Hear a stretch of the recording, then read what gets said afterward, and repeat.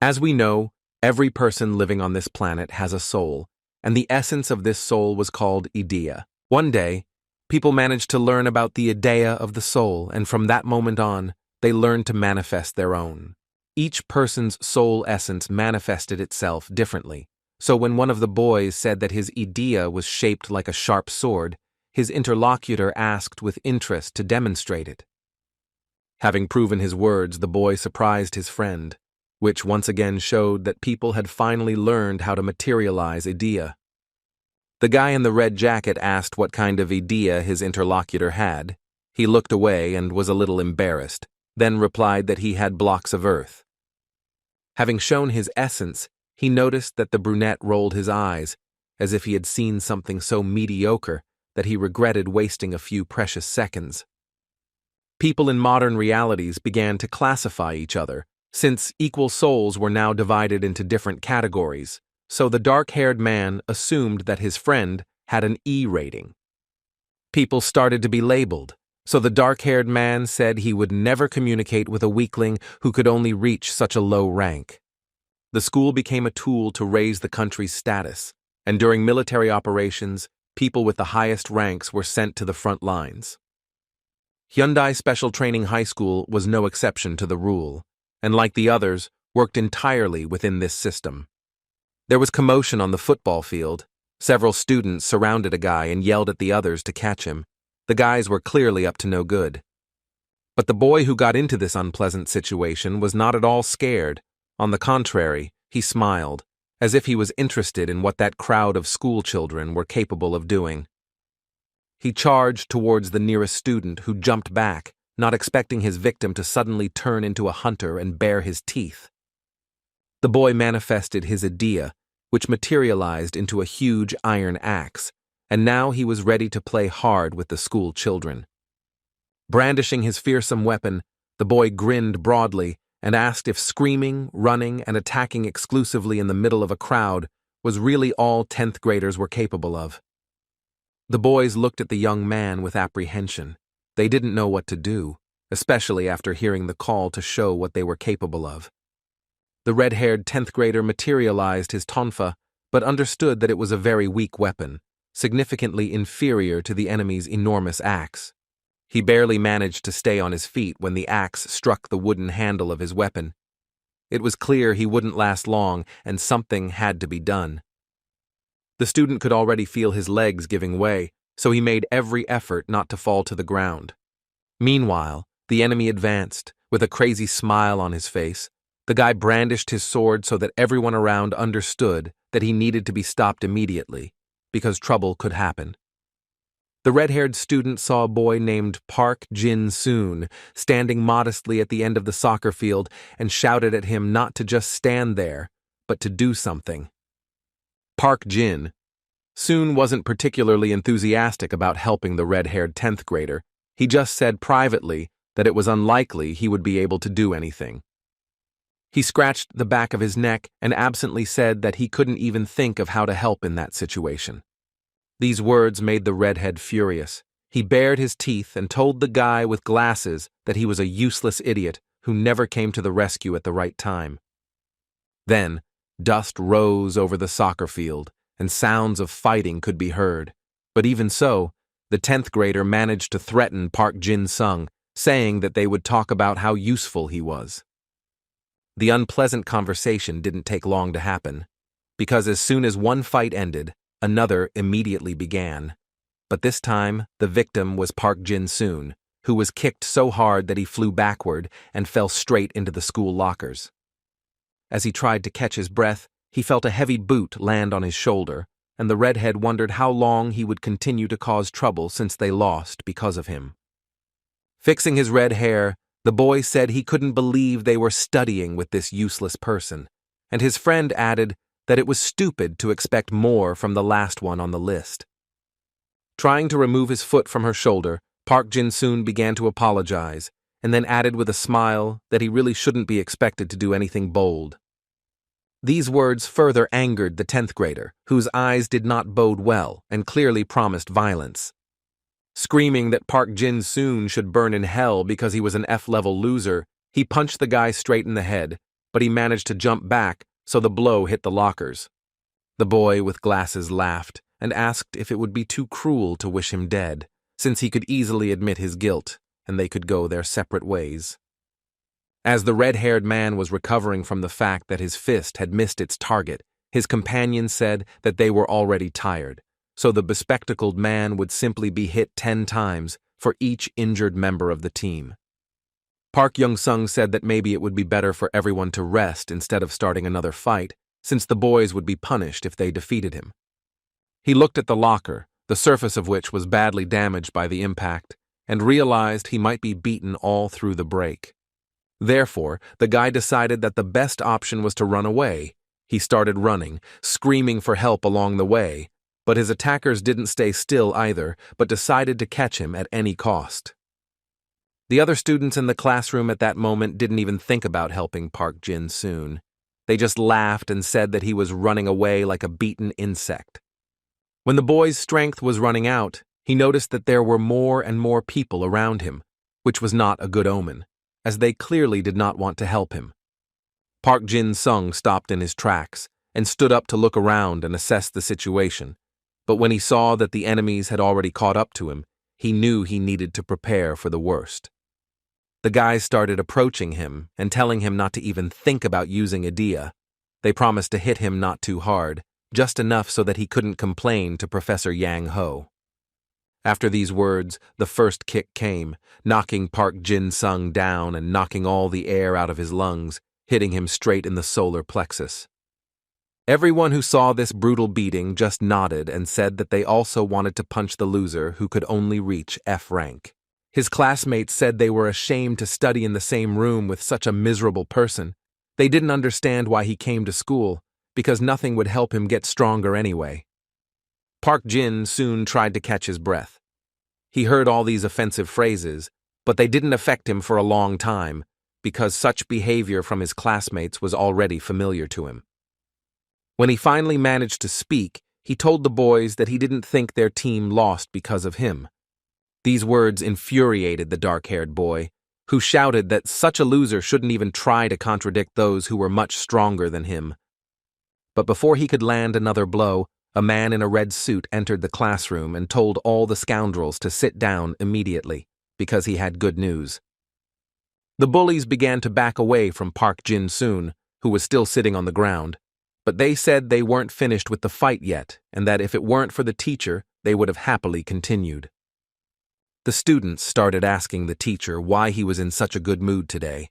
Someone even suggested that the man was finally getting married. These words provoked a wave of laughter among the students, which only ceased when the teacher shouted for everyone to be silent immediately. After that, the students began to sit down so as not to irritate the teacher, as this would only create new problems. The teacher banged his fist on the wall and told all the children to listen to him very carefully, as he was going to share extremely important information.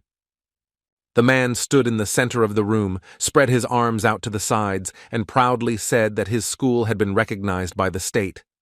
It was clear that all the students were pleasantly surprised, and only one of them, unceremoniously throwing his feet on the table, turned to the teacher. A blond boy named Byun-gi Young assumed that perhaps another offer had come from a shady organization, which, in the blonde's opinion, never ended well. The teacher was extremely irritated by such insolent behavior and reminded the student that the break was over and that he should take his feet off the table. Byun-gi Young lowered his legs, but no less boldly asked if it was time to stop participating in such nonsense, to which the teacher said that it was not for him to decide, so all that was left was to resign himself. The teacher patted the boy on the shoulder and said that this was all thanks to the achievements of his elders. The blonde looked at him in bewilderment. The teacher explained that from that day forward, the school would become a military training ground, and they could only adapt to the circumstances, as they had no say in anything. But it was clear that the man was not at all upset by the news, as he added with a smile that now the students would be distributed according to military ranks. Everyone in the room listened attentively to what the man would say next, as such innovations were very unusual for students. With a look of utmost goodwill on his face, The teacher said that now all the students had become comrades in arms, which meant that all quarrels should be left behind. He went on to state that from then on all teachers would receive a rank, from lieutenant to commander, and that he would now be called the commander of the 10th platoon. Baeun-gi guessed that the platoon was number 10 because they were in 10th grade, so he asked what would happen to the students. The teacher said there is no need to complain about this state initiative and try to avoid it. During training, the boys will have to salute. Now, there must be a lot of people willing to take someone from their school, because from now on, all the students were soldiers.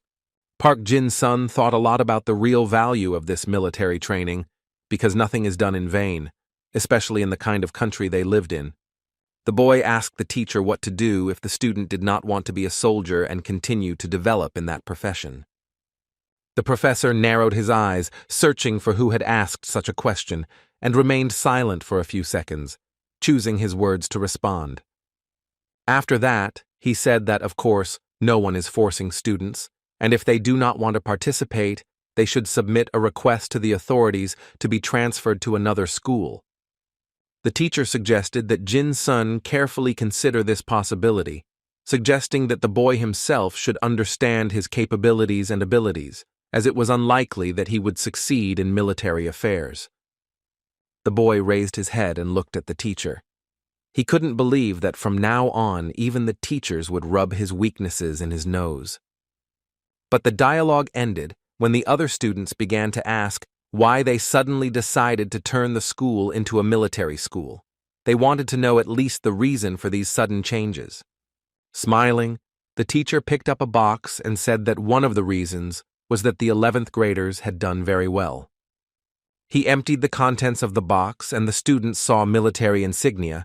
The teacher explained that it was the older students who helped give the school military status, and they all received the rank of sergeant.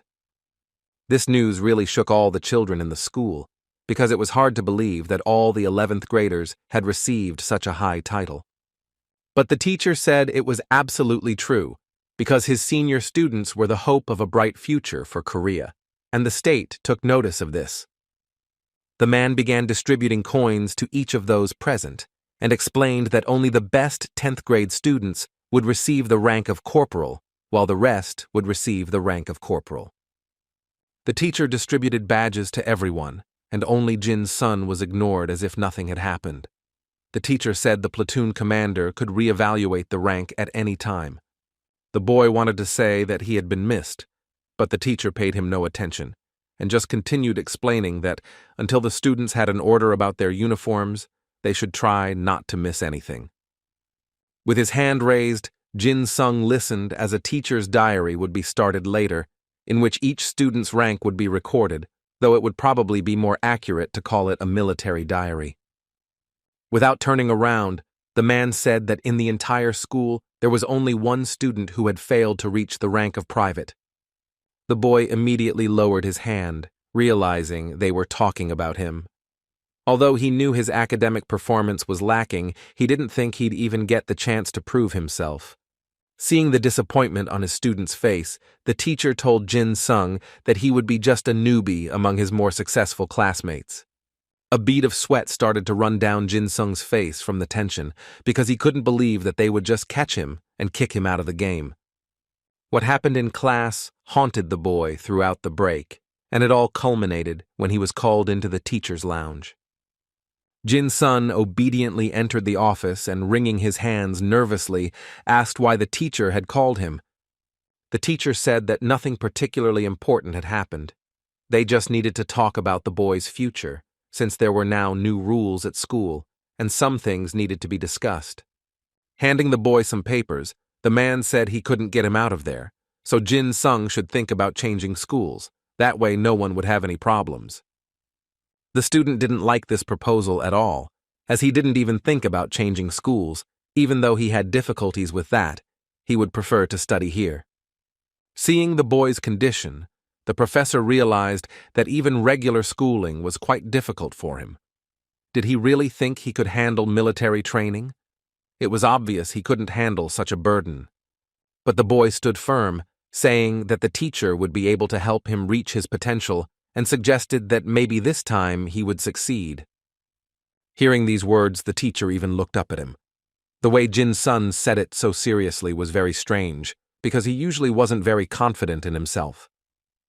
The man knew this soft-bodied fellow well, and such words only made him laugh, because it was hard to believe that such a weak student could suddenly become successful. The sudden realization left Jin-sung confused and seriously offended, as the teacher had only paid attention to him for the first time to laugh. The boy gritted his teeth as he listened to the teacher say that the grading system would make things even harder for him at school, and that he wouldn't be able to help everyone.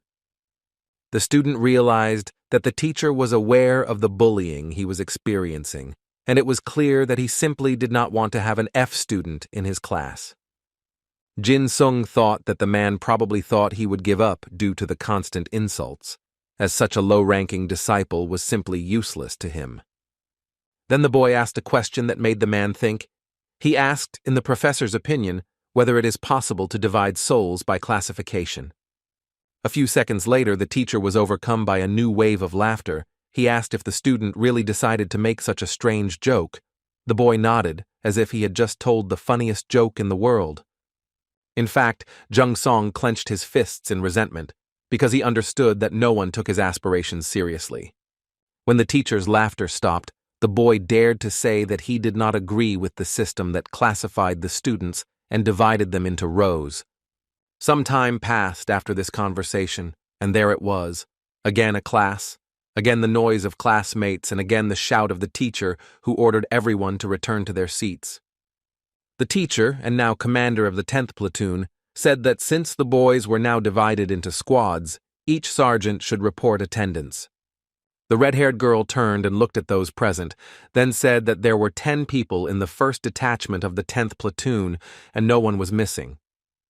The red-haired boy who had bullied Jin-sung followed her example, and said that in the second squad, the total number of students was 11, and there were no absences. Jin-sung watched the entire show with a slight smile. He didn't understand why they needed these army games. After that, silence reigned in the class. The teacher said impatiently that now the third squad had to deliver their report. Byun-gi-yong asked if it was necessary to do this useless thing. The teacher was surprised that this guy was the squadron sergeant, but he didn't show it and ordered the students to put aside their dissatisfaction. The guy turned around angrily and said in an indifferent voice that there were 10 people in the squad, 2 of whom were absent and 1 of whom was a complete loser. The blonde imitated the teacher's commanding voice and said that there were 8 people in his squad, and added that the count was over. Such behavior caused a storm of laughter among his colleagues.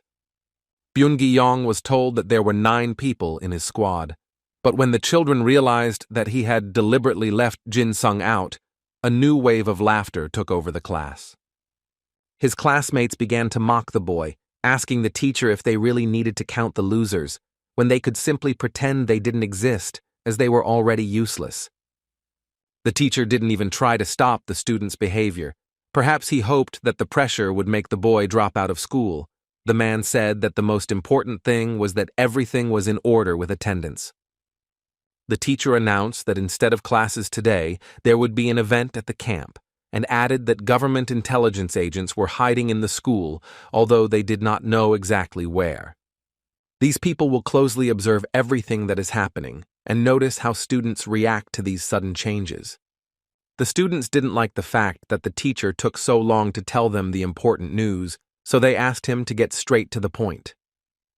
The man rolled his eyes, but complied with the request and said there would be fights between the high school students, which would also be closely monitored. He also announced that all the students had already been assigned and that it had already been decided who each of them would be paired with. One of the boys mused aloud that the 11th graders would fight among themselves, as weaker opponents simply wouldn't be interesting to them. Park Jin soon thought he could probably just spend his time observing, since no one would want to fight him. Suddenly, the teacher turned to Byun-gi-young, asking if he really had a C-rank idea. The blonde turned his head in irritation and asked in a cheeky voice why the man was bothered by this. The teacher asked the question again, this time asking what the boy's fighting skill level was. He replied that such questions were unnecessary, as he could defeat anyone. The teacher defiantly said that in that case, his first battle would be against an 11th grader from the first squad of the first platoon. Upon hearing this news, Byun Ki-yong stood up from his seat and shouted, asking how this could be possible, since it would be an unfair fight. The teacher paid no attention to this act of indignation and said that all but the third squad could go onto the field, but the selected squad had 20 minutes to prepare for the fight. Laughing, the boys began to leave the room. They could be heard talking among themselves about how sorry they felt for the boys who didn't get straight A's because there was a loser in the group. Byun Gi-yong couldn't stand hearing his team members reflect on how it was simply impossible to defeat the best fighters with one weakling on the team. He slammed his fists on the table when he heard that they couldn't do anything against their opponents since they had a terrible team. Jin Sung didn't pay attention to these speeches for a long time. He only thought about how tired he was, and now he would have to fight with the older students. Byun Gi-young got close to the source of his problems and called him trash, attracting the boys' attention. He raised his head, and with evident alarm in his voice, asked what the sergeant wanted from him, since the blonde was clearly not very friendly towards him. Calling Jin Sung a useless bastard, the squad leader swung his arm and hit the boy hard in the head, leaving him stunned for a few seconds. Grabbing him by the hair, Gi-young growled that he was irritated by Jin Sung's way of speaking, as if he was making it clear that he wanted to be punched in the face before the fight even started. Bringing his face closer, the blonde said he could give him a beating before receiving the full treatment. Throwing Jin Sung away, Gi-young said that the student of the first squad, named An Sung-ho, was simply a monster who fought as if he was born to do so. This guy would be difficult to defeat even with a combined effort, and since Jin Sung was in the place of a normal warrior, the outcome was obvious. The boy decided to ask what the point was. If the team was going to lose anyway, maybe he shouldn't even show up on the battlefield. Byun Ki-yong grabbed him by the tie and angrily asked him if he really couldn't distinguish between shame and simple defeat. The blonde pointed the finger at Jin Sung and said it would be his fault if the fight led to a drop in the rankings. The boy told his squadron sergeant that his ranking wasn't high enough to worry about. These words made Gi-yong even more furious, and a vein on his face throbbed nervously in anger. So he walked away from the guy, because he understood that, unfortunately, he could not be defeated yet, because he could be useful on the battlefield. Jin Sung smiled awkwardly and said that it didn't matter to him who ended up getting hit in the head, the blonde or some older student. After analyzing what he heard, Gi-yong smiled wryly and said that if the guy really thought so, then in that case, he would entrust him with a very important task. After these words, he ruffled the boy's hair and asked if he could handle it, to which Jin Sung replied that he would try to do whatever the sergeant ordered. With a sharp tug, he pulled the boy to his feet and said he would act as his personal shield. The blonde wasn't joking. When they took their positions on the battlefield, he actually used Jin Sung's body to cover himself while everyone else used normal shields. The 10th platoon commander appeared at the stadium and checked the microphone before announcing the start of the match. When the man finally spoke, the entire Hyundai High School froze in anticipation, with every student wondering what other innovations would be introduced. The teacher told the leader of the third squad of the first platoon to come to him. At that moment, a guy came out of the crowd who exuded strength and confidence. Then he called the leader of the second squad of the third platoon, and Byun Gi-yong, who looked less impressive compared to his opponent, advanced towards him. The professor asked with a smile if his troops were ready for battle. It was a rhetorical question, because no matter what happened, the battle would still happen. The man patted the older student on the shoulder approvingly and announced to the students that the squad leader, An Sun-ho, stood before them. He knew the guy had great potential, so he asked him to show everything his team was capable of, because government intelligence agents would be watching the fight. An Sun-ho confidently said that he would do his best to make his team show their best side. The teacher patted him on the shoulder, saying that he was confident in his student.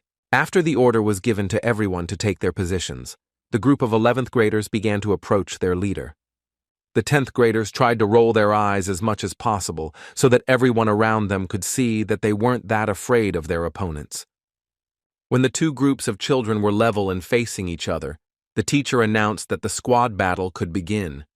Upon hearing the announcement that each squad leader must receive a bracelet that uses Idea's power for protection, Gi-young grabbed Jin-sung by the neck and pulled him towards him. The blonde took off the bracelet from the arm that held the shield, as he heard that this decoration can break with damage, and when that happens, the participant is eliminated from the duel, and by taking it off, there is a chance to resist for longer. The boy screamed and asked not to grab him so tightly, as he was a man, not a disobedient animal. At that moment, innovations were announced that took into account the difference in experience between the teams. Ji-young grumbled that Jin-sung was just a shield, and the boy realized he was being treated like an object. The teacher announced that the victory would be counted for the team that lasted 5 minutes. The members of the 10th year squad groaned desperately, because they understood that with their composition, this was an impossible task, so they would probably embarrass themselves in front of everyone. Jin-sung knew he still had to endure the 5 minutes, but he wondered if the teacher would reconsider transferring him to another school if they won. The teacher ordered them to bow, and at that moment Gi-young was truly frightened, because his opponent was simply the embodiment of confidence and strength. Seeing the 10th graders' frightened eyes, the teacher became even more interested in what the fight would be like, so he immediately announced its start. Before Jin-sung could blink, his classmate began dragging him to the side with such force that he couldn't even breathe. No one on the team dared to defend him, so all he could do was beg the sergeant to let him go. The blonde hysterically dragged his shield away from the enemies, hoping his team would only be able to hold out for 5 minutes. The rest of the squad started asking the sergeant what the strategy was, as the enemy was getting closer, and they still didn't know what to do. The 11th graders surrounded the boys from all sides and tried to hold Ki-young responsible, because he was the one who should have given the orders. But the only order the sergeant gave was to cover themselves and protect only their skin, because if they could hold out for 5 minutes, they would be victorious. It will be very difficult to resist, because the older students have already gone on the attack and begun to break through the defensive circle that the 10th graders had built. Unlike Gi-young, An Soo-ho fought on par with the rest of the team and had already knocked one of his opponents face first onto the ground. The bracelets that were used for protection flew out of the 10th graders' hands one by one, and it seemed like their opponents weren't making any effort to do so. The dark-haired schoolgirl ran from one side of the field to the other, scaring her enemies with just a look. This girl was a true warrior. His green eyes, which assessed each opponent, resembled the gaze of a wildcat searching for a new victim. When she looked at Gi-young, he almost lost consciousness, because he was afraid that she would approach him and destroy him, and his ego would suffer greatly from the fact that he was placed on her shoulders by a girl. The fearful blonde's fears were fully justified when the beast began to run towards her, and she clearly did not want to have a pleasant conversation. There was a promise of violence in her eyes. He immediately started covering himself with Jin-sung and yelled at the boy to do something immediately. The boy began to say that he would hardly help him, and while they argued, the girl inexorably approached her new victims. Jin-sun himself was already starting to get really worried, so he suggested that his cowardly colleague run in the opposite direction of the brunette. But then a teacher appeared in front of his face, his mouth twisted in a mocking smile, which just said that the guy was truly a loser. Jin-sung looked at the teacher and met his gaze, his expression saying that he would help the boy find a new school. He yanked his hand away forcefully, freeing himself from Gi-young's grip. He was unbearably angry that everyone around him treated him like an object and thought they had the right to make decisions for him. When the high school girl was literally an inch away from him and tried to grab her, the guy dodged very skillfully, as if he sensed exactly where his opponent was. Jin-sung looked at his opponent with such a gaze that she backed away because she didn't expect to see so much determination in his eyes. She decided not to tempt fate, so she materialized her idea and showed the world a strong armor that covered every part of her body, Now the girl looked like a Valkyrie or some kind of war goddess. She was so majestic and terrifying. Jin-sung looked at her with bated breath and admiration. He said that the armor looked simply amazing, and his Adea was not only strong, but also very beautiful. But the brunette didn't fall for the compliments. She ordered the boy not to act like an idiot, because the girl had already realized that he was hitting on her. To change the subject and distract his opponent, Jin-sung said in surprise that his leader was fleeing the battlefield. He decided to check the time, because perhaps the 5 minutes were already coming to an end, but that wasn't the case. The stopwatch showed that there were still 3 minutes and 5 seconds left. It was unclear how they would be able to hold out for so long, especially considering their leader was already on the run, abandoning the team to their fate. Looking at the warrior standing right in front of him, Jin-sung realized he needed to immediately come up with some kind of plan that would help him hold out as long as possible. So the guy decided to play dumb and started flirting a lot with the girl, asking her name and saying that he wasn't trying to flirt with her at all. When he saw the genuine anger on his opponent's face, he was frightened and said that if she wanted, she could just be an acquaintance of his. The brunette gritted her teeth and, in a menacingly calm tone, told the boy to stop wasting time and reveal his idea right now. Jin-sung continued to act like a very inept suitor, saying that fate itself brought them together and that they had to meet. The girl replied that if he continued with that spirit, he would be in trouble. When his opponent began to approach threateningly and tell him to reveal Idea, since she seemed stronger than her companions, the boy began to back away and say that now he would demonstrate everything. He tried to joke, saying that there was no rush and that consistency in actions was very important. But the girl didn't like the humor and looked at the boy in such a way that he knew he had to stop playing around immediately. The brunette's face reflected not just irritation, but actual anger. She began clenching her fists and walking toward Jin-sung, who was still trying to salvage the situation with humor. He raised his hands and told his opponent to calm down, because now he would reveal his idea to her and show her what she could materialize into. A bluish light lit up in his hand, which was a harbinger that the guy was about to reveal his idea.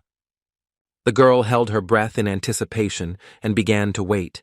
It seemed to her that now she would see something great, something that would sweep away that boy's enemies. But after a few seconds of tense anticipation, an ordinary F-rank dagger with no perks appeared in Jin-sung's hand. The brunette looked suspiciously at the boy who proudly displayed that rather mediocre weapon, which could only be used to carve wooden figures. She grabbed her head and began to remember funny stories about how among the 10th graders there was a guy who was such an inept warrior that it was scary to even think about it. Seeing the girl's expression, Jin-sun began to ask if she was feeling unwell. He even suggested calling a doctor or going to the medical center. Instead of answering, she put her hand to her face and asked if the guy was really the loser the legends had told. When the 10th grader confirmed her words, she closed her eyes in disappointment.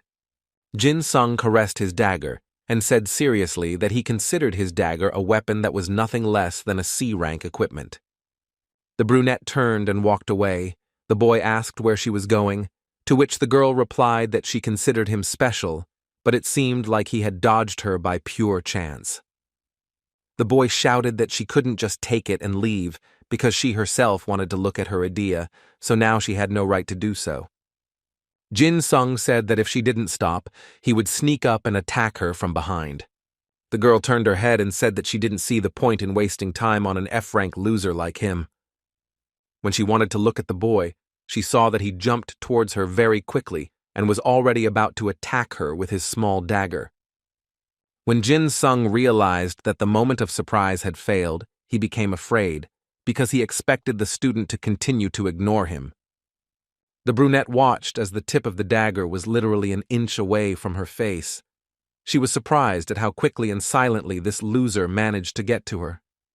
All she could do was put her hand forward, and then she went to her armor, which did not allow her to cause the slightest damage to its owner. But still, the girl realized that this small and useless dagger was capable of leaving a small scratch on her armor, and no weapon, even a high-level one, could do that. The brunette looked at the eccentric man in surprise, who smiled and said that his weapon was indeed very sharp. Jin-sung tried to look as ridiculous as possible because he didn't want to be seen as a threat.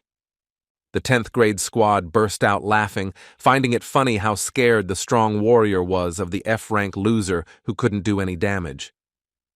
The 11th grade student looked at the boy as if she were seeing him for the first time. She looked and evaluated him, because she noticed much more than he wanted to show. After that, she said that Jin-sung had very good reflexes, but that wouldn't help him with such a low ranking. The girl turned and started to leave, saying at the end that she had seen enough and that they could end it there. Jin-sung scratched the back of his neck and calmly added that despite his weakness, he managed to buy his team some time. Looking at his wristwatch, he saw that they still had 2 minutes left. If they could resist, they would win the fight. When Byun-gi-young saw the high school girl approaching him, he started running and shouting to his team that they weren't able to last even 5 minutes on the battlefield. The dark-haired man said that such accusations should be made against someone else, and not a coward like him, because not long ago the blonde man tried to run away and abandon his team. Gi-young put on a mask of confidence, hoping that her opponent would fall into the trap, and said that she was just giving in to her, so it was better for the girl to stop there. This sentence amused the brunette a lot. She understood perfectly that that coward was bluffing, so she said that he could fight with full force and not give in to her. She said she wanted to see what the blonde was capable of. The girl challenged him to prove that he was better than An Sun-ho, since he praised her skills a lot. Just when the 10th grader thought he was completely out of luck, he suddenly stepped on a rock of quite impressive size. At that moment, he realized he could still save himself. He smiled widely when he realized that there were similar stones all around the perimeter of the field, giving him a certain advantage that he would certainly take advantage of. His opponent asked how he would prove his superiority over her squad leader and herself. The boy's eyes shone with a mad fire. He said that he would definitely show his skills to her. After that, he lowered his hand and it lit up with a blue light. The girl felt a very powerful flow of energy, which could indicate that problems were approaching, caused by the materialization of Idea, the blonde. Jin-sung also felt this. He immediately put everything together in his head and realized that Idea Gi-yeon was stronger than he said. It seemed like the guy was hiding it. He started running towards the brunette to warn her that that battle was very dangerous for her. The boy was afraid of not arriving in time, and something irreparable would happen. Byun-gi-young did not stand still at that moment, but began to use his strength to extract the stones from the ground and put them into action. When he finished placing the first stone, it emerged from the depths of the earth and was so large that the man could easily sit on its impressive top. The blonde used the extraction and swing skill, which was only available to those with Idea rank B or C+. With a sufficient level of warrior skill, it could be a deadly move. The boy's classmates began to say that the girl was clearly stronger, but some of them saw the size of the stone and understood that it was the brunette who should be worried. The girl figured her opponent wasn't just running away like a coward, but was diverting attention and waiting for a suitable stone to appear under his feet. The blonde laughed happily and said that the girl was simply incredibly smart, after which he lifted a huge stone above his head and was about to use it. He spun around and threw the cobblestone straight at the girl, cursing her with the most disgusting words. It was clear he didn't just want to hurt, he wanted to destroy. Gi-young did not hide his vile intentions, as he shouted loudly that he wanted to trample the girl and show everyone the power of his idea. The boy shouted ironically that class meant nothing, and that he would be the winner. In this euphoria, he didn't even notice how a new opponent was approaching him. The blonde realized something was wrong. He fell silent, and then he heard a familiar voice that made his blood run cold. Before he could do anything, An Sun-ho suddenly grabbed him and pushed him face down onto the ground. It seemed like the 11th grader hadn't even made an effort. When the guy managed to lift his head, he started complaining, saying that approaching him like that was dishonest. From his prone position, he could watch as the brunette successfully repelled his attack, placing a shield against the stone that prevented any of the fragments from harming the girl. As he looked into his opponent's eyes, hers gleamed with the promise of violence. She whispered that she would take the boy and make him answer for his vile attack. The girl threw the cobblestone aside and flew to the spot where the blonde man was lying, on which An Sun-ho was standing. She became extremely angry when she asked her team leader why he interfered in the fight, since this was her opportunity to show off her powers.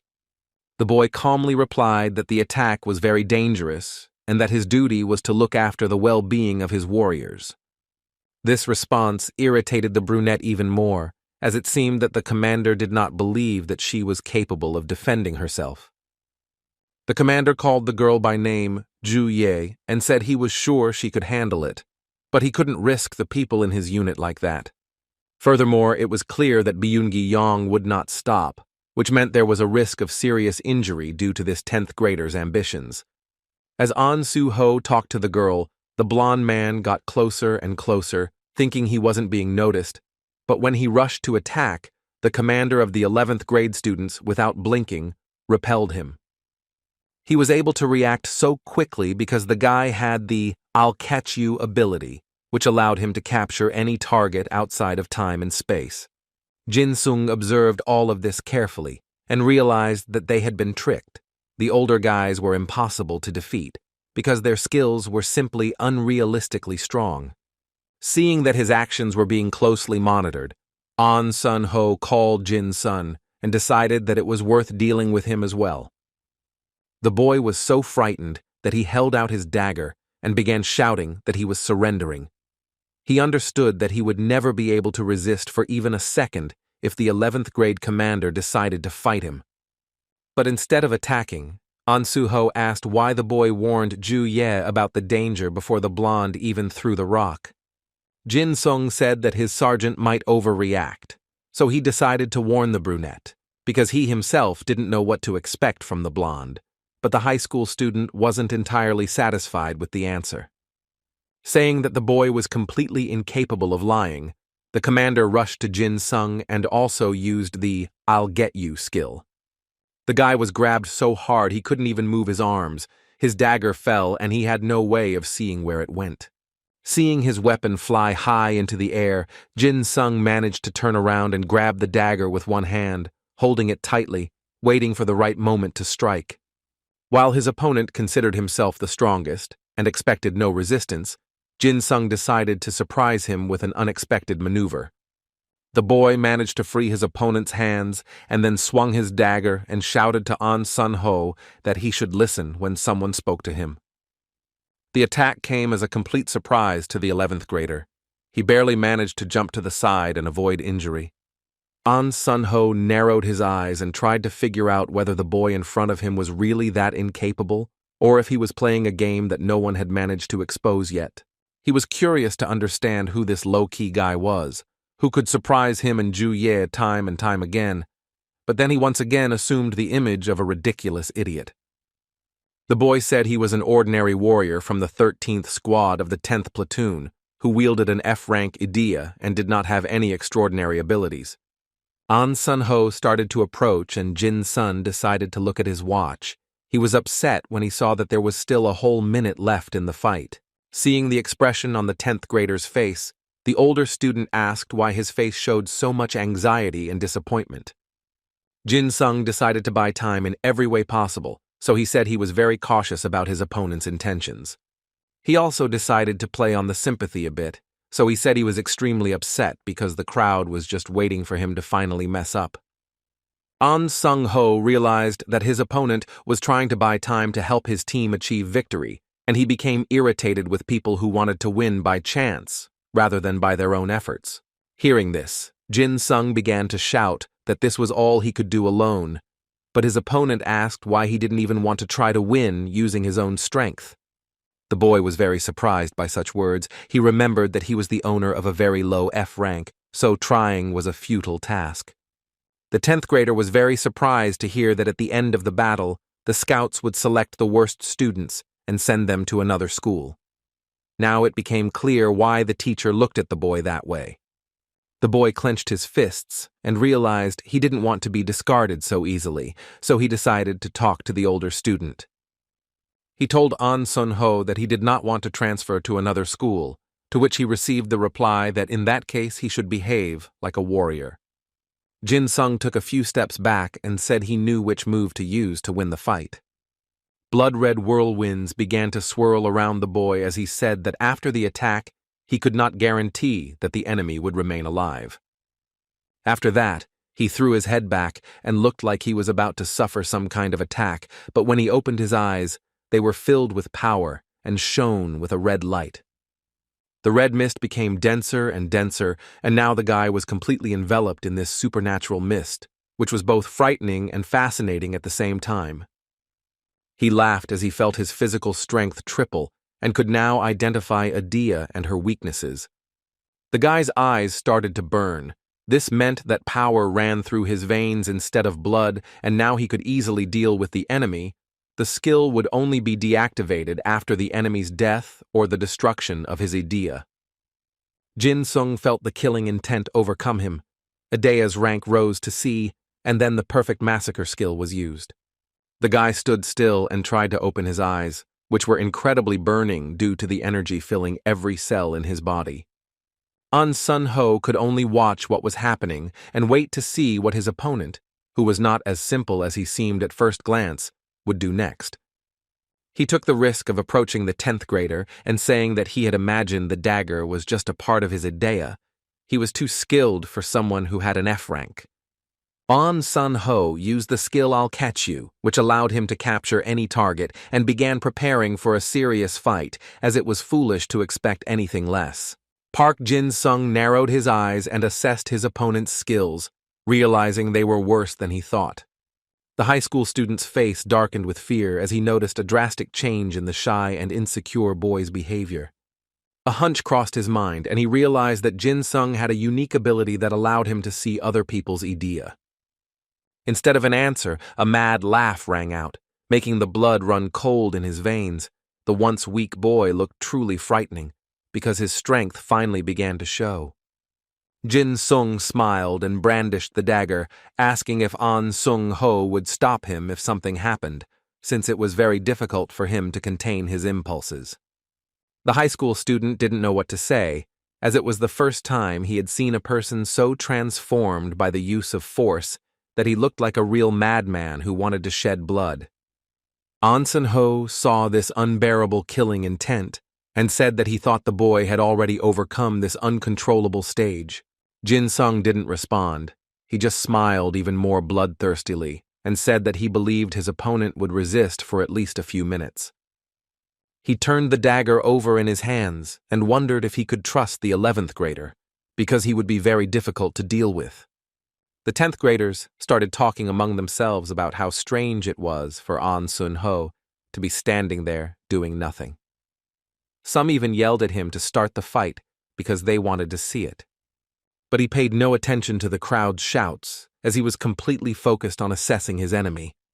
He determined that Jin Sung was in an unprotected position, but despite this, there were no exposed body parts. It looked like bait. Ju Ye sensed a strange energy and realized her squad leader might be in trouble. Even though they had differences, she was ready to help him. The girl was also surprised by the sudden changes in the boy. Now he no longer looked like the loser they had seen before. The brunette wanted to find out what kind of strange energy his idea was emitting, because they couldn't allow their commander to deal with incomprehensible forces alone. She looked at the once ordinary and ridiculous guy and was truly terrified when she realized the changes that had happened to him. Juya decided he needed to act, so he gave an order to his team, hoping it would somehow help improve the situation. She gave the command to attack the enemy and advance straight towards the man, grabbing him by the shoulders and trying to knock him to the ground before disarming him. This behavior came as a surprise to the boys, because Jin Sun didn't expect that he would have to deal with every member of the 11th grade group, and An Sun-ho didn't think that help would come to him. The girl knocked the enemy to the ground and sat on top of him, completely immobilizing him, but Jin Sung just smiled and said that it would be difficult for him in this battle. The 11th grade squad leader asked the girl with displeasure why she had started this operation to save her skin. Juye met his gaze and reminded him that she had the same duty as him. Protecting the squad came first. Looking at his classmates and loyal comrades, An Sun-ho said he didn't need protection, though he appreciated their desire to help him. When, instead of nods of approval, the leader heard the question whether he was sure of his words, he really doubted them. He remembered that when Juye attacked Jin Sung, his reaction was surprisingly quick and clear, as if he already knew where the girl's blow would land.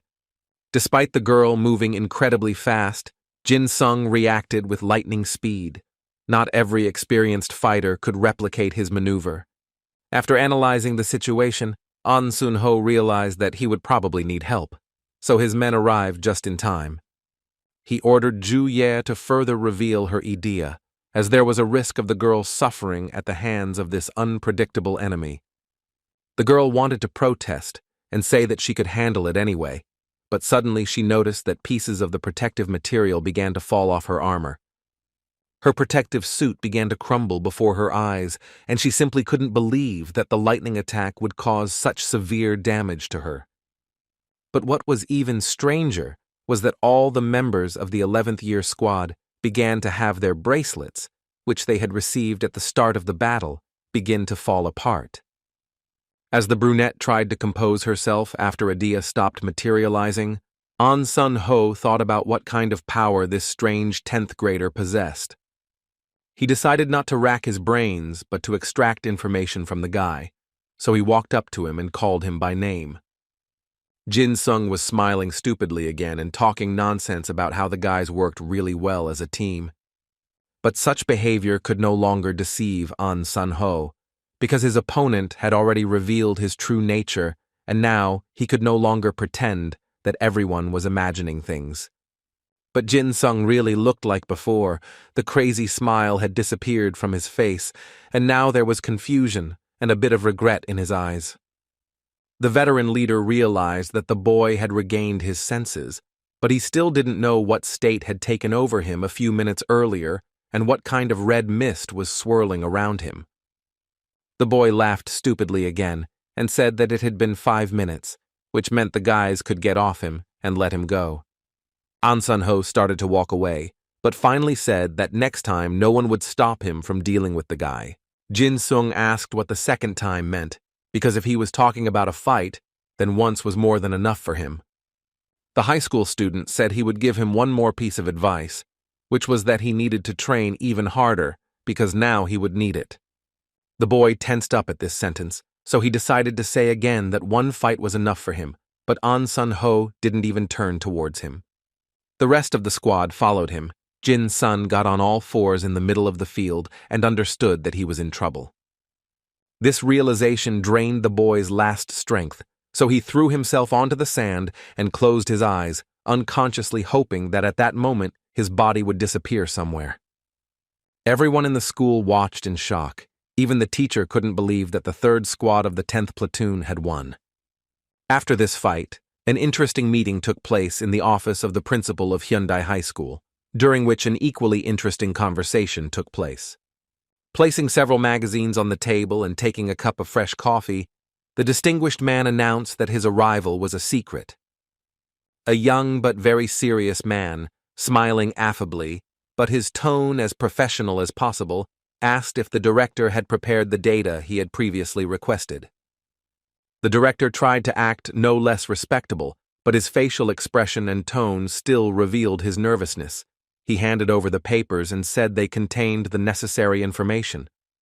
The man took the folder and began to leaf through the contents. His gaze stopped on An Sun-ho's description, and he began to carefully evaluate the description of his skills. The principal began to praise the boy, saying that he was simply a brilliant student, the best of the best, and that the reputation of the Hyundai school owed much to him. Analyzing the characteristics, the man noticed a strange pattern. An Sun-ho didn't win any awards in elementary school, but in high school all the victories were his. But the director added that if the guy had a higher rank, he would have achieved more. But the man objected, saying that all his achievements were precisely thanks to rank B. Upon analyzing the rest of the documents, it was discovered that among all the 10th grade students, there was a newcomer named Park Jin-soon. The man found this strange, since few people wanted to transfer to another school in high school, so he clarified this point with the principal. He replied that this boy's rank was lower than that of the 9th graders, and after much discussion, it was decided to place him in the combat class. The guest looked at the boy's description without taking his eyes off him. He was interested in his position and where he had previously studied. The man asked if he could read the description of the boy, which was on the back of the document. The director didn't mind, but advised him not to waste time on it. It is said that Jin-sung lost his parents at the age of 8. Due to the shock, he was unable to manifest Idea, so he was bullied by his aunt. At the age of 10, he survived a robbery, after which Idea manifested. The guest asked the principal if children usually do not show their Idea at the age of 8. The school principal confirmed that in normal cases, this is exactly the case. The man looked at the additional information and realized that his Idea was not only due to the robbery, but also to the fact that his aunt and uncle were seriously injured during the attack and were sent to a psychiatric hospital. It wasn't surprising that Idea appeared a little later due to life circumstances, but the fact that she was F rank was strange. The brunette asked if Jin-sung's abilities hadn't changed at all since he was 10. The principal replied that he couldn't say for sure, but that when he arrived at school, he had exactly that classification. The subject's overall combat skills were also F level, and a strange thought crossed the man's mind that the student might be deliberately hiding his abilities. He put the documents aside and decided to figure it all out himself, so he expressed his desire to speak to the student in person. The principal said it didn't make sense, as Jin-soon would probably change schools in the near future due to his grade and poor academic performance. The man did not answer, and then the school principal decided to ask why they decided to introduce military training in their educational institution.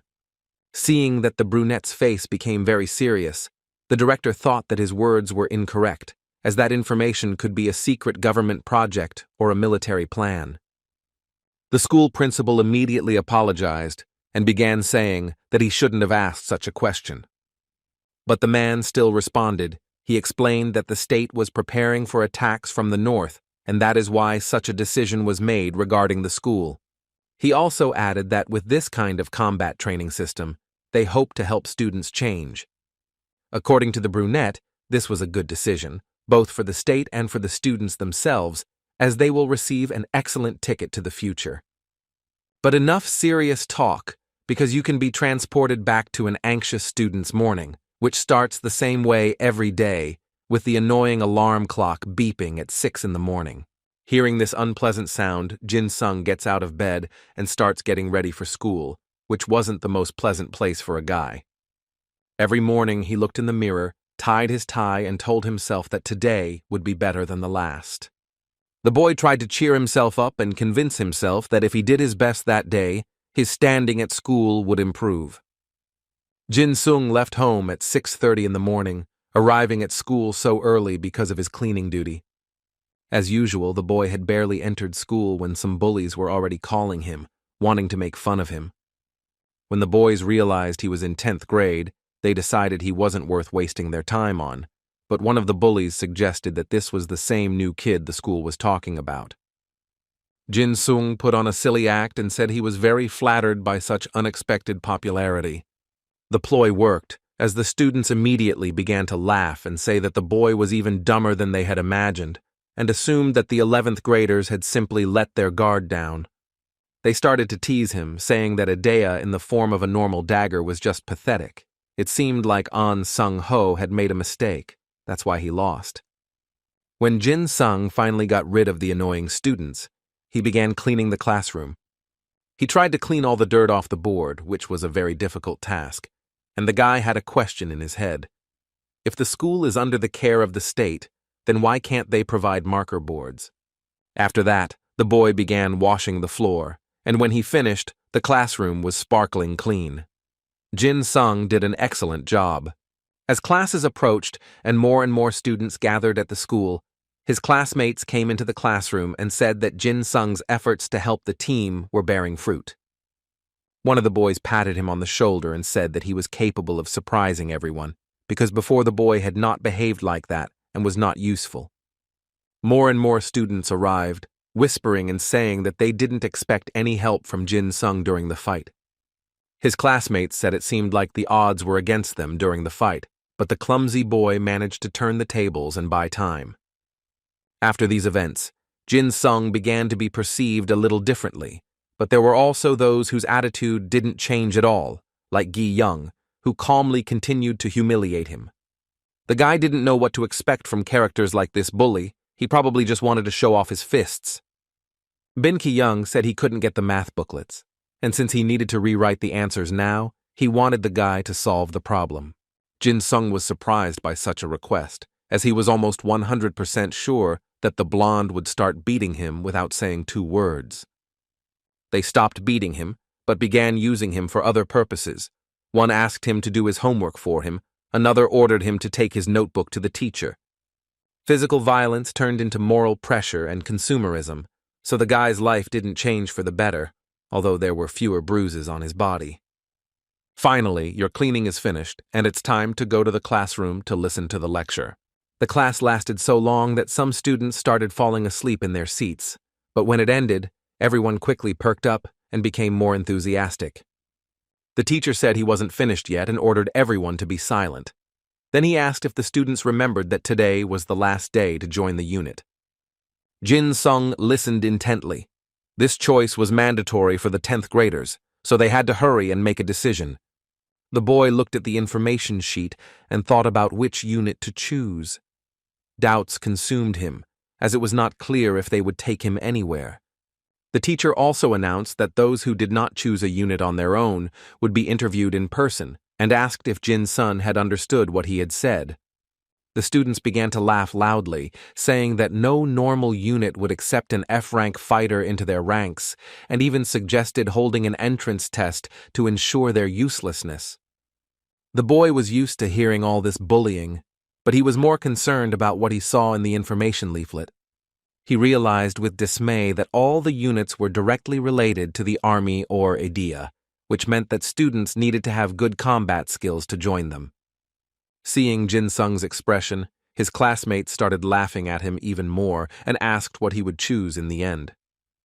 But then the boys' attention turned to solving their own questions about which unit they would go to, because they all wanted to get into a promising team. The students were extremely excited, because the rank to enter some units was quite high, but there they could gain experience that would definitely be useful in battle. Jin Sung sat and thought for so long that he didn't even notice how the classroom became empty, leaving only him and his thoughts about the future. He racked his brains thinking about what to do. The only hope left was that the classification restrictions would be lifted, and he would be able to get somewhere. The 10th grade student analyzed the criteria for admission to the unit and realized that the school administration was dividing students by ability. The guy crossed out one department after another because they weren't right for him, as they had inflated requirements for their candidates. When he was in complete despair, his gaze fell on a group that caught his attention. There were no rank restrictions, and the classes seemed like simple training. Jin Sung figured there wouldn't be many people there, so he should be accepted. He went to the place where this unit was based. It was strange that they gave him an entire room. The boy walked and thought there would be no problems, but those thoughts were put on hold when he saw many students arguing aggressively with each other. Since the classes weren't related to Adia, it was strange to see so many people wanting to enroll in this group. The guy even thought he was in the wrong room. Amidst the crowd of students, he tried to see at least something that would help him understand if he had confused the group he wanted to enroll in. He looked at the piece of paper and then looked around the room, and Jin Sun made sure several times that he had come to the right place. Upon noticing the boy, the children began pointing at him and saying that an F-level veteran had come there. The younger students began to whisper, saying that although he was older than them, his skills were those of a newbie. Jin Sun noticed that among these guys, almost all were 9th grade students. The boy thought irritably that they shouldn't be there, because they didn't need to join the units, but he was distracted from these thoughts by a shout that the leader was finally arriving. All the boys turned their heads in awe to see the one who would become their mentor. Jin-sung tried to push his way through the crowd to see this person as well. When the 10th grader saw the one who would be his mentor, the papers fell from his hands and he realized he needed to leave that place immediately. In the hall was An Sun-ho, who immediately noticed the guy who was his opponent during the fight among the crowd. Their eyes met, and it was clear that he recognized him. The boys walked towards each other. Jin-sung didn't plan to do this, but his legs carried him towards the older student. The younger students began to say with admiration that they were Sun-ho's fans. In a tone of extreme uncertainty, the 10th-year student asked if his former opponent was really the leader of the training unit. An Sun-ho smiled, which was probably a yes, and said that he didn't expect to see a clumsy boy there. When the leader told the students to go and prepare for class, the idea of running became even stronger in Jin-sung's mind. The boy knew there would be trouble spreading throughout the school if they fought with Sun-ho, and he was about to leave when suddenly the unit leader called out to him, asking where he was going. Jin-sung put on a mask, pretending to be as strange as possible. He said that he seemed to have arrived at a completely different place than he had planned. He added that he would take a look and come back immediately, but An Sun-ho was not easy to fool. The leader said that there were no rooms further down the corridor, so he should stay there. The 11th grader guessed that the boy came to this unit because he expected there to be few people there. Jin-sung confirmed his words, saying that there was simply an unimaginable crowd gathered here. It seemed that the leader's reputation was working in his favor. Sun-ho ordered the boy to join in a serious tone because it wasn't that easy to join that group. The 10th grader said his skills were below average, so he had no business being there. But the leader ignored these words and, instead of letting the man go, grabbed him by the neck and dragged him into the training room. He announced that he would hold an entrance test now and wanted Jin-sung to take it along with all the other applicants. But the boy shouted that he wouldn't do it. Sun-ho asked the students to line up. He noticed that there were a lot of children this year, but this was even more positive. The leader said they would start the test now. It wouldn't be difficult. You would just need to repeat some exercises after him. 30 burpees, 30 push-ups, 30 burpees again, and then 30 squats. Some students were simply enchanted by Sun-ho. They were fans of his personality. They considered his voice very attractive and his body incredibly strong. Others were seriously determined to impress their commander, because it was not easy to do all these exercises at once, but they resolutely declared that they could do it. When Jin-sung heard that the only one who could do 10 sets was in the unit, he shouted that they simply couldn't count on him, since he couldn't even do half of them. The test began. The students were sweating and about to drop from exhaustion, but they continued to do the exercises, despite the leader frequently pointing out what they were doing wrong. The guys tried to take into account all the mistakes and continue to pass the tests. It was clear that they wanted to get into this particular unit. An Sun-ho did all the exercises together with the candidates, to show by his example that they should be performed with the same ease as he did. But there was no talk of ease, because the students were literally lying on the floor of the training hall, exhausted, trying to breathe precious air. Jin-sung looked at this torture-like ordeal and repeated in his head that he needed to do 30 burpees, 30 push-ups, 30 burpees again, and then 30 squats in one set. The boy looked at the leader, who probably carried out his own orders with ease. Not a single muscle on his face twitched, and this couldn't help but impress. The unit commander calmly did push-ups, while the candidates barely managed to hold their bags with trembling hands. After some time, complaints began to emerge that An Sun-ho was a real monster who didn't spare his students. After a few more minutes, some of the boys started saying they were giving up. Sun-ho approached them and announced that the first group was out. After that, the guy said that now we can start testing the second group, because it was interesting to see how it would do. The boys in this group were seriously scared because they decided they wouldn't be able to handle such a task, but it was even worse for Jin-sun because he didn't expect his turn to come so quickly. The students who were on the same team as him started encouraging him and telling him that he would be the first to pass the tests. Once the guy was in the lead, all the ninth graders laughed and said they would be interested to see how this loser would do. An Sun-ho looked closely at the boy. It was clear that he didn't expect anything impressive from him, but at the same time, he was interested in how he would pass the test. Jin-sung began to joke that the leader looked inhuman, as he wasn't the least bit tired after such intense training. But the 11th grader didn't believe these jokes, because he seemed to understand that the guy was using humor as protective armor. He turned to the second group and told them that they could immediately begin carrying out all the instructions he had given earlier, but Jin-sung still shouted that he wouldn't do anything. Well, the boy had been doing vigorous push-ups for several minutes now. Beads of sweat were running down his forehead and dripping onto the floor of the training room. He didn't want to endure the ridicule, because he trained alone to be able to defend himself. The guy was already feeling bad about the effort he had made, but he kept telling himself that he wasn't bad at sports since he had some training. He observed how easily An Sun-ho could do all these strength exercises and thought that an ordinary person would not be able to do such a thing. Both Jin-sun and all the other members of his team were ready to simply drop dead from helplessness. As they crouched down and tried to catch their breath, the squad leader approached and said that the second group wasn't so bad, so he suggested they speed up. Jin-sun simply couldn't take it anymore, so he shouted loudly that he couldn't bear this torment anymore.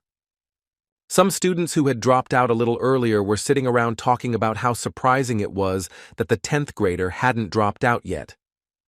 More and more students noticed Jin-sung crouching at Sun-ho's level. It was obvious he was struggling, but it looked like he was serious. Gritting his teeth, Jin-sung squatted repeatedly, feeling his legs start to tremble, but then he said that he was training at home, so it should be easier for him to handle the load. The unit leader, who looked far from tired but full of energy, said that to achieve success, one must focus on one's own actions. The boys continued to whisper, asking each other how many approaches they had already made. Someone said it was the 7th. The girls started screaming that it was amazing, but they expected that from Sun-ho, but F-rank, in their opinion, should have given up right at the beginning. Sun-ho smiled and said that the ridiculous boy's results were very good. He was even surprised by such persistence. Drenched in sweat, Jin-sung said that all these actions were very difficult for him, but he continued to do them. The unit leader said he knew the boy's reaction speed was not just a coincidence, but that his stamina allowed him to keep up.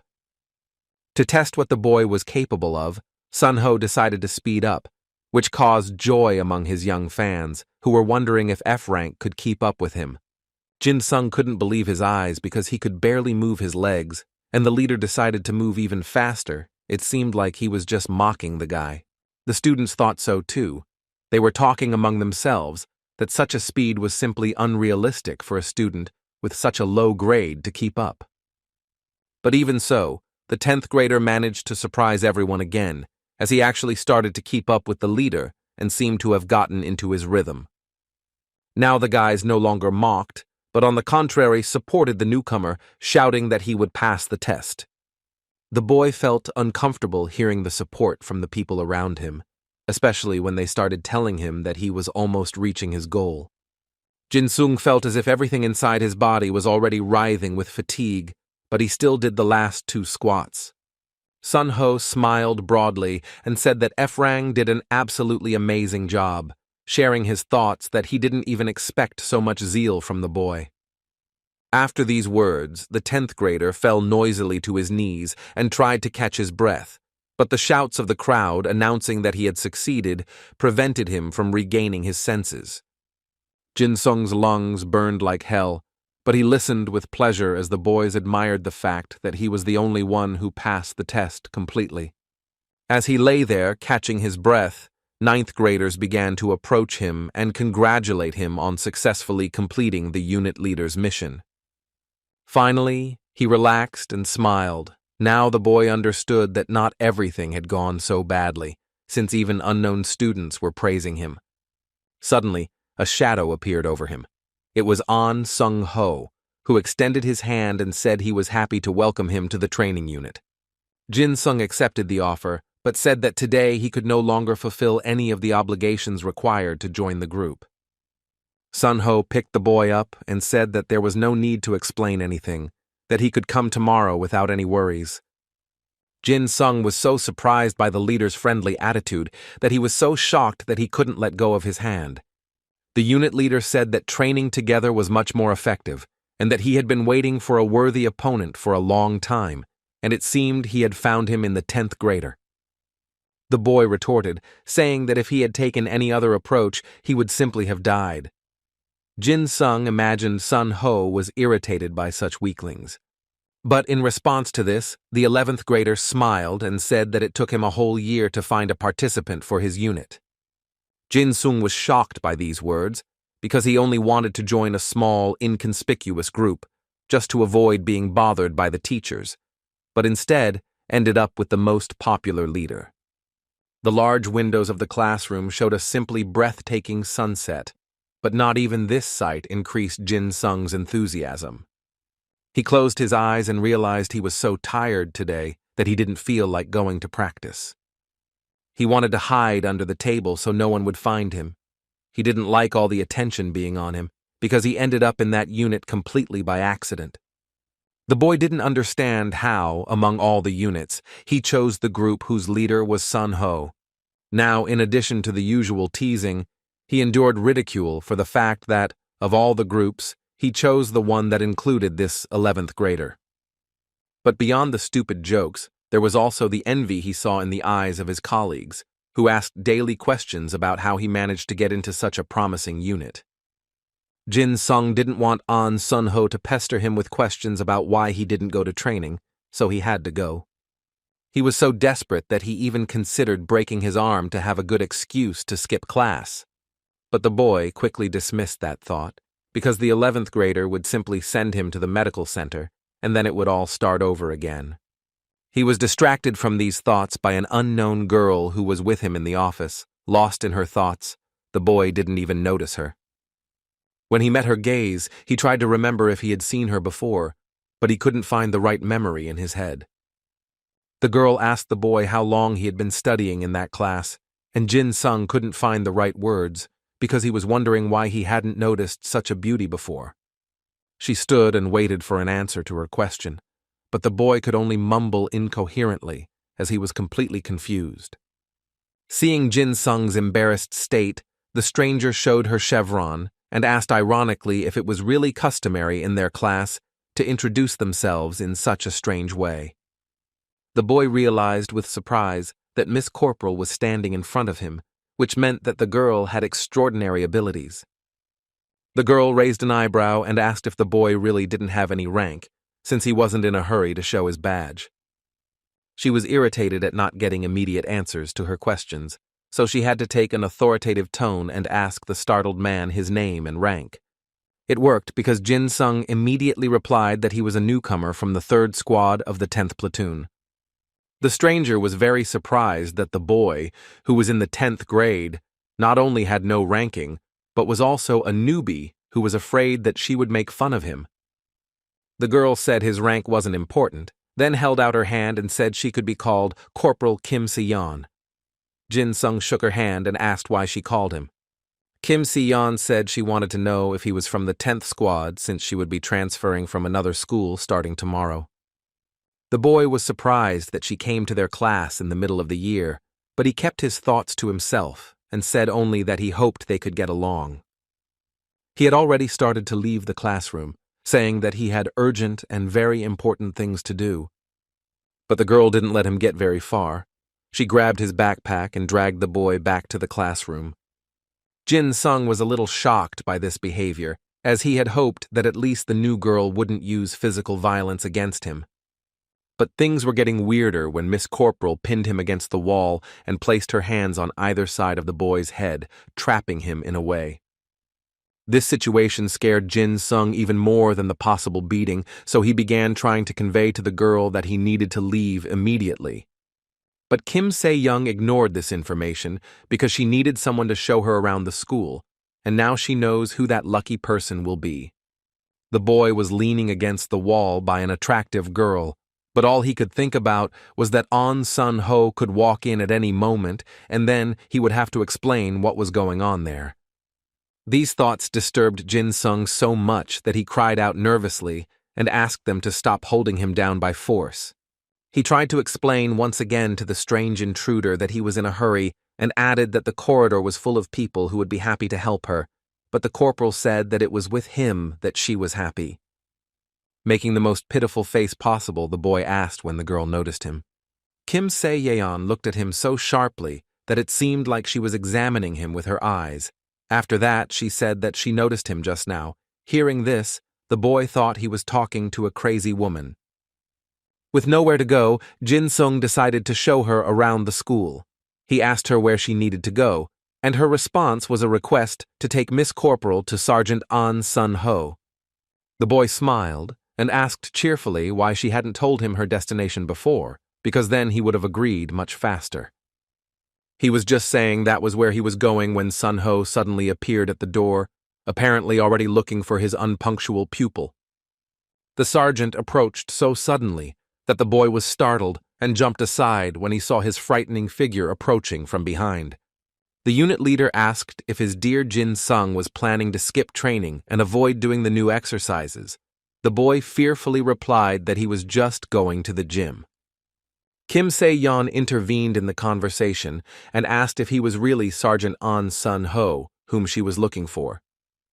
The 11th grader sternly told her to respect her elders and not interfere in other people's conversations. The girl ignored the comment and said she had heard there was a distribution by rank at that school. She grabbed the boy by the tie without ceremony and asked if he was really stronger than her. Kim Se-young batted her eyelashes provocatively and said that she thought their skills were almost on par. Sadly, adjusting the tie that the strange stranger had untied, An Sun-ho asked if the girl wanted to personally check whether her opinion was wrong. Park Jin soon understood that he was caught between two fires now. In this situation, the most important thing was not to get burned by the anger of these two. But instead of starting a fight, Kim Se-young decided to continue the psychological attack, so she asked Sun-ho if he had a girlfriend. The young man dispassionately replied that he had no one. Miss Corporal said she thought so, because with all that training there was simply no time left for a personal life. The girl said she simply couldn't stand inflexible types like him, to which the boy replied that he didn't like her either. Kim Se-young continued to morally destroy the guy. Words came out of her mouth saying that he could at least lie for the sake of decency about not being so lonely. The 11th grader didn't understand the gist of the monologue, so the girl had to explain that her family had a rather conservative lifestyle. She added that she said these words only for the sergeant's own safety, so she strongly recommended that he listen. After that, Kim Se-young turned to Jin-sung and said with relief that at least the sergeant didn't like her. After that, with mischief in her eyes, she asked the newcomer to go out with her. The boy was simply shocked by her words. The girl once again left him in a stupor. He could only ask why she was asking such serious things so suddenly. The new girl didn't answer the question, but she came even closer and noticed that they were the same height, then said that she liked it when their eyes were at the same level.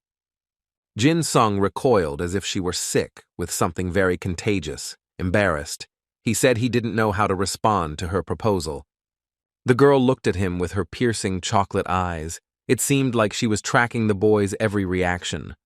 Afterwards, Kim Se-young smiled and said that she found this embarrassed and confused behavior very cute. Then the curious girl began pestering Jin-sun with questions about what Idea's level was, and the boy hesitantly said that she was F level. Kim Se-yeon took a step back and looked at him seriously.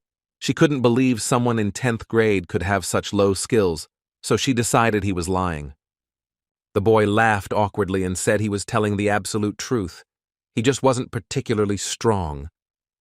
The girl approached and tried to pressure the interlocutor, saying that she did not think people with such a position even existed, but the boy calmly said that he was a living example.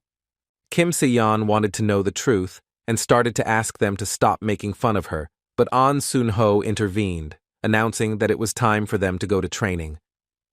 Due to these circumstances, He insistently asked the new girl to leave the classroom and not interfere with the training he and Jin Sung were doing in their unit's gym. The girl had no choice but to give in to the older, more influential student, so after a few minutes, the boys were already in the hallway. The training began with the group leader ordering Jin Sung to do several dozen pull-ups on the horizontal bar. Kim Se-yeon watched the two boys struggle to do push-ups, but while Sun-ho was full of energy and life even after several attempts, his protege was simply dying of fatigue. The girl came over and said that at first she thought the boys were just making up an excuse, but now she was convinced they really were playing sports. Jin Sung fell helplessly from the horizontal bar, and there was only one thought in his head. Why did the girl end up with them in the training room? When Miss Corporal asked the boy if he was okay, he began to whine for help. Hearing this, the girl asked if he had helped her when she needed it. Jin Sung shouted that she asked him to show her the school, and he had already agreed to do so, when suddenly a sergeant from his unit interrupted them. When Kim Se-yeon saw that the boy was already completely desperate and exhausted, she asked Sun-ho why he was training with that low-ranking student. The 11th grader replied that the boy was just a newbie, so he was interested to see if he would show his potential in the future. The girl was pleasantly surprised to learn that in sergeant's classes, rank was not as important as skills, especially since he had been looking for a worthy partner for a long time. The new girl came indecently close and asked why he was spending so much time with the boy. She was wondering if he saw potential in him. Sun-ho wasn't used to being treated so frivolously and without due respect, so the girl's behavior left him a little discouraged, and he didn't know what to respond. Ignoring her interlocutor's confusion, Miss Corporal asked him to tell her what that discreet young man's secret was. Adding an even more authoritative tone to her speech, Kim Se-yeon said that the sergeant had seen what this guy was capable of, so she demanded an immediate answer to the question asked. Sun-ho smiled slightly and said that he didn't understand exactly what the girl wanted to hear, since she herself had created expectations about her protege and was now waiting for some kind of confirmation. The new student looked at the older student slyly and realized that she wouldn't be able to get the truth out of him. So she decided to ask this question to the source of her curiosity, ran to the boy lying on the ground, and demanded that he give her an answer. The boy laughed and said that the young woman was overestimating him too much, since he was nothing more than a useless F-rank rookie. Both the girl and the sergeant rolled their eyes at this nonsensical answer, because everyone in the room understood that the guy was trying to trick them.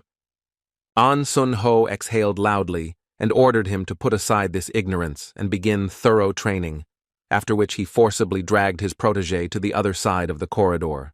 The next morning, the sun shone brightly on the faces of the still sleepy 10th graders. But what was more irritating than the excessively bright rays hitting his eyes was the loud voice of the teacher, who announced that from now on there would be a new student in the class. He waved his hand towards the door and ordered whoever was behind the office door to enter. Kim Se-yeon walked into the classroom looking absolutely stunning, her long braids swinging happily behind her and her brown eyes looking appraisingly at her new classmates. The entire male half of the class immediately perked up. While they found it odd that she'd transferred mid-year, they couldn't deny the new girl's obvious attractiveness. Se-yeon, blinking her eyes, asked the teacher where she could sit, and he, in a completely indifferent tone, replied that she would sit at the end with the first group. But first, the man told her to introduce herself, because her new classmates had no idea who she was. At that moment, the girl caught Jin Sung's eye. Se-yeon didn't follow the teacher's instructions, and instead of saying her name, she said that she liked the third squad, so she went towards where the guy she already knew was sitting. She walked with her head held high, which caused admiration and envy in the boys she passed. The girl demanded to be transferred to the third squad. The professor angrily replied that there was not a single vacancy in the desired detachment, but even if there had been, he would hardly have given it to a newcomer. Se-yeon again pretended not to hear the teacher's words, and walking to the place where Jin Sun was sitting with a guy, she declared that she wanted to sit right there. The boy who was sitting next to her new acquaintance dared to contradict her, saying that no matter what, she was aiming for him. The girl approached the rebel and, leaning over him, smiled slightly madly, then asked if he would like to sit somewhere else. Reading in her eyes the promise of violence if he refused, the 10th grader realized he needed to escape, so he replied that he would be happy to find another place for himself. Pleased with herself, Seon sat next to Jin Sung, when suddenly an unknown guy called out to her. Byun-gi asked who she thought she was, since he was in charge of the 3rd squad, so it was up to him to decide such matters. The blonde demanded that she say her name and rank. The girl smiled condescendingly at him and asked if his rank was really higher than hers, since among the 10th graders the highest rank was considered corporal, which was what she was. So she ignored the blonde's question and asked the teacher if she could sit next to Jin Sung. Gi-young was shocked to see that he was so looked down upon in the eyes of his classmates. The teacher didn't like her either. He thought the girl was strange and too self-confident, but he said that Si-young could stay in her chosen place. Jin Sung closed his eyes and rubbed them wearily. He realized he was in serious trouble because this obsessive person would never leave him alone now. Noticing this behavior from the boy, Si-young asked irritably if he really didn't like her, since that was the only explanation for such an indifferent attitude towards her. The girl put her arm around the boy's shoulders and said she thought they could get along, so she sat next to him, but now she doesn't know what to do. After a brief silence, Jin Sun said he'd like to be her friend. He started to justify himself, saying that it wasn't that he didn't like her, but the conversation was interrupted by the teacher, who called the new girl. Kim Se-yeon smiled and asked what the teacher wanted from her, but he irritably reminded her that she hadn't introduced herself to the class yet. The girl began to nervously tug at the collar of her blouse. She began to justify her reluctance to introduce herself by saying that she had already sat down in her seat. When the teacher continued to look at her expectantly, she rolled her eyes and said she would introduce herself, then stood up. Byun-ki-young began yelling that they needed to go to the board and face the class, reminding them that these were banal rules of decency. But Kim Se-yeon said she didn't want to go anywhere because everyone could hear her perfectly from where she was. She smiled broadly, introduced herself, and said she was happy to greet all her classmates. All the boys in the class looked at each other and began to whisper that the girl was acting very brazen. Some assumed that this behavior was due to her being popular at her previous school. Her classmates were impressed that she was a corporal, and her idea was a white Jade Goblin. Some said they already disliked her bad temper. Si-young said her parents helped her transfer here, but she hoped to have a productive time studying with her new classmates. When she finished her story, everyone, including the teacher, looked at her with their mouths open, because she had a very powerful idea. When the boys started making noise, the teacher could barely calm them down, because they couldn't believe that the girl had a white jade elf. Park Jin-soon looked at her in admiration, because he too couldn't fully comprehend that such a capable fighter would study in the same class as them. The white Jade Goblin was a special idea, the only one of its kind that was passed down from generation to generation. There were simply no others like it. Idea has never been the same since the beginning of time. The problem is that the soul recording cannot be the same. But then people appeared who wanted to subdue this power and began working to remake Idea and make her stronger. These innovators have gone to great lengths to make it more detailed, more accurate, and more dangerous.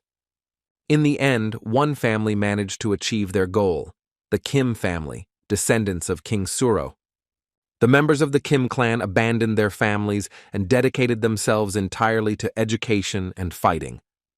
To protect their lineage from incest, they kept their marriages within the family, and all their children had exceptionally fair skin.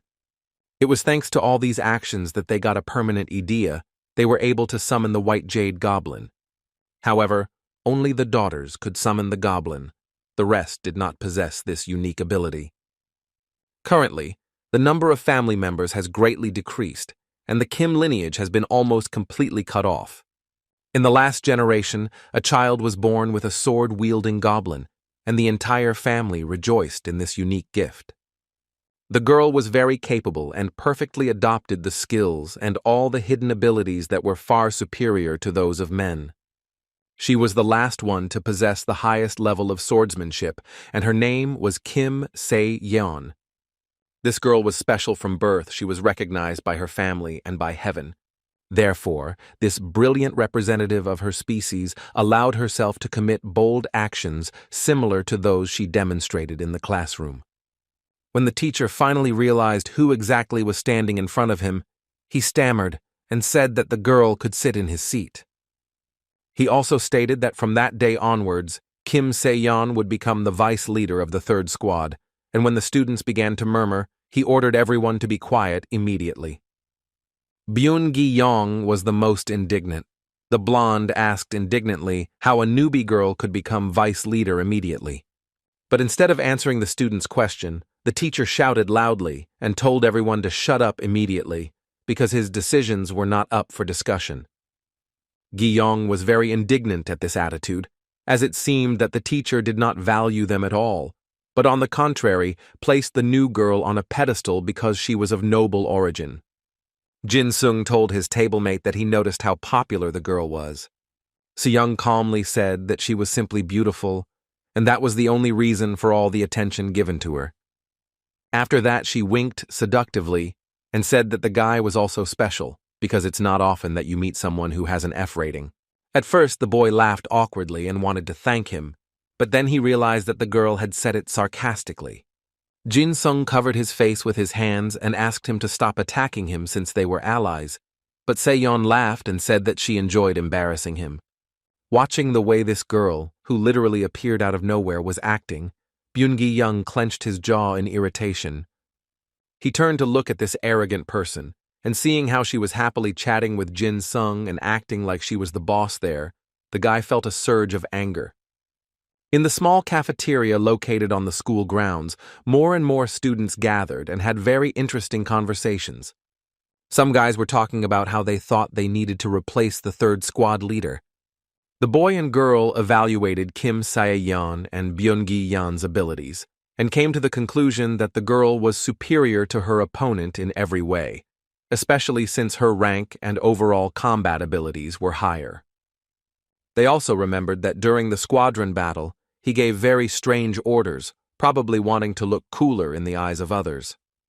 At this moment, Byun-gi-young himself was sitting in the cafeteria, listening to his classmates say that at first they thought the girl was very arrogant, but discovered that she was excellent at giving orders. One of the members of the third squad said that she was simply enchanted by Kim Se-yeon, because the girl is simply unique in battle. Everyone who heard the boys' conversation confirmed her opinion, and said that it would be better if she became the squad leader. Some of them were sure that this would happen soon. Hearing these words, Byun-gi-young gripped his coffee cup so tightly that it literally broke in his hands. The man's eyes burned with hatred. He understood that he only wanted to destroy that arrogant insolent who appeared out of nowhere and wanted to take his place. As another lecture came to an end and the bell rang, the students shouted happily that they could finally have a snack, because it was lunchtime. Kim Se-yeon turned her head to her deskmate and shouted the embarrassed boy's name. Smiling, she invited him to have lunch together, since she didn't know anyone at school yet and wanted to spend her free time with him.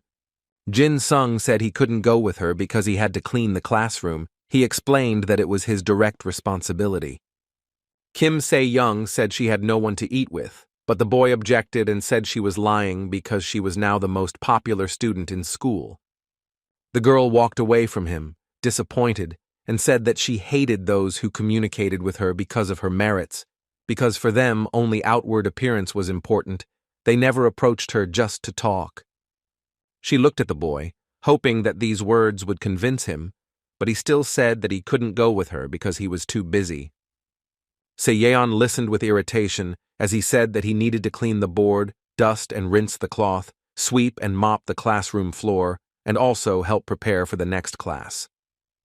The girl said that all these tasks were too many for one person to complete, and that she was willing to bet that not even the squad leader could do it all alone. The boy's face became more satisfied, and he said that he completely agreed with the statement. A suspicion crossed Seon's mind, and she asked if the guy was carrying out a mission for the other leaders. Moving even closer to Jin Sung, she asked menacingly if he was really doing all the classwork alone. The boy raised his hands conciliatorily and said he was helping others too, since he had started, because it seemed to him that trouble would break out if responsibilities were divided. The girl was shocked to realize everything she heard and was angered by the injustice that reigned in that class. She gritted her teeth in anger and decided that something needed to change, because this attitude towards Jin Sung was completely wrong.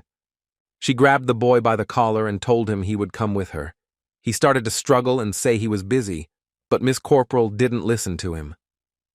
The girl said they would go after those bastards who were throwing their responsibilities at him, and then Jin Sung began to struggle even more. He shouted that, as he had said before, he was happy with the way things were, but his new colleague continued to drag him down the hallway. A few minutes later, they were already in the room where the cafeteria was, and that was where all their colleagues were gathered.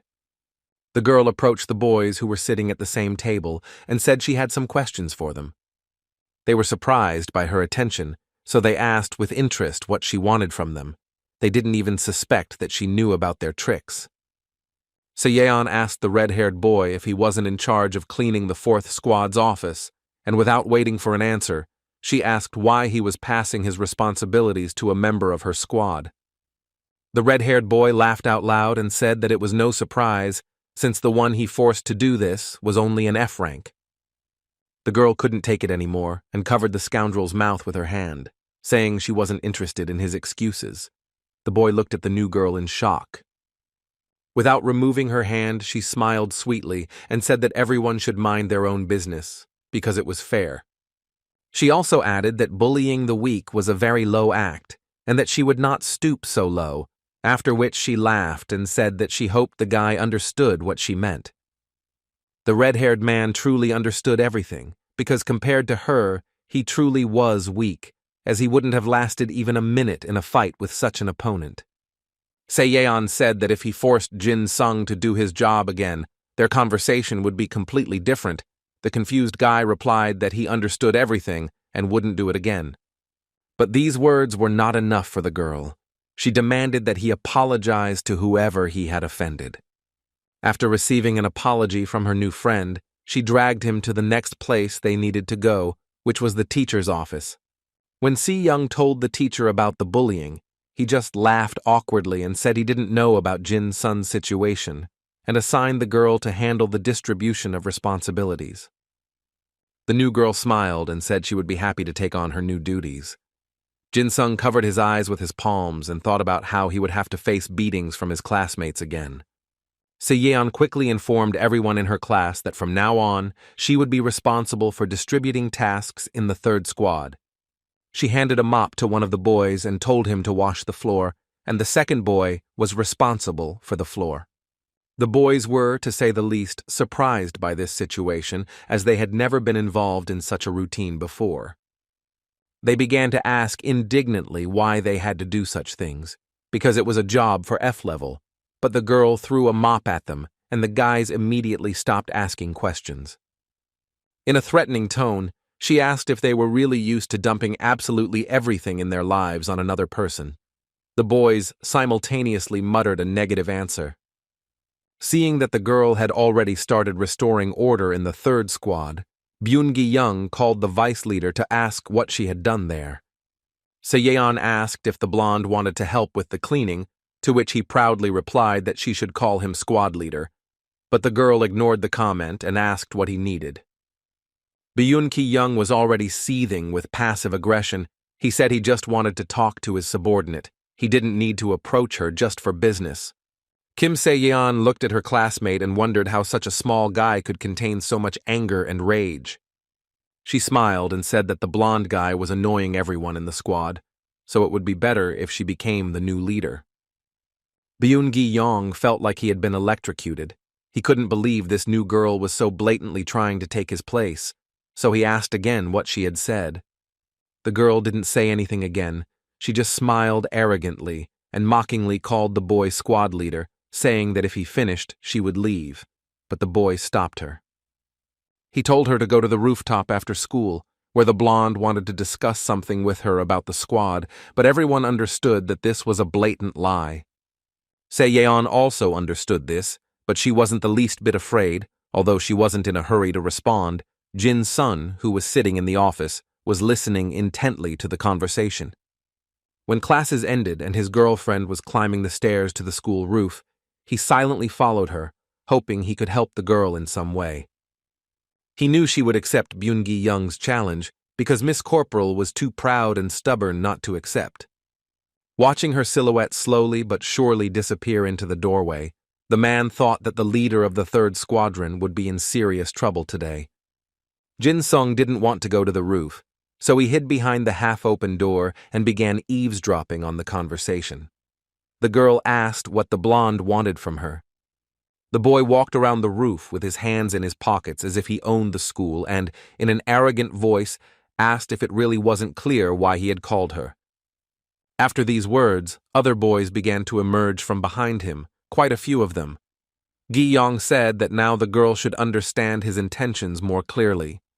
Kim Se-yeon expected something like this, so she said that the leader lived up to her expectations, was not sloppy at all, and seemed to be popular among his peers. After all, he managed to gather a crowd of aggressive children.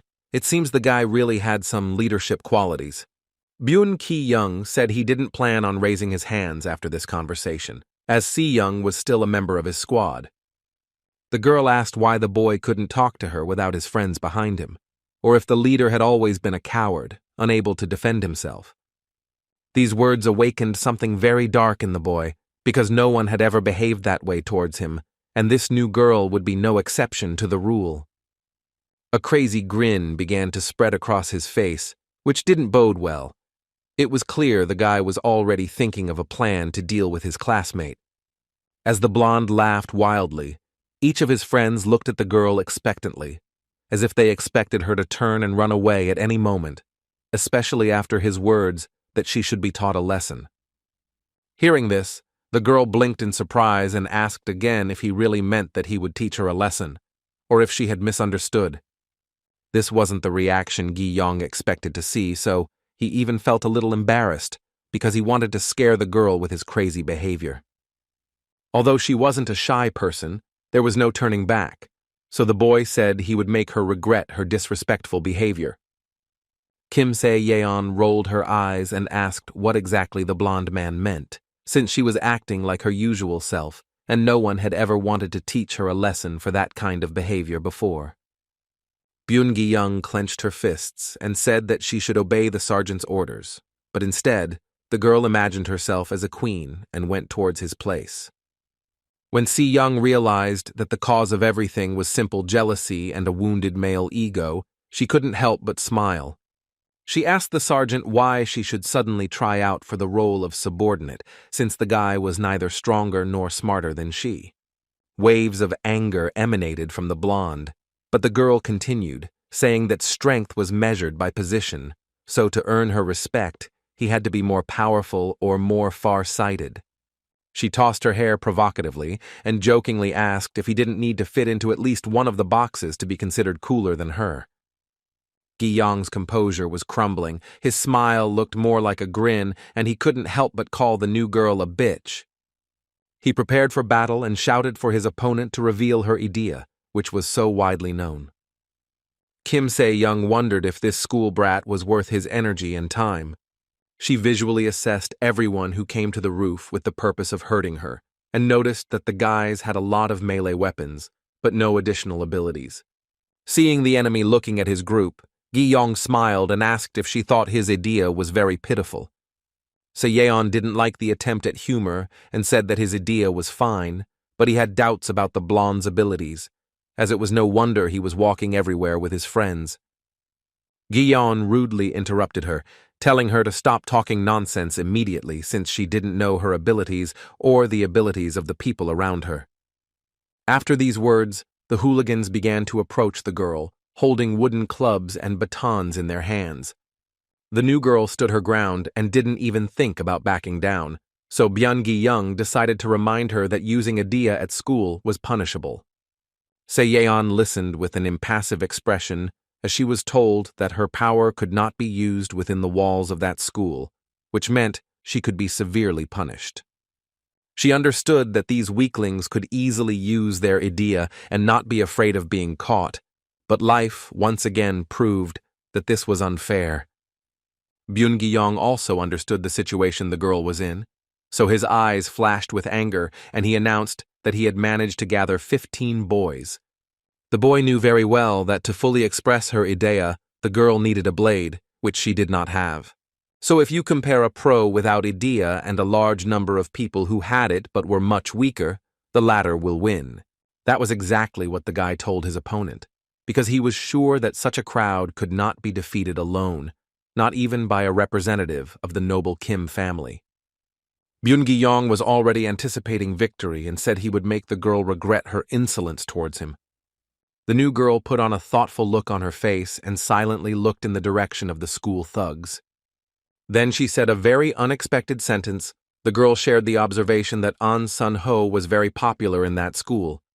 Afterward, she asked the students what thoughts came to mind when they looked at this tall, handsome, and incredibly strong 11th grader. Byung-gi-young had no idea what exactly the girl meant, so his confidence in his own abilities waned a bit, and he asked what kind of nonsense the new girl was talking. Kim Se-yeon finally moved and started walking forward. She said that the blonde knew what Idea's rank was, so she wanted to ask him a question. Moving closer, she asked if he knew what level of her fighting skill was, or if he underestimated her because she was a girl. The guys at the forefront of the group began to shift their weight from one foot to the other confidently. It was clear that their opponent's words had seriously frightened them. Realizing this, Gi-young tried to cheer the boys up by telling them that she was talking complete nonsense and that a swordsman without a sword was powerless. He reminded them that they had 15 people with Idea on their side, so there was no need to listen to her. Seon looked at the boy with disappointment because he had proven once again that he was not distinguished by any special intellectual ability. She decided to tease him, saying that it would be better if he tried harder and encouraged his team during the squad battle. The blonde barely restrained himself from throwing his fists at her. Seeing that she had almost managed to drive the boy crazy, the girl decided not to stop and patted his forehead and asked if he remembered what they had learned in class. Where the finger touched his forehead, a small horn appeared, glowing faintly. Seon said the blonde needed to familiarize himself with statistics more often. The space around the new girl also began to glow, and she said that if the statistics were true, an A-rank fighter could easily defeat 100 less powerful fighters. The small horn signified the activation of Idea, who took the form of a white Jade Goblin whose talent was swordsmanship. Seeing the boy's confusion, Seon said that when you are an A-rank, the forces are always unequal, but the main thing Gi-yeon must learn if he wants to get an A-rank is to go against the crowd alone. The guys who went up to the roof with the blonde guy were losing more and more confidence in this idea because they were only counting on teaching the new girl a lesson. They didn't want to fight a high-ranking warrior. When Seon asked what chance the team would have if she only had half the skills she did, the students' hands began to tremble even more. Byung-gi-young yelled at his friends, asking why they were staying away from the new girl who didn't even have the chance to summon Idea. He pointed his finger at her and gave the order to catch the talking girl, but the boys were in no hurry to carry out the order immediately. One of the boys, who was holding a baseball bat, decided to try to attack, because he thought that one girl alone would not be able to kill the whole crowd. The aspiring warrior decided that if the girl did not have a weapon with her, they could defeat her, since they had certain advantages in the form of clubs, numbers, and Idea. Then he swung and jumped straight at his opponent without thinking about the consequences. Even when the boy was already very close and his club pierced the air in front of Kim Se-yeon's face, the girl did not move from her place and did not show a hint of fear. She liked this curiosity of her opponent, but wondered if he was too confident in his own strength. She smiled calmly, and it was clear in her eyes that she already had a plan of action that would help her deal with the crowd of boys. For the opponent, such calm was a real shock, as he expected the girl to finally perceive their company as a serious threat and become frightened. But instead, Seon waited until the guy got as close to her as possible, then she grabbed his baseball bat and threw it. She pushed him so hard that he flew towards where the rest of the team was and knocked over two unsuspecting guys who didn't have time to jump back. The others began to gather around them and observe the severity of the damage, because losing fighters was simply unacceptable in that situation. The girl waved her hand happily and said she had hit the target, implying that she had bowled with the bodies of her opponents. After that, she decided it was time to attack, so she ran towards the next guy who was nearby with incredible speed.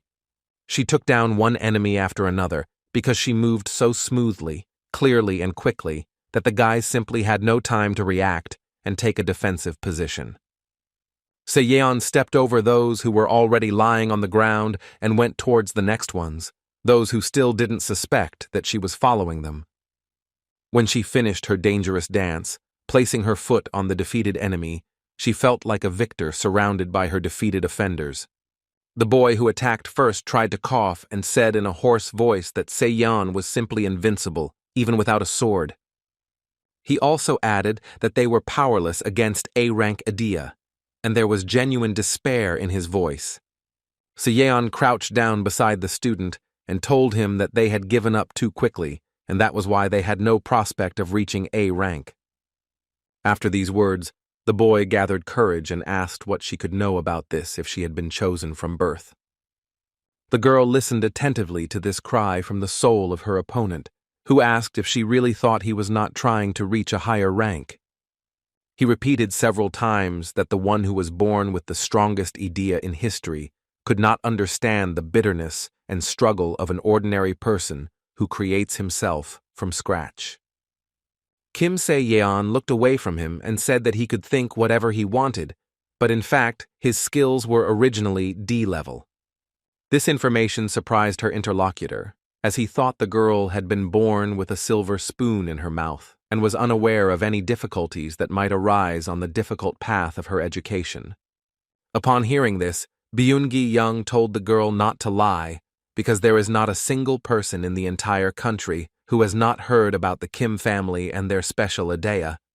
The blonde shouted that she could invent something more interesting for her manipulations, because no one would believe that someone like her didn't have natural talent. Se-yeon laughed and sarcastically said that she completely agreed with the guy, since she was so untalented, even though she had an A-rank idea and D-class combat skills. She said she didn't want to draw her sword, but Idea was asking, so she would have to give in and release her power.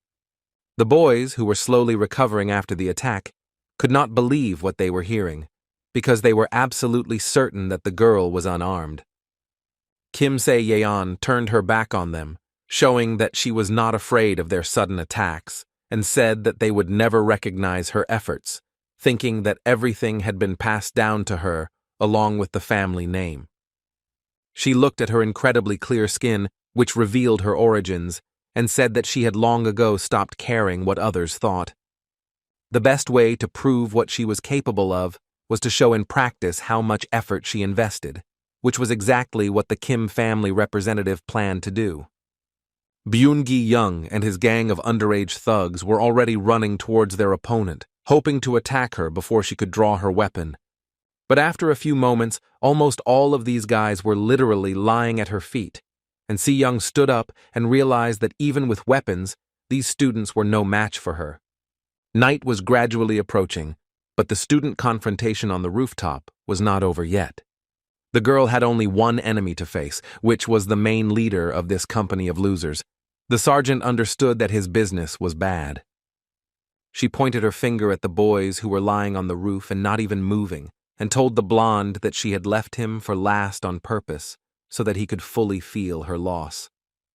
But despite the impending loss, Gi-young did not lose his insolence and continued to say nasty things to the girl, trying to make her emotional. But Se-young didn't fall for these provocations, because she knew perfectly well that everything would end exactly when she broke up with the boy. His opponent also understood this, so he tried to find a way out and come up with a plan that would help him get out of that desperate situation. He decided to move on, so he spread his arms to the sides, smiled evilly, and, calling the girl a goblin, said that they had to settle everything right there and now. Kim Se-yeon narrowed her eyes, examining the boy carefully, trying to find a catch, because his careless self-confidence was really irritating her. The girl thought that the enemy might be hiding something under the hoodie. If so, she would definitely find out. She jumped on the blonde and told him to relax his stomach so it wouldn't hurt as much when her fist hit the soft flesh. But in response to this, Byun-gi-young just laughed out loud. He realized that the girl had fallen for his trick, as he had predicted that she would avoid hitting his face, as she wanted to avoid punishment. So the guy decided he was going to take the hit and not dodge, so he just stood there, grinning wildly and looking straight into his opponent's eyes. When Seon saw the blonde's gaze and realized that he wasn't going to defend himself at all, she became confused as it was very suspicious. Ji-young chuckled to himself when he saw the confused expression on the girl's face. He realized he had made the right decision after all. After all, if he created the appearance that Si-young had beaten him, he would hardly receive any punishment, and the pain would only be a small price to pay for the girl's future suffering. And when the boy was already expecting a punch to the face, suddenly someone's palm appeared in front of him, which contained the girl's ardor. Just a little more and the blonde's face would have turned into a bloody mess, but Jin Sung didn't let that happen, as he understood Gi-young's insidious plan. It was very surprising to the sergeant that the F-rank loser had joined the battle and not let himself be injured, Jin Sung said. Gi-young's thin nose could have been injured, and he didn't want to witness it. When the blonde realized that his plan had gone down the drain, he was simply beside himself with rage. The F-rank had been ruining his plans all along, and now he had intervened again, and all his intrigues had crumbled. As the sergeant screamed in rage, Jin Sung, as if by accident, stepped on his hand and said he had not meant to hurt him. The boy jumped back and awkwardly asked if the sergeant was feeling okay, because you could tell from his face that he wasn't in the best of shape. Holding her arm, which was hurting from supposedly accidentally stepping on it, Byun-gi-young angrily asked her opponent if she had really invited the F-rank to battle with her. She said there was no need to do that, because she was perfectly capable of putting 15 children to bed by herself, and the boy himself followed her. Jin Sung became upset when he heard her words and began to whine and complain that he was not welcome anywhere.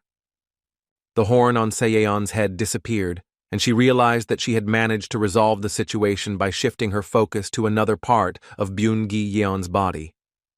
The girl turned around and mentally calculated the distance from where she was to the door that led to the stairs. She couldn't understand how the boy had managed to get there so quickly. It was amazing because he managed to open the door and somehow miraculously get to the place where the fight with Gi-young took place. Se-yeon wanted to find out how he managed to run in time to stop her fist before it hit the blonde idiot's face. But what was even more surprising was that Jin Sung managed to completely stop her strike, even though it took a lot of effort to execute it. She realized that his overall combat ability couldn't be F-level, and she wanted to find out who this guy was who had his back to her, looking at the sunset. Suddenly, a sharp pain shot through her arm, as if some small fragments were piercing her soft, clear skin. She looked at her palm and, indeed, noticed pieces of some material. It looked like plastic, but where it came from was another mystery for today. She was distracted from these thoughts by Jin Sun's voice, telling the sergeant that it was already sunset, which meant they needed to go home and, preferably, forget what had happened. Byun-gi-young yelled at the boy, asking who he was to give orders and decide what to do. The blonde started behaving like a hysterical little girl, pointing his finger at the girl, then at the boy and shouting that they would both be finished if he complained to the teacher. Here, Jin Sung entered the game, putting on the mask of a completely innocent defender who saved the sergeant from being hit by the enemy's fist. He even naively asked if the sergeant should praise him.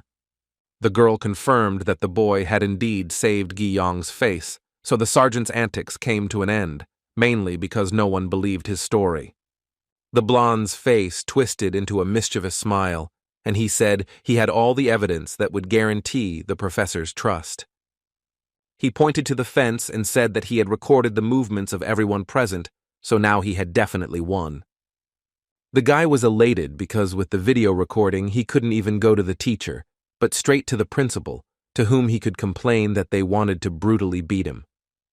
But their joy ended when Seon, barely containing her laughter, asked if that was the camera they were talking about.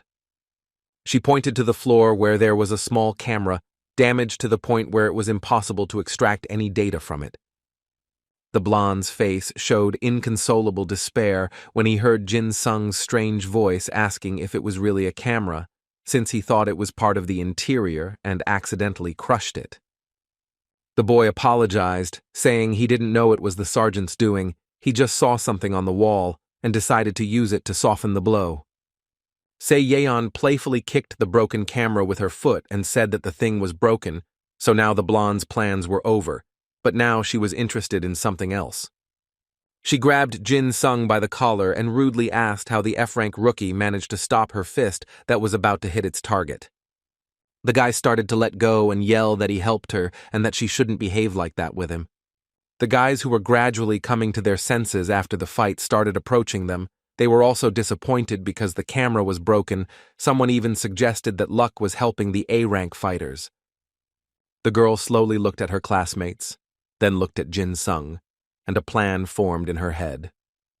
She began dragging the boy straight to where the young hooligans were, but poor Jin Sung tried to escape her clutches to no avail. The students looked at the new girl with interest and asked what she wanted from them. Kim Se-yeon shouted, asking them to stop complaining about their low rank, as they should follow the example of guys like the rookie who rushed into battle without any serious skills. She looked at each of her classmates and told them to think about their words before it was too late. Some students looked at her in fascination because they understood that there really was meaning in the girl's words. As she and Jin Sung began to leave the terrace, he said with admiration that she acted exactly like An Sun-ho, but Seon replied that she had no interest in that stubborn 11th grader. Byun-gi-yong stood in the middle of the rooftop, dumbfounded, watching his two enemies calmly walk away, all his plans crumbling like a house of cards.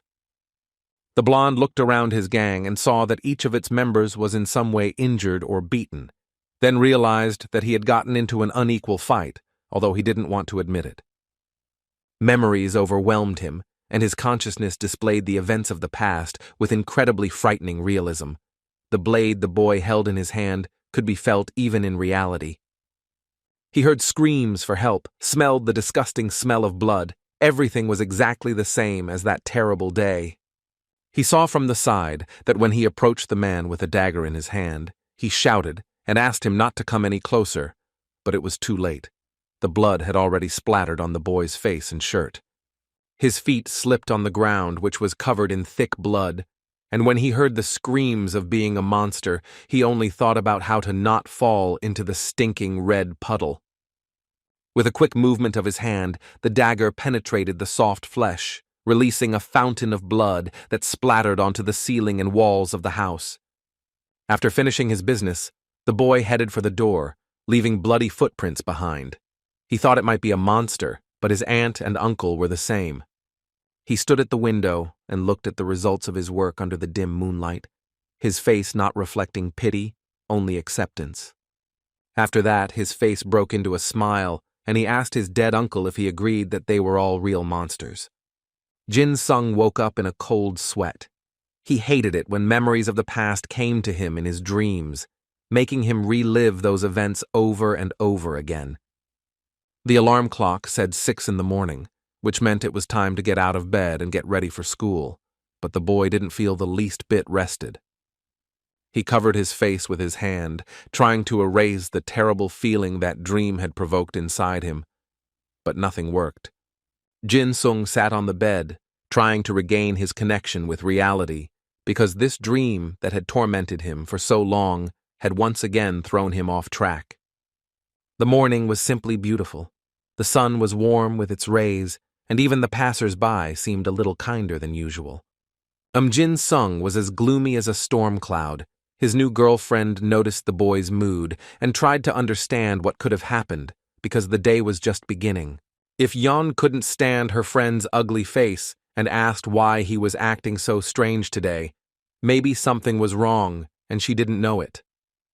The boy knew he was acting suspicious, so he put on his usual clumsy, slightly dim-witted newbie mask and said he was just tired, then changed the subject and asked where they were going. The rest of the third squad walked ahead of them. The girl said she had no idea where they were going because that information was only available to the sergeants. Stomping her sneakers on the sidewalk, she assumed they were going to first aid class, since they were supposed to be taking a class with them right now. The boy asked in surprise why the class would be held outdoors, but Si-young replied again that he did not have that information. Bayun Ki-yong, who was leading the squad through the city streets, suddenly raised his hand and ordered the boys to stop where they were. Some unknown guys came out to meet them and began to say in a defiant tone that they could not believe that these people had come to teach them a lesson. They asked if the boys were really from Hyundai School, and when they answered yes, some of them smiled welcomingly and said it was the first time they had seen students from that school. For some unknown reason, Byun-gi-yong became tense at the stranger's behavior. Then the anger inside him exploded intensely. He stepped forward and asked in a gruff voice who was standing in front of him. The men glanced at each other, clearly not expecting such an aggressive greeting. One of the unknown guys stepped forward and said that they would rather take a look at Kim Se-young because, according to rumors, she was smart and beautiful. Those words cut the blonde without a knife. He growled that Se-yeon was the vice leader of their squad, so whatever they wanted to say to her, they could say to him too. Upon hearing these words, the boys laughed, talked among themselves, seemed to understand what the classification system at Hyundai School was. They found it funny to see that the students imagined themselves to be soldiers. Unable to bear the ridicule, the blond man shouted that he was a sergeant in the 10th platoon of the special training school and demanded that the strangers report in immediately. Then a girl came up and asked the sergeant who he thought they looked like. An angry Gi-yong shouted that the boys reminded him of pieces of trash, a response that caused outrage among the strangers. One of the boys, named Y, wanted to go out and teach Gi-yeon a lesson, but a classmate stopped him, saying it wasn't worth fighting with other schools. He turned to the students at Hyundai High School and apologized, explaining his somewhat sarcastic behavior by saying the students were too excited. The girls at the special training school froze for a moment because they saw an incredibly handsome man who was walking to make up with Gi-yong.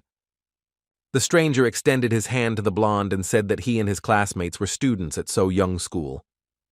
Byun Ki-young demonstratively took his time shaking the boy's hand, but he wasn't the least bit embarrassed by such a reaction. He continued saying that he was happy to meet his Hyundai colleagues. The blonde guy was just a rude and uncouth guy, so he slapped the guy's hand away and told him to shut up and explain what was going on. Behind the boy from So-jun's school, a crowd of people began to murmur, disapproving of the disrespectful attitude, but their leader asked everyone to calm down. Kim Se-yeon, who was tired of putting up with the rudeness of this young hooligan who was mistakenly appointed sergeant, stepped forward and told the blonde to stop acting like a pig. She pushed him back with her shoulder and asked if he hadn't noticed how the squadron's training rating had dropped. Gi-yeon turned away in annoyance, knowing the girl was right. Miss Corporal said her squad was also happy to meet comrades from another school. The boy just looked at her with admiring eyes for a few seconds, then introduced himself as Lee Sun-hwa and said he was very happy to meet her. Kim Se-yeon explained that her unit came here to have a joint class with the first aid class, so she was curious about what Seo-jun's students were doing there. She asked Lee Sun-hwa to explain what was happening there and why students from different schools were colliding in that strange place. The guy laughed and then said they were the first aid class they were looking for.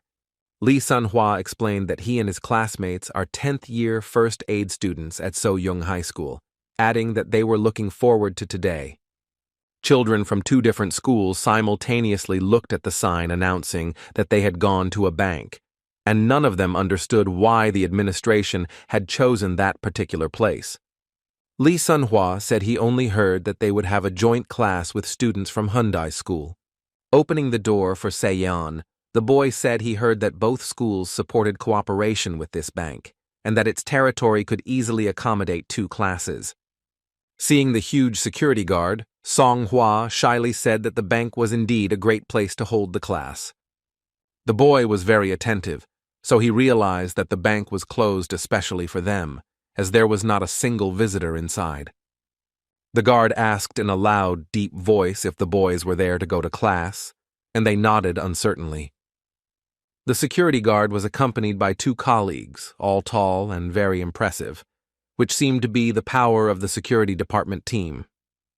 As always, the bravest stepped forward, and they were in the 3rd detachment of the 10th platoon, in the person of Kim Se-yeon. Without a hint of fear or embarrassment, she introduced herself and told the guards that she was the deputy leader of her squad, and the girl also added that she was looking forward to this day. The men looked at each other and laughed approvingly. One of the guards said the girl was too smart for her age. These words had no effect on Si-young. She didn't need to feed her ego and boost her self-esteem through the approval of others, so she asked what they were going to do today. The guard continued to flatter the girl, saying he liked her and would gladly hire her to work at the bank when she grew up. Si-young coldly told her she had to refuse. The girl looked around, frowning to hide her irritation at the fact that they were being treated like children, completely ignoring her fighting skills. She knew there was little a student could do at a bank, but that just meant she would have to work hard. Seon created a small action plan that she decided to share with her ally today. She called Lee Sun-hwa and asked him to come over. He literally smiled when the girl gave him a break. He said she could just call him Song-hwa. Si-young barely restrained himself from rolling his eyes. Seon asked the boy to divide his class into 4 temporary teams, which was necessary for him to appear right in front of the bench. The girl was unsure whether the teachers were around, and if the students were not controlled, they might behave unruly. One of the bank employees asked if the students wanted a snack, and everyone immediately started saying they urgently needed breakfast. While Yeon rolled his eyes and said the boys were too careless and underage consumers, none of them took what was happening seriously. One of the students asked if Lee Sun-hwa and Si-young wanted to go to the cafeteria with him, since they could buy coffee and other drinks there. The girl immediately thought of her favorite latte and caramel milkshake with cherry sauce, and decided that if she just stood there for a few minutes, nothing would happen. Se-yeon leaned his sword against the wall and followed the boys, asking along the way if the cafe actually had any kind of drink. The bank premises gradually emptied as all the students had gone to the cafeteria for breakfast. Only Jin's son remained in the main hall, and he was alarmed to see that everyone was relaxed and that none of his classmates were taking the classes seriously. He himself began to think about what terrible thing could happen when suddenly Lee Seong-hwa jumped up to him and began waving his hand in a friendly manner. The boy was confused by so much enthusiasm, because this boy from another school was very friendly, even a little suspicious. Lee Seon-hwa started asking if he was Se-yeon's friend. Jin-sung found it strange that a student from another school had this information. To test the intentions of the Sojun school student, a small plan formed in his mind. The boy put on his usual mask and asked if he really wanted to ask Si-young out on a date. If so, he'd do a great job of it. Lee Sun-hwa was stunned and raised his hands, saying that he had never thought of asking for such a thing. The boy then assumed that the leader of the other school wanted him to buy something for him in the cafeteria, but he didn't have any money with him today. Lee Seon-hwa said he didn't need those services. He was interested in something completely different. When Jin-sung looked at him with confusion in his eyes, the man explained that he was specifically interested in him and his skills. Before the boy could express his surprise, Song-hwa asked if he wanted something to drink. He pointed to the opposite side of the room and said he saw a drink vending machine there.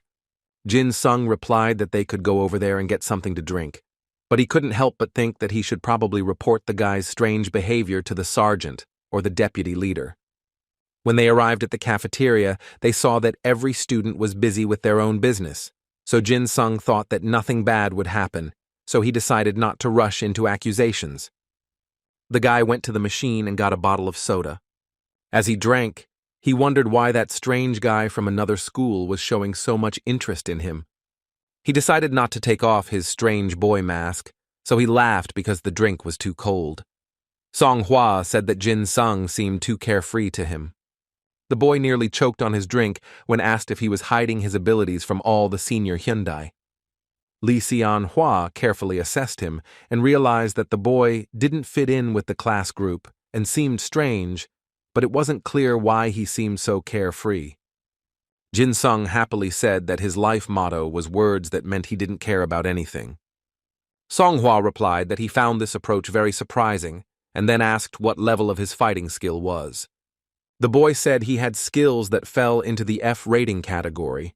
High school student Seon almost spat out his drink. He said it couldn't be, but Jin-sung insisted that his idea was indeed F level.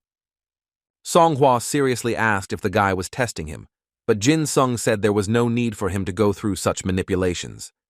The guy from So-young's school couldn't understand this information. He wanted to understand what kind of wind was in Jin-sung's head that asked what he wanted to talk about. While waiting for an answer, Jin-sung managed to throw the empty bottle into a trash can that was a few meters away from where he was. Such skill greatly surprised his interlocutor. It seemed like a harmless little thing, but it demonstrated some of the boy's abilities. Song-hwa asked how the guy managed to hit the trash can so accurately, which was quite far away from them. Jin-sung was surprised by the reaction, saying he had simply thrown a can. But a classmate from another school had a completely different opinion and thought the throw was incredible. He also wanted to try to repeat the guy's trick, so he shook his empty can. Jin-sung encouraged him and told him he could do it. But that's not what happened. Sun-hwa's can flew out of the trash can and, hitting the wall, landed in the middle of the cafeteria. The man ran over to pick up the trash he'd scattered, saying along the way that it wasn't an easy task. Jin-sung said it was probably due to his poor reflexes. Song-hwa said he wasn't very good at fighting, so he was transferred to the first aid department and seriously asked if his interlocutor was really an F rank. Looking at the urn of empty cans, he asked how such a loser managed to survive combat class. Jin-sung happily said that he now has Kim Se-young and countless amounts of luck helping him. To change the subject, the boy asked what kind of idea Lee Sun-hwa had. Without further explanation, he decided to demonstrate it, so he waved his hand and Jin-sung saw how it transformed into a blade. Such a skill was approximately sea level. Jin-sung noted that he had a very good idea, which would have great potential if developed.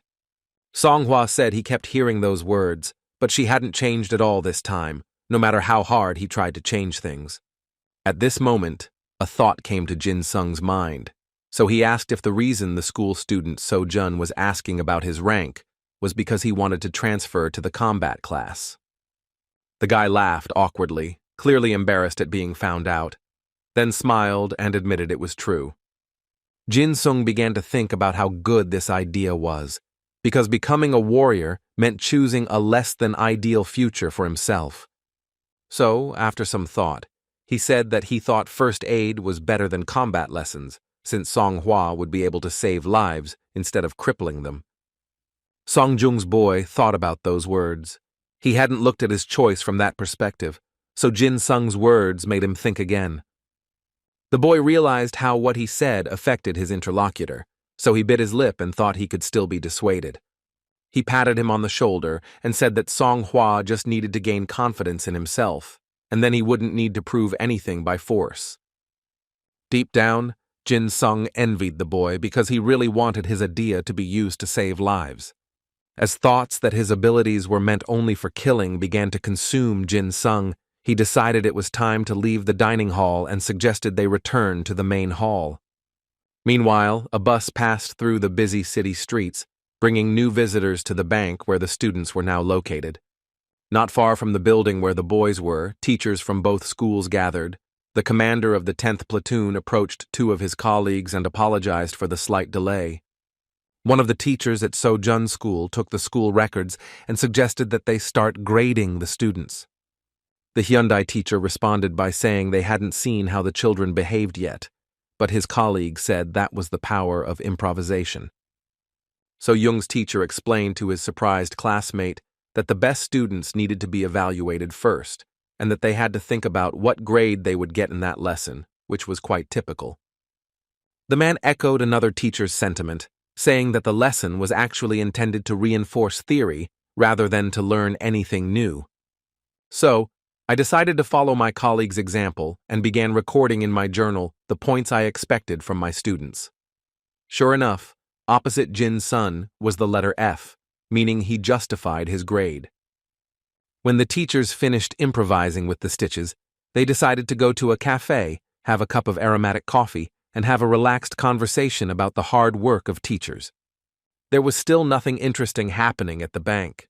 The hallways were empty, and only occasionally could you see students running around doing nothing. The boy and girl stood near the front door and talked about how tiring it was just guarding the entrance, because nothing interesting was happening anyway. A student challenged a red-haired classmate to a game of rock, paper, scissors, and the loser had to buy them both drinks. The game started, and the boys didn't even pay attention to the fact that silhouettes of some strange people in military uniforms appeared behind the glass door. While they were eating crispy fries, another classmate approached the boys and said that someone was going to the bank. Strangers walked up the steps, dressed in equipment that greatly impressed the military academy students. Someone suggested it was some kind of cosplay, but Byun Ki-young asked with noticeable fear in his voice what kind of uniform it was. When one of the bank security guards noticed these people, he swore and ran towards the glass doors. His face reflected genuine concern mixed with fear. He yelled for the students to move away and find a safe place. The boys did not react immediately because they did not fully realize that they were now in great danger. The guard didn't explain anything. He just yelled at the students to disperse and not interfere with his work. The man barely had time to throw his tonfa, which grew heavier with each blow, and managed to repel the blow of the enemy, who had already entered the bank building. For now, he was holding off the attacker's attack, but it was clear that this wouldn't last long, so he yelled for the students to run for the exit of the building. All the boys were alarmed, because they didn't understand what was happening, but they soon began to realize that it was some kind of training mission, but the rules were not explained to them. The eyes of the man in military uniform glowed red, and now he looked more like a monster, especially after the words were said that resistance was futile. The frightened guard saw that the boys were not running away, so he shouted at them to get out of there if they wanted to stay alive. The tonfa broke with a crack, and the students saw the guard turn into a bloody mass under the attack of the enemy sword, which was simply astonishingly enormous in size. The man's body fell to the ground with a sickening sound. The killer looked at the corpse and smiled contentedly, saying he was happy to greet his fellow South Koreans. In the most sarcastic tone, he asked for forgiveness, because when he killed his friend, he didn't think at all about the rules of behavior during the visit. Other members of the security service had already arrived to help, asking who the bandits who had broken into the bank building were, as they did not appear to be ordinary robbers. Instead of answering, the bandit looked the men up and down and said that they looked strong and that they might even amuse him. The guards looked at each other, both noticing the strange dialect that could only be spoken by representatives of one country, and asked if the people standing in front of them were North Korean spies. The masked men laughed and said that today they looked more like beggars than spies. One of the bandits threw a large sack on the ground and told him to fill it to the brim, otherwise someone present would be left headless. The security guard bit his lip. He didn't want to risk the students' lives, but he wouldn't give up without a fight, so he ordered everyone to take their positions. Several strong men prepared to repel the intruder's attack, but there was no guarantee that they would succeed. The thief asked if the guards had not heard him. He repeated that the bag must be full and added that they should hurry, as his patience had limits. But the bank employees didn't want to comply with the robber's demands, so they told him to shut up immediately and stop acting like he was the boss. The criminal laughed and said ironically that he didn't understand whether the people of South Korea had hearing problems or were unlucky enough to have vision problems. He raised his huge sword, which was already bathed in blood, and said that he was bothered by the weaklings who flocked to him like moths. Kim Seon watched this scene and understood that they were no match for such warriors, because their energy spoke of a high rank, so resistance could mean imminent death. The head guard had a strong sense of duty, so he ordered the robbers to be disarmed and subdued, because there were schoolchildren behind them who could barely defend themselves. The man yelled that the children should not be hurt, but Si-young knew it was the man who could be hurt, so she yelled for him to back off. Again he swung the huge sword, and again the space was filled with red splashes and a disgusting metallic smell. The criminal said that the gentleman guards were bothering him too much. Kim Si-yeon couldn't believe that 2 guards had been killed in cold blood right in front of them while they stood helplessly on the sidelines. She watched the man writhe and groan in pain, unable to move from the shock. When he froze, she realized that for him, this battle was already over. One of the Hyundai high school students asked in horror if the security guard was really dead. Seon didn't respond as she was trying to comprehend the fact that the attacker was able to kill a B-rank fighter with 1 blow, which indicated that Idea was very strong. Running his finger along the bloody blade, the criminal asked if this was all the resistance they could show, that they would soon realize they were trying so desperately in vain to establish order. He swung his sword once more and effortlessly killed the 3rd guard. Everything indicated that his overall combat ability was no lower than A rank. Kim Se-yeon decided she needed to act, so she shouted loudly, ordering all the members of her squad to assemble and prepare for battle. She started giving orders to her classmates, and the first thing she needed to do was provide cover from behind, so she ordered 2 guys with good skills to provide it. At first, they were hesitant to get involved in the matter, but then they realized that if they stayed quiet, they could become the North Korean thug's next victim. The boys decided they needed to run to the tables, because that place gave them the opportunity to do what Kim Si-young wanted of them. The villain walked around and mocked the frightened students, cheerfully asking if they had all decided to become bankers, and joking that he would even accept a fine if necessary. The girl did not stop giving instructions, demanded that the students reveal their idea, after which she added that from that moment on, the sergeants are responsible for their squads. The North Korean thug grinned from ear to ear as he saw the students running around the room and politely asked if he could have some money. Some of the boys closed their eyes and ears to avoid witnessing this nightmare. Some asked in panic why they were being forced to do all this. Kim Si-yeon said that now is not the time to become whiners because they need to resist until the police arrive or the teachers come to their rescue. Hearing this, the attacker said that one should not be so hospitable because they were all comrades, and comrades must be supported. Se-yeon carefully observed the enemy's habits and tried to determine their weak points. She understood that she urgently needed to develop a plan of action. The girl wasn't sure if she could face such a strong opponent alone, and his friends looked quite dangerous. The villain said their wallets were empty, so they wanted to ask for help, then sadly asked if all Korean banks really had such a cold attitude towards visitors. As he approached Kim Se-yeon, the man's smile widened, and he asked the name of such a brave young woman, and the student answered. The villain asked why she had remained silent all this time, since she had been so brave, and he jokingly suggested that the girl was thinking about how to get more money for him with her friends. Se-yeon knew she needed to buy time, so she decided to distract the thieves with conversation. She said the men didn't look like spies, so she assumed they had escaped from North Korea. The man smiled even wider when the girl said they weren't interested in money, because they hadn't come just for that. The bandit said that for the talk about spies to finally end, he would have to introduce himself. These words seemed extremely strange to Se-yeon, because she always thought that criminals would never reveal their identities to witnesses. The man spread his arms out to the sides and said he didn't know if the girl had heard of them, but that they were representatives of the Great Blight Consortium. Se-yeon realized that before her were members of one of the most dangerous groups in the criminal world, popularly called the Plague. The location of this gang was unknown, as was the history of its creation, as well as its management. It accepted people regardless of race, status, or position. This terrorist group was against all humanity, and wherever they stepped, not even insects were left alive. The gang members were so cruel that the only trace they left behind were piles of corpses. It didn't matter who they killed, a child or an old man. Afterward, only blood remained. Upon hearing that representatives of the Plague were before them, the boys immediately realized that they were people from North Korea, as they were distinguished by their particular cruelty. The villain didn't understand why they were called Plague, so he decided that the children were too saturated with Western culture.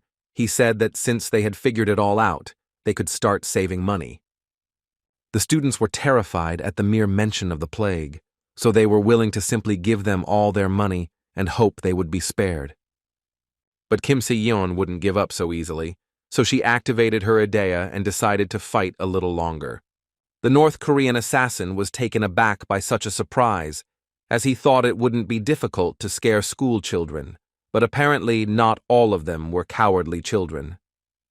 Se-yeon looked directly into his opponent's eyes and tried to figure out the best way to attack this ruthless killer who left a trail of blood wherever he went. The girl bravely stepped forward and told the students to calm down, because by panicking, they were only inviting trouble that could put their lives at risk. If Yeon said something very obvious, the bandit didn't promise that if they gave him the money, all the students present would remain alive. Noticing the horn and comparing Idea with the girl's white hair and pale skin, the man guessed who was standing in front of him. From the expression on the bandit's face, Se-yeon could tell that he had heard about her family, which made her task easier as she could use her abilities calmly. The girl offered the man a duel.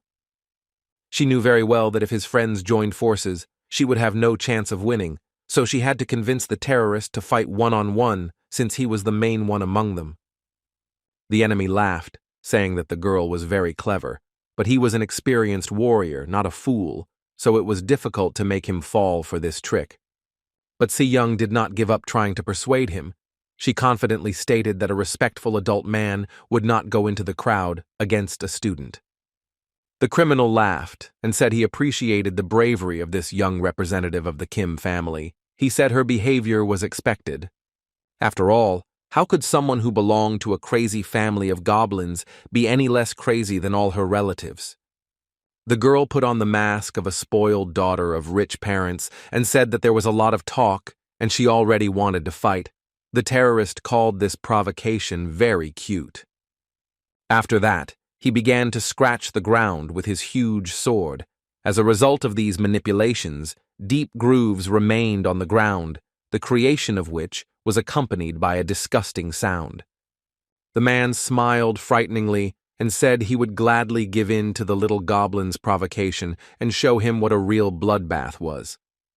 He ordered the girl to attack, because in his opinion he was a gentleman who let the ladies go first. Se-yeon said that it was very presumptuous of him to let her attack first, and she thought to herself that she was lucky that the man fell for her trick. She knew he wouldn't be able to break his word to his friends, so she could stay alive if she could immobilize him. The girl needed to win to survive, so she reached back to pull her sword from its sheath, but to her surprise, the weapon was not there. Se-yeon froze and began to think in panic about where her sword could have gone, something she needed more than ever at that moment. The girl remembered that she had taken off her scabbard and left it leaning against the wall when she went to the cafeteria. It was a terrible habit that she should have given up a long time ago. The enemy asked her what she was looking at, but she could not find an answer to satisfy her curiosity. The man said that if she was too scared to attack first, she could just admit it, and then he attacked her with his sword so hard that Se-yeon barely managed to dodge. She literally saw the sharp blade slicing through the air above her face. A few more inches and the sword would have caught the unruly strands of blonde hair that had come loose from her braid. But luckily, the girl was very agile, so she dodged and jumped to a safe distance. Despite her temporary luck, she knew that if the man were to land a direct blow on her, he would realize she had no weapon to defend herself and repel the attacks. But Seon had a big advantage. The girl was very smart, so when she looked at the concrete slab her opponent had cut, she came up with a plan. She didn't just see damaged building material, she saw in it a weapon that could be used in a fight, and that's exactly what she did. The enemy hadn't expected such a turn of events, as they had never fought a student armed with a concrete slab, so they were a little disheartened.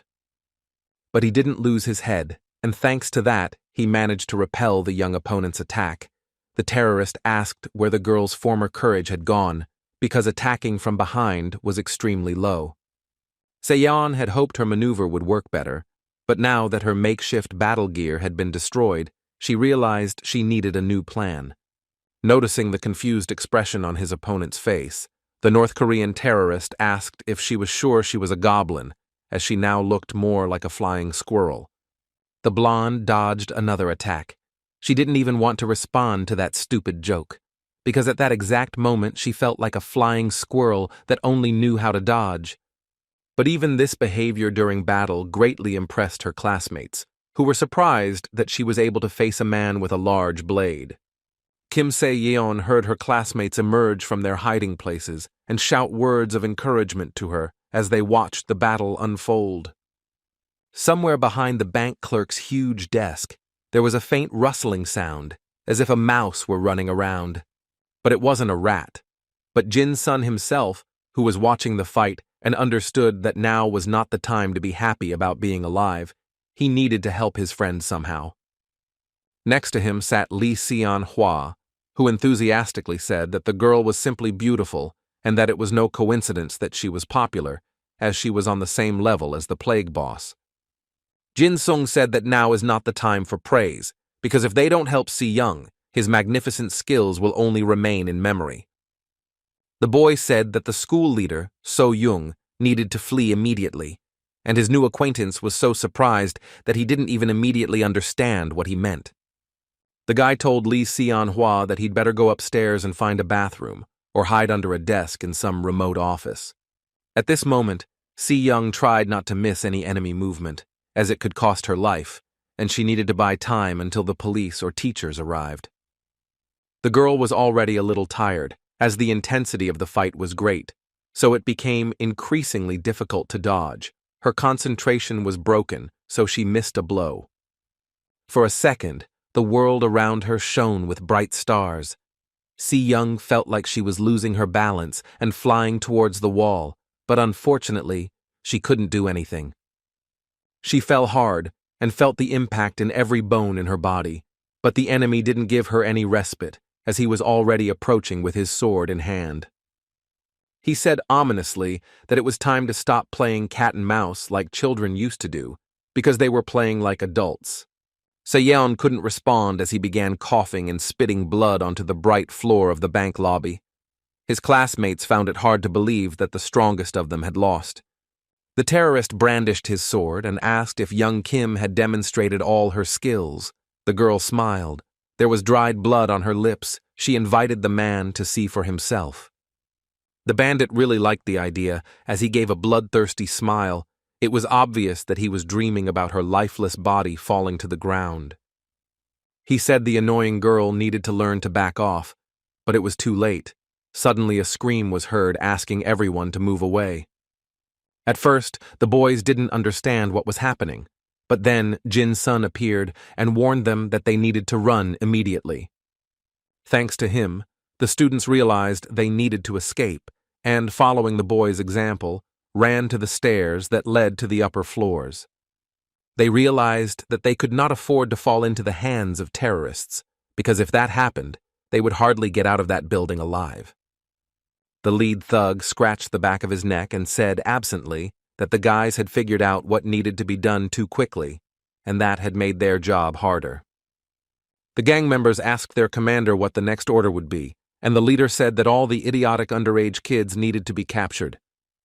His subordinates responded in unison that they would do everything in the best possible way and arrest any students who tried to hide in the bank building. The main terrorist was thinking aloud that although his opponent was special, where could those narrow-minded students have gone? silently watching their comrades' defeat. But then he decided not to focus on that, because he sent a whole band of trained warriors to look for them, who would capture them like annoying parasites. Seon slowly came to her senses. From the leader's order, she understood that he would not kill the guys, because he ordered his henchmen to simply capture them. She decided she could buy them a little more time, so she stood up and glared defiantly at the killer who was right in front of her. He looked at her approvingly and said he appreciated her persistence because she could be much more useful than he thought. The terrorist smiled maliciously and offered the girl to join the Great Blight Consortium. Seon backed away and said she would never accept such an offer. The man strongly advised her to consider his generous offer because, he said, girls were lining up to get to him. Seon grimaced, her face expressing genuine disgust, and asked if she should really believe some thief's stories. The man was not the least bit offended by these words. On the contrary, he finally decided to introduce himself and gave his name as Kim Il-jung. The girl couldn't believe what she heard. She knew the name well, and it was hard for her to realize that that person was standing right in front of her. The thug realized his opponent knew who he was, so to dispel any remaining doubts, he said he was the son of North Korea. If Yeon recalled all the information he heard about Kim Il-jung, he was a very famous figure in his country and beyond. This man was the chairman of the most famous party in North Korea. He is known as the best military commander and the greatest politician. He was the man with the strongest idea in North Korea, a monster by all accounts. He was a little nervous about reaching the top so soon and wanted a talented woman by his side. Yeon understood what Il-jung was implying and decided that she would never become his companion in her life, but she wondered why such an influential person would come here in person. The man asked why the girl moved away so much. He said that it was precisely because of this reaction that he did not reveal his name.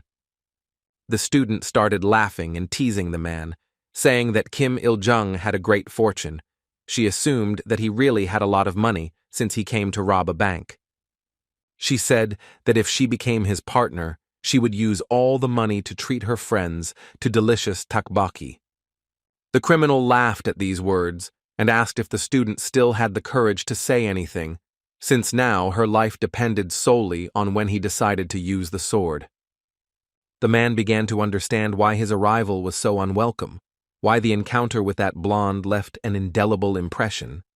Looking at her, he realized that the order to rob a bank with students inside was not an accident, because no one would get rid of the children. It was worth coming here to see young Kim.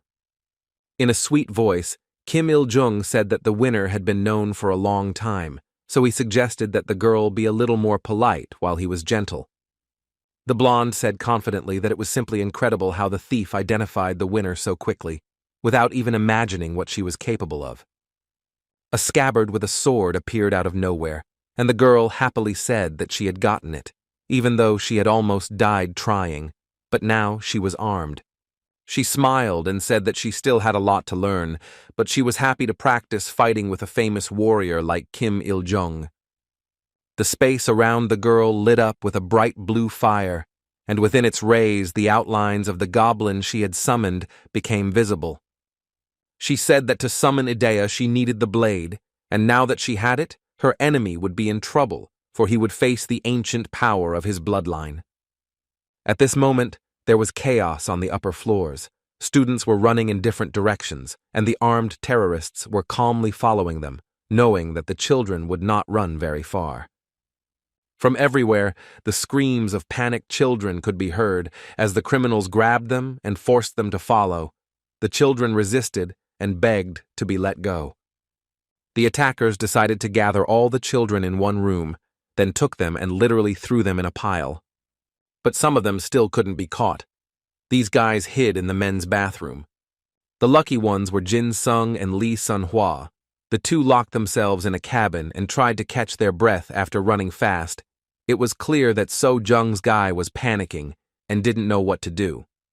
Jin Sung decided to lighten the mood and said that the bathrooms were probably so clean because it was an elite bank building that was carefully kept clean. His new acquaintance didn't like this joke and said they should go higher because they were only on the 5th floor and the others ran faster, but Jin Sung assured them that everything would be fine. The boy said there was no need to worry. The main thing was to get back to normal and catch their breath, because if they didn't, they would become an easy target for the enemy. Seon Hwa turned to his interlocutor and looked at him carefully. He asked if everything was okay with the boy, because he was acting a little strange. Jin Sung pretended not to understand what his interlocutor was saying, then asked what exactly he meant. All the boy's thoughts revolved around the memory of how blood covered the bank floor.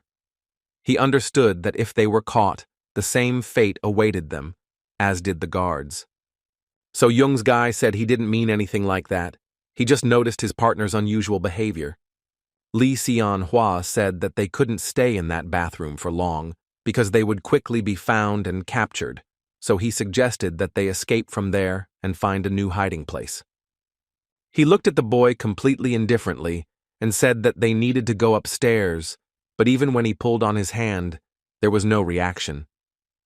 Jin Sung's mind wasn't there. He was with his girlfriend. He could only hope that Seon could resist at least a little. The boy threw his companion's hand away and said there was no point in running because there were armed terrorists everywhere, and it was only a matter of time before they were caught. To his new acquaintance's surprise, he said they had to fight because they simply had no other choice. Seon Hwa asked in panic, didn't he see what happened to the guards? Not even the teachers would be able to resist this group, and the students certainly wouldn't be able to do anything. The boy suddenly asked the most unexpected question that could be asked in that situation. He was interested in knowing whether his interlocutor really believed that souls could be divided into classes. Seon Hwa didn't understand why he suddenly asked such questions in this situation, but then Jin Sung said that he once accidentally heard some very interesting information. He shared that he discovered that Kim Se-yeon used to have an overall combat ability that was equal to D rank, but now she has risen to A rank. Jin Sung asked his comrade if he thought idea was originally the same for everyone. If that were the case, there was no need to be upset about her classification. Seon Hwa heard these words and at first found them to be nonsense, but then realized that there was logic in them as well. At that moment, the boys heard the elevator door stop on their floor. Then they heard footsteps, accompanied by the sound of heavy boots on the floor. Seon Hwa's face was covered in sweat. He felt that danger was approaching inexorably. But despite this, he decided to ask why Jin Sung decided to talk about such a matter. The sound of military boots became even louder. Someone was approaching their shelter, and soon the guys could be found, and then they definitely wouldn't help Kim Se-yeon, high school student. So Jun began to get agitated and panicked. He was afraid to even think that they might be found. He didn't know what to do or where to find safer shelter. The shooter heard voices coming from the men's room. It was Jin Sung telling his companion that he had a strong idea, and that if he concentrated, he could make her even more powerful. Seon Hwa, almost hysterically, told the boy to speak more quietly because the terrorists might hear them. But instead, Jin Sung placed his palms on the boy's shoulders and squeezed them tightly, urging him to listen to what he was about to say. Disciple. So Jun's gaze was unfocused, and due to panic, he was completely unable to perceive the words Jin Sung was trying to convey. But the boy still didn't give up trying to get closer to him and asked him to trust him and do what he said. The bathroom door opened with a soft creak. Someone cautiously entered the room, but acted so cautiously that if you weren't paying attention, the stranger's presence would not be detected. After making sure there was someone in the booths, the terrorist said the boys could be heard perfectly well, so he would give them a few seconds to come out alone. The man stood near the restrooms and told the boys to hurry up because their boss really didn't like slow people. Jin Sung looked from the farthest cabin. The boy smiled and said that it was the first time he had heard such an interesting dialect. He really wished the man would teach him to speak like that.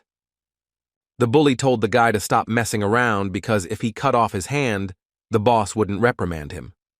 Seon Hwa watched in shock as his comrade mocked the terrorist, saying he was much more talkative without his leader. When the boy realized he had managed to provoke his opponent's emotion, he activated his idea and drew a dagger. He swung the gun and pointed it at the criminal. The guy was holding himself as if he was holding a huge sword in his hands, not a small knife. Even through the balaclava, he could see the man smiling, and wondered if that was really the guy's idea. The enemy told Jin Sung to stop playing around and just accept the fact that he was caught and now he couldn't escape. After these words, the terrorist ran straight to where the boy's hideout was, and it was clear that he was determined to act decisively. He was so fast thanks to his idea, which helped him accelerate from 0 to 100 in 1 second, a skill that was equivalent to a B-rank skill. Jin Sung turned to his companion and reminded him that he had told him to run as far as possible, and that was exactly what he had to do now. The armed criminal laughed evilly and said that the boys had nowhere to run, as they were both in a trap from which they would have difficulty escaping. Jin Sung didn't respond, as the space around him was already filled with red light, so he activated the perfect massacre skill, which was C rank. A strange, very dark energy started bubbling around the guy, which literally sucked all the oxygen out of the bathroom. He waited for his opponent to approach, because now that his abilities had been tripled, he could easily deal with this villain. Jin Sung stood motionless until the moment his opponent's fist began to cut through the air, aiming for his face. Then he swerved sharply, so fast it looked like he'd teleported somewhere else. The guy said sarcastically that the gang members were too slow. The terrorist didn't even understand what had happened and how he missed the target, so he angrily told the boy that his next blow would definitely hit the target. But the next blow was not struck by the criminal, but by Jin Sung, who managed to cut his opponent with his small dagger, which was always ridiculed as a useless pocket knife. The man continued to strike without stopping, as his weapon was separated from the enemy's soft flesh by a bulletproof vest, which could only be penetrated with great effort. He attacked the terrorist and apologized with a smile, saying he was sorry the man had fallen into his hands.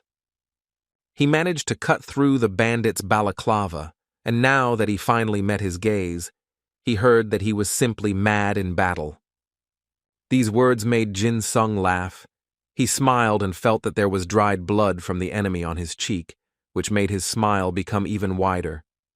He examined the man and saw that he had wounded him in the thigh, perhaps even hitting an artery, as the blood was flowing non-stop. Jin Sung didn't reduce his offensive actions against the enemy, as he asked about how it was probably very convenient to accelerate from 0 to 100 in just 1 second. The man was stunned and scared upon hearing this, because he didn't talk about his idea, which meant that the guy had an ability that allowed him to see the essence of the soul. The boy smiled and looked genuinely mad as he asked if he should cut off the gang member's ankles, as it would be interesting to see what would happen if Idea's manifestation tool was destroyed. The bandit looked at the student, whose eyes burned with a thirst for violence, and understood that he could do the most cruel things to him. The boy began stabbing him with his dagger, spraying blood everywhere, but Jin Sung was only interested in whether the man's rank would be lowered if his legs couldn't run. Seon couldn't believe that his shy and slightly stupid friend had turned into such a cruel killer who mercilessly cut his enemy with his small dagger. He realized that Jin Sung was simply overcome with death, but he didn't know what to do, because he himself began to fear the man. The boy was no longer a shy and awkward high school student. He was a real killer who dealt with his victims in the most brutal way. When he looked at Songhua, he was startled and took a step back, because seeing that bloodthirsty gaze on him was simply unbearable.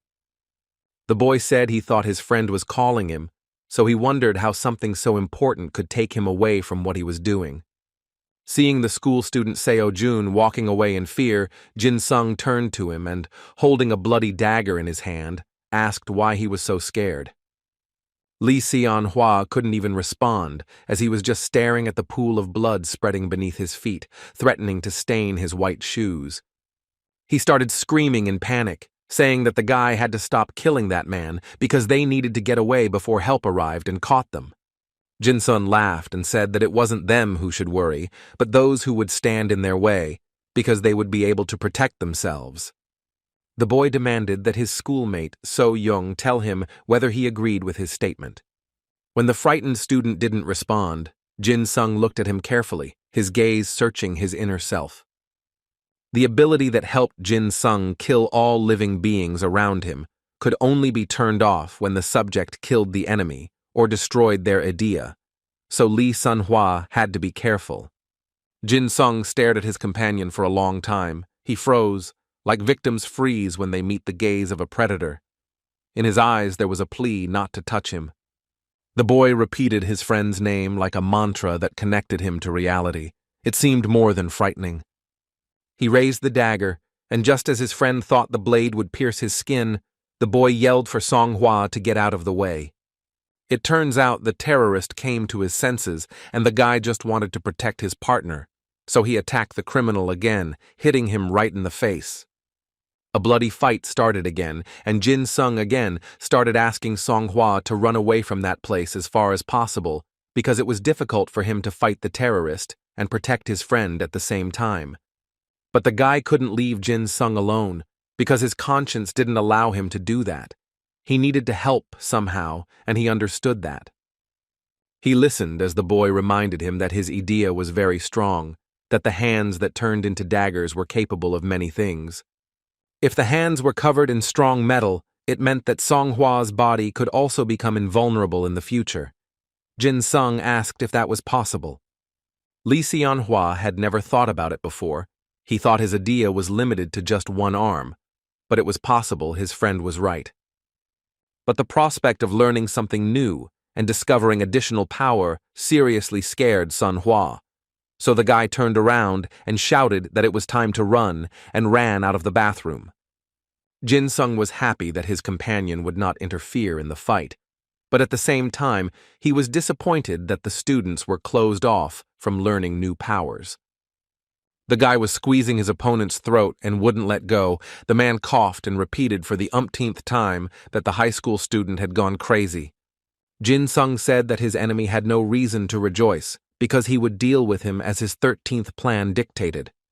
The man asked what the 13th plan was, and thought to himself that it was amazing how the guy managed to hide his powers all this time.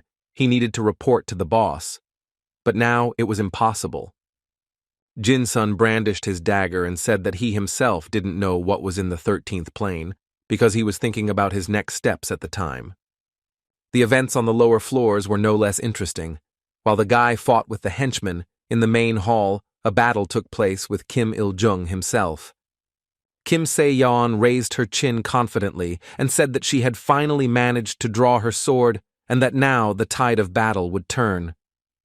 Kim Il-jung looked the girl over from head to toe, which gave him disgusting chills, and said that the sword suited her pretty face. She said a man would change his mind in an instant once he felt the first blow, so he might as well stop trying to seduce her. The terrorist leader laughed and asked Seon if she really thought she could handle such an experienced and strong warrior like him. He demonstratively raised his huge sword, on which the dried blood of the guards was clearly visible. This gesture should have frightened the girl, but it did not have the desired effect on her. This self-confident behavior infuriated the bandit, and he decided to attack, but the girl firmly resisted the attack of his sword and managed to parry the blow. He was surprised that such a fragile-looking blade could withstand his massive sword, and young Kim didn't look very strong, but she managed to maintain her balance and resist.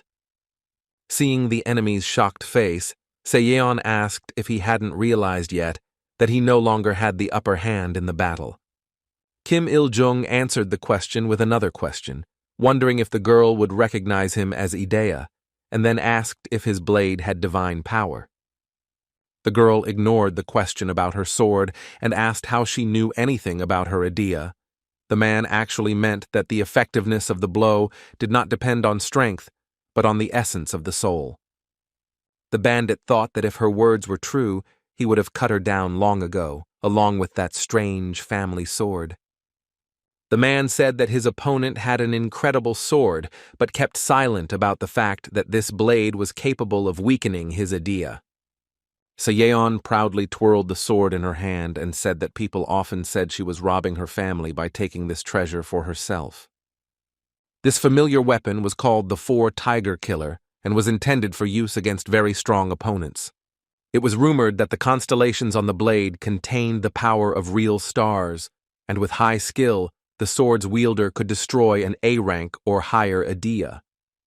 But for Seon, the greatest value of the sword was that with it, she could fight anyone, and no one would be able to consider her weak.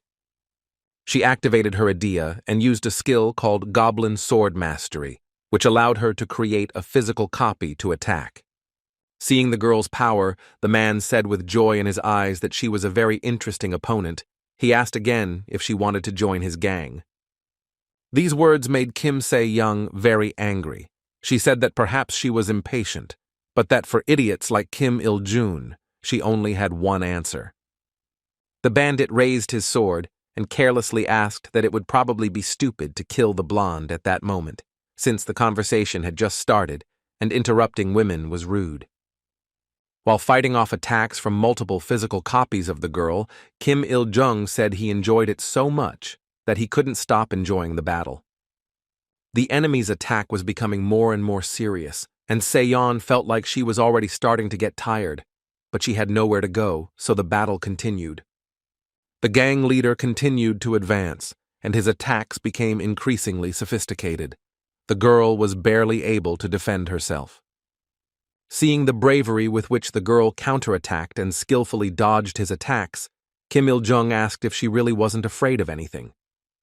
Seon didn't respond as the man didn't stop and soon returned to her, trying to cut her body in half with his sword. He proudly noted that he still seemed to be superior in strength to the young representative of the Kim family, and not even the family sword helped her much in the battle against him. The girl categorically disagreed with this statement, because she had not yet shown him all the sword skills she had mastered through hard training. She used goblin sword art once more and decided that this time she would show the enemy her best class. Seon dared the man to try and dodge her attack this time and ran straight at him. The girl understood that the enemy was delivering quick and strong blows, but if she managed to attack while he was fighting with her spears, she could cause him serious damage. But there was a problem. The enemy attacked again, and this time, Seon realized that she could no longer withstand this pressure, and her hands began to tremble due to the strong attack. But she still resisted and was able to dodge the enemy's sword. The enemy smiled broadly and said that he definitely liked young Kim. Thanks to this attack, the girl realized that Kim Il-jung was much better than her at delivering a direct blow. His was precise and powerful. The man said that now that his opponent had an idea of what he was capable of, Se-young understood that he would try to hurt her self-esteem, but to buy time, she had to play by his rules. Il-jung asked if his skills were good enough to convince her to join him. The girl needed to kill as much time as possible, so she replied that it was not enough. Her hands clenched involuntarily when she heard someone's heavy footsteps, followed by some kind of groan. Then she heard screams and cries for help, and turned her head to see Il-jung's henchmen dragging the captured students down the corridor.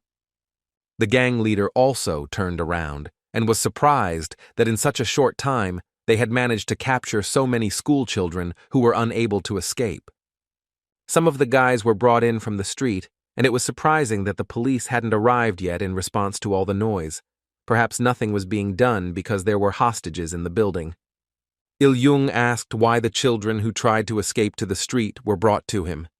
He was interested in knowing why the bandits who had gone upstairs hadn't appeared. One of the subordinates said that they had split into 2 squads. The first was busy cornering the upper floors. The second waited in the street to catch those who dared to jump out of windows in the hope of saving themselves. The criminal explained that those who had not yet returned went upstairs to find those who remained there and hid in different rooms. Hearing this, Seon was simply shocked, because if an armed group was calmly walking down the street, it meant that during this entire time, the police had not made a single attempt to help. The police did nothing, and the girl was willing to bet that it wasn't a matter of caution. She found it all very suspicious. Il-jung said that all the fears and worries were written on the girl's face, so it would be best if she stopped this senseless resistance. The man asked if she was interested in knowing why the police hadn't arrived yet. and when young Kim looked at him with interest, he explained that the gang had temporarily closed the bank with Idea's help. Everything inside Seon froze. She understood that there was no point in wasting time now, because no one even suspected that they were in trouble. There was nowhere to expect help from. The leader of the criminals said they wouldn't have started a riot in broad daylight without proper preparation, so they made the building look completely normal from the outside. He smiled evilly and said that no one even suspected what was going on inside the building. At that moment, the girl was really scared, because she understood that no one knew what could happen to her. She hoped that she just needed to buy time until the police arrived. Seon knew she needed to somehow report what was happening, but she was afraid that if she ran away, all the boys would be dead when she returned. But she also had the feeling that she wouldn't be able to hold out for long, because the enemy didn't slow down the speed of his attacks, and she couldn't counter them so quickly anymore. The girl didn't know what to do.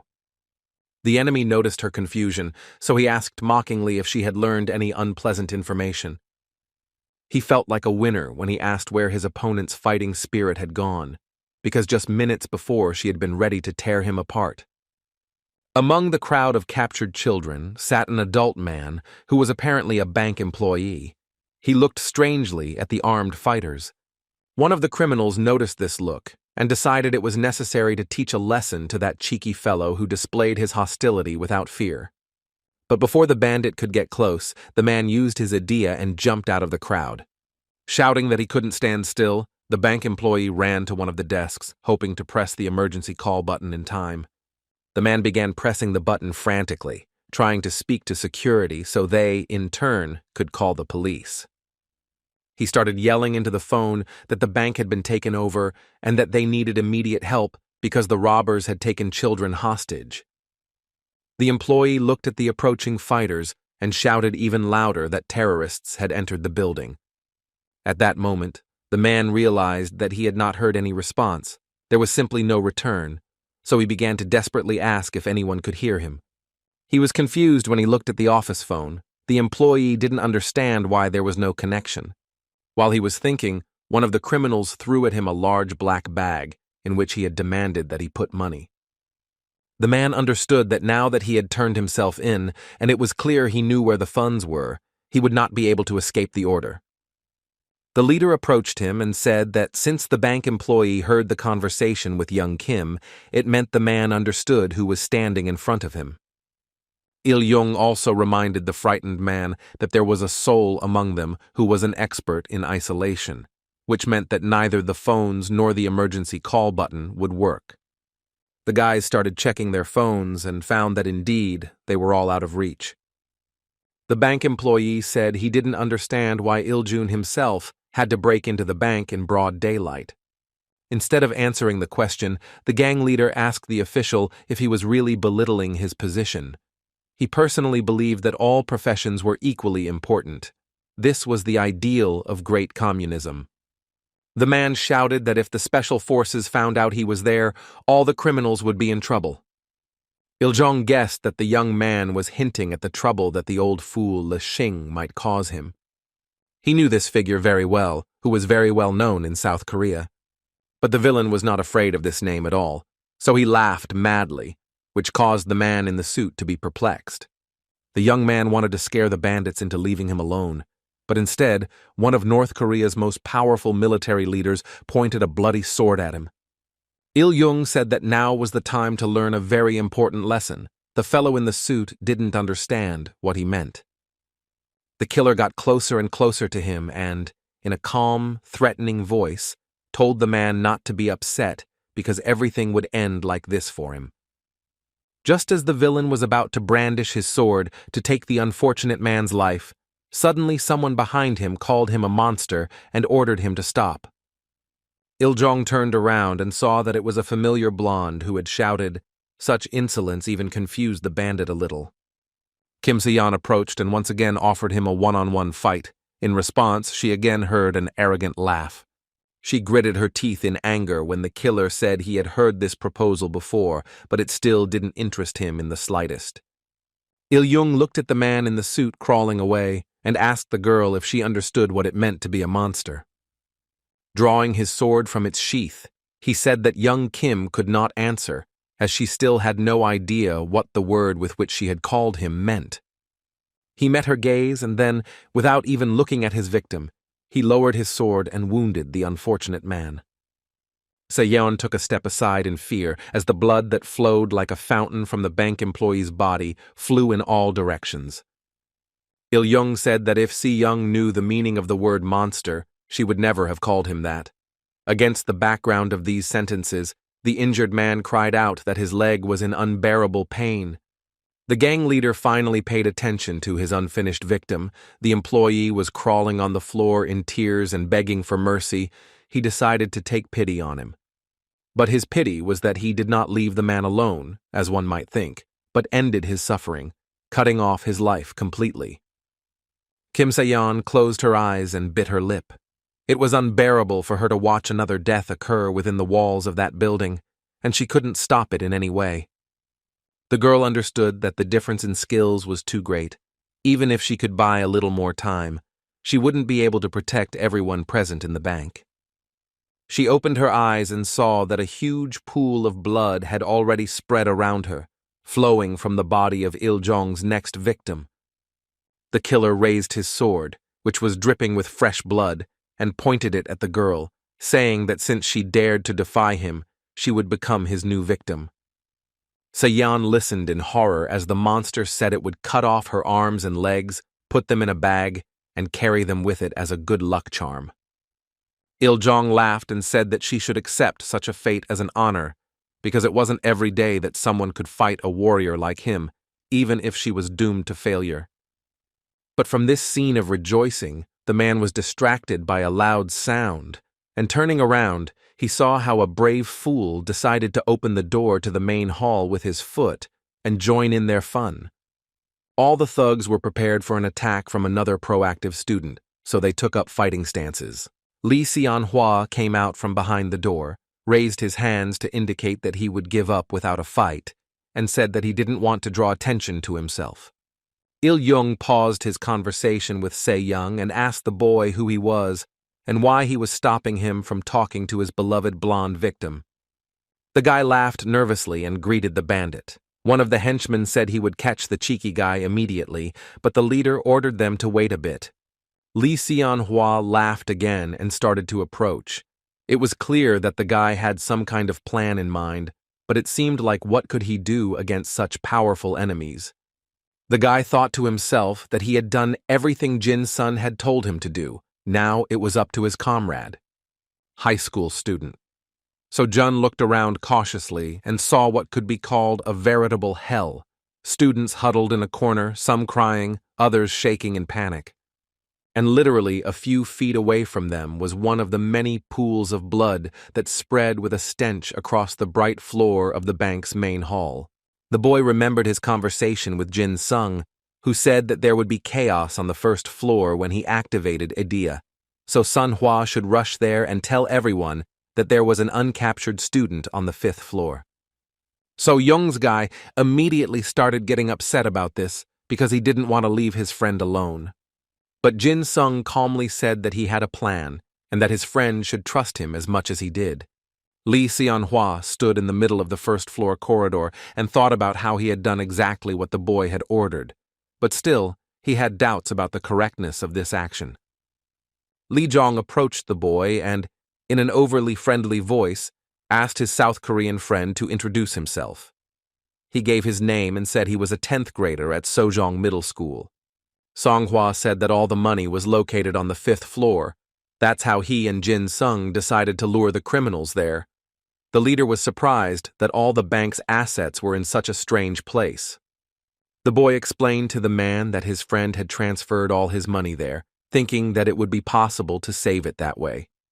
The thief was very surprised that his friend, who claimed to be a student, knew where the goods were located and was able to move them to another location. Here he had another question: why the comrades he had sent to scour the upper floors had not yet returned.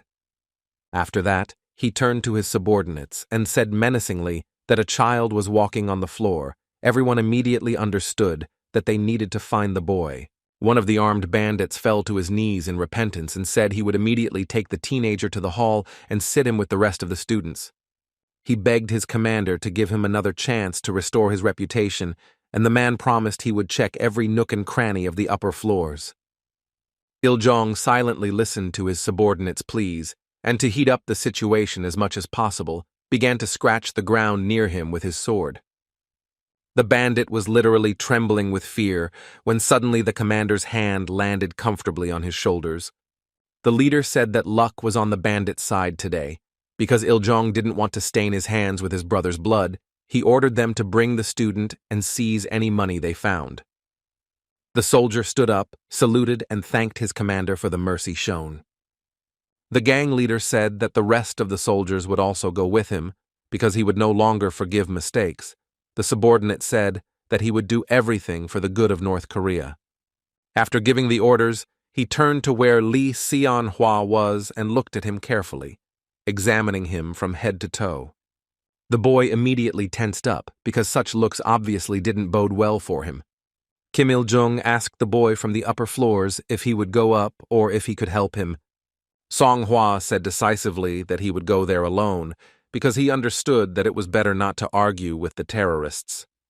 The killer smiled bloodily and said that the guy wasn't stupid and that he made the right decision, maybe even saving his life. The gang leader said that while his soldiers were busy with the guy's friend, he preferred to have some fun. He began walking between the rows of captive children and said he was offering them a fight with the Goblin girl. The bandit promised to spare the lives of those who managed to bring him the leg or arm of that cheeky blonde. Kim Se-yeon tensed up, because she understood that if she was attacked by a crowd, she would hardly be able to fight everyone. Someone would be able to hurt her. Il-jung continued to walk around the boys and ask them what they would do, choose death or life, in exchange for their classmate's severed limb. The girl froze and began to wait until at least one of the boys responded and said he wouldn't do that. But everyone remained silent, frightened. It seemed the children were afraid to make an extra move, much less say a word. One of the students clenched her hands convulsively and didn't even feel the pain as her nails dug into the soft flesh of her palm until they bled. The girl was clearly not herself when she realized that they were being forced to face Kim Se-yeon, who was the strongest among them. The man was clearly pleased with the position he had placed the boys in, because now they would have to betray one of their classmates. Suddenly, a red-haired girl stood up from the crowd and boldly said that they couldn't even suggest such a thing, since Seon had been fighting for them from the beginning. But not everyone agreed with this position, as a discussion began among the boys about the fact that the winner had been known for a long time and their lives were at stake. Someone started crying and for some reason looked for a clock, saying he wanted to start the countdown because he was tired of waiting for it all to end. Some students frowned and said they simply had no choice. They believed that Si-young had a wealthy family that would give him a normal life even without a member. The girl understood that some of her classmates were ready to commit vile betrayal to ensure their survival, and this made her feel simply unbearably offended. But then Sun-hwa jumped towards her. At first, the blonde was tense, as she thought this was the first person who wanted to cut off her leg, but the boy smiled and got closer to her face. After thinking for a while, the girl decided she had nothing left to lose, so she allowed him to whisper something in her ear. The boy told her not to worry because things would soon change, and she should try to hold out a little longer. Se-yeon looked at So-young in surprise and asked what he meant, because she had no idea what could help them in this desperate situation. She wondered why this guy had come here instead of hiding somewhere secluded, and he had approached so quietly that it aroused suspicion. She sternly told him he should have stayed hidden, but now he was another hostage. Song-hwa said he came here to help. The boy looked at the students, who were clearly considering whether to attack the blonde, and then asked if he had arrived at the wrong time. The girl heard the irony in his voice and said that, as a way of thanking him for his help, he could take her hand and give it to the bandit in exchange for his survival. Seeing that the blonde was in a bad mood, the boy asked Se-yeon to look at him. The girl reluctantly looked up. Song-hwa laughed happily and said that he and Jin Sung were now best friends. Seon looked at her interlocutor with interest. But the guy didn't have time to say anything because the opponent loudly hit the ground with his sword, and this did not bode well for them. Il-young said grumpily that he would kill every student in the class if the boys continued to waste his precious time. The students started approaching Si-young. It was clear that they had decided to try and attack her, but apparently, in order not to feel so guilty, they started apologizing to the girl. The boys said they were sorry and didn't want to hurt her, but Il-jung left her with no other choice. The main bandit asked Lee Sun-hwa if he had sided with the girl and wanted to fight the school kids with her. The guy laughed and absent-mindedly scratched the back of his neck and said that apparently that was the case. He was forced to help Si-young. The leader said he would allow him to do so, because such a turn of events would guarantee him an even bloodier show than he expected. The man informed the children that he would now also need Song-hwa's severed limb as payment for another life. Il-young happily declared that now, thanks to his generosity, 10 people who were to participate in the battle would be able to survive. Lee Seon-hwa smiled nervously and turned to Seon, asking if she planned to protect them from the attacks of the bloodthirsty students who wanted to survive.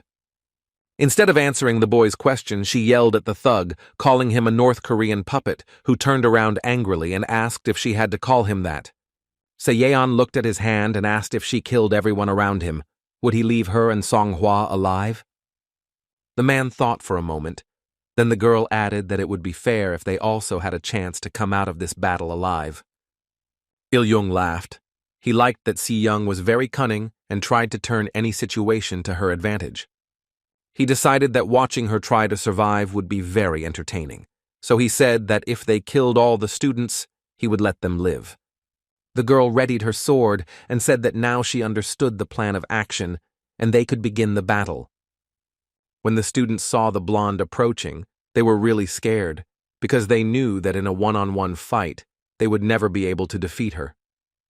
The red-haired girl who had been advocating for Seon not to touch and was now at the forefront of the idea of hurting her was scared, but the blonde repeated their line about how she had no choice. The student realized that his actions had caused the girl to be merciless towards them and regretted that they had all made the wrong choice. Il-young noticed that the boys were starting to hesitate and realized he needed to pressure them, so he told them it was up to them to decide what to take, the blonde's leg or their heads. The red-haired girl was simply devastated by the contradictory nature of the situation. She wanted to do the right thing, but who knew where that line was? She hysterically shouted to Seon that it wouldn't be right to save the majority, because if she didn't fight, 10 people would be able to survive. Otherwise, only 2 would remain alive. The student wanted to know if the blonde would really kill them all just to save her own skin. Instead of responding, Seon activated her idea and used a skill called Goblin Sword Art. After that, 3 of his physical copies rushed to attack the shocked red-haired colleague, who simply froze in place. But when Seon's copy was about to attack, the girl suddenly came to her senses and started to fight back. She used the punch glove skill. The blonde ordered her opponent, who was the sergeant of the first squad, to fight with all his strength, as his survival depended on it. The red-haired student didn't understand what Seon meant, because it was illogical for her to ask her to use all the power she could muster. But the sergeant of the first squad decided to listen to this strange request and fight as if it were her last battle. With fist and sword touching, the 2 ideas met in a direct blow, and the power of it shook the entire main hall of the bank. The girls fought selflessly. None of them wanted to lose, as many lives were at stake, which could end their earthly journey today. The red-haired schoolgirl realized that she had only attacked a clone of her opponent, but what surprised her was that the sensation was the same as the girl's. As she thought this, Seon herself arrived, knocking her opponent down and knocking the air from her lungs. The girl wanted to scream angrily, but Seon stopped her, telling her to listen very carefully to what she was about to say. She stopped kicking and pretended to lose consciousness so the blonde could get close to her ear and tell her what she planned. When the redhead heard what Seon told her, her pupils widened in surprise, but after that, her respect for the girl increased several times. When Seon was convinced that her classmate had figured it all out, she threw her strength into the crowd of other kids, because no matter what agreement they had between them, the fight had to look realistic. The students began to worry about the girl's inert body, wondering who would be the next to attack the blonde. The guys started to think that Seon's copy simply dissolved. Someone said that one day the girl would lose her breath, and then they would be able to find her vulnerable spot. One of the students suggested defeating Lee Seon-hwa first, since he seemed more vulnerable and weak, especially since the thug required his limbs for his perverted collection. Seon heard this conversation and closed her eyes tiredly. She thought that besides protecting herself, now she had to take care of the boy's well-being as well. She ordered him to stay behind her and not stick his head out, then stepped forward and firmly gripped the hilt of the sword with her palm. Kim Il-jung watched the battle intently and could not take his eyes off it for a second because his bloodthirsty instinct demanded a show. He laughed wildly and shouted that it was the most exciting entertainment he had seen in a long time. The bandit ordered the boys to quickly go into battle, but they stood there with tears in their eyes and did not dare to attack. The tired Seon took a defensive stance, knowing that there would soon be a new fight with another opponent, and she would hardly be able to rest. The mad killer Kim Il-jung ordered the children to start killing each other because their rotten insides were hungry for spectacle. He only fell silent when an empty can of some drink was thrown in his direction. It clattered to the floor, and a tense silence fell over the room. The man was furious because an insolent child showed such obvious disrespect that he was ready to kill him with his own hands. Looking at the crowd of captured children, he immediately realized that it was not they who did it, because the children were very scared, so the bandit paid attention to the open door that led to the stairs. From there, someone's slow footsteps could be heard, getting closer and closer. Il-jung was already irritated with this person because he was acting so calmly, which meant he wasn't afraid of him. Now it was time for Jin-sung, who was already ready to deal with the bloodthirsty monster that had captured his classmates, to enter the main battle. Il-jung didn't pay much attention to whoever was coming down the stairs, so he decided to deal with whoever threw the can at him. Seon carefully looked at everyone who could theoretically do this, but his suspicions didn't fall on anyone because the students were too confused. The furious thug threw the can straight at the door, from where the figure of a man began to appear, walking slowly towards the light. He noticed him and said that the appearance of new characters in the story always added color. Il-jung asked if Lee Sun-hwa was talking about him. The bandit asked the man to wait a bit, as he hadn't finished with his current victims yet, and was eager to expand his collection of severed limbs. Jin-sung responded by attacking. Il-jung barely managed to reach out and cover his face to avoid being hit by the small fragments the unknown adventurer was attacking him with. This behavior really angered the bandit, because he was used to dictating the rules, and then a teenager decided that he had the right to spoil his plans. Il-jung was blinded by rage and began to ask why his opponent did not utter his Adea's name and why he was attacking him from behind. Then the man accidentally looked down and realized that the guy hadn't attacked him with shrapnel. He had thrown his own soldiers' masks at him, which were damaged and covered in blood. The gang leader began to think frantically about what could have happened to his comrades in the Great Plague Consortium, but only the most disappointing thoughts came to mind. His eye began to twitch nervously, and he demanded that the student explain to him what was happening there. Il-jung tightened his grip on his weapon and wondered if the enemy hiding in the shadows was underestimating him to act so boldly. The assassin began to swing his sword in different directions when he activated his idea. His blows left behind a purple glow that cut through the air. He inexorably approached the side where the teenagers were sitting in a crowd. Apparently, in this way, he wanted to attract the mysterious adventurer. But when the bandit, in a fit of rage, brandished his gun, he inadvertently hit the ceiling, which now had large cracks. The boys watched in horror as the cracks grew wider and began screaming that the ceiling was about to collapse right on top of them. Kim Se-yeon was also afraid that the ceiling would fall on her classmates, so she used the goblin clone skill and rushed to help. The ceiling began to collapse, but literally a few feet from the ground, it suddenly stopped, as if something was holding it in zero gravity. Not something, but someone. It was Seon, who shivered, barely able to hold on, but still held the weight of the concrete ceiling on her shoulders, thus saving the lives of her classmates. Il-jung was shocked to say that the girl was actually very strong. He asked her to be patient for a bit, because for now he had to deal with the new guest that had arrived at the party. Drenched in sweat, the blonde hissed for the second time that the bandit was a true North Korean monster who had no mercy and did not value life. The man paid no attention to these words, but warned the boys that if even one of them moved from the spot, they would all die, because his soldiers were waiting for them outside, so there was no point in running. The students were so scared and shocked that they couldn't even nod. They just stared at their captor with blank eyes. He winked at the students and said that now was the perfect time to cut off Si-young's limbs and present them to him.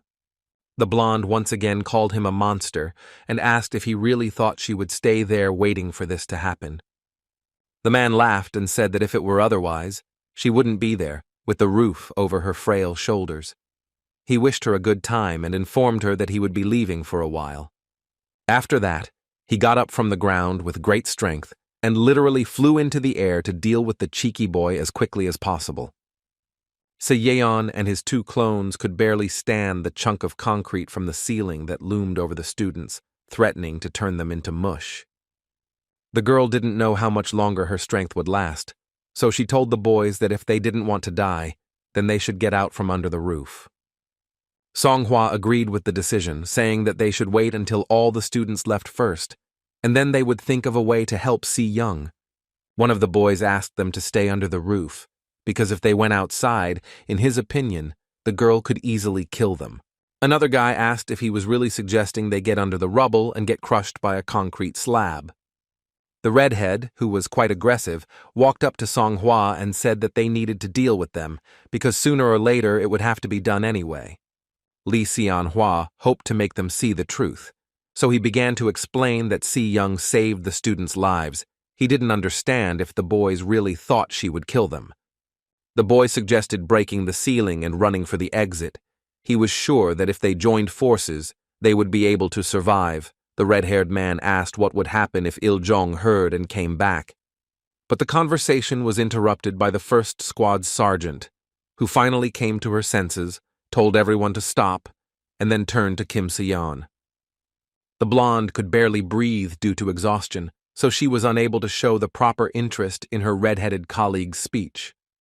Meanwhile, Jin-sung was in a state of crazy euphoria over the fact that his enemy had finally appeared before him. Il-jung carefully approached the boy, surprised that he was alone, because everything he had done could have been done by an army of trained soldiers. The man looked at the mountains of scattered and mutilated bodies of his men who lay motionless in their own blood. The boy said happily that he had been having fun with those bandits for a long time. Jin-sung's eyes burned with the desire for violence as he talked about how he could have dealt with this much faster if the enemies had come against him en masse. The gang leader thought with a smile that today he would only have surprises. First the goblin girl surprised him, now this little monster appeared from somewhere. Hearing one of North Korea's most bloodthirsty bandits call him that, the boy laughed out loud and ran his finger along the bloodied blade of his dagger. Seeing that the boy enjoyed killing, the man decided to invite him to join the ranks of the Great Plague Consortium, even promising him a good position for such talent. Jin-sung put his hand to his face and pretended to be in deep thought. The man said he had great prospects in that direction. The boy smiled and said that in this situation he would have to take the ninth path. After these incomprehensible words, he jumped and rushed towards his opponent at lightning speed. Il-jung only had time to move his eyes in different directions, trying to understand how the boy could move from one place to another so quickly.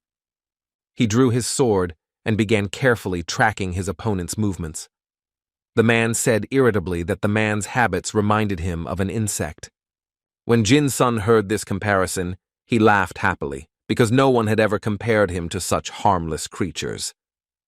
Il-jung was disappointed to see that his young opponent had not been hit by a single blow from the greatsword, and decided he would have to show him his advantage. The man swung his weapon with all his might and slashed the ground, which shook and cracked, like the ceiling that had collapsed in the hallway. Iljong asked menacingly if his opponent liked the surprise, but in response he only heard the strange boy's mad laughter. The man was unbearably irritated by this behavior, so he said that the guy had fallen for the bait, as he had no idea what kind of idea he had. The essence of Iljong's soul was that the strike of his sword was unstoppable, for this great weapon was taken from the Baekdusan tiger cave. The man's sword was capable of piercing any surface, allowing him to literally destroy everything around him. From the outside, the spectacle of the battle looked a bit comical, because it looked like a guy could actually charge into battle against a big sword with a small dagger. But then Jin Sung said a sentence that made the blood in the veins of a seasoned warrior freeze. The guy was surprised by the long name of the man, Idea. Iljong froze in place. He couldn't believe what he heard, because this would mean that his opponent could see his soul essence, which made him vulnerable. He decided not to investigate and just finish off the newbie, but Jin Sung once again dodged the greatsword and jumped to the side. The boy decided to make fun of his opponent, so he started asking why his soul essence had such a long name. He wanted to know how Iljong managed to name his Idea with such a grand phrase, so he asked the man to tell him this incredible story. The gang leader didn't answer this obviously mocking question. He was more irritated by the fact that the student had once again managed to dodge the blow. The man asked if the subject could see Idea, and he nodded, then began bombarding him with questions about why the bandit rank had so many advantages and what the enhancement factor was. Iljong hadn't felt this angry in a long time. He had the impression that this little bastard was reading him like an open book, so he asked his name. The boy laughed like crazy again, and then began chanting his name, as if he was afraid that Iljong would forget him. The gang leader said Jin Sung had a unique vision that would help him reach unprecedented heights if he joined the ranks of the Great Blight Consortium. Suddenly, Jin Sung said that he thought the man was the strongest person he'd met in a long time. Iljong asked why the man suddenly brought up that topic. But instead of giving an intelligible answer, the boy shouted that he only saw 9. The bandit could only guess what this nonsense meant. Iljong asked the student if he could see anything else, and he replied that he could only see 9 ways to kill him. The man laughed out loud because he was simply impressed by such unique abilities. He said that he sincerely envied the boy. Ignoring the praise, Jin Sung said he didn't need 9 methods, because he would only use the one that was most effective. Iljong asked if the peace negotiations were over. He pretended to be very sorry, and then said he would beat the guy half to death and use his unique insight. After these words, the 2 bloodthirsty madmen entered into battle, both smiling, because violence brought them a savage pleasure. At this moment, one of the students found a way to hide from the cruel bandits, hid in some distant corner of the bench, and sat there without leaving. This cunning character was Byun Ki-young, who put his feet up on the table and rocked carelessly in his chair. The elevator was broken, so it would take a long time to reach him. The boy was sure that all he had to do was make a phone call and the police would arrive in no time, as they were right in the city center. The blonde understood that he would also have problems if he wanted to leave his hiding place, so the boy preferred to stay seated in his place and not stick his head out. Where there was stability was between 2 crazed killers who were gleefully trying to turn each other into a bloody mess. Jin Sung was in a state of pure euphoria as he slashed with his dagger and moved so fast that he could see his opponent's confused look. Iljong struck one blow after another, but none of them hit their target or even scratched the boy.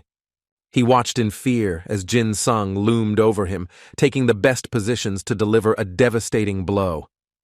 The man looked at that smiling face and couldn't believe he had met someone as crazy as him. But what irritated him was that this little coward didn't engage in direct confrontation with him. He just avoided attacks. He wanted to fight for real.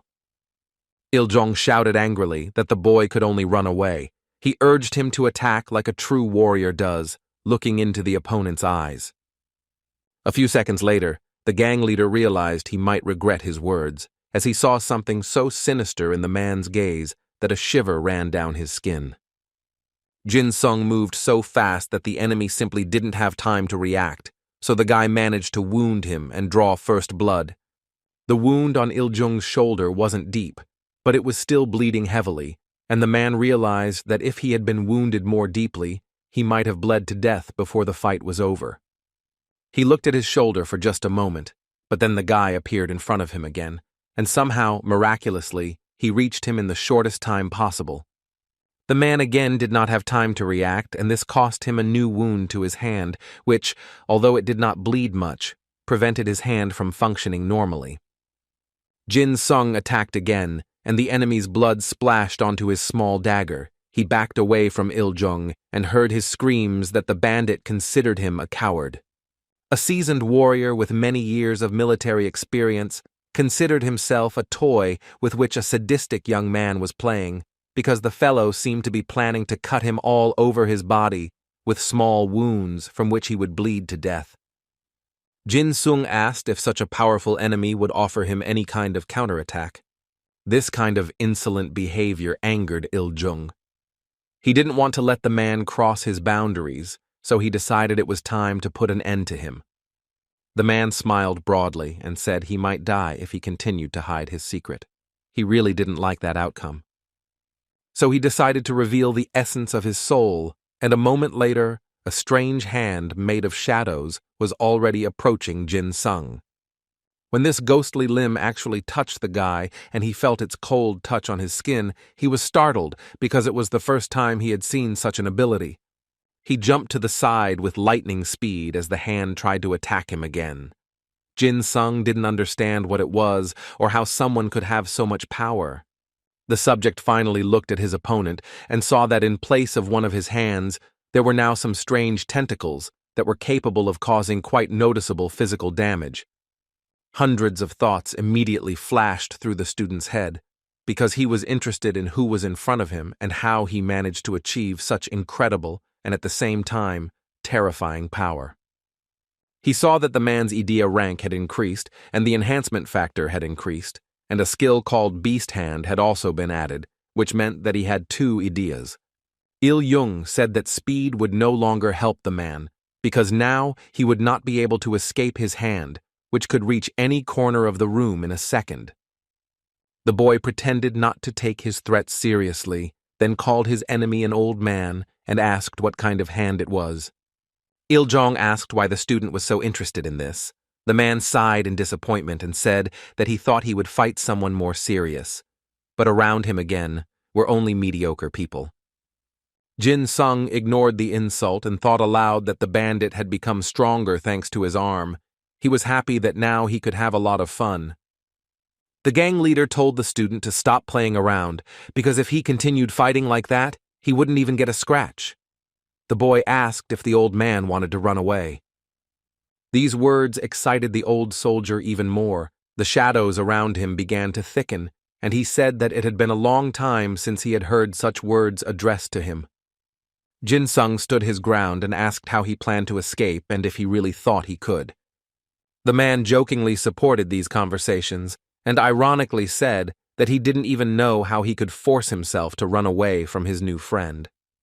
Shadows swirled around the man and wrapped around him like snakes. He gripped his sword tighter and said that he remembered an opponent named Park Jin-sun. After saying those words, Il-jung used his 2 ideas, causing his face to contort as the tension was simply unbearable. The force he used was simply astonishing in scale. He literally destroyed the building with just the strength of his soul essence. The bank building literally exploded from the inside and the roof began to cave in. If it weren't for Edie hiding one of the thieves, people would have noticed all this long ago.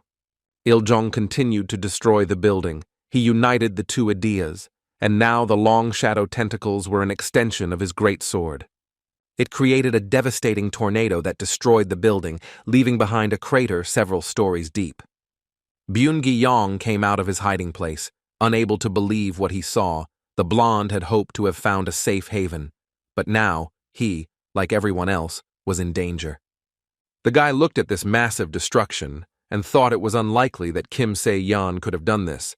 He came to the conclusion that the terrorist leader was the culprit. Il-jung flew over and happily said that now they had a wonderful opportunity to play hide-and-seek. Looking at what his opponent had done and how many victims it could cause, the man hissed that he would finish the old monster. After that, Jin-sung happily said that he could now accelerate even further. This behavior greatly irritated his opponent, who ordered him to stop these jokes, as he still couldn't outrun his tentacles. The boy started moving even faster than before and said he wasn't joking about his acceleration. The man thought that perhaps his opponent had gone mad because he was acting like a madman. If so, then the bandit might have suffered in the battle. On one of the upper floors, a soldier noticed a kind of red stain. Looking closely, he saw a blond man who shouted his name in horror. A plan immediately formed in his head on how to use this student, who had somehow miraculously managed to hide from these goons. Il-jung thought he had hope, so he jumped out of the hole in the roof created by his punch. Yoon-gi-young didn't understand what was happening or what Jin-sung was doing there. The blonde couldn't believe this loser had gotten into a fight with an enemy as powerful as North Korea's military leader. It wasn't clear how he'd managed to survive until that second. Jin-sung didn't care who he could attack and who he couldn't, because all he felt was an inexorable thirst for violence that grew by the second. But still, the guy didn't completely lose his mind, because despite this confusion, he stopped when he realized that in front of him was not an enemy, but his classmate, even if he wasn't the best. Byun-gi-young immediately realized that there was something wrong with the guy, because he had never seen his eyes glow red, and his face showed only the desire to kill in the bloodiest way. The blonde saw the internal struggle on his classmate's face as he decided whether to attack him or not. Everything inside him froze when the boy raised his dagger, but then, suddenly he jumped back as if he'd regained his senses.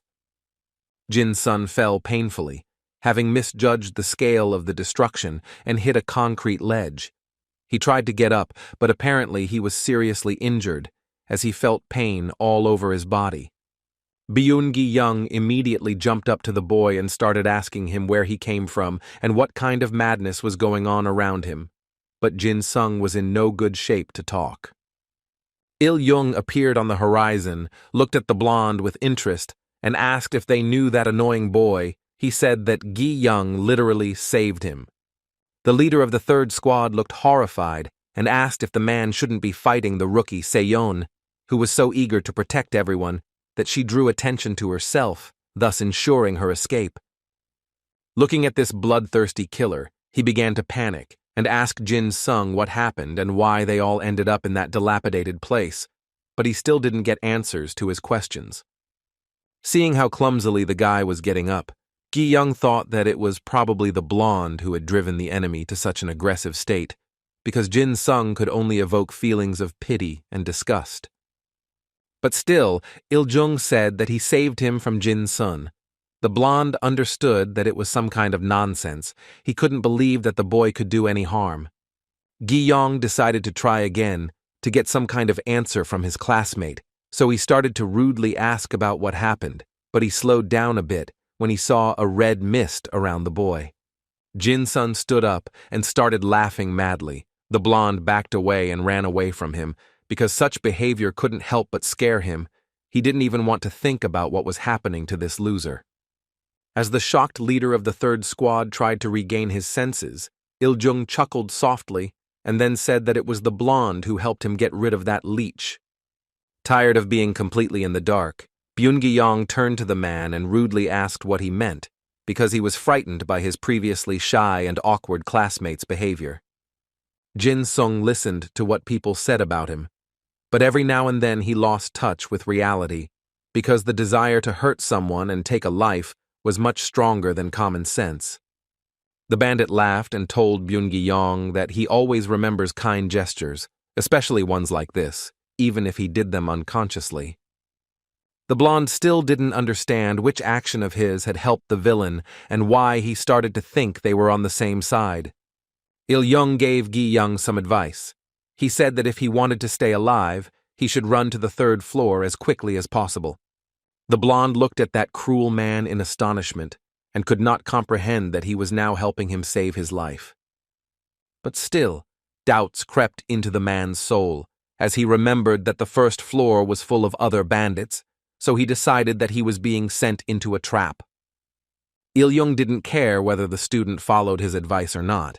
He wished him luck and thought he had done the right thing when he decided to go to South Korea. The bandit turned around once more and took one last look at the man around whom the blood-red mist was gathering. He realized that this country was full of young talents, like this man's goblin girl. He couldn't even imagine that South Korea hid such talents. If someone had told him that he would meet a young psychopath with an insatiable thirst for blood, the man wouldn't have believed it. Byung-gi-young stood there silently watching one of the strongest people he had ever met, tail between his legs, run away from a loser who was bullied even at school. The guy understood that all of this simply didn't make sense, because Jin-sung had weak skills, which were only equivalent to F level.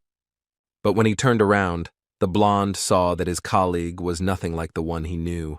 Something had changed in him. Jin-sung laughed and asked if even the squad leader was there, sending a shiver down Gi-yeon's spine. The boy smiled and with a touch of sadness began to complain that because of the leader of the third squad his opponent had fled. He asked with hope in his voice if the blonde would play with him. He recoiled when he heard his classmate's strange, shrill voice, with which he asked this extremely frightening question. Ji-young looked into his eyes and noticed that his gaze was completely blank. He immediately realized that the F rank was no longer harmless. The blonde activated his idea, hoping she could help him get out of there and find out what happened on the first floor. He began to walk through the rubble, wanting to reach the door that led to the stairs to the lower floors. The guy started running because he understood only one thing. Jin-sun was dangerous and he shouldn't be alone near him. The boy, whose clothes were covered in blood, stood there watching his squad leader cowardly run away from him. He smiled broadly and asked if his classmate wanted to play tag too, bursting out laughing. Jin-sung said he was driving again. The young killer looked down and saw that his new victim was already far away, but it wasn't the first time he had needed to reach her. A few seconds later, the guy had already caught up with Gi-young and then said that he was tired of playing the same game. The blonde realized he couldn't just run away, so he decided he would have to fight his way to the lower floors. This was exactly what Jin-sung wanted. His eyes gleamed as he imagined drawing blood from his classmate. When Byung-gi-young tried to attack, his opponent dodged so quickly that the man didn't even notice his movements, as if he had simply been transported to another place. When he asked Jin-sung how he managed to do that, he just hissed that he wanted to play with the squad leader.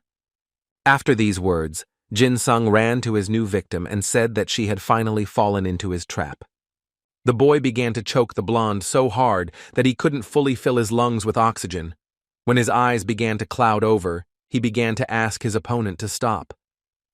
But instead, Jin-sung will offer his colleague a choice of games, with options including cutting off his leg or arm. Byung-gi-young screamed hysterically that the boy was crazy for suggesting such games to him. Somehow, he managed to break free from Jin-sung's strong grip and leaped back a short distance. The man had expended a lot of energy resisting and now felt exhausted. Jin-sung pretended to be very sad because the games he suggested didn't impress his classmate.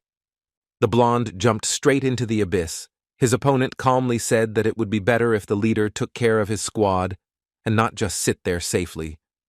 After that, Jin-sung jumped behind him and grabbed him in a way that completely restricted the boy's movements, saying that now he would not escape from him. Gi-young began kicking, shouting that if he didn't let go, they would both fall, because in that position it was impossible to maneuver among the rubble. He began to panic, saying that although the boy had always hated him, he should not kill them because of their cruelty. Jin-sung laughed and said he wouldn't die, so the blonde only needed to worry about his own skin. Gi-young knew that if he fell to the corridor floor from that height, only a stain would remain of him. But suddenly he heard a familiar voice calling his name. He decided that he would put his pride aside as much as possible, because now the priority was to save his life. The guy started kicking even harder, trying to loosen up a bit so he could have a chance to use his idea because he wasn't going to die at the hands of that loser. But Jin Sung anticipated the attack and avoided it, saying that the sergeant was too slow. But suddenly, he saw some kind of sword flying towards him, so he looked down with interest. The boy thought with sick glee that maybe someone else would want to join his twisted game of survival. He easily deflected the sword with his hand and asked who else wanted to play with him, the prize for which would be a severed limb from the opponent. Byun-gi Young watched in horror as the psychopath managed to dodge the sudden sword attack, not understanding how the enemy noticed the weapon flying towards him. But he decided he would think about that later, because he was now much more interested in his own survival. The guy needed to throw the rock he was trying to fight Jin Sung with somewhere, so he had to shout really loud to make everyone move away. The blonde made a powerful throw that shook the room and even made the walls of the bench tremble. That was the last burst of strength he was able to feel, so Gi-yong flew to the side and stood helplessly, waiting for someone to help him. Jin Sun landed quite successfully and was ready for another attack. He started looking around for his victim and saying he really wanted to play. As he walked downstairs, he noticed a sword that was stuck in the floor in the middle of the room and wondered who it belonged to. The boy realized that the game was starting from scratch, and now it would be full of cruelty, just as he liked. In the main hall of the bank, no less interesting events took place. The students asked how long the girl could hold the concrete slab above her. Kim Se-yeon was exhausted, but holding on with all her strength, she asked if the first squad leader hadn't gotten tired of the blow and needed a second one. She pretended that everything was fine, but in reality she was at her limit. She could barely stand. Her limbs were trembling. The girl could barely bear this tension. Se-yeon thought that if she gave in, she and some of her classmates might be crushed by that huge slab. The red-headed colleague approached her, using her soul essence, which was embodied in the form of striking gloves.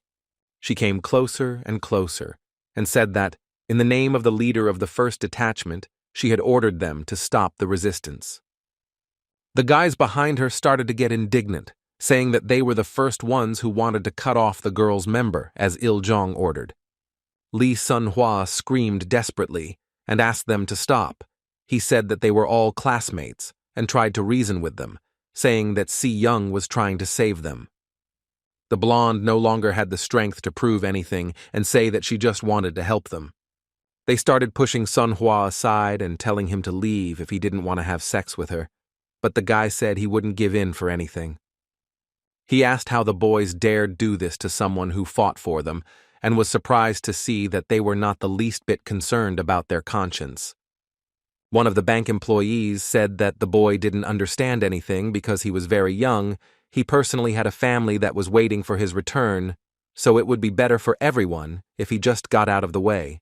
If Young understood that the subject's verbal battle would bring absolutely no results, because the students were fixated only on their own survival. Those who remained under the concrete slab and did not dare to leave began to panic, saying that they would now be crushed by a piece of the ceiling.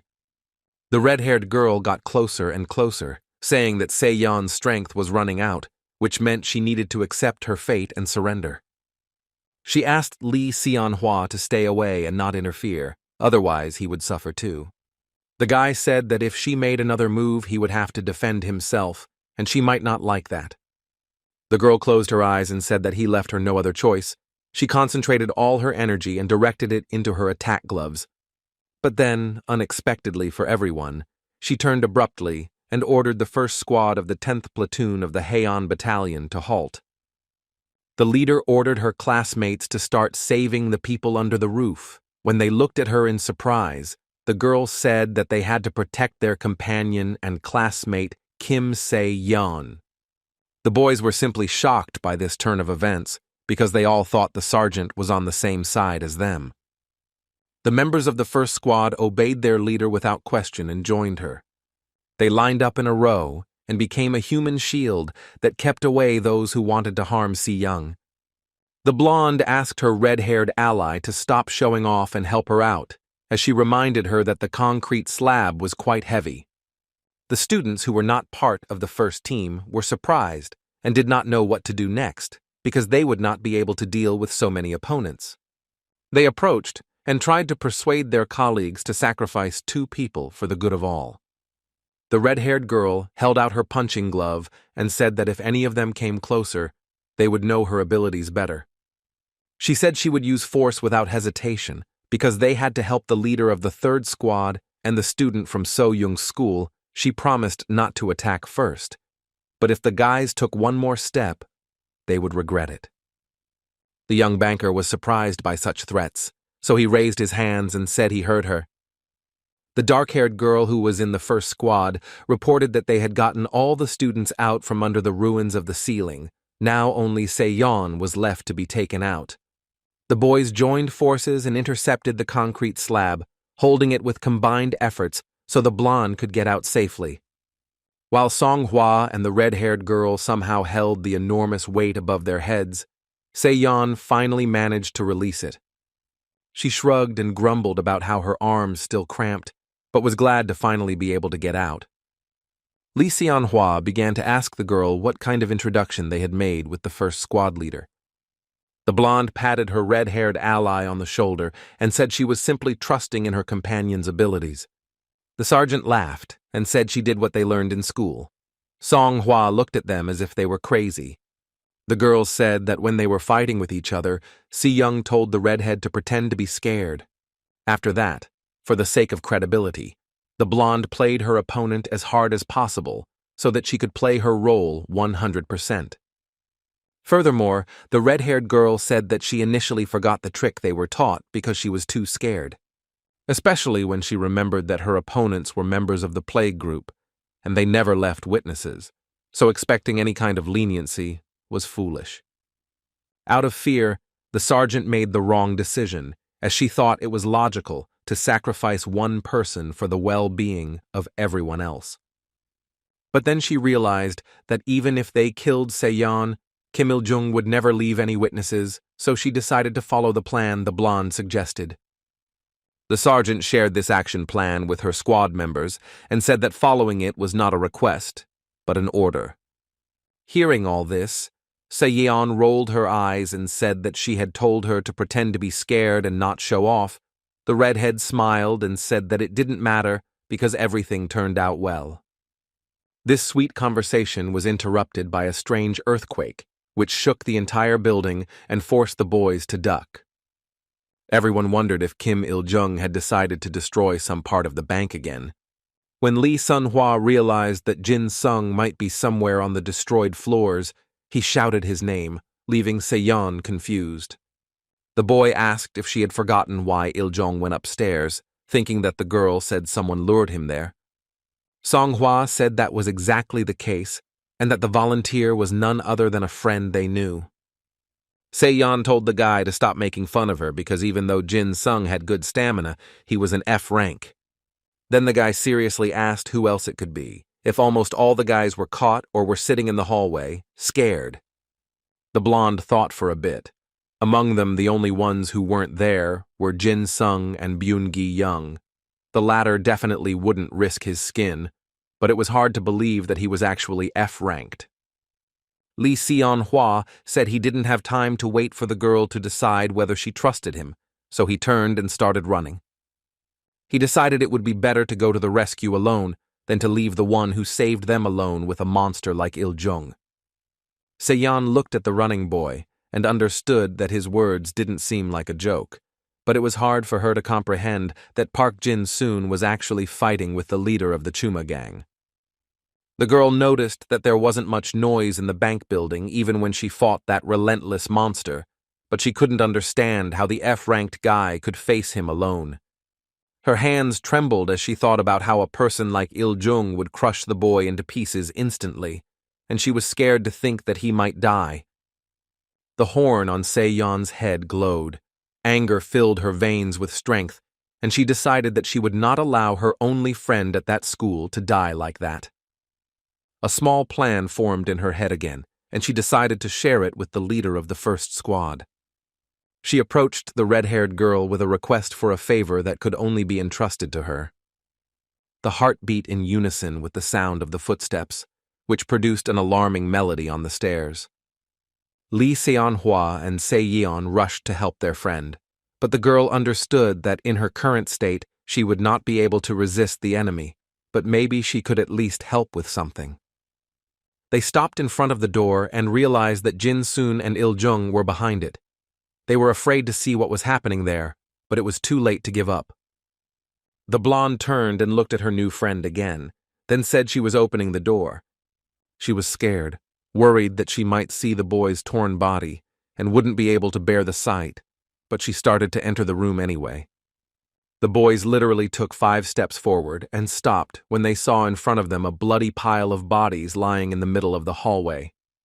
The friends were shocked by the sight, and Song-hwa covered his mouth as he felt like he might vomit at what he saw. Se-yeon started walking around the bodies and wondered if all these victims were really on Il-jun's conscience. She looked at the floor and walls and noticed many marks from the large sword. It looked like the man had made at least 30 strikes. The girl began to wonder if those two had really fought so much and so intensely, but one question remained. Where had they gone? Se-yeon thought that the answer to her question might lie in the hole that led to the first floor. As for now, that was the only clue. She looked at the entire tunnel that had appeared as a result of a blow of simply unimaginable force and realized that the destruction on the first floor was incomparable. It was an entire funnel pierced through the entire building. The girl wondered if Il-jung had always possessed such terrifying power. Lee Seon-hwa couldn't help but wonder about the consequences of the battle they lost and expressed his hunch that his friend and opponent might be up there. The girl raised her head and noticed that a red spot was flying down. She screamed that something was approaching them. She drew her sword and prepared to face the impending danger. Se-yeon thought there were only 2 options as to who it could be, Park Jin-soon or Kim Il-jun. But her expectations were not met, as she soon recognized the owner of the red sweatshirt and the disgusting voice. It was none other than Byun Ki-young, who literally fell from the sky on them. But then she noticed another figure chasing the screaming guy. This was Jin-sung, who for some reason was chasing the blonde. But something about the boy had changed. He no longer seemed shy and awkward, and his eyes burned with the desire to kill, which scared the girl to death. Lee Sun-hwa asked with concern in her voice what was going on, but the blonde didn't know what to answer, so she simply ordered him to move away. The only thing she understood was that Byun Ki-young was a victim this time who apparently needed help, so she turned her blade and used it. The girl threw her sword straight at the place where the boys were fighting. She hoped not to hurt anyone, but simply to distract Jin-sung, who was very involved in the battle. Se-yeon didn't know if this action would help ease the situation, but now she considered the students' lives her responsibility. So she grabbed Lee Sun-hwa's hand and decided that it would be best if he didn't get caught in the middle of the battle. She dragged him down the destroyed hallway and told them they should move away so they wouldn't get hurt when the boys landed. The landing was really hard, shaking the building and raising a cloud of dust. Byun Ki-young flew several meters into the corridor and lay helpless. One might think he had lost consciousness. But the blonde was tenacious, because a few seconds later he was already standing up and cursing Jin-sung with all his might. Se-yeon immediately ran to the boy and asked what happened. Gi-yeon looked at her and was surprised that she was still alive, but there was no joy on her face. The girl growled angrily at the boy to stop talking nonsense and tell her why Jin-sung was chasing him. All 3 of them turned quickly when they heard the boy's terrifying voice calling for the squad leader. Jin-sung stepped out of the shadows and said with a crazy smile that since Song-hwa and Se-yeon were also there, they could join the game. He opened his arms and laughed so loudly that the boys got goosebumps. The boy said that finally everyone could play. Se-yeon didn't know how to react to his friend's behavior. On the one hand, he was still Jin-sung, but on the other, something had drastically changed in him. His eyes gleamed with madness and murderous intent, and his sinister laugh made one think he was out of his mind. Lee Seon-hwa backed away and suggested that maybe they were wrong to go up to the 5th floor. The blonde couldn't believe her friend was actually standing in front of her. But Jin-sung didn't pay attention to his friend's confused looks. He was interested in who wanted to play bloody games with him. Seon hesitantly asked if the boy was really the same Jin Sung who allowed his classmates to take advantage of him and bully him. Instead, the boy said he saw the essence of the girl's soul and that she was as interesting as she was unpleasant. If Yeon didn't understand what he was talking about, because when you looked at a person you couldn't just see their idea, you had to have a very rare gift. The boy said that his idea was very impressive, but useless. These words irritated the blonde. Here, Byun Kyong reminded them of his presence, saying that the guy was no longer the loser they knew. Se-yeon asked angrily what he was talking about. Gi-yeon explained that it was Jin Sung who was chasing Il-jun, and not the other way around as one might think. The blonde decided to give the girl some advice, since she happened to help him. He advised her to run as far away as possible while the boy was busy with idle chatter.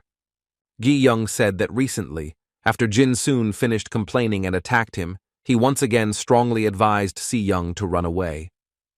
The blonde demanded that the boy explain properly what was happening, but instead, Gi-young simply left the room in silence. Lee Sun-hwa said with concern that Jin-sung now looked even crazier. Se-yeon asked if he had ever seen the guy like that before. The student at Sojun's school said that it was like that, but last time he had kept a bit of sanity that made it possible to talk to him.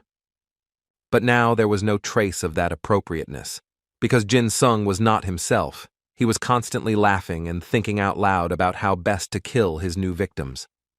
He looked at Se-yeon without blinking and tried to choose the bloodiest way to kill her.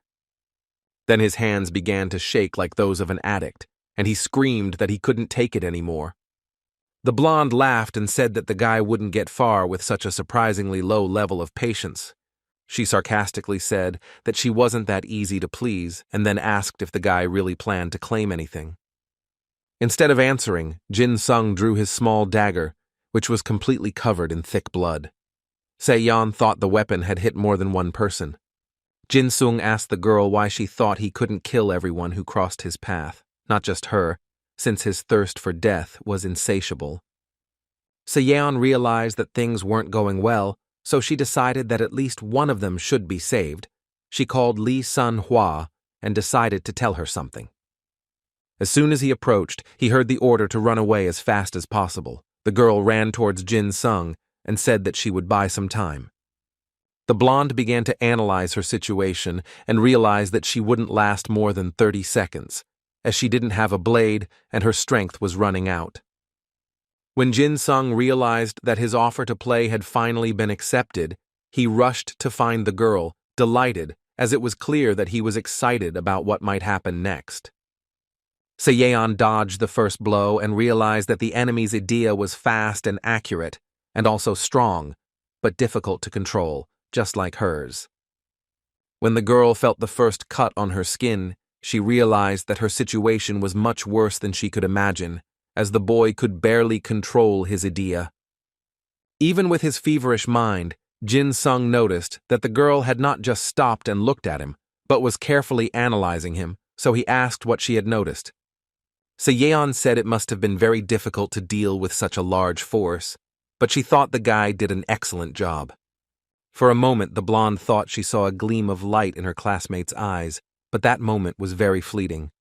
After that, the crazy smile returned to the boy's face, and he said that the girl had also done well so far. After that, he waved his dagger and bid her farewell.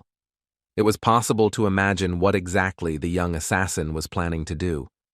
After the blow, the girl immediately fell, as her legs could not support her after what her body had endured. The sight of his opponent falling at his feet amused Jin-sung so much that he laughed out loud again, the sound carrying through the deathly silence of the destroyed ground. But even in this state, intoxicated by violence, the boy was haunted by memories from the past about what happened shortly after he left for elementary school. The scared little boy had been through a lot and was left without support when he needed it most. He lost his parents very early, who were killed during an armed robbery at their home. The bodies of his mother and father were so mutilated by the killers that it took a long time to establish their identities. The child was left alone, scared, and with an irreparable loss, so he went to live with his uncle. My uncle and his wife were terribly cruel people, who only had F ratings and were therefore angry at the whole world for being such losers. They would punish a small child for any childish mischief by tying him up with a rotten F-grade rope that would break if not tied tightly enough. While the woman held the rope, the uncle beat the boy with a club made of rotten wood. He believed this was a reliable method of education, or perhaps he simply enjoyed beating the weak. Every day, little Jin-sung was beaten, cursed at, and ignored, with this pair of cruel losers getting their way at the expense of a child who couldn't fight back. As a result, the baby became overwhelmed and afraid of any noise. It was difficult for him to establish communication with his peers and live in a group. A memory from elementary school popped into his head when a pretty girl came up to him and asked if he was too hot to wear a warm sweatshirt all the time. Her classmates called her to play, but she stayed in the classroom to talk to Jin-sung. She said she and some other guys were going shopping and invited him to come along.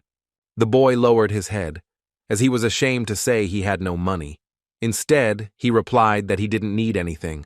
The girl said he could go with them another time.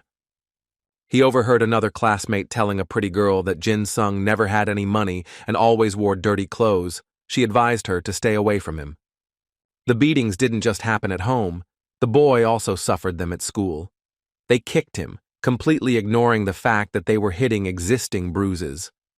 He was bullied because he didn't show his idea. When they demanded he show it, he said it wasn't there, and then he got another kick. The boys who were bullying him said they knew about the problem and wanted to help, because if he was shaken enough, idea would appear. They kicked him and said they were doing it out of the kindness of their hearts, and that he would thank them later. Both at home and outside the walls, the boy felt and received danger everywhere. There was no place where he felt safe as before, with his parents at home. To earn less, young Jin-sung tried to stay late at school and come home as late as possible. One day, when he was returning home later than usual, something strange moved in the bushes, and the boy decided to check what was there. Jin-sun began to look closely there, because he was curious about what could have taken up residence in the bushes near his house. Suddenly, a little dog jumped out, wagging its tail happily and barking playfully, its soft red and white fur shining in the sun and begging to be touched. The puppy began to circle the boy, wanting some attention and affection from him, and maybe even treats.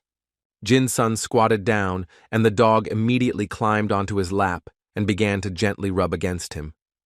The boy stroked him and felt how his soul became lighter and more pleasant. The puppy licked the boy's face, and he laughed happily because he felt the love of at least some living creature on this planet, not cruelty, not anger, but something warm and bright. Then he found his only friend. Every day the boy played with the puppy in the playground until late. It was the favorite time of the day for both of them. Coming home late became so frequent that one night the uncle went looking for his nephew, fearing that one of the neighbors would consider him a bad guardian. Having found him in the playground, the man began yelling and asking what he was doing there. The boy felt his uncle shouldn't know about the puppy, so he wouldn't turn his friend in. But the dog decided differently. She also cared about her friend, so she decided to protect him from the evil uncle and bit the man, despite putting herself in danger. The uncle asked Jin-sung what kind of evil dog that was, and he guessed that it was because of him that the boy was coming home later than usual. People ran when they heard the scream, and a crowd of onlookers gathered nearby, all of whom were neighbors of Uncle Jin's son. They began to realize that the child was afraid of his relative. Seeing that everyone was looking at them, the uncle made as kind a speech as possible and said that if the reason for his late arrival home was the dog, then the boy could take it home. Jin-sung's happiness knew no bounds. He believed he was lucky for the first time in his life and began to thank his uncle for allowing him to take his friend home. It was already night, but the light in the windows of the small house was still on, indicating that the residents were still awake. Jin-sung was reading a book while his best friend licked his cheek, happy to have a home and a wonderful little owner who loved him very much. This idyll was shattered by his uncle's shout, scolding him because the boy was still awake. The boy was frightened, and this anxiety was even transmitted to the dog. He quickly turned off the light and said goodnight to his dog, Poppy. When Poppy was with him, the boy felt happy for the first time since his parents died, and he moved into this house. Life in the small house continued normally. The boy tried not to cause trouble, and his guardians tried to ignore his existence. Jin-sung was much happier than usual. He asked his uncle if he could play with the dog in the yard, and he said yes. The boy thought that maybe his guardians weren't so bad after all, because lately he was feeling much better and could find peace in his room next to Poppy. With such a positive attitude, they ran outside with the puppy to play, thinking that another bright and happy day awaited them. They went to the playground and started playing in the sand. Jin-sung was incredibly happy to realize he finally had a friend and was no longer alone. He loved his dog so much that he was ready to dedicate every second of his life to her. The boy simply loved playing with and taking care of her. Poppy was always close to her owner and was ready to share every happy moment with him. Looking at this couple, we could say that two broken souls met and glued together what was broken. The boy was so busy playing with the puppy that he completely forgot about the time and sat in the playground until late again. Anxiety and fear filled the boy's heart. He understood that his uncle would be furious and that it always ended badly. He called Poppy and told her to run home as fast as she could because they could be in serious trouble. Fear gripped Jin-sung's heart, and he had a terrible feeling about this. As soon as he got home, his uncle immediately called him and asked why he had come back after dinner, as in his opinion, it was a sign of disrespect. The boy looked down and said he was sorry. He tried to explain that he got carried away with the game and completely forgot the time. The uncle slammed a can down on the table and roared, saying that those words did not justify the brat at all. The man asked if he really had to run all over town looking for his nephew. The boy apologized again and promised that next time he would be more careful. But then Poppy intervened and started barking aggressively at the man because he was talking too loudly to her owner. The boy began to panic, because if the dog drew attention, it could cause trouble for itself, and he wanted to protect her from that, so he began to calm her down and ask her what had happened. The uncle was irritated by the animal's behavior. He said that the stray dog had done something wrong, and that it was time to make a stew with him. Looking at the man approaching him and the dog, Jin-sung began to frantically ask his uncle not to get angry. He promised to scold Poppy for her disobedience. The boy's words were the last straw for the inadequate man. He swung and hit his nephew so hard that he fell to the ground. This cruel man said he had been too soft with his nephew because he even opened his mouth and asked his wife to tie the boy up, as he wanted to teach him a lesson. The woman was delighted with the proposal, picked up her rotten strings, and said that her baby had become completely unruly, which meant he needed to be brought to his senses. But Poppy barked again, trying to protect Jin-sung from the cruelty of his guardians, and Uncle roared in rage, shouting that the mutt had completely forgotten his place. He started walking towards the animal and told it to shut its mouth because it could get what it wanted too, and it did as planned. Jin-sung raised his head, and what he saw made his heart stop. He felt how all the wounds that had just healed began to hurt and bleed again. Poppy. Her Poppy was lying on the ground and no longer making a sound, not even a silent sigh that indicated she was alive. There was only a lifeless, furry body. This monster, who called himself a man, was proud and smiled, because thanks to his efforts, the dog finally fell silent. Jin-sun realized that he had never seen people more disgusting than his guardians. As his aunt tied him up, he ran hysterically towards his dog and tried to understand if everything was okay with Poppy. The woman just tied the knots tighter and ordered him to be quiet. Jin-sung demonstrated such disobedience for the first time in his life, because for the sake of his friend, he was ready to fight even those who could cause him great harm. The uncle noticed this look, full of disobedience, and asked if the rebel in the boy had truly awakened. He tightened his grip on his club menacingly and said this could be fixed. The man began to brutally beat the child, asking who taught her such tricks. He assumed she had learned them from her mother or her weak brother. When they stopped beating the boy, he lay on the cold floor and trembled in pain. So to stop them from touching him anymore, he said he was very sorry and apologized to his guardians.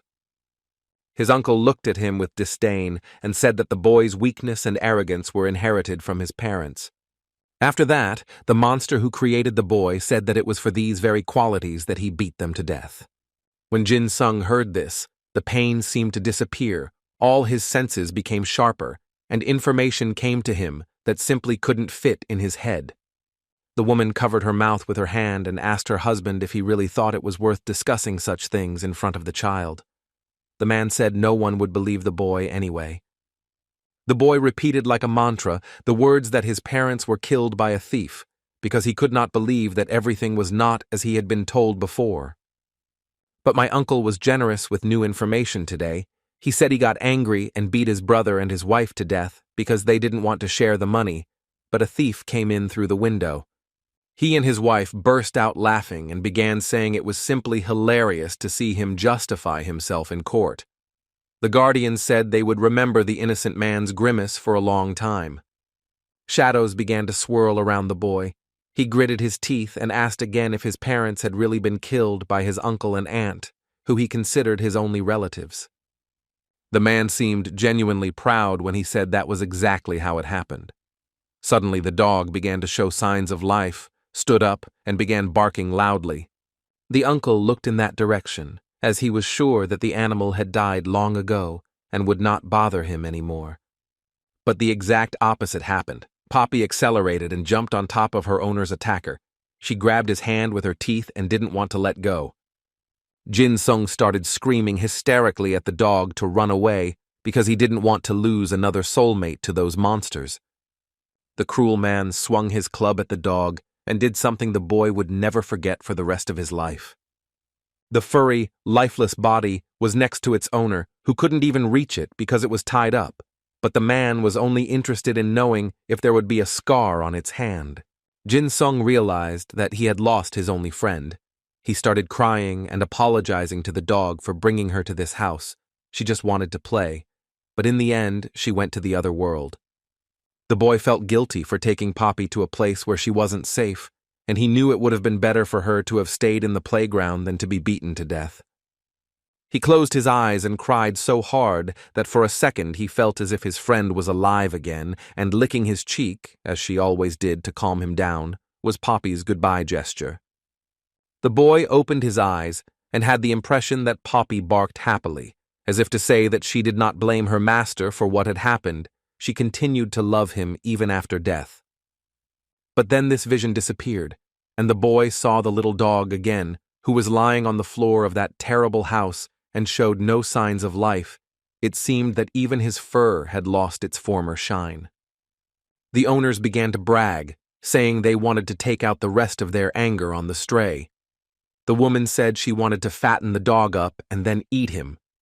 The uncle started to say that the boys' class was over for the day, but in the boy's head there were only questions about why these people were killing all his loved ones.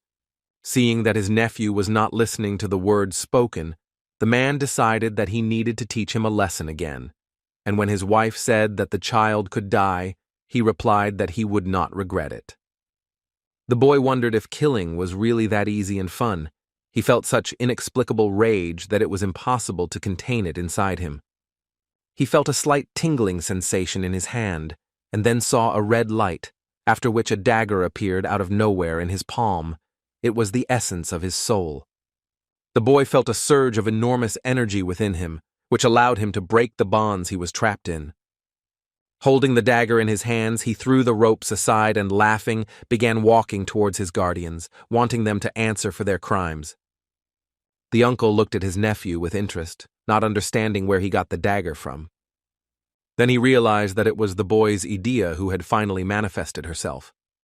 He and his wife laughed, asking if that was all he could do, concluding that he was just as much of an F-grade loser as they were. The guardians began to mock him, saying that a child of that position could only be born to loser parents. His uncle ironically asked if he was really repeating what he said. These words made the boy laugh, because he felt a surge of energy that simply could not be described as a power equivalent to a low rank. Hearing the mocking words that his parents would be proud of him, Jin-sung couldn't bear it and slashed his uncle with a dagger. The frightened woman ran to her husband, whose hand was bleeding. Neither of them expected the boy to seriously attack them. As he heard his guardian's screams, the boy realized that this was truly something to be appreciated, especially when he saw the thick blood running down his dagger. He enjoyed the feeling of the blade penetrating his enemies' bodies all the way to the hilt, so he repeated this over and over, filling the small house with blood and hearing the guardians finally apologize to him. He stood over his uncle's bloodied body and demanded that he repeat the words he had muttered a second before. But instead, he listened to his aunt's pleas for him to spare them. Jin-sung reassured the woman, saying he wouldn't kill her. The boy pointed the dagger directly at the woman's eye and said it would be very easy, because they never spared him, even when he begged. He stood over the bloody corpse of a woman and laughed. He wanted to know why the guardians did this to his parents, but now he understood that it was very difficult to control the bloodlust. Jin-sung inhaled that metallic smell that some might find disgusting, but he found beautiful and realized that now he truly knew what death was. All of his clothes were soaked with the blood of his enemies, and blood was literally dripping from his dagger. At that moment, the boy thought he had never felt better than he did now. Jin-sung opened his eyes in horror as he realized he had returned to his past once more and was once again visited by visions of events he would rather forget. He was lying in a hospital bed and trying to get away from what he had seen, because every time the events of the last few days haunted him in his dreams, he couldn't return to reality for a long time. Fortunately, he was distracted from all these thoughts by a nurse who opened the curtain and came to his bed. The boy immediately asked where he was. The woman explained that he had arrived at the hospital and had been unconscious for some time. When he tried to get out of bed, the nurse stopped him, saying that for now the boy should save his strength. She strongly recommended that he lie down and not move unnecessarily, as full recovery is only possible with adequate rest. The boy reached out his hand and noticed that she was shaking. Her head hurt so much that it was impossible to even blink, so he asked why she was in the hospital. Memories suddenly brought him back to events that happened recently. He saw his hand, which was stained with other people's blood. It was so unexpected that Jin-sung flinched and hid his hand so as not to provoke further visions. Disobeying the doctor, he jumped out of bed. The words about staying in bed had no effect on him. The woman tried to remain patient and said that the patient should calm down. But he had no time for calm and rest. He demanded to be told what happened to the other guys on the bench. The guy wanted to know what happened to Lee Sun-hwa and Kim Se-young, but then he began to remember that something terrible probably happened to the girl, and it was his efforts. The memories of what he had done came crashing down on him like an avalanche, and he recoiled from the doctor and fell to the ground. The woman jumped up to the patient and, seeing his state of madness, told him that he needed to take a deep breath, as the boy was on the verge of a panic attack. The boy did as the doctor asked and then turned to her with another request to tell him what had happened. The last thing he remembered was the blow he dealt to Seon with his dagger. He needed to know where the girl was now. The woman told Jin-sung to stay calm because Seon would be arriving soon.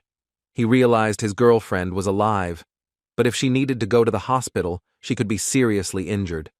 The boy started to get up, saying that he would go to his girlfriend himself, as he needed to see her right then. He started running toward the door, despite all the doctor's warnings. He wanted to be personally certain that his girlfriend was alive. The doctor could only stand there and watch his patient escape from the hospital bed. The woman thought sadly that it would be better if the boy lost his memory, at least for a while. Jin-sung ran through the hospital, sweating heavily and feeling unbearably sick. But despite his health, he continued running, thinking he had reached this point and acquired a lot of problems. The guy blamed himself for not being able to stop in time. It was all his damn Idea's fault, and the fact that she couldn't be controlled. Carrying a bag of healthy snacks, the girl approached the hospital building to visit her friend. If Yeon was alive and completely unharmed, looking at how she was happily humming some song, it could be said that the girl felt great. When Jin Sung saw her, he stopped in his tracks. He couldn't believe what he saw, as he was sure he had slit her throat. Seon noticed her colleague running barefoot across the hospital grounds and looked at him in surprise. The boy fell to his knees and was about to cry with relief. His girlfriend was alive. He was so happy he couldn't say a word. Kim Si-yeon didn't understand why her sick friend suddenly decided to kneel in front of her. She didn't know how to react to such behavior. She patted him on the shoulder and said that if he could run now, it meant he would soon be fully recovered. The boy didn't listen to what his friend was saying. He felt so relieved that he screamed out loud and started crying right in front of Seon, who was completely confused. The girl fell beside the boy in fear and began asking why he was crying. She thought maybe something was hurting and they needed to call the medical team immediately. If Young didn't know how to calm the boy down, then she told him to stop crying, because passers-by might think she had offended him. The boy discovered that after the encounter with the Chuma gang, Hyundai High School was closed for a week. On the day of the incident, Byun-gi Young spread a rumor that gang leader Il-jung had escaped, causing great alarm among the townspeople. The disaster claimed the lives of 17 security guards and 13 bank employees, but fortunately, no high school students were injured. The media's attention was drawn to the 10th grade of Hyundai High School, who successfully fought off the plague, and everyone was especially interested in the White Goblin, Kim Se-young, who fought Il-jung alone. A few days ago, when she visited Jin Sung, who was unconscious, she knew she had to tell him that he too had made a great contribution to the victory over the terrorists. But the journalists didn't believe that a low-ranking guy was capable of such a thing, and there was no point in trying to bring him to his senses, because he had been lying like that for 3 days already. Seon herself had trouble believing what had happened. She still thought it was all someone's imagination, but the memories haunted her. She replayed in her mind over and over the moment when the guy stood in front of her and planned to plunge the dagger straight into her flesh. The girl did not recognize in that bloodthirsty man her shy and clumsy friend, who was afraid to say one more word. She wanted to somehow bring him to his senses, remind him that he wasn't the ruthless killer he now appeared to be. But then his gaze became even more cloudy, and it looked like the guy was about to lose consciousness. And so it happened. He had just raised his dagger to attack, when suddenly he fell on the girl with his entire body and was left hanging unconscious over her. Seon held Jin Sung and tried to talk to him to make him come to his senses, but it was no use. She couldn't hold him for long, so she carefully sat down on the floor with him and tried again to bring her friend back to consciousness. Seon took his hand again, but this time in real time, and said that if the guy had cried enough, then he needed to get up and go to the infirmary. Jin Sung looked at his friend and couldn't hold back his tears. He was so happy to see the blonde safe and sound that he couldn't describe it in words. He was afraid he had killed someone again. Seon approached and told the boy to calm down, because he hadn't hurt her in any way, and there was no problem with Idea. She growled harshly, asking if those weren't reasons enough to stop crying in the middle of the street. But Jin Sung couldn't hold back the tears that flowed from his eyes. He was so afraid of having hurt his friends that he couldn't come to his senses. He thanked Seon for her help, and she said she could already see the doctor's reactions when they saw his tear-stained face. After a week of rest, everything returned to normal, and Jin Sung returned to his old life. But still, people now looked at the 10th graders of Hyundai High School differently. They didn't forget that some of the guys had fought against the plague gang. Students from other classes said they also wanted to demonstrate their strength and skills in such dangerous circumstances. Jin Sun could only frown in disgust upon hearing these conclusions. The guy understood that this gang was a gathering of criminals who initially intended to kill them, but it was still not clear how they could be so cruel and inhumane. Jin Sung was also angry at himself because he couldn't control his idea, which caused many people to die even though they were terrorists, but the guy was also among the assassins. He gritted his teeth as he realized that Seon had miraculously escaped death, as her idea had shut down on its own. Jin Sung wanted to further study the essence of his soul, because he needed to make sure this wouldn't happen again. Only someone who had seen it in action and had enough knowledge to figure out what it was could help him with that. As an assistant in this matter, the subject considered An Sun-ho's candidacy, as he managed to bring his idea to perfection. When Jin Sung showed up at the gym, his trainer Sun-ho was surprised, as he hadn't expected to see the guy for a week. The boy said in an unusually serious voice that he wanted to find out some information from the 11th grader. Sun-ho looked at Jin Sung carefully and noticed that there were some changes in him that were subtle, but still there. Without leaving the horizontal bar, he asked what exactly the boy wanted to know, since perhaps he was not competent on the subject. Jin Sung plucked up the courage and asked the question that had always bothered him.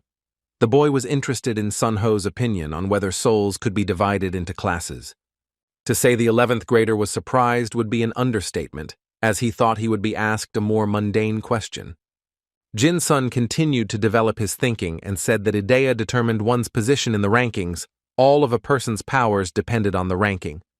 Sun-ho noticed this thought and guessed that the man was interested in knowing whether the letter of patent affected the soul. Jin Sung nodded and began to wait for an answer. The 11th grader remained silent, and the boy already thought that he would now hear the standard answer that everyone else gave him. But Sun-ho really surprised the boy when he said no, that the letter of patent did not affect a person's soul. The 11th grader said he was sure the rank gave access to various abilities, but it had nothing to do with the soul. Jin Sung felt a tear roll down his face when he heard that souls could not be divided by rank. The guy said that Sun-ho also knows that a fighter's strength directly depends on Idea's ranking. The older student said that this was indeed the case, but repeated once again that it had no effect on the person's soul.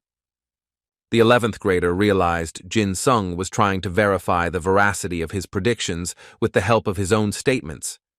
Hearing this, the boy felt embarrassed, because his coach had been spot on. Jin Sung always believed that souls could not be divided into categories, as some souls could not be classified logically. After all, if we judge by the standard, then his soul, greedy for murder, should obviously have the highest ranking. He understood that his idea and the factors that caused its emergence made him think of dividing souls into categories. After all, if you think about it, you might decide that the guy's main purpose in life is murder, and he didn't want to be that kind of person. All these thoughts and conversations put the boy in a depressed state, about which he could do nothing. Continuing to work out at the gym, Sun-ho said that when he first saw Jin Sung, he advised him to start working out. After all, at that time it seemed to the coach that the boy was not one of those who liked to work on himself and his body. But despite all the complaints and whining about muscle pain, Jin Sung didn't miss training and did every exercise the coach gave him. Not everyone could handle the program Sun-ho selected for his boys, but the boy always lived up to the established standard. Jin Sung listened carefully to the coach and tried to guess what he meant.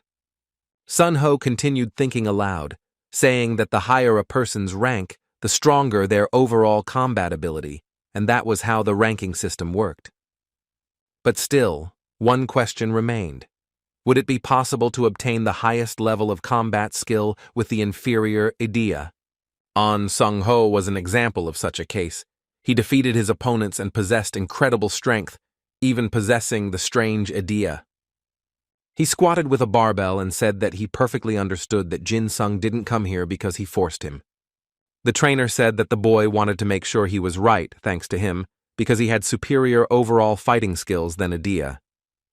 The boy heard these words and believed more and more in the truth of his thoughts about the fact that there are no patents. He decided that he would simply deny his idea, which testified to the fact that deep down he was a bloodthirsty killer. Jin Sung knew he didn't want to acknowledge such a dirty idea, even if she was high-ranking, so he took an interest in An Sun-ho's personality.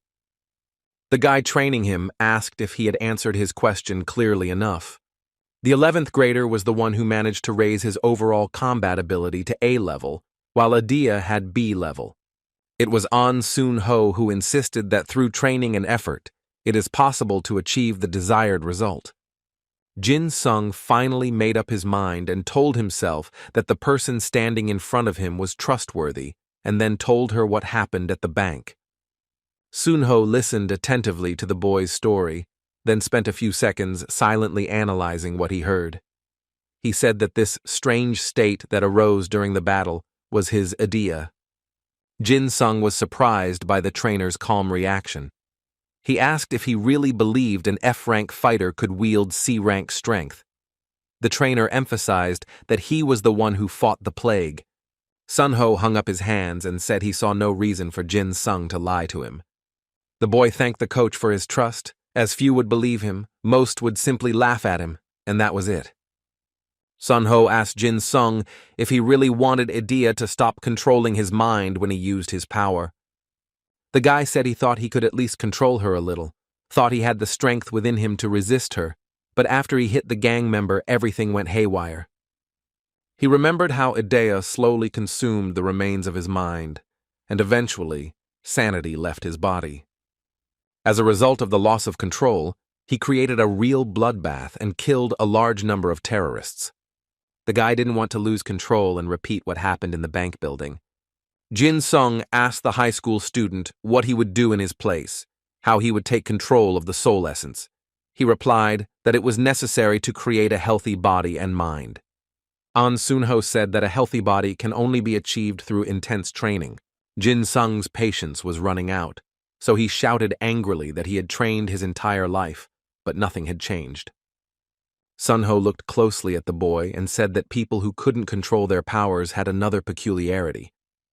When Jin-sung's full attention was on the coach, he said that these people basically didn't love each other.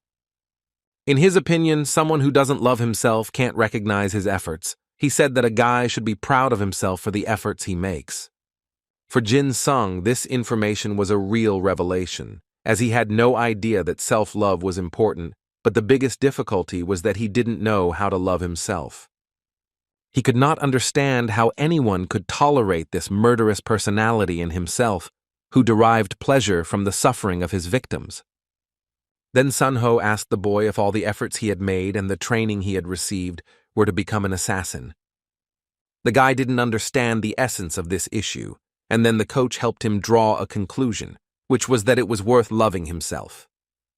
He said it was possible to look at someone's personality from a different side, a side obsessed with killing, and with the one who worked desperately to suppress her bloodlust. Jin-sung looked at himself from this perspective for the first time, and understood that if he started highlighting his good sides, rather than his bad ones, then he could achieve the desired result. The realization that he was not just a killer, but also an ordinary guy who struggled with himself every day, made his knees weak.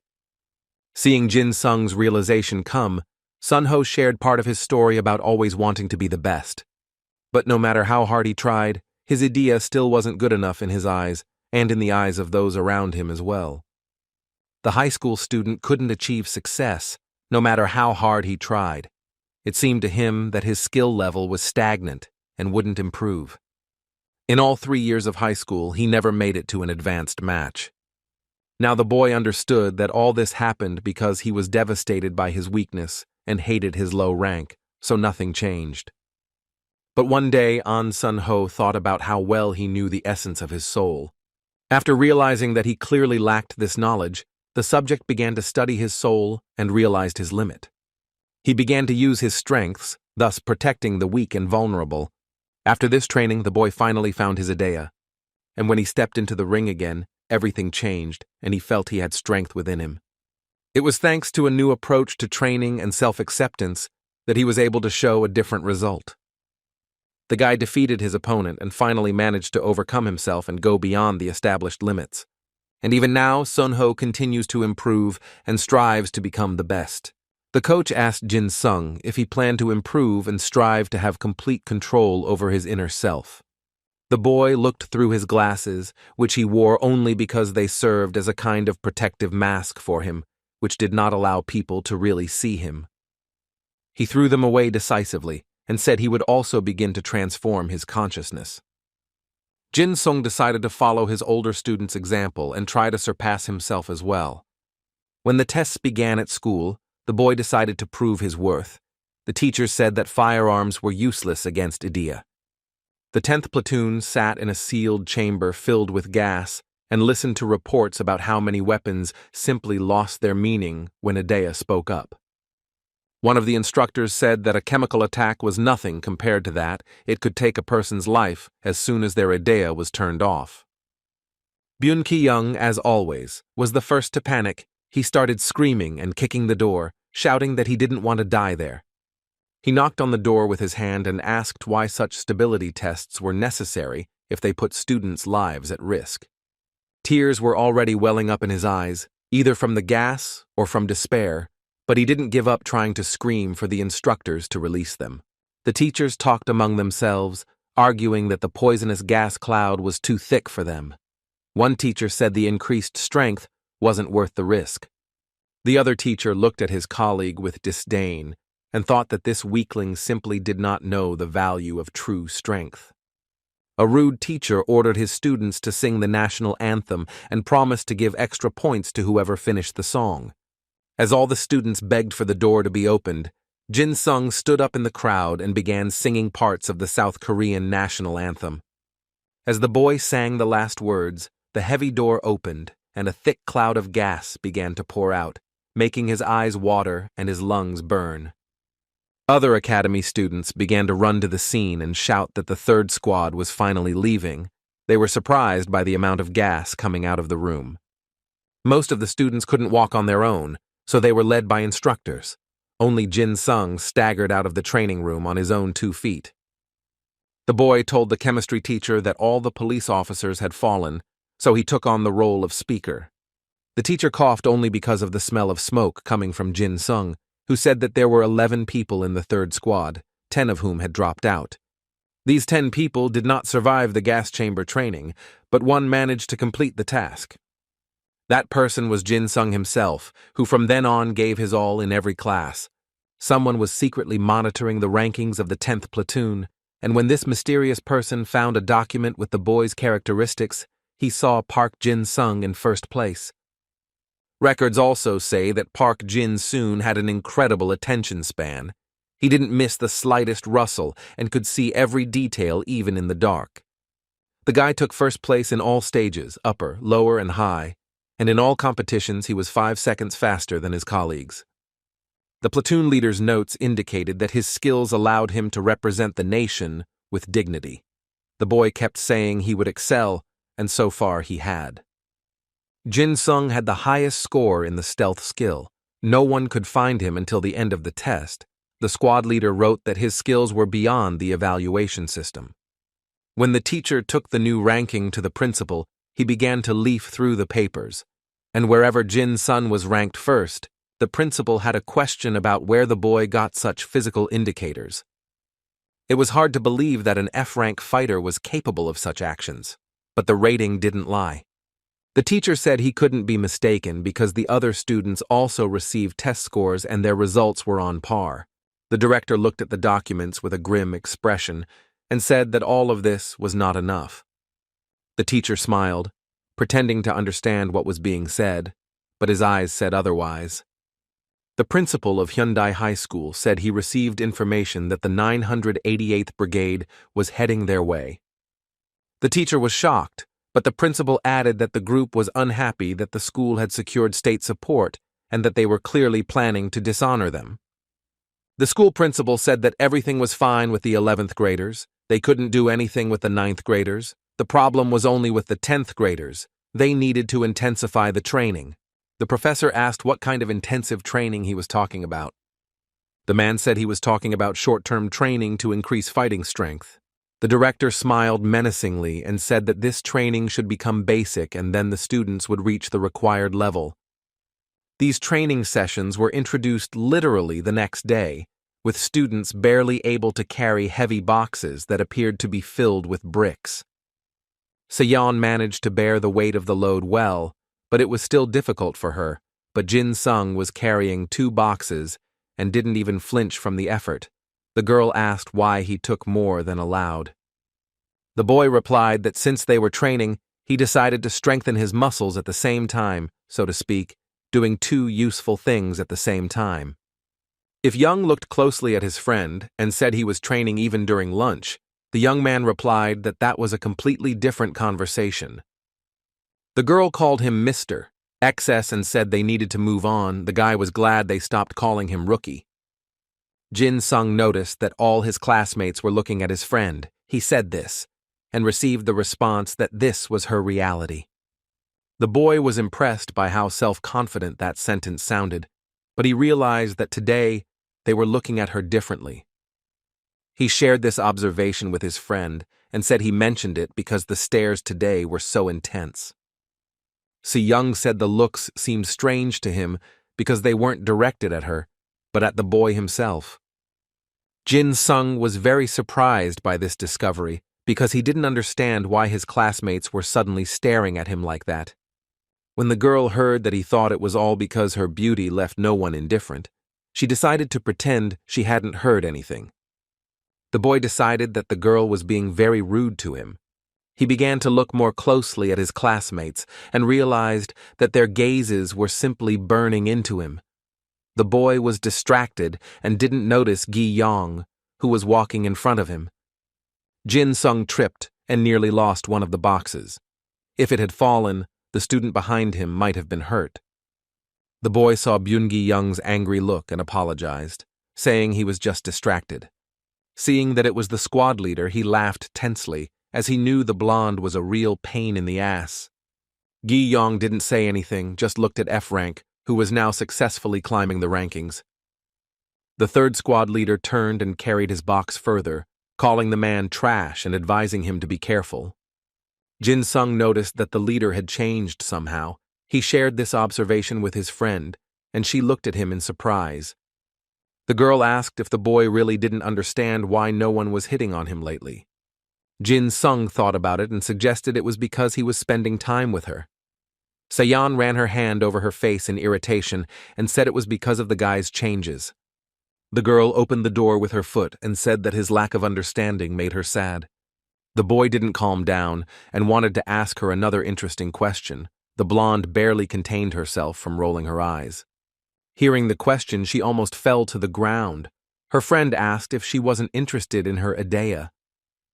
The girl placed the box on the floor with a noise and said she was not interested in such things because they were too personal. Jin Sung said that if she wanted, he could explain what happened to him at the bank. Seon said that Mr. XS didn't need to use sentences with explanations, especially when it came to relationships with girls. She explained that if anyone else had seen him in that state, they would have fainted, but she managed to contain herself. The boy smiled and asked if he was only talking about girls, since he had already managed to say something to An Sun-ho. Seon became furious and shouted, "Did he really want to die?" Because telling the sergeant these details was extremely dangerous. She began to shake the boy and ask him why he didn't come to her first, since she was more aware of his condition, having seen everything with her own eyes.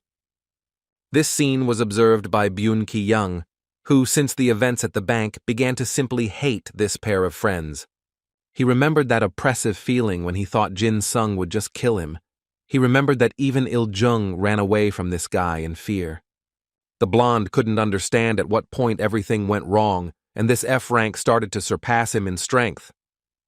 He decided that until he figured it all out for himself, he wouldn't admit that the boy really did have impressive abilities. Jin Sung reminded his friend that there were people watching them and promised to tell her everything once they were alone.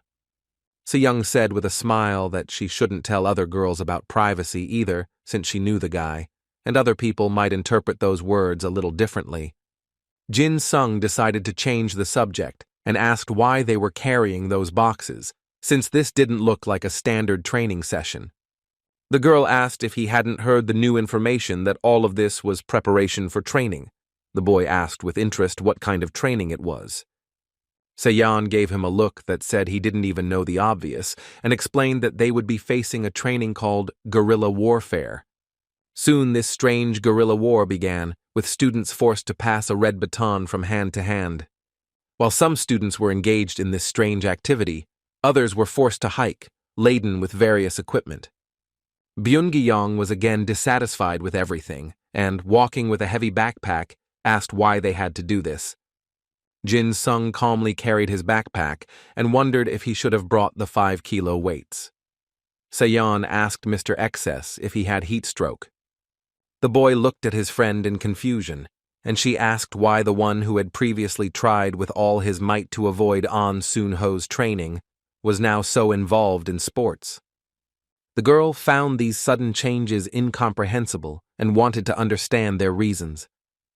That was exactly the question she wanted to ask her friend, but the boy interrupted her. He said that if you think about it, if An Soon-ho were in his place, he would already be carrying 10-kilogram weights in each hand. Seon was surprised to hear this and asked if the 11th grader was really that diligent. The teacher said the boys could take a 10-minute break, but they stopped right next to the bench where they were stuck. The blonde wondered if it was really possible to be so insensitive. Jin Sung noticed the girl's face change abruptly and asked if she was feeling okay because she looked shocked. The girl turned around and said that she should ask the boy if he was okay, since it was Jin Sung who suffered the most during the terrorist attack. The boy understood what she meant, so he asked flippantly if his friend really thought the bank building would somehow trigger his memories. Seon saw that her friend wasn't the least bit concerned about where they were staying, so she decided she was worried for no reason. But she was distracted from her thoughts by people who began approaching her and asking if she really was Kim Seon. People started approaching her and saying she was the White Goblin, the future of Korea, and so on. They admired her, praised her, and asked for her autograph. All of this left the girl incredibly embarrassed, although she pretended to be pleased and grateful for the support provided. She thought it was no coincidence that they ended up near the bench. It was all the principal's idea. They specially organized a break in such a place to advertise the school. They were specifically forced to stop right next to the bank where the plague incident occurred, so that the news heroes could be seen again by the townspeople. Just talking about the students at Hyundai High School was a good boost to the school's ranking, and the residents were also able to freely express their admiration for the students. And the shopkeepers were happy when the students passed by them, even if they were blocking the way. The teachers had probably already arranged everything in advance, as the students were a source of pride, and their presence near the stores generated good publicity. However, it was clear that most students found it unbearable to be near that building. Some were sick, others were about to faint. It was simply inhumane to treat the wounded platoon like that. But the teachers simply basked in the rays of someone else's glory, and it was so disgusting to watch that Seon could barely restrain himself from expressing everything he thought about it. After a few minutes, they were ordered to move on. Jin Sun looked at her friend with concern and asked if everything was okay, because the fans were giving her no rest. The girl said she just had a headache. After that, the boy looked at the bank building, and some memories came back to life inside him. He knew he would be lying if he said he didn't feel anything when he saw the bench. But the guy decided it was above his soul, so he chose to move on. He was comforted by the thought that there were no patents and that a person independently decided what power he would have, and hope arose that change was possible. The principal of Hyundai High School was having an animated conversation on the phone. Someone told him it would be a good idea to push Kim Se-young and the townspeople closer to the bench. The school principal said it was necessary to specially take the 3rd platoon there, even though they had already traveled 5 kilometers in the other direction. The man walked to his car and said he was ready to head to his destination. He continued to offer advice to the battalion commander even as he drove. The principal believed it was worthwhile to share words of encouragement with weary students. The school principal was absolutely certain that without him, the functioning of the educational institution would be simply impossible. He drove through town and laughed because he felt like the most important person in the area. The walk continued. This time, they decided to take a break before heading to the next trail. As it was very steep, the teacher told them to rest, but not to relax too much. The blonde addressed the boy, calling him by his new nickname. Jin Sung asked with displeasure when she would stop calling him Mr. Excess. Se-young offered the boy a chocolate bar, and he decided that for that reason, she could call him whatever she wanted. They were resting peacefully when suddenly they noticed a car driving down the rocky dirt road, coming straight towards them. The boys were extremely surprised because cars didn't travel on this road. which meant the driver was heading specifically for their platoon. To test this theory, Jin-soon and Si-young decided to see who was driving the white car. The teacher ran as fast as he could to find the man who came out into the street and said it was a little hot. The teacher stood obediently beside the school principal, who smiled sweetly and greeted him. The director saw Seon and immediately approached her, asking if she was okay. The girl said that she was fine. The man laughed happily and said that it was possible to trust such a successful student, but that this praise was unpleasant for Si-young because the principal was not praising her, but the benefit she brought to the school. The principal turned his gaze to the boy, and it was clear he couldn't remember his name. Jin-sung introduced himself without further thought. The principal looked at the student with displeasure. It was clear he was about to receive some kind of complaint. The man asked if the student didn't know that he should be called nothing less than battalion commander. The boy immediately corrected his mistake and called him by his correct name. Seon looked at this proud man with disgust. His prejudice was so obvious that it was disgusting to see. The battalion commander, who was also the principal, noticed that the boy seemed happier than all the other students. Jin-sung was pleased that the director noticed this and started to tell him that he trained well, but the man clearly didn't believe him, so he asked him to open his backpack. The boy remained silent, and at first did not even understand the meaning of that request. It was hard to believe that there would be such a prejudiced attitude towards students who did not particularly stand out. The principal announced that he had come to conduct an inspection, then asked the 10th platoon leader to bring a list of students. Seon began to suspect that the school administration was specifically trying to find a reason to suppress Jin-sung, but it was unclear why they were doing so. The girl knew her friend wasn't one to forget anything, but if the boy accidentally forgot to bring some equipment, he could be in serious trouble. The 10th platoon leader carefully checked the presence of every necessary item and reported that everything was in place. The director was clearly disappointed that the boy hadn't forgotten anything and began to think of other ways to discredit the boy. The man asked if there was anything else in Jin-sung's backpack, as it seemed he hadn't taken out all the contents when he checked it. The boy happily opened his backpack and said he could show what else he had. He held out sandbags and said he carried them with him so he could train even during breaks. The man was surprised. He asked the boy if he knew what kind of classes they had. Jin-sung replied that they were doing guerrilla training and resistance training. Kim Sae-yeon could no longer watch calmly as this nasty director continued to try to frame Jin-sung. But then the teacher intervened, and despite the school principal's desire to continue the inspection, saying it was time for them to move on, the disappointed principal let them go. He walked the school principal to his car and told him to be careful on the way, as the road was not designed for such cars. The teacher's behavior surprised the girl, as it seemed like he wanted to get rid of his superiors as quickly as possible. The older students watched the younger ones, and one of the boys reported that they would soon arrive at the scene. The brunette named Ju-ye asked Sun-ho if the most worthy of all was the white goblin, Seon, and if so, she suggested testing her. But An Sun-ho said they needed to focus on Park Jin-soon. The brunette laughed and asked again if he was really talking about that guy with the dagger. She knew the leader thought highly of him, but it was still an odd choice. She expressed doubts as she was unsure whether they should waste time on the boy.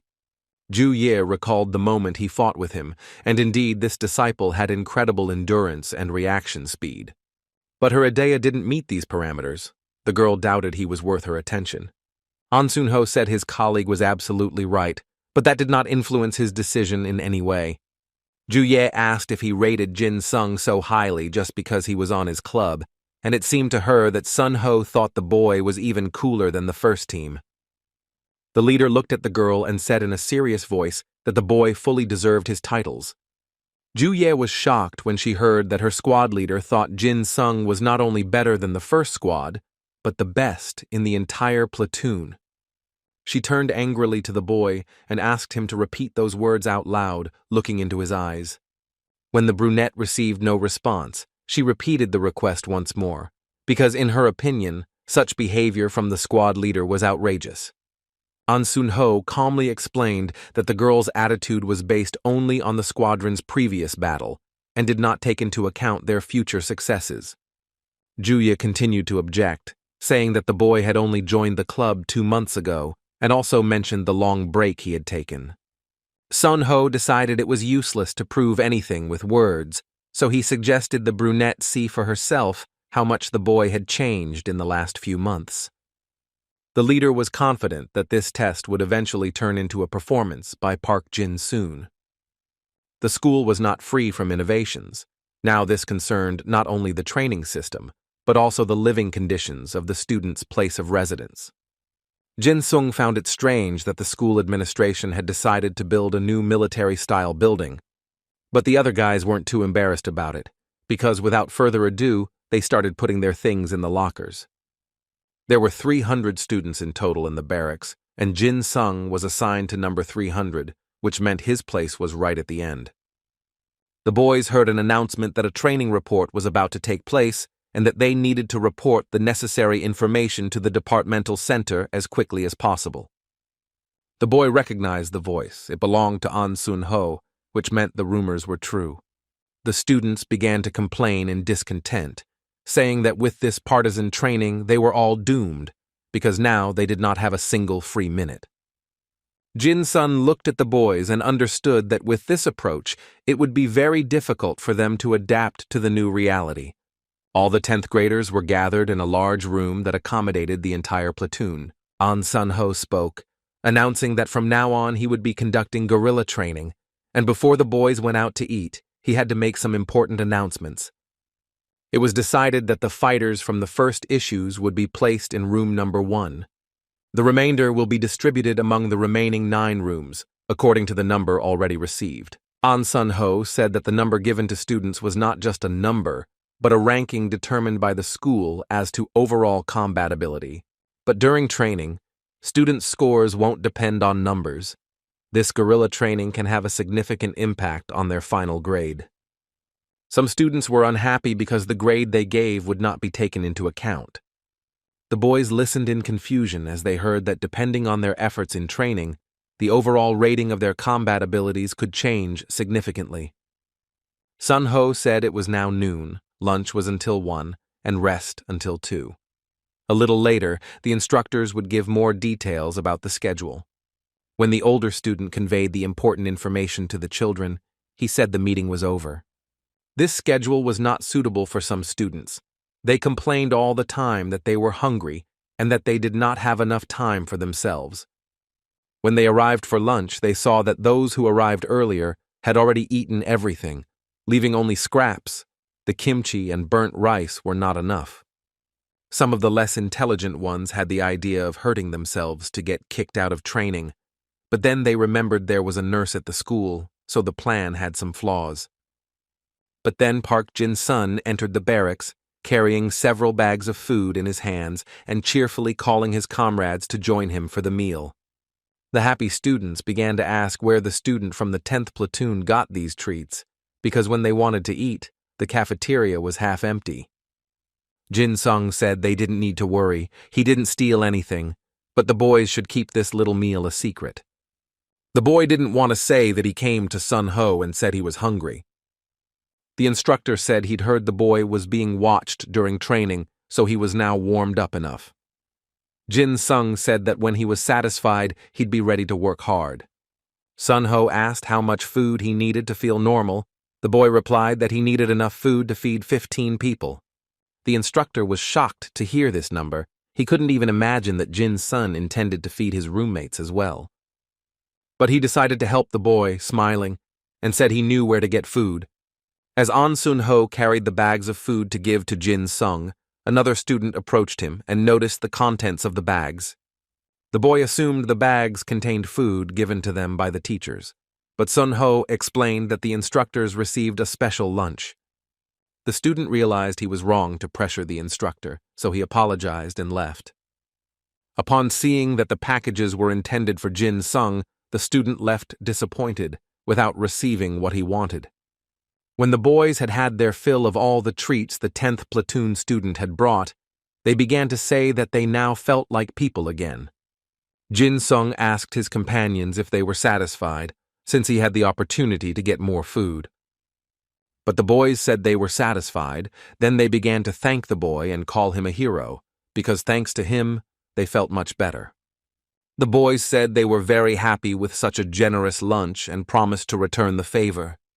After thinking about it, Jin-sung decided he needed the boys to start playing by his rules. He said that if his roommates wanted to thank him, they would have to promise something. They looked at the guy in surprise. Jin-sung said that each of them must do their best in training so that their platoon can move up in the rankings. The boys' eyes widened, reminding the young man that they were the tenants of room number 10, which meant they were the 15 worst students in the 10th grade. Jin-sung said it was no secret to him, so the boys reminded him that they had terrible ideas and weren't capable of much. These words made the boy laugh, as it was unlikely that anyone present had a weaker idea than him. The students thought about these words and understood that if Jin-sung could raise his name in the rankings, they could too. One of the boys said that everyone noticed a drastic change in him. He was completely different from before, and his roommates expressed a collective desire to change in the same way as well. After these words, the boys said that they wanted to see Jin-sung as their leader. The boy didn't even know how to react to that. Jin-sung became excited and asked if they really wanted to follow the path of change and become stronger, and the boys shouted in agreement. At 3 o'clock in the afternoon, all the students of the 10th platoon were gathered at the guerrilla training camp. The boys trained so hard that some of them felt sick. A nurse was on duty near the field and couldn't get to the students in time.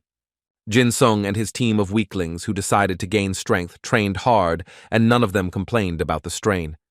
This persistence began to be noticed by other students, who were surprised by the results of these guys, as before they were completely normal. Juya didn't understand what was going on and why An Sun-ho was laughing, because it was strange that such changes and reorganizations were happening in the squad.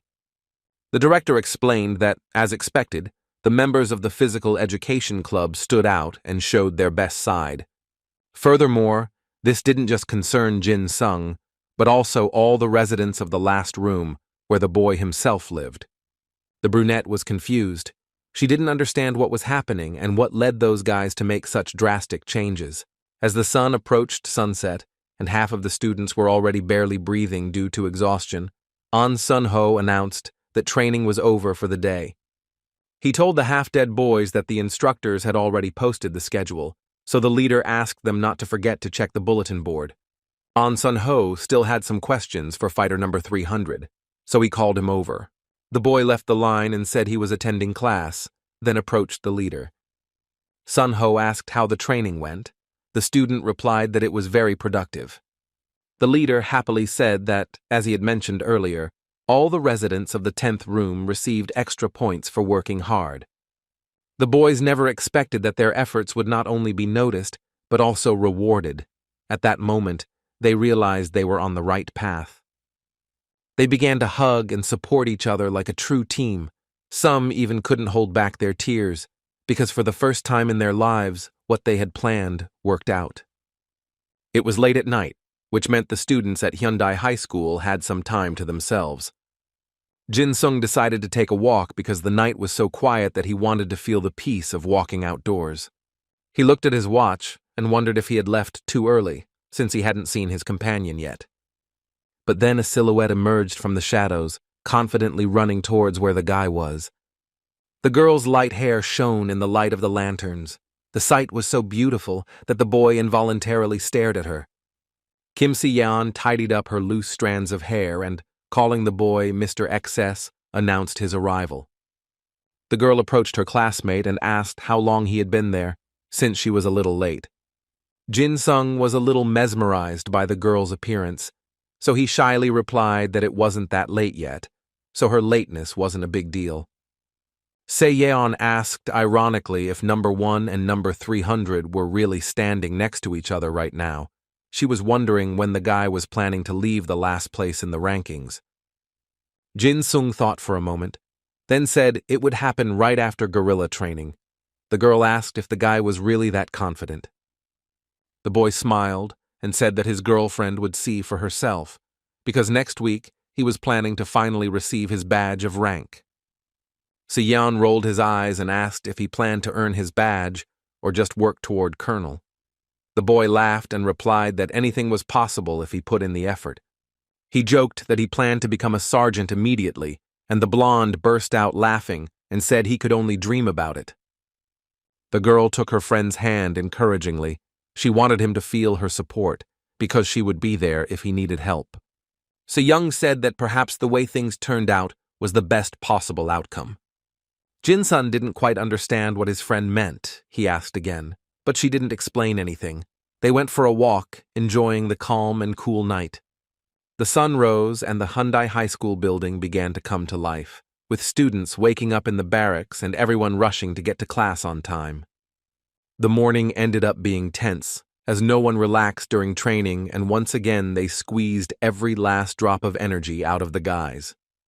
Byun-gi-yong, as always, was among those who complained that they had been tortured since the next morning, that they had just gotten out of their soft beds and already had to rush somewhere. He only closed his mouth when one of the students ran past him, not complaining about the training, but doing the exercises well. The blonde couldn't believe his eyes. He was once again overtaken by the F-level weakling, who previously could barely move his legs through the school hallways. Ju-ye was also surprised because, according to her observations, Jin-sung was 2 laps ahead of the rest of the group. Even the doctor on duty on the balcony noticed that everyone except Jin-sung looked like rotting corpses. The boy was running ahead, but his team wasn't falling behind either. Everyone was carrying out the task intensely. They shouldn't lower the bar because yesterday, none of them gave up.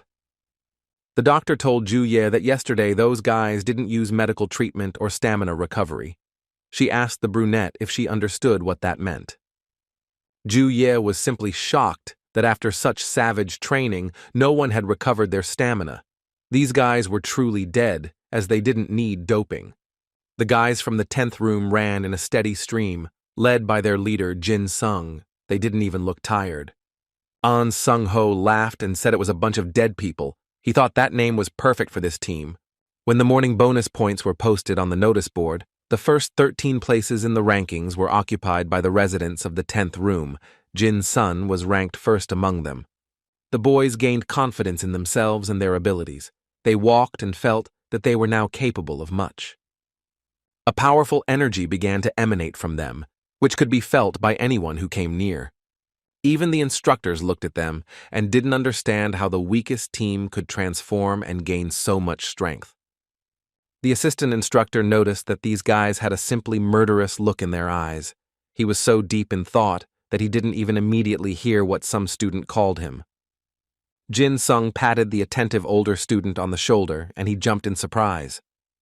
The assistant turned around and saw the student number 300 in front of him and asked what he wanted from him. Jin-sung said he was curious about something.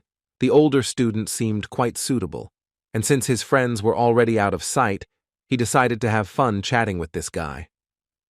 The man in the cap said importantly that since the instructor was not around, all questions could be asked of him, especially since this was the first training of its kind.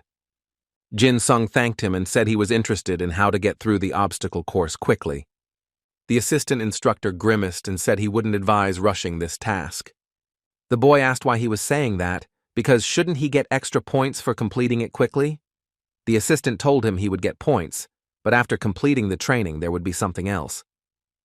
Instructor An Soon-ho will find the fastest student in the physical training class and give them extra time tasks while the others complete the obstacle course at a leisurely pace. The assistant added that Jin-sung's group was already performing very quickly, which meant they would have to train for a long time. But the boy just smiled and told his boys that they should finish the task as quickly as possible and practice with the instructor. All the boys agreed that the faster they finished, the higher the score they would get and the longer they would stay in training. Assistant Sun-ho realized that he had found the wrong guys who were dodging work, and that Jin-sun was leading these psychopaths. The boys began to clip on the carabiners and secure the support that would help them pass the test. The instructors and their assistants watched carefully to make sure the students did everything correctly, because they could hurt themselves if they slipped too quickly. One of the instructors asked his colleague if he had instructed the students correctly. as they were going through the obstacles so quickly. The young man told him to look at the progress report. When she opened the report, she saw that all the residents of the 14th passed the tests perfectly and moved up the rankings without any problems. The assistant instructor said the girl didn't see these guys at first because they weren't anything special. But now, when the 300th student said to jump, all 14 people jumped. If he told them to climb, they climbed. If he told them to run, all these guys ran obediently. They were a well-coordinated team with a clearly defined leader. The girl remembered that the 300th student was the same guy who always ran away when it was time for the squadrons to battle. But now Jin-sung was a completely different person. He handled the tests well and still managed to support the other guys. He clearly had leadership qualities that there was not even a hint of before. One of Jin-sung's friends felt that fatigue was already beginning to overwhelm him, but he stubbornly continued to descend. He made one last effort and found the strength to finish what he started, and in the end, he managed to pass the test successfully. As soon as he jumped on the ground, his friends immediately ran to him and started hugging him. Everyone was happy that they had managed to achieve success. The boys felt a real team spirit. The instructor's assistant asked the girl if she had been able to see them successfully complete the course. She was pleasantly surprised. The boy said that now these students would go to another training session. Jin-sung said that now they were going to do some extra strength training, and his friends shouted happily. It seemed like they weren't tired at all. The instructor's assistant suggested that the girl switch groups. She laughed, patted her classmate on the shoulder, and wished her luck. It was the third day of Idea's training, also led by An Sun-ho, who wanted to achieve a simply perfect result with the group entrusted to him. The instructor explained that the class was scheduled for another day, but due to the extreme heat, management made a change, adding that after the training, all students would rest. The boys began to look at each other. They understood that if they were going to rest, they would make the most of it. An Sung-ho thought that the interruption of the training schedule due to the weather was not critical, but there was a positive point. In this heat, the endurance limit became more obvious. The main goal of the training was to ensure that all students could continue to fight using Idea, even when their abilities were at their limit. Previously, the guys only used soul essence in normal state, but during training, they will be able to reveal their secret potential. An Sung-ho knew that after the training was completed, students with good willpower would be more interested in Idea's abilities. The instructor announced that they would begin a class that would focus on honing their skills in using soul essence. The boy showed the boys the huge rocks behind him and told them their task was to break them using all their strength. Some of the boys were extremely shocked by this turn of events, as they had no idea if they would be able to do such a thing with Idea's help. Sun-ho explained that each student would test their strength based on their ordinal number and advised them to give their all during Idea's revelation. When the boys heard that if they didn't reveal Idea, they would have to let the next student pass, they began to argue loudly about who would surpass whom in terms of skill. Sun-ho ended the discussion by saying that he knew many students felt unworthy. He said that many have heard about his soul essence. Jin-sun remembered that the guy had a special combat Idea, which was called I Will Definitely Catch You. Everyone understood that if the instructor tried to break the stone, it would be very difficult to break. But even so, An Sun-ho activated his Idea, I Will Definitely Catch You, and decided that he would show by his own example what it is like to deal with difficulties. He quickly moved to the huge stone and grabbed it so tightly that the veins in his arms bulged from the effort. The instructor began to dig his hands into the stone, and surprisingly, it began to give way. Where his fingers touched the stone, many cracks appeared. Jin-sung looked at his older companion with admiration, because he did things that were simply impossible, and all thanks to hard work, not innate talent. The rock became more and more covered in cracks and no longer looked so big and scary. Sun-ho lifted it from the ground, impressing everyone who witnessed the spectacle. The stone was several times larger than the man, but he managed to hold it in his hands. His eyes shone, and it was clear that he was gathering more and more strength to finally deal with the stone. As a result, there was a bright flash, after which the earth shook. It was a wave of energy that helped break the stone, and it disintegrated into pieces. An Sun-ho was satisfied with his work and now walked calmly toward the 10th platoon. He wasn't even out of breath, his breathing was even, and his gaze was calm. Jin-sung used his ability to see the essence of the soul and realized that the boy's idea had actually improved, even though it seemed impossible. Furthermore, the instructor's movement speed has increased significantly. As it turns out, the skill can be trained regardless of human limits. Jin-sung noticed that the eldest disciple was able to ignore the weight when he used idea. Some of the students whispered in horror that Sun-ho had stuck his hand into the stone. The instructor turned to his students and told them they should do the same as he did, only with their own skills. When he received no answer, he sternly asked if everyone had understood the task they had been given. Then the boys came out of their stupor and shouted in unison that they would immediately begin the task. Juye, who was nearby, said that they would start with the student who was number 1, and she asked him to come closer. It was Kim Se-yeon, or as she was popularly called, the White Jade Goblin. She activated her idea and drew her sword, then walked confidently towards the stone to finish her task. The girl slowly ran her finger over the cold metal of her weapon and felt a tremor of power within her exploding. Juye announced that the student could begin as soon as she was ready. Seon didn't need to be told twice. She immediately used a skill called Goblin Sword Art and began calculating which side would be best to attack from. Having chosen the right angle, the student delivered a powerful blow that split the huge stone into many small pieces. Satisfied with her work, the blonde hid her sword in its sheath and, brandishing her scythe, left the training ground. The students began to say that the girl was simply amazing. Some believed that it was all due to her surname, Idea, who summoned the Jade Goblin. Juye watched the 10th grader leave and thought that, as expected, her potential was on a completely different level. She possessed impressive strength that was hard to deny. She cleared her throat and invited student number 2 to the training grounds. Time passed very quickly, but the flow of students did not stop, each trying to deal with the task in their own way. Byun-gi-young's time came. He used his strength to cut down a tree, and this impressed many of the students and instructors present. His strength was extraordinary.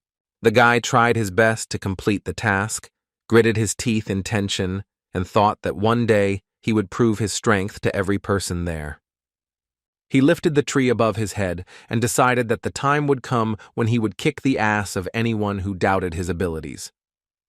Then the blonde started hitting the rock with all his strength, but so far he hadn't managed to break even the smallest piece of it. Juye patiently watched these desperate attempts, but when she realized it was no use, she told the boy to back off. Gi-yong broke the tree in half and said that he chose the rotten wood that was unable to help him. Anger rose within him, and he was ready to throw himself at the stone with his own hands.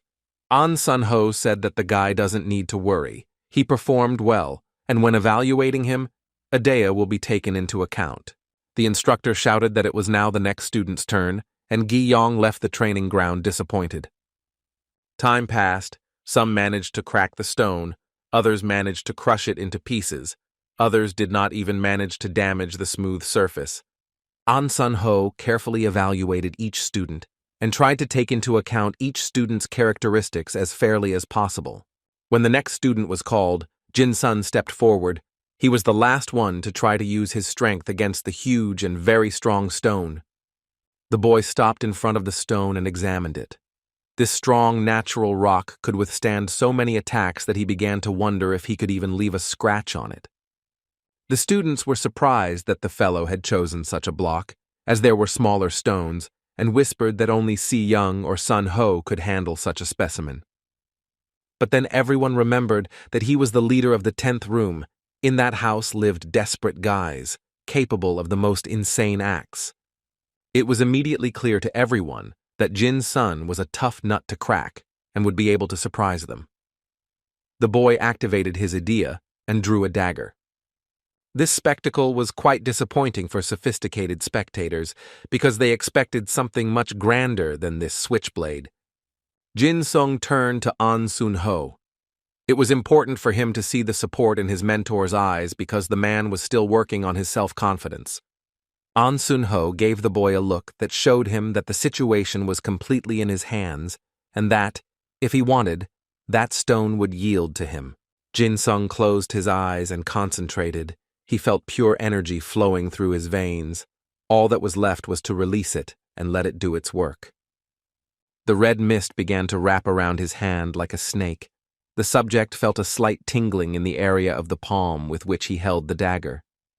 Seeing the guy's idea being activated, both Byun Ki-young and Kim Si-young were scared, because that was exactly what they saw in the bank building during the terrorist attack. But An Sun-ho was completely calm. He guessed why the guys were so alarmed, but still told Jin-sun to start the task.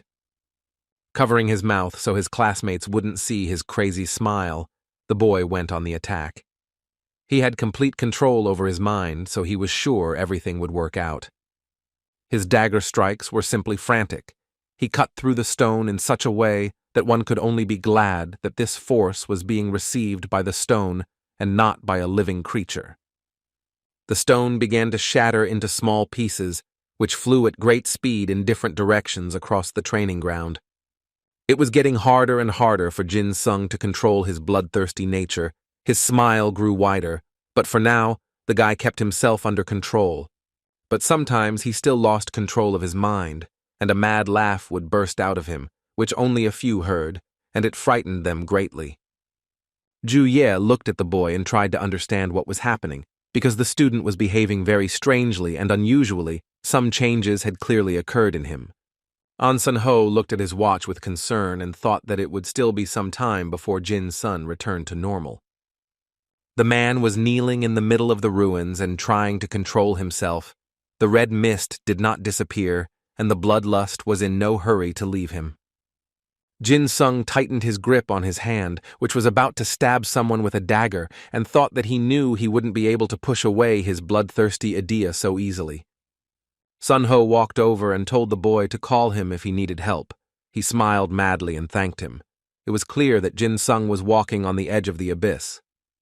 He bit his lip tightly and thought that he couldn't rely on other people's help all the time, that he needed to learn to deal with the situation on his own. His hand was simply twisted with the desire to stab someone with a dagger. The guy wished he could at least partially turn off his idea so as not to hurt anyone. Suddenly, it was all over. His hand stopped shaking, and Jin-sung heard the gasps of his classmates as they asked each other where the lump had gone and how it was possible to do such a thing with a small dagger. The instructor smiled proudly at the boy and said that this time he did it. Jin-sung stood up and said that he wouldn't have succeeded without his mentor's help, as he hadn't fully utilized his ability, which was now called partial assassination instead of absolute assassination. Control over this ability was in the boy's hands, but the more parts of his body were involved, the more difficult it became to control idea. The boy jumped up to Si-young and said happily that he had done it, maybe not perfectly, but he had done it nonetheless. The girl said nervously that he had made her worried. Before she could finish speaking, Jin-sung's friends and roommates ran up to him and started shouting that they had always believed in their boss and his incredible abilities. The boys began to shake the boy, and Si-young thought, smiling, that Mr. Excess and his charges were cut from the same cloth. The blonde was happy to see that the boy had finally made friends, and now he was not being bullied but supported, so she decided not to interfere in this youthful idol and leave him alone with his friends. Night fell, and lights began to come on in the barracks windows. Despite the late hour, the students still had no plans to go to sleep. Jin-sung decided to go to the doctor, so he stopped outside the office door and knocked, asking if the woman was there. It was strange that no one answered her. The woman was usually in her office, but now it was clearly empty. The man was worried because the guys in his room hadn't failed a single test, which meant they hadn't been sent to restore their stamina. Jin-sung was proud of them, but their strength also had a limit. Continuing to stand under the office, the boy noticed a teacher walking down the hallway with bags in his hands. They were both extremely surprised when they found themselves in that wing of the school building. The teacher looked very unhappy. He asked the boy what he was doing there. The man was indignant that he had not been informed that he was not allowed to enter there without permission. Jin-sung found this behavior very strange, as he had just arrived at the doctor's office, and the professor was clearly agitated by his appearance in that part of the building. The teacher began to approach and say in a threatening tone that the student should not have appeared there.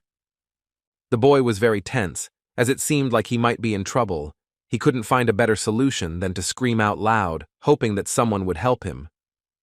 The teacher became even more furious and explained that if the student was caught there, he would be severely punished.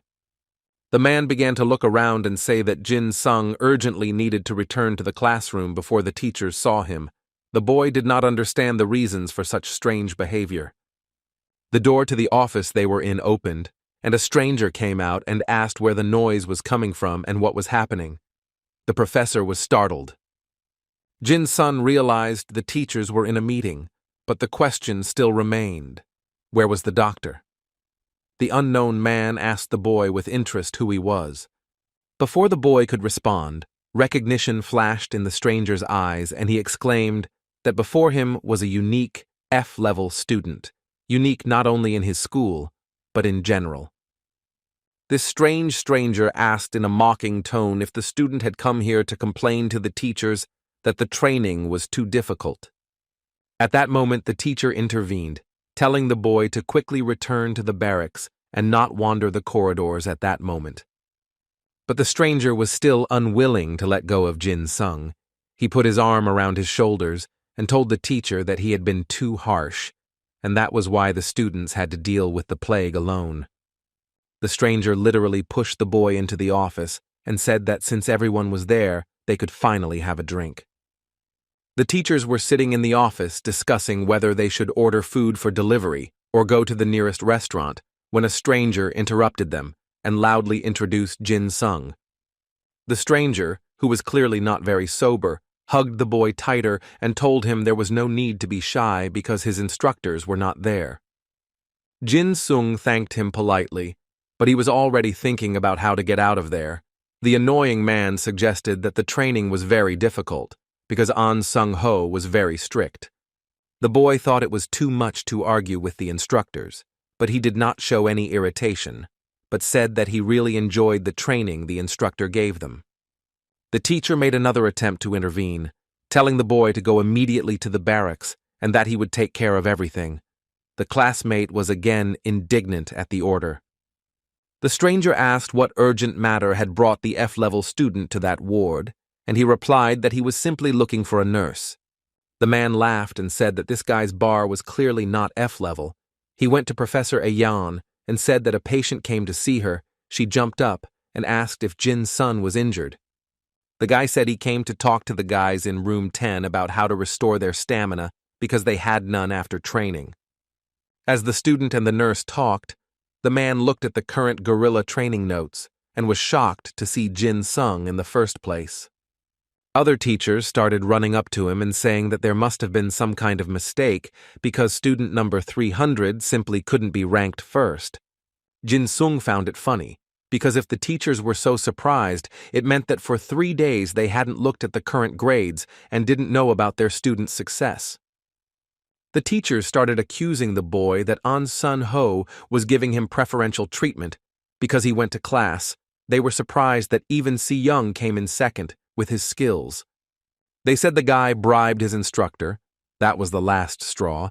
Jin-sung couldn't contain himself and shouted that An Sung-ho wasn't the kind of person who could be bought with money. The teachers did not calm down.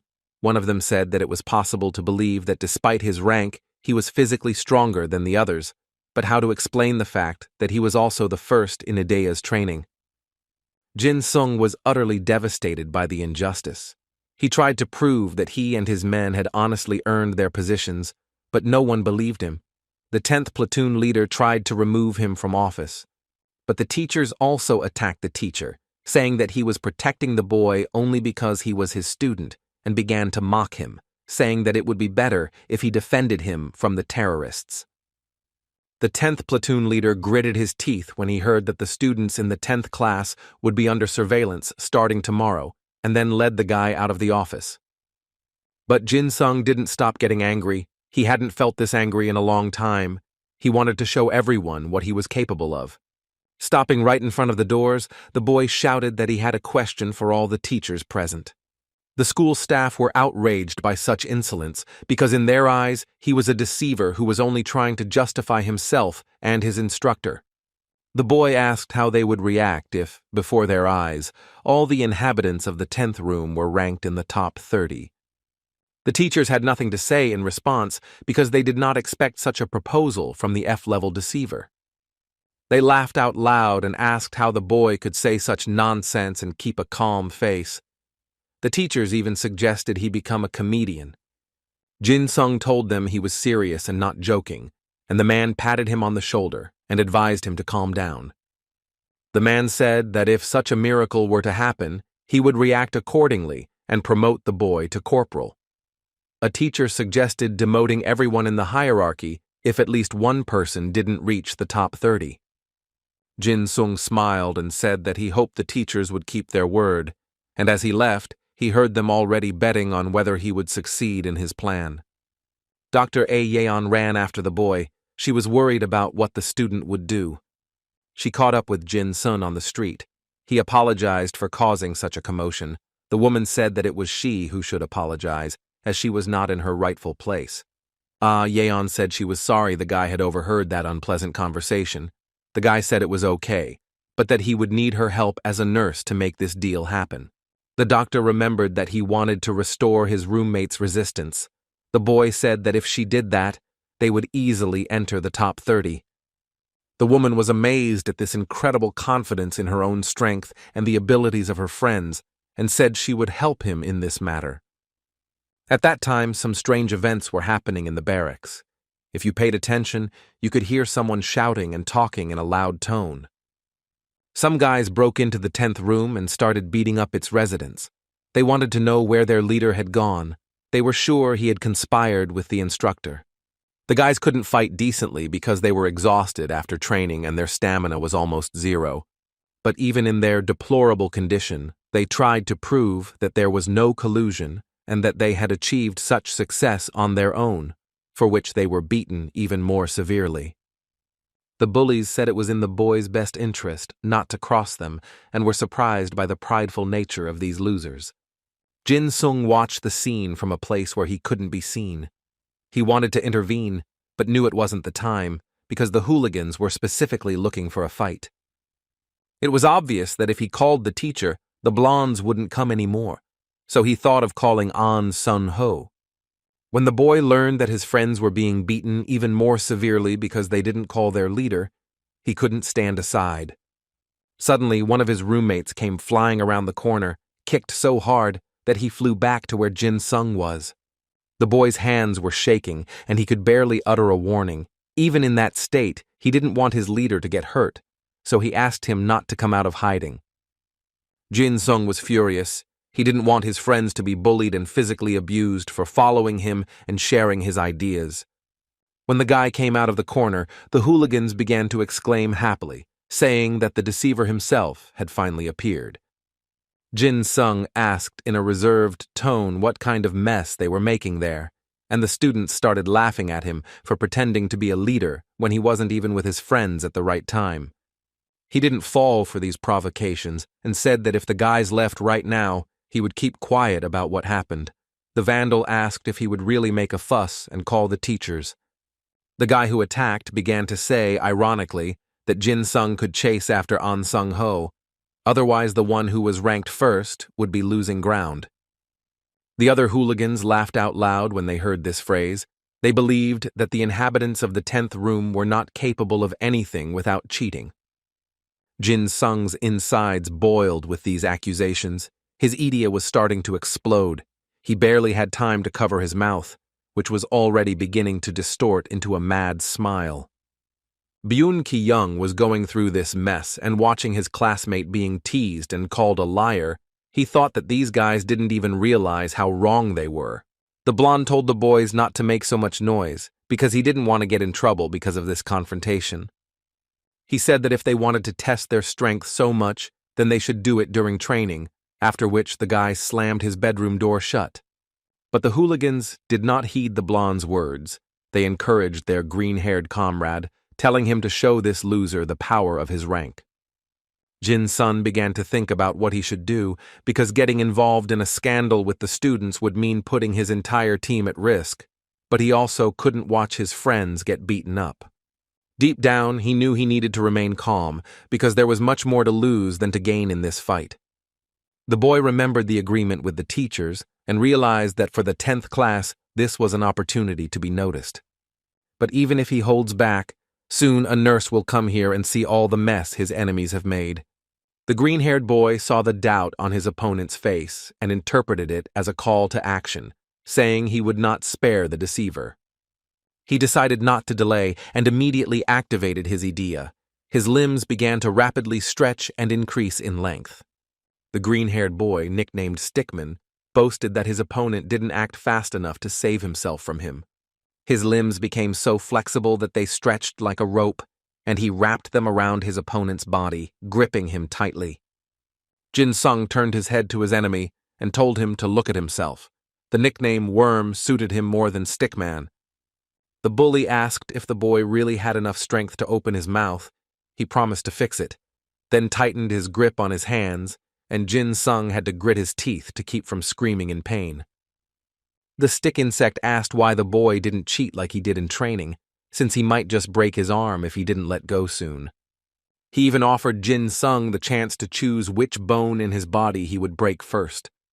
The boy could barely breathe because the enemy's arms were around his neck, and his access to oxygen was extremely limited. The stick insect continued to mock, asking if Jin-sung wouldn't do anything. It was obvious to him that the boy wouldn't be able to do any tricks. Jin-sun understood that this guy had a very strong temper, and if he let him do whatever he wanted, he would be satisfied and leave, especially since the doctor would be arriving soon. The stick insect began to tell the inhabitants of the 10th room that their leader was simply nobody without his tricks. But the boys tried to protect their friend and shouted at the worm to let go and go away. The green-haired boy looked at the boys and, seeing that they couldn't even get up, asked if they wouldn't save their leader.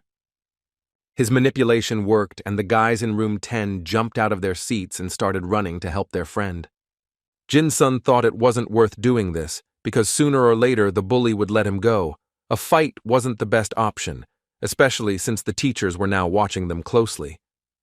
Stickman's arm extended further and reached for the approaching boys, and he hit them so hard that they scattered like bowling pins. After that, he tightened his grip around Jin-sung's neck even more intensely and told him that if he was weak, he should lower his head. One of Jin-sung's friends stood up and said that they had lived by this principle their entire lives, but their leader was different. He said that his leader probably didn't remember this, but on the day Byun-gi-young called Kim Se-yeon to the rooftop, he was also among the blonde man's fighters. Jin-sung was surprised by the news.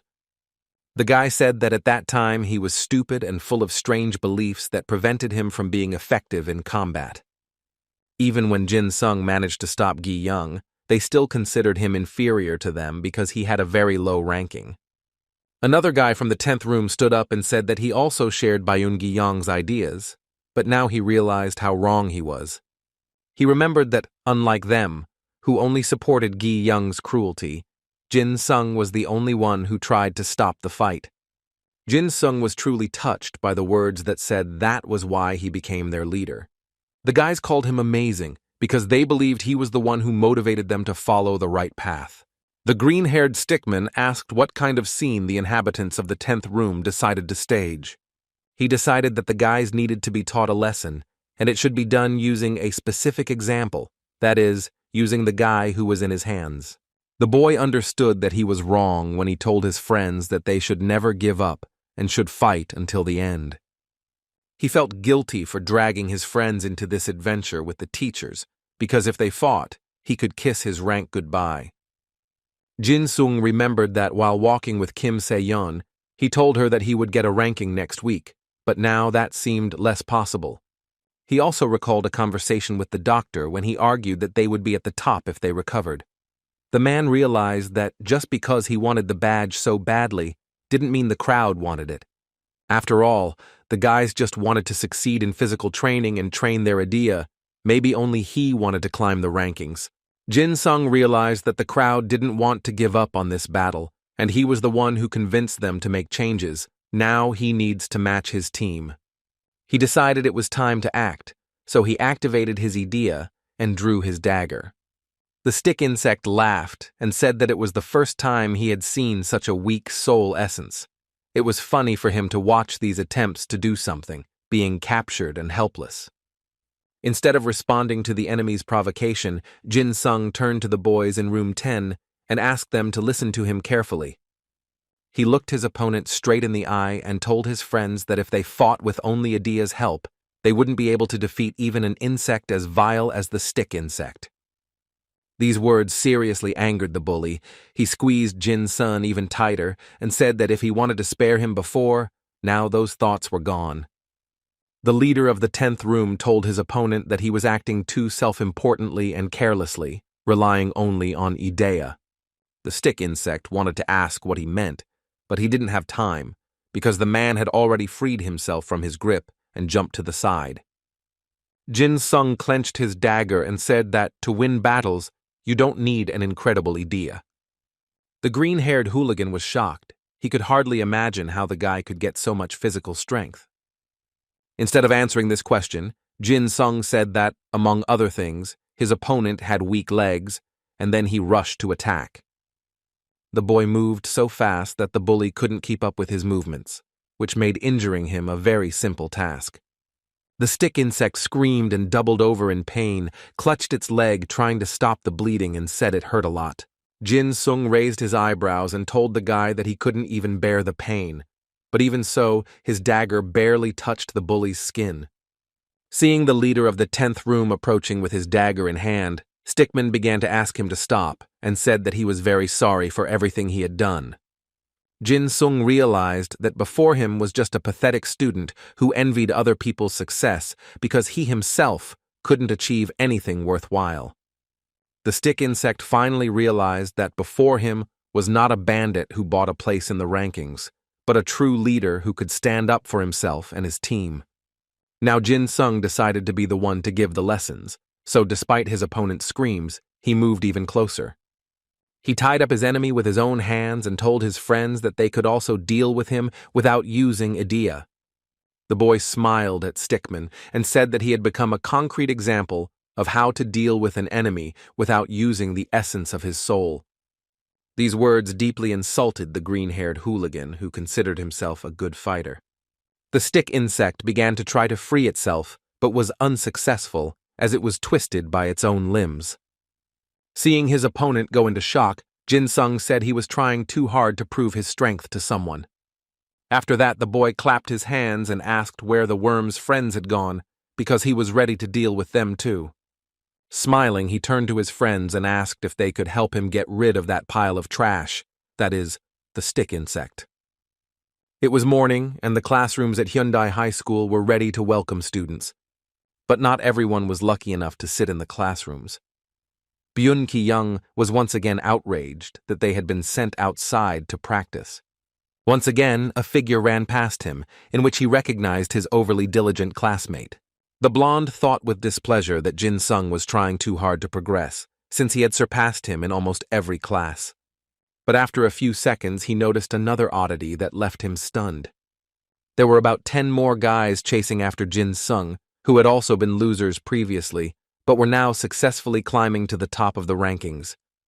Ju-ye observed the students and was surprised to see how the former losers were becoming stronger fighters with each passing day. The brunette asked how student number 7 was feeling since he wasn't visible during class. Nurse Yeon replied that he had difficulty restoring his condition, and since he had suffered an emotional shock, it would not be easy for him to return to training. The woman rubbed the tip of her nose and said that she had barely healed the guys in room 10 after the fight, so they were unable to fully restore their stamina, so today might be difficult for them. An Sun-ho heard this information with a grim expression on his face, feeling uncomfortable that the guys were being attacked because of his success. He decided to talk to Jin-sung, so he called him and asked if the boy knew why he had called him, and he answered in the affirmative.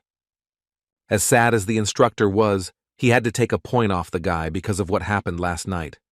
Jin Sung was shocked when An Sun Ho said that before taking a point from him, the guy was in first place, but after the subtraction, he finished in 300th place. At that moment, the instructor ended the class, and the boy thought that despite being last again, he had managed to avoid being expelled from school. He knew someone must have stood up for him. He didn't have many friends, so it could have been An Sun Ho or the nurse. The roommates started getting upset and asked if the teachers hadn't heard what happened, since the kids in the first room started first and reported it to the instructor. An Sun Ho couldn't cancel the punishment, so he advised the boys in room 10 not to show up and go to the dining room. But the boys couldn't calm down because it was unfair that their leader was being punished for trying to protect them.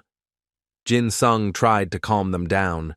The instructor added ominously that if the boys did not calm down, they would all receive penalty points for refusing to follow the order. But these words also did not have the desired effect, as the student said he was fed up with such injustice. He ripped off his badge with his rank number on it and said that no matter how hard they tried, they were still doormats to everyone else. This rebellious behavior greatly surprised the instructor, as he had not encountered open resistance and discontent among his subordinates for a long time. But then Jin Sung intervened, and after that, all his friends fell silent, giving the floor to the leader. An Sun Ho turned to him and was already prepared for him to start getting indignant as well. But the guy surpassed all expectations when he said that the residents of his room were ready to accept punishment for disobedience, after which he lay on his stomach and began doing push-ups. His friends realized he must be mad at them for making things worse. The boys accepted the punishment and all carried it out in unison. An Sun Ho watched them and periodically asked if they still had any dissatisfaction. The instructor announced that on Friday afternoon there would be a competition using idea between the best fighters in guerrilla training. The coach advised the boys to show everything they are capable of there and prove that they are not just doormats. Jin Sung gritted his teeth and realized that they had to do their best, because to get into the top 30, they would have to sweat. An Sun Ho glanced at his watch and realized lunch would begin in 20 minutes. He ordered the attendant in room 10 to get up and go to the dining room. The boys had barely gotten up. They were sweaty and tired, but with a sense of duty accomplished, they went to lunch. The instructor noticed that they were still able to move and interpreted this as a good sign and proof of the students' perseverance. The boys walked down the aisles and sadly said they probably only had dry rice and kimchi. Jin Sun suggested they share what they had among themselves. The teacher who dragged Jin Sung into class yesterday, where the teachers accused him of cheating, was leaving the cafeteria. The man asked if the F student was really taking his team to lunch. The boy smiled and nodded.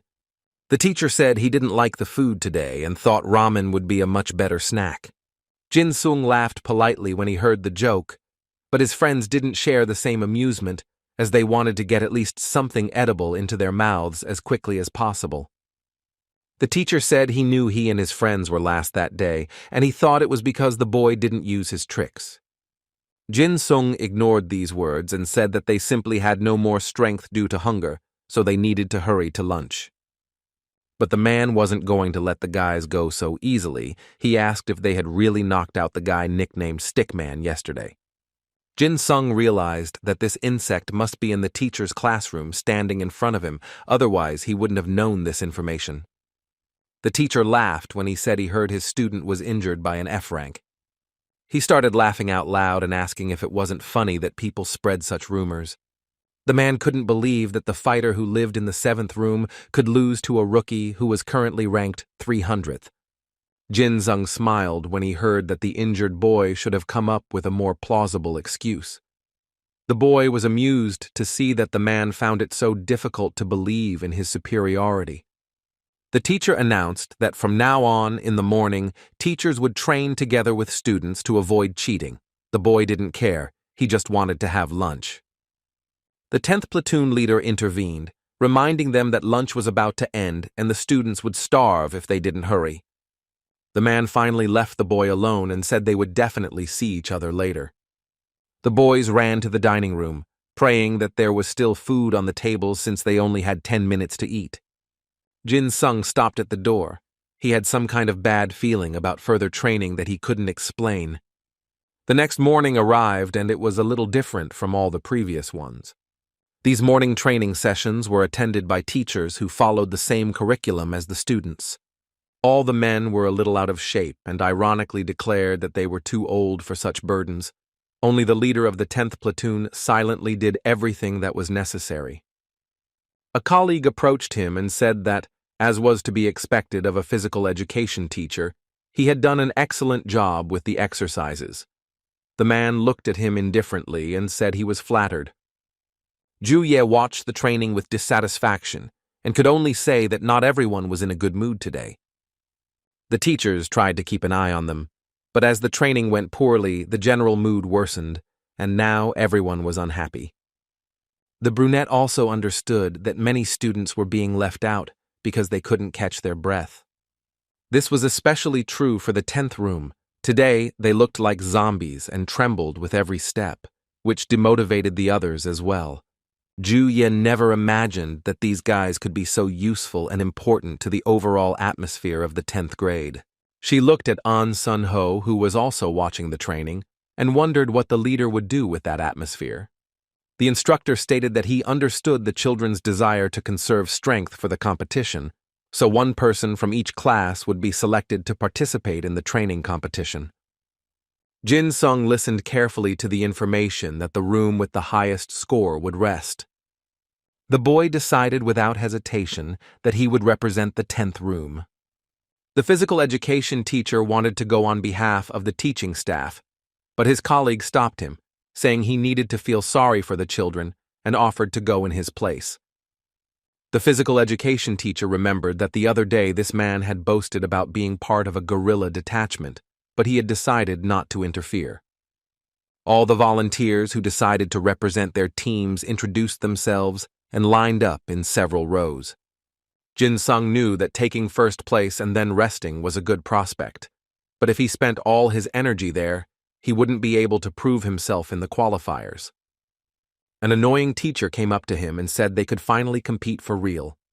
An Sun-ho announced that students who had completed one exercise could move on to the next, and those who failed to do so would be eliminated. It was clear to Jin-sung that he could no longer hold back if he wanted to regain his strength. The instructor's task was still the same, to evaluate students and monitor the accuracy of each exercise. Many children looked up to the teacher, who was completing all the tasks very quickly and was clearly in the lead. The students were clearly unhappy with such a competitor because he made victory simply impossible, but they could not fall behind because they might drop out of the race and be left with nothing. Gradually, the guys began to give up. First the 6th room, then the 4th and 7th, until the second one couldn't last more than a few minutes. The teacher started teasing, saying that these students just needed muscles to show off, and the students continued to actively give up the race. The only one who managed to surprise the teacher was Park Jin-soon, who proved to be incredibly resilient and fast. The man focused on the task at hand and decided that he could easily surpass the F level if he tried hard enough. Jin-sung announced that he had already done the exercise 4 times. The man was surprised by the speed of execution, as he did not expect this from an F rank. The interaction was observed by Kim Se-yeon, who realized that the competition would not end anytime soon, as the teacher was determined to hinder Jin-sung. The girl decided to give up and not try to keep up with the Lord of Excess. An Ho-yeon announced the elimination of the candidate from the first room. The man and the boy were in a plank position. The professor watched his tense opponent and decided he couldn't lose to an F-level guy. Jin-sung was confidently outpacing his opponent and clearly seemed more alive than the teacher, who was already barely breathing. When they squatted, the man had already lowered his head and hoped not to fall without strength, as his legs were already giving way. The next exercise felt like pure torture to the teacher because he could no longer feel his limbs, but Jin-sun felt great. With the last of his strength, the man shouted that he couldn't leave Jin-sung's room to rest. The boy thought that rude teacher was worthless. The competition continued for what seemed like an eternity, with neither of them willing to give up their desire to win. The professor was so exhausted that sweat dripped onto the floor and ran down his forehead. In the end, the teacher couldn't take it anymore and fell to the ground. He said that Jin-sun was a monster for being able to withstand so much stress. An Sun-ho announced that Room 10 had won, which meant the boys could go into the shade and rest until the end of training. When Jin-sung approached his friends, they asked him how he was feeling. The boy said that the teacher lasted a little longer than he expected. The instructor advised the children to relax their muscles, as this would help them restore their energy. After some time, the boys gathered in the hall to announce the start of the competition. The instructors announced that they and their students had reached the final stage of guerrilla training, which was called the idea competition. They said that some students would be unhappy with the results because they were nothing special. An Sun-ho emphasized that there would always be surprises on the battlefield, and the students could only imagine what that meant. The instructor expressed his hope that the students would be able to pull themselves together and find the strength to overcome their shortcomings. The boy wanted to tell his pupils the details of the competition, but was unceremoniously interrupted. The principal took the stage, surrounded by teachers, and the school principal thanked An Sun-ho and said he had done a great job. The man announced that, as this was the final stage of preparation, he, as battalion commander, wished to attend the competition in person. An Sun-ho bowed his head respectfully and said he was happy to see the director at such an important event. But still, the boy reminded the school principal that he had said he completely trusted him in party training. The principal of Hyundai High School said he hadn't interfered with the training in any way, but since he was the battalion commander, he decided it should at least go through to the final stage. The boy looked at his assistant Ju Ye with disappointment and asked her to hand over the necessary documents. He handed them to the director and said that those papers contained a plan for the competition and a timetable, and the man was happy that all the work had been done for him. The high school principal examined the documents, and when he saw how clearly everything was executed, he realized that it was not in vain that he had entrusted this matter to An Sun-ho, for he was very diligent. But the man decided not to act according to this complex and confusing plan that the 11th grader had drawn up, but to do everything in a much simpler and more reliable way. The principal's deafening voice came from the speakers hanging on the walls, telling each student that they had done a good job. Jin-sung realized that the director's voice was a bad sign, but he listened carefully as he said that the final preparation phase had opened. The man walked calmly across the stage and said that he would now begin a short briefing before the competition. He announced that the competition would be held with and without idea, and that the boys should strictly follow the instructions of the battalion commander, that is, him. There were several rules. Fighters who took a step beyond the battlefield were eliminated. Those who raised both hands were also eliminated. Those who are even more unlucky and lose consciousness during the competition will also be eliminated. At this point, the briefing ended, and the director said he wanted to see what the students had learned during the party training. An Sun-ho listened carefully to the instructions and had a question. The boy asked based on what principle the principal would divide the students. The school principal cleared his throat and picked up the microphone again. His voice rang out over the speakers, and the man announced that he had forgotten to say something important. The principal said that all 10th grade students would participate in the competition, 300 students at a time. The boys listened in amazement as each participant received their own ranking in the battle royale. The man added in a threatening tone that the longer the participants last, the more points they will earn, and if anyone helps eliminate their opponents, they will also receive points. Dr. Ayan recalled that the principal failed to mention the safety bracelets and the rule that applied to those who broke them. The man announced that each student would receive a bracelet from the nurse, which was designed in such a way that it could absorb damage and then break. Normally, breaking the bracelet meant defeat, but this time, if the student wanted to keep fighting, the principal was willing to let him show his perseverance. Yan was shocked by this new development, as it was incredibly dangerous. Ju Ye was beside herself with rage, as all the squad leaders' plans had been thwarted by stupid ideas. Jin-sung knew he had no choice but to hold out as long as possible and earn enough points to reach the top. He admitted that in his current state, it might be difficult to contain his idea, even if she was under control yesterday. The principal laughed and said the students seemed very surprised. He said the children should learn to remain calm in any situation. The clock read 13 hours and 58 minutes. The director said that this was the perfect moment to begin the battle. The man exclaimed that the first competition would involve the use of idea. The boys began to get indignant, saying that the school principal didn't even give them time to get used to the mess they were getting into. With such rules, they were simply doomed. Jin-sung looked at instructor An Sun-ho and, from his displeased face, realized that not everything was going according to plan. The 11th grader pretended that everything was fine, but in reality he was just seething with anger at the principal, who decided to organize a dangerous fight for the students. Exactly at 2 o'clock the bell rang, announcing that the students would begin the competition. True chaos broke out on the battlefield. The boys separated and began to neutralize each other, paying attention to their most vulnerable colleagues. One of the groups decided to attack the unarmed Byun-gyeong, but the blonde man heard this insidious plan in time and was already ready to repel the attack. But that didn't help him much, as there were more opponents and they were planning to attack in a group, so the guy decided to run away. The red-haired classmate promised that he would deal with Gyeong before finding an object for Idea to use. The guy realized he needed to come up with a more cunning plan, because he was very vulnerable against an entire crowd. He touched his hand to the masonry embedded in the wall, and it began to glow under the power of his idea.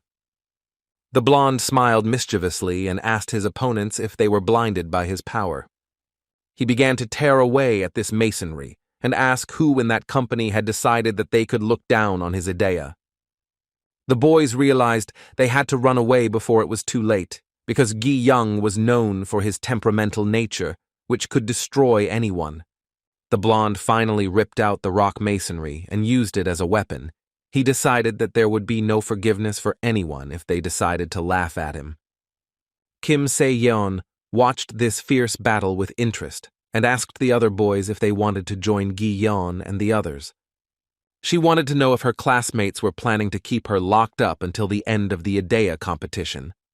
When the girl didn't hear a clear answer to her question, she realized she needed to start taking action. She activated Idea, and a small white goblin horn appeared on her forehead. The blonde jumped up and shouted happily that if the guys wanted to arrest her, they should try to catch her first. Jin-sun stood and listened to the questions of his confused companions. They didn't know what to do because the director didn't like people with unusual abilities. He understood that An Sun-ho would first give them time to acclimate to the territory, then divide the competition according to the format, and then assign each student a score based on their abilities. He would score a lot of points in the competition without Idea, thanks to the guys in his class, and then continue the good work in the rest of the challenges. It was clear that students with advanced Idea would simply draw attention to themselves. The subject was distracted from these thoughts by the shouts of his companions, who were pointing at something nearby. Some guys approached them and said that the 10th room should leave before the competition without Idea. Jin-sun prepared for the fight. The man drew his dagger and asked his companions to also draw their weapons, as now they would have to defend themselves. The opponents rushed to attack them, shouting that they needed to finish the guys off before the competition with Idea ended. Jin-sung yelled to his team that they had to do everything they could to hold out until the competition began without Idea. The principal watched all this chaos with a laugh. It was amusing to him to see how the students transformed into predators and fared well on the battlefield. An Sun-ho got nervous, so he told the director that the boys hadn't even warmed up yet, which was giving Idea's owners a huge advantage. But the teacher approached the boy and told him to keep his mouth shut. Even though he was an instructor, he had no right to give orders to the battalion commander. The director told the 6th platoon leader not to worry, because An Sun-ho had worked hard to prepare for the competition, so now he had the right to express his thoughts. The teacher began to flatter the school principal and say that he was absolutely right in his arguments. The man thought about giving the students more time, because Sun Ho's words made sense. He took the microphone and announced that in 30 seconds they would move on to the competition without Idea. This statement brought some comfort to Jin Sung, who was barely able to defend himself from the attacks of his numerous opponents. Sweat was pouring down his face, but he found the strength to shout to his companions that they only needed to hold out for 30 seconds. Meanwhile, Kim Seon was having fun in her own way, surrounded by about 30 people, trying to surround her and not allow her to use force. She smiled menacingly and asked the boys if they understood that they couldn't just leave of their own free will now. The girl began to run towards her opponents with fear shining in their eyes. She used the goblin's sword mastery skill and attacked. The blow was so strong that it literally knocked his enemies off their feet, and they scattered in different directions, screaming. Byung-gi was also having a lot of fun, swinging a huge beam and thinking that he still had to deal with a few more people before the competition was over. The blonde was very aggressive and wasn't afraid to seriously hurt someone. He indiscriminately beat girls and boys, those who attacked and those who simply stood aside. The director stood up and admired how Seon handled her problems so well and said, delighted, that he wanted to watch the competitions using Idea for longer. An Sun-ho was not used to seeing competitions being treated as some kind of competition. He wanted to express his dissatisfaction, but the man interrupted him. The director ordered all participants to immediately turn off their ideas, as the time to use them had already expired. Some participants were extremely upset, as they saw no point in fighting their opponents during the competition without Idea. Jin Sung and the boys were extremely exhausted, but they were happy to have survived, which meant they could move on to the next phase of the tests. The guy understood that his resistance was running out. He didn't know if he could hold out until the end. A real commotion began among the 10th graders. They shouted that they would not be defeated in hand-to-hand combat. Someone expressed the thought that it would be extremely difficult to win. Some of the guys started running to avoid getting into a fight in the first few seconds of the test. A small number of colleagues decided to form a group that they believed would be more effective on the battlefield. The leaders of the 2nd and 3rd rooms told their pupils to prepare themselves and keep their word. Whatever the meaning, the boys understood what was said and ran forward, while the leaders remained standing behind. This behavior confused the other 10th graders because they didn't expect someone to attack them in the first few seconds. A fight broke out. Someone had already been hit with mud, and one of the boys was outraged at how someone could go against their own teammates. The room leaders stood up and smiled. They talked among themselves about how they first needed to get rid of the competitors. The guys said out loud that while everyone was sleeping, they managed to reach an agreement with the other rooms. One boy said he never imagined that all the 10th graders would be involved in a big fight. That word was an accurate description of what was happening, as the students were already fighting and even drowning their competitors in the mud. The boys in the 10th room anxiously asked their leader what to do next, because the competition had already started without Idea. Jin Sun understood that his boys' bodies were already at their limit, and if they started competing with Idea again, they wouldn't be able to hold out for long. The guy started thinking hard about what he could do to hold on a little longer. His team members noticed that their leader was thoughtful, but they did not panic and waited patiently. But suddenly, one of the boys shouted loudly and started calling the leader of the 10th room. His voice was full of fear, but there was also determination and courage. The boys said they knew he was wasting his stamina because of them, but there was only one thing their team could do now. Jin Sung didn't understand what his boys meant, so they said that the leader should prove everyone around him wrong about his abilities. They started encouraging each other and saying that their zombie squad couldn't take a single step back. Their classmates began to look at them with interest, as it was generally assumed that these guys had no powers and posed no threat. But the guys from room 10 surpassed all expectations. They rushed like mad against the enemies, shouting that they were tired of holding back their forces. They grabbed their colleagues and pulled them out of the crowd. They fled in horror, screaming that even the look in those guys' eyes was uncontrollable. They understood that if they were caught, they would not escape their clutches. And so it was. The guys were scary, they advanced on their enemies with crazy smiles and were determined to win. Jin-sun himself did not expect his companions to be capable of such power. To say that he was confused was an understatement. Byun-ki-young approached him and asked what happened to his roommates. He suggested they were imagining themselves filming a zombie movie. But then Kim Se-yeon suddenly approached him and asked if the blonde was really saving his tricks for later. She approached so unnoticed that the man jumped aside and, calling her a goblin, ordered her to go away. Only then did the blonde realize he was surrounded by more than a dozen colleagues who were slowly approaching him. Gi-young asked irritably why the girl brought so many people with her.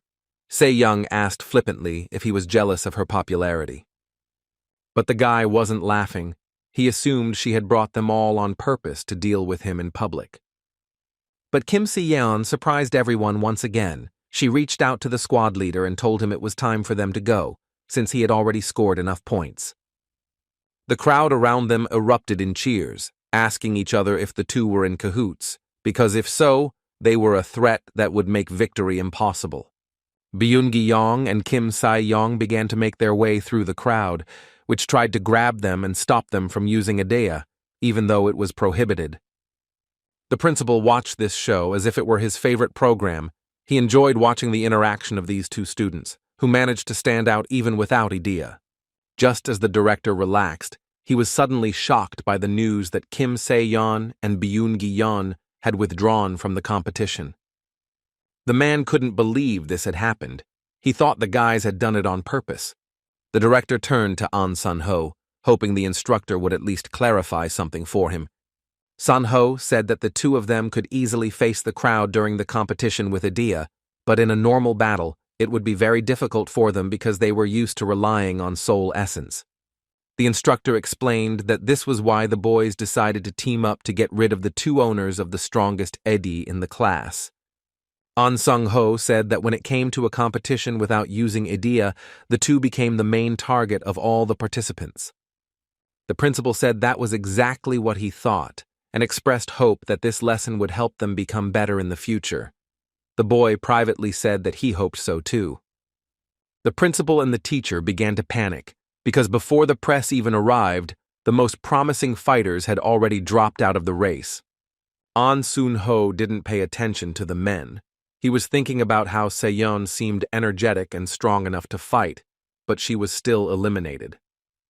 The instructor laughed and dared to suggest that it was all because of Park Jin-soon. The director was furious. He thought it would be a quick fight where only the strongest would remain, so he told the reporters to come later. But in the end, he found himself looking like an idiot, so he had no choice but to pull the microphone towards him and make an announcement. The school principal said that in 30 seconds the contestants would compete against Adea again. All the 10th graders stopped because they hoped this nightmare would end soon, but the school administration decided otherwise. Jin-sung analyzed what his friends did for him and realized that he thought he would be their helper, but discovered that he was the one who was saved. Some colleagues were like vultures that sensed fresh blood. They rushed to Jin-sung and said that they would go after him as soon as they could activate Adea. The boy was worried that his soul essence might go out of control due to his lack of resistance. He wasn't sure if he would be able to contain his Adea in such a state. The guys around him increased in number. They jeered and asked what F-rank was muttering under his breath. Suddenly, one of the boys shouted loudly for everyone to immediately move away from Park Jin-soon. The 10th grader said the boy was extremely dangerous alone, a conclusion he reached when his company attacked him in the barracks. So he beat Stickman to within an inch of his life, and the guy decided that if this was the true potential of the F-rank, then it was best to stay away from him. This student wanted to force the leader of the 10th room to spend all his strength trying to protect his neighbors so that he himself would be eliminated. But in the end, all the boys disappeared somewhere, and the 10th graders were distracted from these thoughts by a voice over the loudspeakers, which announced that they could now use their Adeus. The dark-haired senior laughed and said it was time to introduce the F-rank student's abilities.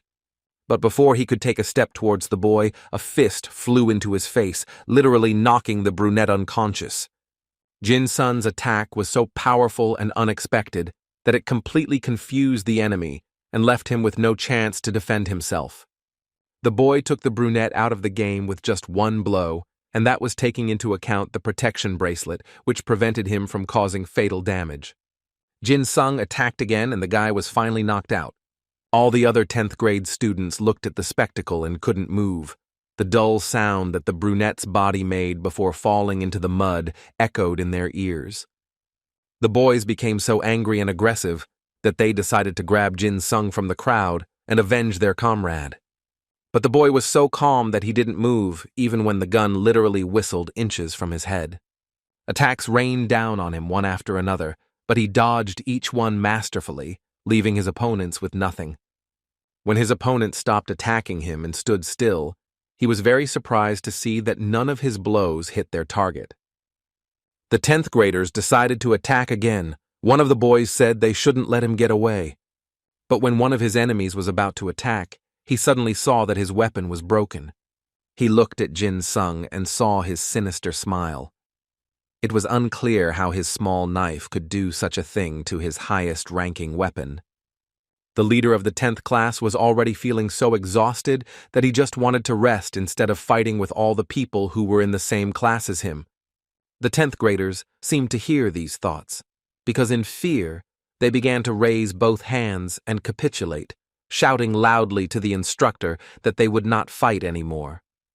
Some of the guys who didn't participate in the fight with Jin Sung started to walk away because they didn't even understand what happened. Jin Sung's eyes burned with killing intent, and the red mist around him created an even more sinister effect. Everyone was fully aware that the guy was dangerous.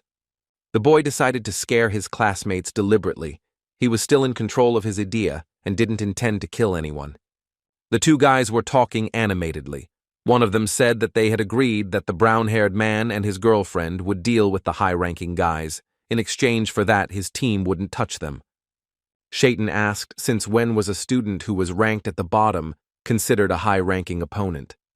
The brunette asked if her interlocutor hadn't heard that Jin Sung had won first place during the guerrilla training. A girl ran up to the brown-haired man and asked why he was shaking, because it was a battle with Idea, and they were much stronger than the guy who was ranked last. The guy asked his girlfriend if she hadn't seen what Jin Sung had done yesterday. Still trembling, he said that his opponent was extremely dangerous and needed to be watched, even though he was ranked 300th. The boy and girl tried to find comfort in each other, but they were distracted by the 10th graders who surrounded them the whole time. Jin Sung began to slowly approach them and, in a threatening voice, told the boys to stop wasting time and come to him. They didn't know where to run. It seemed like the whole world was frozen, and now not even a miracle could save them. Cheon activated his idea and decided to use a whip that increased with cunning. The strength of his blow depended on the reflection of the action plan. The boy wanted to try and snatch the dagger from the enemy's hands, so he aimed and attacked Jin Sung's right hand. The leader of the 10th room repeated the words like a mantra that he was not allowed to kill anyone. This behavior seriously frightened his enemy, as it was strange that he was whispering something to his dagger.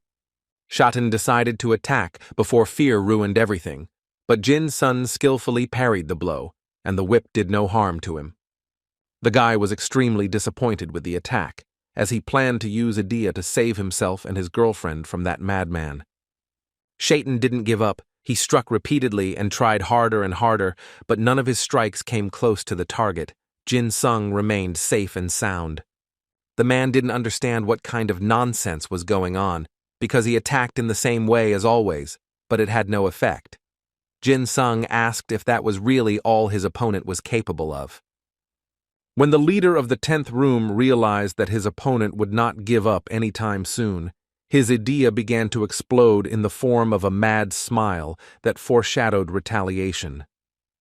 Jin Sung covered her with his hand, and as he dodged the attacks, he told himself that he needed to hold on because he couldn't lose control. The progress of the battle was closely watched by a brown-haired girl who didn't understand how it was possible to parry all the blows while in such an awkward position. Her boyfriend started yelling for the other students to come help, as he clearly couldn't handle the situation alone, but no one was in a hurry to answer the call.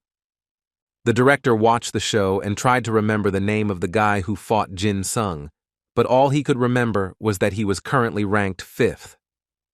Juye couldn't help but admire the F-level disciple because just yesterday he was chaotically slamming into the cobblestone and now he was perfectly dodging the whip. The brunette realized that the squad leader wasn't the least bit surprised that Jin Sung had evolved so much in his skills. Meanwhile, F-rank continued the battle and managed to make jokes and ask his opponent why he was swinging the whip to the side. Jin Sung decided to take the initiative and approach the brown-haired man personally, as he didn't plan on approaching within a reasonable distance for hand-to-hand combat. But suddenly, a brown-haired girl jumped forward, wanting to protect her beloved. She activated the Shield of Love, which increased strength when protecting the objects of affection. The boy wanted to stop her, but she said she could handle it because she was able to show the strength of her love. Jin Sung cut the Shield of Love with his dagger and hoped this trick would work. The hopes were not in vain, as a few seconds after the impact, the pink shield began to crack. The girl was shocked that her idea could be defeated so easily. Because this had never happened before, she believed that she was almost invulnerable, possessing such soul essence. She wanted to scream, but her boyfriend came to her and covered her mouth, because there was no need to attract unnecessary attention. The brown-haired man could barely contain his beast as it wanted to charge at the enemy with its bare hands. The girl was furious because her love was destroyed with an ordinary dagger, which, among other things, was F-rated. But then another unpleasant surprise happened. The protective bracelet broke into small pieces right in the girl's hand. She and her boyfriend looked at her empty wrist in horror, because if the bracelet had broken even under the protection of the barrier, it would mean there had been a massive energetic impact on it. The brown-haired man took off his bracelet and told them to surrender because he didn't want to risk their lives. The guy shouted to Jin Sung that they would not continue the battle. His girlfriend stood silently beside him and wondered if their love could really be broken so easily. They left the battlefield, and the 10th graders looked at them in surprise. They did not approve of the boys surrendering so quickly. When Jin Sung had a free moment, he realized that he could control himself much more easily today. He assumed it was because his idea's name had changed. 2 team members, which included a brown-haired man and his girlfriend, were arguing and became angry because the couple didn't lay a finger on their opponent. Jin Sung was already tired of this long wait, so he asked his enemies to attack a little faster as there was very little time left. The principal was at his limit, he shouted, asking if those students couldn't handle an F grade. The 2 brunettes thought they might confuse Jin Sung with their numbers, so they decided to run towards him at the same time and attack. The boy realized that these guys had a cloned idea, which was quite rare to see. Since the boys' soul essences were similar, their weapons were also not much different from each other. One of the brunettes prepared to attack using an expanding spear that grew as far as the user could support. But Jin Sung managed to avoid the blow of that dangerous weapon again, dodging it as easily as if it weighed nothing. But still, he suffered a bit from this spike. He splashed dirt in different directions and some drops fell on the boy's face. He slowly wiped away the drops and said that if this was the only damage his opponents could do to him, then this fight would simply be ridiculous. The brunette did not comment on the insult, but simply ordered her idea to further increase the size of the pike. It became so long that it could reach a person who was at a reasonably great distance. As the weapon pressed into Jin Sung's back, he realized that dealing with Idea would be quite difficult. But he still drew his dagger and began to cut the enemy's weapon, who did not want to yield to his efforts. His opponent was so surprised that the boy managed to dodge the blow without even turning around that he couldn't utter a word. Jin Sung asked if the pike's owner was sure it could withstand anything. When the brunette tried to snatch the spear from his hands, Jin Sung gripped it even tighter with his hand. The brunette tried to escape from the basement, but all his attempts were unsuccessful.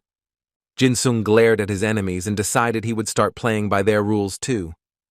These words seriously scared the boys. They didn't know what to expect from their opponent, and now he was completely unpredictable. Jin Sung swung his dagger harder and hit one of the brothers' spear, which broke with a crack and flew to the side. Everyone near the scene stood with their heads up and watched in shock as yet another student, Idea, was unable to handle an F-rank dagger. The stunned crowd could only watch as the pike fell into the mud with a loud splash. Jin-sung approached the boy and asked if he could borrow his spear. He tried to resist, but it was all in vain. Attempts to interfere with his plans only amused the boy, who already knew that those twins were no match for him. Jin-sung grabbed the tip of the spear and swung it, while the owner of the weapon swung at the other end and shouted loudly. One of the brothers saw his twin fly across the battlefield and wondered why this idiot couldn't think to turn off his idea. In the end, Jin-sung threw one brother into the other, and now they were lying together in the corner, unable to move. The leader of the 10th room said that his opponents gave up too quickly and that he really wanted to have more fun. Looking at the remaining enemies, he asked if he should prepare for another fight, but they looked at him silently. Jin-sung said he doesn't know when the director will make his next move, so he is prepared for any outcome. The guy's opponents realized he was up to something. One daredevil shouted that they needed to surround the 300th fighter, because there were more of them, which meant they could defeat him. The 10th platoon leader watched all this and thought that he had no idea that Jin-sun would come this far. The man knew his student had been training hard lately, but he ignored all his efforts and didn't pay attention to him, thinking that the F rank would soon leave the school. The teacher couldn't understand how the boy managed to become so strong with such a low score. He didn't know if it was through hard work or hidden talent.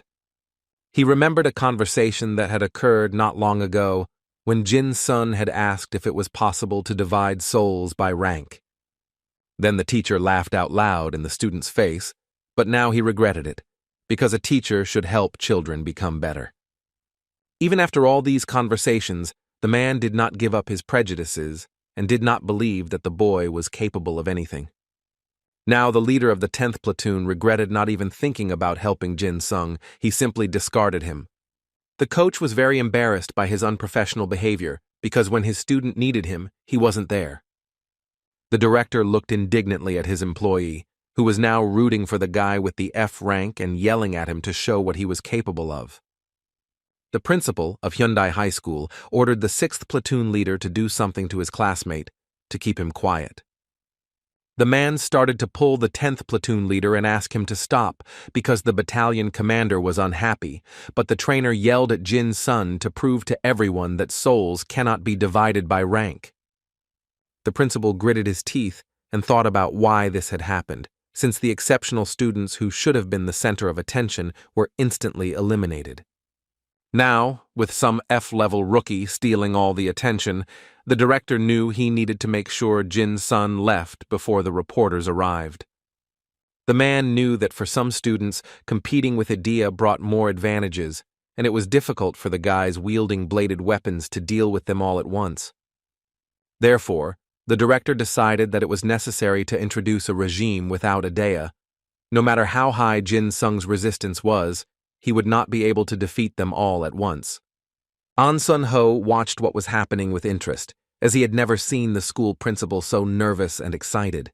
Jin-sung laughed when he heard that the members had to shut down Edie. He had hoped that this would happen. The guy started to analyze the room he was in and realized that the wall where the squad leader took the spear from was very thin. He didn't know if it had been built in a hurry or if the builder had simply decided to save money, but it would be much easier to break than the stones on the golf course, so he decided to act. The wall really couldn't withstand the intensity of the blow and cracks appeared, which spread throughout the perimeter. Jin-sung looked at the work he had done with satisfaction and knew he could handle this challenge. Soon the wall began to collapse even more. Pieces of it flew off and fell straight into the mud. The guys started running away from the site of the destruction, screaming that F rank had completely lost his mind. They thought he wanted to break the wall to blind them for a few seconds and escape. But they misinterpreted their plans because the leader of the 10th room didn't even intend to run anywhere. Stepping away from the huge hole in the wall that led to the schoolyard, he said it was his classmates who were retreating. The boys looked in amazement at the wall, which now opened a path for them to escape. A few seconds later, inexplicable things began to happen. The 10th grade students began to be sucked into a hole in the wall, as if they were a funnel. Juye was no longer surprised by what was happening. She indifferently watched the building that had just been constructed collapse due to the students' strength. During the competition, 104 students who had good skills and could have lasted longer had already left the battlefield. But instead of them, there was still an F-rank guy on the battlefield who managed to resist not only his classmates, but also the effects of the various ideas they possessed. He began to advance on the remaining opponents, who decided to gather together to immobilize the enemy. But when they were about to attack, many of them realized that they literally couldn't lift their feet because their shoes were full of water. Gritting his teeth, the principal muttered that some nonsense was going on. He didn't understand why the 10th graders couldn't handle a guy. An Sun-ho knew that guerrilla training was supposed to teach the boys decision-making and teamwork, but because of the individual evaluation system, everyone began to put their own safety first. But the system chosen by the director reduced the ability to get out of a difficult situation with a numerical advantage. The school principal didn't realize that his unconventional change in competition modes was causing even more chaos. Furthermore, the students were recklessly trying to get rid of just Jin Sung, but that wasn't the main point of the competition. In this battle, all the students were judged based on their individual contributions, and trying to collectively get rid of Jin Sung was a mistake. The prejudices that were so deeply ingrained in the 10th graders' minds about Jin Sung prevented them from making the right decisions, as his past abilities did not match his current ones. These training sessions can turn into a nightmare if you don't come to your senses in time. But An Sun-ho was confident that Jin Sung wouldn't cause serious harm to anyone, and thanks to what was happening, the 10th graders would be able to learn an important lesson. At this point, the students couldn't decide who would be the first to attack the guy, as none of them wanted to take a decisive step. Jin Sung already felt that his stamina was running out, as his vision suddenly became blurred and he almost fainted. The boys realized that the enemy had lost their vigilance and decided that there was no better time to attack.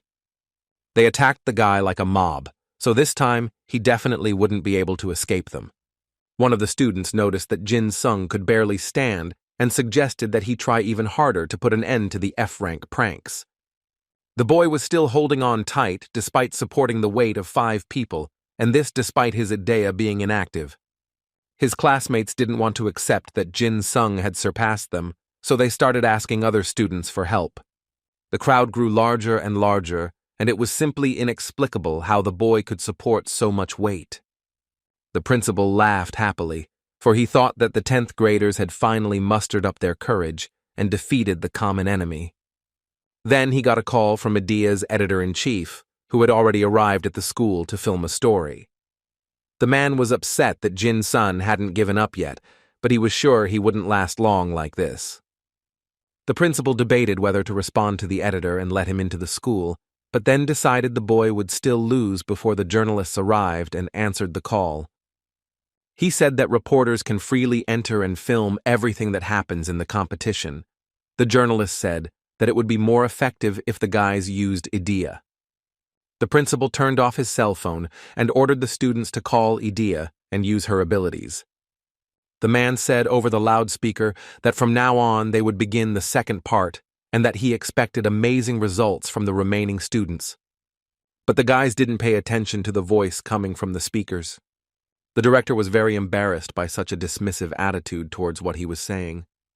One of the students shouted that they needed more people. Someone suggested that their opponent had held out until the start of the competition with Idea.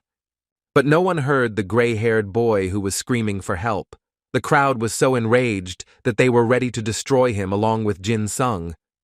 The leader of the 10th room, in turn, did not lose his vigilance and realized that the attackers had loosened their grip. He understood that if the enemies were as friendly as his zombie squad, he would have left long ago. Someone shouted that Jin Sung needed to be held tighter because he was about to get up. The guy thought that the strength of his right hand alone would not be enough for him. Then he decided to activate his idea with more force, and at that moment, black smoke began to rise around his hand. He felt more strength and energy within himself, and finally managed to escape from the captivity of his enemies. Jin-sung knew he needed to be very careful, because if he couldn't control himself, there could be serious consequences, as he was being closely watched. He gripped the dagger tighter and told his colleagues that they were just a bunch of trash. When the director saw that Jin-sung managed to escape, he literally boiled with rage, because no one can fight so many opponents alone. But then someone caught the man's eye, and when he saw the guests, he could barely contain himself from rolling his eyes. An editor entered the competition hall, introduced himself, and greeted the principal of Hyundai High School. The man shook the director's hand and thanked him from the bottom of his heart for giving him the opportunity to capture such a significant event. The journalist promised that he would try to capture the extraordinary abilities of high school students.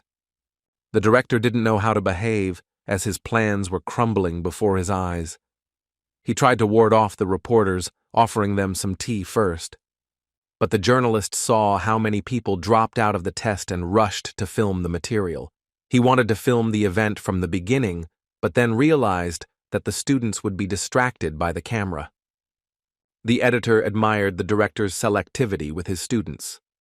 The school principal smiled awkwardly, and the journalist enthusiastically told his assistants that they should film every moment of the second part of the competition.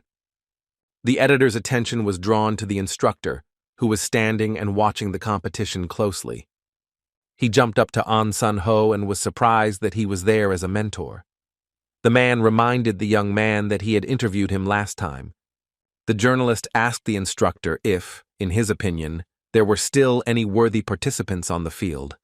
The principal decided he needed to interrupt the conversation, as An Sun-ho might reveal something incriminating, so he intervened and said that all the students were fine.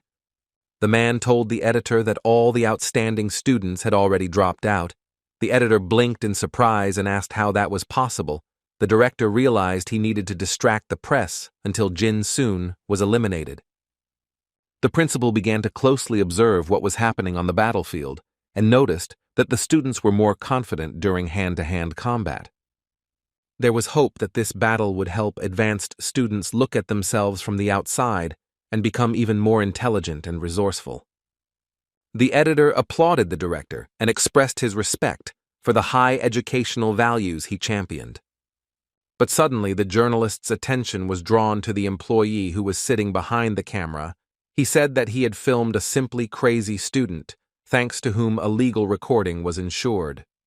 The director tried to stop the editor, but he had already run to his assistant to see everything with his own eyes.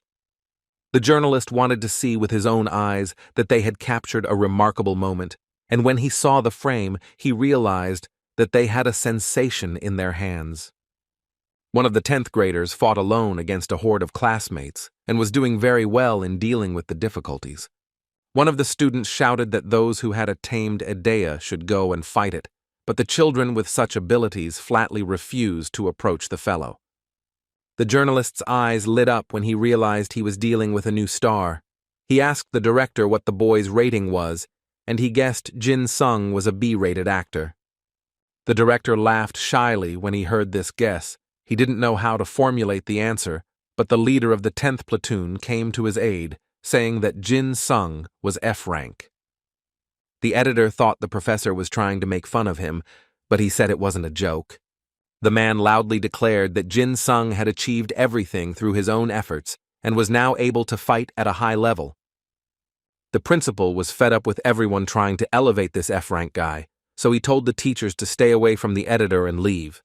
The 10th platoon leader shouted to the editor that he should pay attention to Jin-sung. His colleague tried to silence him. But the journalist had heard enough, and now he asked the principal curiously about this student, because he wanted to find out as much as possible about him. The principal of Hyundai High School was at a loss for words, fearing it would damage the school's reputation, where an F-ranked student had been seen defeating stronger opponents. At this moment, the competition continued. Jin-sung already felt that his spirit was running out, and his body seemed ready to break at any moment. He continued to fight off his opponent's attacks, but he did so reflexively, sensing that his luck was about to run out and he wouldn't be able to dodge or parry the blow. He waved his dagger and thought it was strange that even after expanding the area of violence, his idea was acting unusually. The strange thing was that the soul essence allowed the subject to control the desire to kill, which was not typical of her before. The 10th graders, who were being hit by the blood-red mist, began to feel the approach of something powerful and very dark.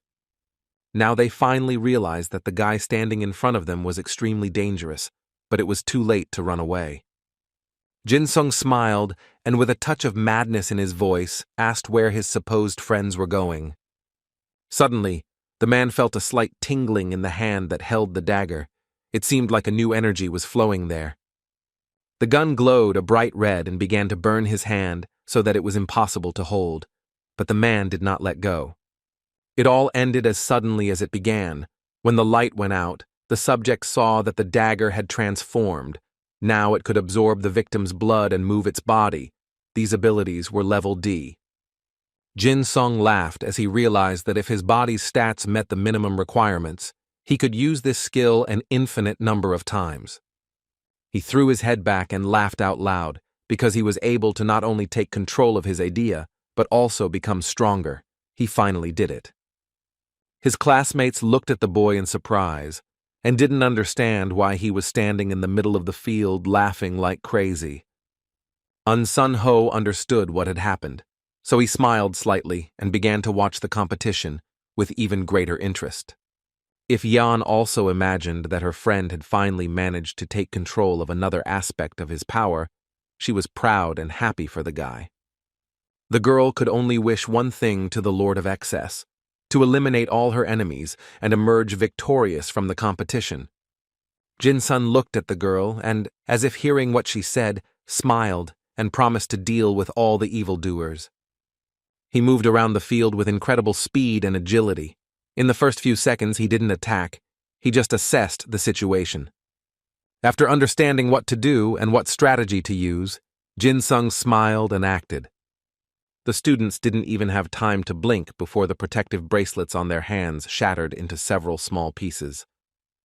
The boys looked in shock at the remains of this defense and could not believe that it was so easy to destroy. Seeing a small trickle of blood running down their wrists, the 10th grade students understood that if they were injured, even with bracelets on their hands, they would have to give up because they wouldn't be able to cope. Amidst the screams of his classmates, Jin-sung thought about how he now had such a suitable idea. The director couldn't stand still. He had never seen anyone's idea transform like that. He realized that this guy was a real nightmare that had fallen on his head. The editor couldn't take his eyes off the screaming crowd. It was hard to believe that one student could handle 60 opponents alone. Sun-ho told the reporter that if you counted everyone the boy had defeated before, it would come to over 150 people. The man was shocked to learn the total number of 10th graders who had been defeated. It seemed unbelievable. But the instructor wasn't the type to praise someone's skills. He said that the battle would end with the number of guys defeated by Jin-sun surpassing the 200 mark. As if proving the truth of Sun-ho's words, the boy began to actively attack his classmates, and they simply could not resist his blows. It was late at night. The darkness made the tall building look very menacing. It seemed like unpleasant things were happening there. A dark-haired man wandered the halls, looking for the right office, and after finding it, he entered. There was a man sitting in the spacious hall. It was clear that he was genuinely looking forward to the conversation that was to follow. Even in such a dire situation, Kim Il-jung did not lose his audacity and told the man that he had not seen him for a long time. The dark-haired man grimaced, as it was unpleasant for him to be in the same environment as that cruel killer whose main purpose of existence was murder. He said the North Korean military leader could say whatever he wanted, but the brunette had every authority to take his life immediately after he finished. Il-jong said that the man could have spoken less rudely because he was already sad remembering the old days. The brunette smiled and said that the bandit was the first to provoke him. The leader of the bandit gang, Chuma, said it didn't seem to mean much to the man, who became furious and ordered him to stop making jokes because he knew about the plan to escape along the East Coast. Il-jong smiled meaningfully and defiantly asked what kind of idiot would plan such a ridiculous escape attempt. He said he just needed an excuse to call the brunette after so long. The alleged pretext was numerous explosions, several of which damaged one of the warships. When the dark-haired man caught one of the bandits on the shore, he called him Comrade Lee Shin and said that the leader was calling him. Lee Sin was surprised to hear the message that the leader wanted to see him at Panmunjom at dawn.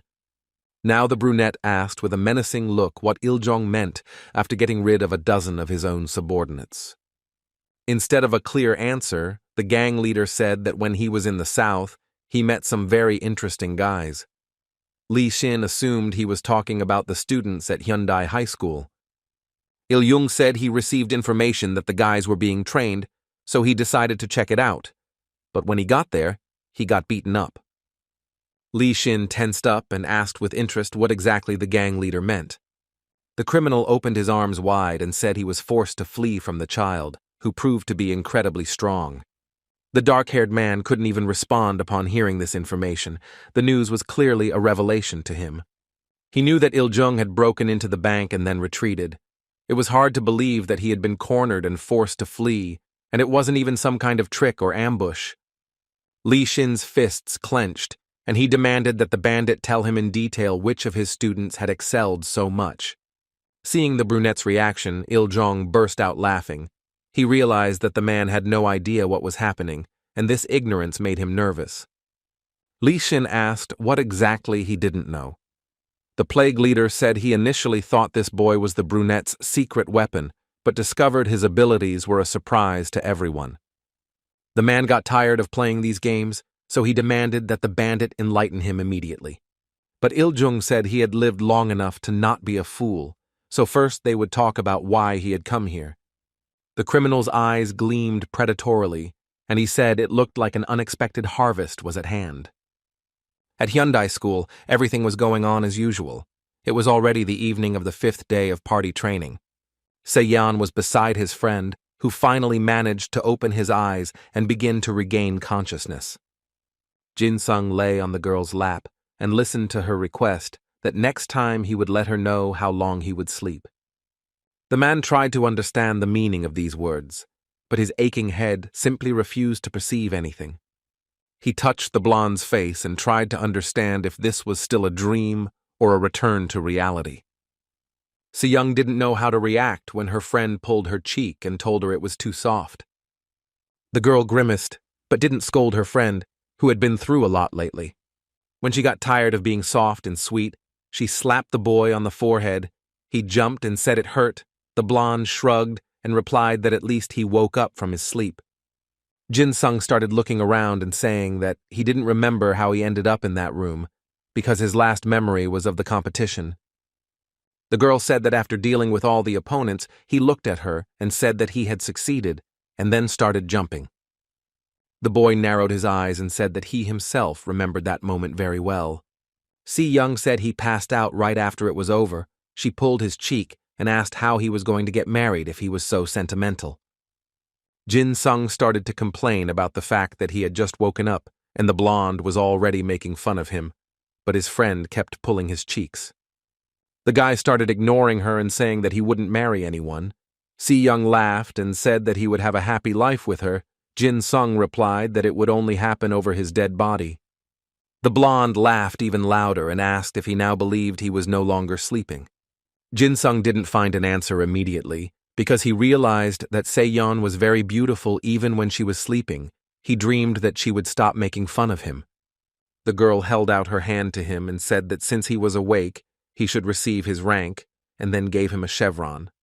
The boy literally smiled with happiness as he couldn't believe that he had finally received a rank and was no longer a rookie. Seon added that the teacher would give him a certificate later. The boy didn't understand what she meant, so the blonde smiled broadly and congratulated him on his first place in the guerrilla training. Jin-sung didn't know how to react to all this. His friend noticed his strange behavior and asked why he was acting so indifferent. The guy started looking at his badge and became indignant that he was a private and not a corporal. If Yeon wanted to think that her friend was upset because he was only promoted 2 positions, but the guy said he had an argument with the teacher, The blonde looked at him with interest. Jin-sung said that if he and the zombie squad got high scores, the teacher promised to make them corporals. The girl asked if they really broke up because of a deal. The boy said yes and wanted to explain everything, but the girl, irritated, slapped his hand. After that, Seon said that the boy didn't need to worry. The teacher made everyone cables except him. Jin-sung couldn't believe what he heard. It was the height of injustice. So-young said that because of him, the nurse had a lot of work. She reminded him to thank Ah-young for her work. The boy realized that he hadn't thought about the nurse, as it was probably difficult for her to sort all of this out. The blonde said that they could thank the woman a little later. But Jin-sung said he wanted to go to Ah-young alone and thank her in person. Se-yeon tried to imply that she wanted to go with him, since she mentioned going to the infirmary together. But the guy stood his ground, saying his girlfriend hadn't done anything wrong, that he just wanted to go alone. The blonde was incredibly stubborn. She started pulling his cheeks, trying to irritate him so much that he would let her go with him. Jin-sung asked her what was going on. His friend angrily asked why he didn't want to spend time with her. The guy saw the situation differently and didn't understand why they had to go to the medical center together. But the boys were not the most interesting characters today, because a high-ranking guest arrived at the school, who was met by the leader of the 10th platoon, since the battalion commander had retired. The bald man in military uniform clicked his tongue and said that it seemed the rank system was not yet fully organized. The teacher dared to ask what he meant. He said that the commander of another battalion contacted the Hyundai school, but for some reason the lieutenant answered. The teacher said he was sorry, but he was the only one on shift today. The guest laughed disgruntledly. The bald man said he had hoped in vain that the school, where military training had just been introduced, would have the same ideal system as in 1988. The professor himself understood that they were very far from the level of the 988th Special Training Brigade. This brigade was created by the Korean Army to train future fighters. It was an alternative to the higher education special military training program. They recruited students with combat ideas. The base's teachers were assembled into educational elites, and the students absorbed their many years of military wisdom. It was the strongest specialized military base in Idea, and was an alternative to the institution of higher education. A bald man in military uniform who was from the 988th Brigade asked when the principal of Hyundai High School would arrive. The teacher replied that he would be there soon, and he wondered to himself if he was really waiting for the school principal so he could humiliate him and boast about his own successes. The soldier said that the professor had an expression of disgust on his face. The man replied that he found the guest a little disrespectful, as if he were a representative of another block. The representative of the 988th Brigade laughed and apologized with irony in his voice, but it was obvious that these words were not at all sincere. He said that since it was an enemy who had come to declare war, he allowed himself to feel a little sad, and the leader of the 10th platoon looked at him in surprise. But the man just said he was sure it was nothing new, though he guessed Hyundai High School's information network was so weak that no one had heard of it before. The teacher began to imagine the principal's behavior, and came to the conclusion that it was obvious. The bald man continued to complain about how there were students like An Soon-ho and Kim Se-young in high school. He agreed that there were some big names, but who cared? The teacher said it seemed the 988th Brigade hadn't heard the recent news about one of the students' strengths. Picking up a magazine with Se-yeon's picture from the table, the soldier said he was probably referring to the guy from the guerrilla training. He called him an F-rank killer and said he had heard certain information about him. Tossing the magazine aside, the man said that the boy simply couldn't be an F level, otherwise he wouldn't have survived in a specialized school in Idea. The professor was surprised to hear the advice that it was best not to overdo the details if the story was to sound believable. It seemed the 988th team had not been given detailed information. Before the teacher could respond, the principal returned to the office, apologized for being late, and smiled broadly at his guest. The soldier immediately stood up and said that everything was fine. The teacher was surprised that he had called the principal the battalion commander, even though he had not shown any respect before. The professor walked out the door and leaned his back against it. He felt tired as it seemed the main problems were just getting closer. What he saw diverted his attention, and for a second, he put thoughts of the impending war aside. From the window, he saw that the second recruitment for the team was taking place. The man was surprised that this was happening today. It was already getting dark outside and lights were on in many windows, but the student meeting was not over yet. The 10th graders stood in the middle of the hallway and breathed heavily. It was obvious how tired and exhausted they were. Jin-sung approached An Soon-ho and asked what he thought they had done today. The other students listened to the conversation without much enthusiasm, but still tried to capture every word that came out of the instructor's mouth. An Soon-ho smiled and said that it was so obvious that there was no need to ask. He announced loudly that he congratulated all the students of the zombie squad for successfully joining the club. Now excitement appeared in the boys' eyes as they looked at their leader in surprise, not believing that this was possible. Jin-sung didn't say anything. He only had the strength to smile happily. He believed in his friends, and every time they justified that trust. The gymnasium erupted in screams of joy as the boys couldn't contain themselves and were simply shocked by such good news. The teacher was watching all this. He smiled and thought with a hint of sadness that he was rooting for Jin-sung. He was regretting not having helped him sooner. The man walked down a long, dark hallway and thought that this guy was going to show up and slap all those idiots in the face. Events occurred in the principal's office that could have left their mark on the lives of all the students. The soldier said he heard that everything was approved in advance by the commander of the 988th Brigade. The Hyundai High School principal was leafing through some documents and listening to the representative receive a stamp after reading the contents. It was like a mock raid drill. The director understood that the contract had unfavorable conditions for their part, but he could not refuse, so he signed the documents and gave them to the guest. When the office was empty, the principal sat and considered the consequences of his decision and how it would affect the student's future. He banged his fists on the table in anger and told himself that he would definitely repay his enemies for such humiliation. The school definitely had a trump card, which suddenly appeared in the form of Jin-sung and proved to be incredibly powerful. The editor sat in his office and carefully analyzed the records he had managed to make during the competition, paying special attention to the leader of the 10th room. The man wondered how it was possible that such a skilled fighter could only possess an F rank. It was sensational news that could captivate people. The journalist looked at the stack of papers that had recently been handed to him and thought deeply. The superiors told him that if he showed an F-rank guy in this way, it would be interpreted as suppressing an A-rank guy, so he should forget about such an article. The man did not understand how such a video could not be accepted. It was stupid, because no one would repress the higher echelons. He knew full well that the days of engaging viewers with just images and text were over. Most people would say the video was shot according to a script. The reporter understood that this story might not be believed, since a student with such a low idea simply could not have killed 200 people.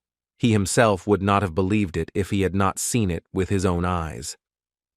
It was all very complicated, and the journalist understood that such material could be considered an advertisement for Hyundai High School, saying that even such a low rank was capable of working miracles. The journalist also did not understand why the school administration was hiding this student's talent. Since educational institutions have military support from the state, perhaps they were protecting the boy.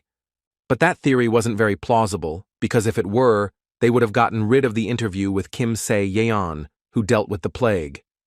A sudden thought crossed the reporter's mind. He started thinking about this whole story with the plague gang. He ran to the computer and decided to investigate this story a little more. Perhaps not everything was as simple as it seemed at first glance. The man began to analyze information about the guys who were involved in what happened at the bank. When he saw the right name, he exclaimed happily that he knew his guess would be correct. There was a knock on the editor's office door, and he told the person to come in. An employee came in and said he had secret information that 988 School and Hyundai High School were in an extremely difficult relationship. The editor was delighted with the news, as he saw in it a great opportunity for another sensation. The night at school was quiet, but somehow a little scary and disturbing. Dark clouds gathered over the building, as if foreshadowing something bad. The boys were heading back to their room after practice. Jin-sung told his friends that they did a great job today, as always. The boys replied that their leader was no slouch either, that they were happy that no one was bullying them now because of their corporal rank, but that they thought it was all thanks to their boss. One of the boys asked Jin-sung if training with An Sun-ho would continue after they left. The leader of the 10th room said they were just warming up. One of the guys said he hadn't seen the favorite during training today. At first, Jin-sung didn't understand who they were talking about, but then he started to guess. The friend confirmed these guesses, saying that Si-young claimed that if Jin-soon was the boss, then she was his favorite. The guy started to say that things weren't quite like that, but his friends just laughed quietly. Jin-sung said the blonde waited for him until he informed her he would make another approach, so she left early. The boys started saying that he shouldn't behave that way with his beloved. Some admired the girl's beauty, and some asked if they were going out on a date. Jin-sun clutched his head and didn't know what to do, because explaining to the boys that this was all a lie seemed like a stupid decision. He sat on the floor and tried not to listen to his friends, but when he opened his eyes, he saw a man standing next to him. The boy immediately stood up and saw a beautiful brunette in front of him, who asked if it was Private Park Jin-soon standing in front of him. The leader of the 10th room and his friends were extremely embarrassed because that man knew who they were. Lee Shin noticed that the students were very surprised by his sudden appearance, so he smiled amiably and apologized for the intrusion. Jin-sung said that everything was fine and tried to speak as respectfully as possible, as it was Aide Lee Shin himself who was standing in front of him. Laughing, the dark-haired man said he was happy the boy recognized him. Jin-sung replied that someone who didn't know him could be considered a spy, although in his opinion, a spy should know a man better than anyone else. Lee Shin said the guy was very funny and asked if the guys behind him were his friends. One of the boys proudly said that Jin-sung was the leader of their class, but he was a little embarrassed that they praised him so much. He felt very awkward when the guys started praising him in front of such a respected person. Lee Shin said he needed to speak to their leader, so he asked the boys to step aside for a while, and they obediently agreed. The man also asked everyone to keep quiet about seeing him in the schoolyard today. The boys nodded, and the brunette couldn't help but notice that they were very intelligent boys. As they fled, he decided that a bright future awaited them. Lee Shin thought it would be more convenient to go to a more enclosed space to talk. When he and Jin-sung were alone, the brunette apologized once again for appearing so suddenly, and the boy asked what such a respected person could have with the student. The man explained that he had come to see him after watching the competition footage. The boy said, embarrassed, that it was strange that such a busy man would choose to look at an ordinary student. Lee Shin began to wonder if the guy was really that humble, or if he was just pretending to hide his true strength. Then the man decided to ask a question that meant a lot. He was interested in how the guy thought it was possible to divide souls by classification. This question made Jin-sung quite worried, because the answer was very important, so it was strange that such a high-ranking person would decide to ask him about it.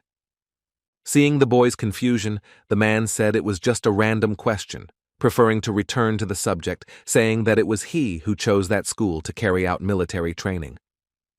He knew it was cruel, but he hoped that students like Jin-sun could become stronger even under the most difficult conditions.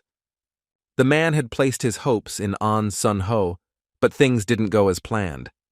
The boy objected, saying that if it weren't for the instructor, his team wouldn't be there now. The brunette laughed and said that the boy misunderstood him. He expected the students to start trying even harder, observing An Sun-ho's efforts. But now it was clear that it was Jin-sun who had lured them in, proving time and time again that even with a low ranking, it was possible to climb the rankings. Lee Sin was pleased that students like him were finally beginning to appear in the world and show their abilities. He was happy that his naive assumptions were confirmed after meeting Jin Sung in person. While the boy said he felt strange, the man thought that before him was the secret weapon Il-jung had spoken of, and all this time he had not even suspected its existence. The dark-haired man understood that by observing the students and their aspirations, it would be possible to understand whether they would become stronger, and this guy was exactly what he was looking for. Li Xin hadn't felt such a strong energy for a long time, which made him shiver when he came into contact with the guy.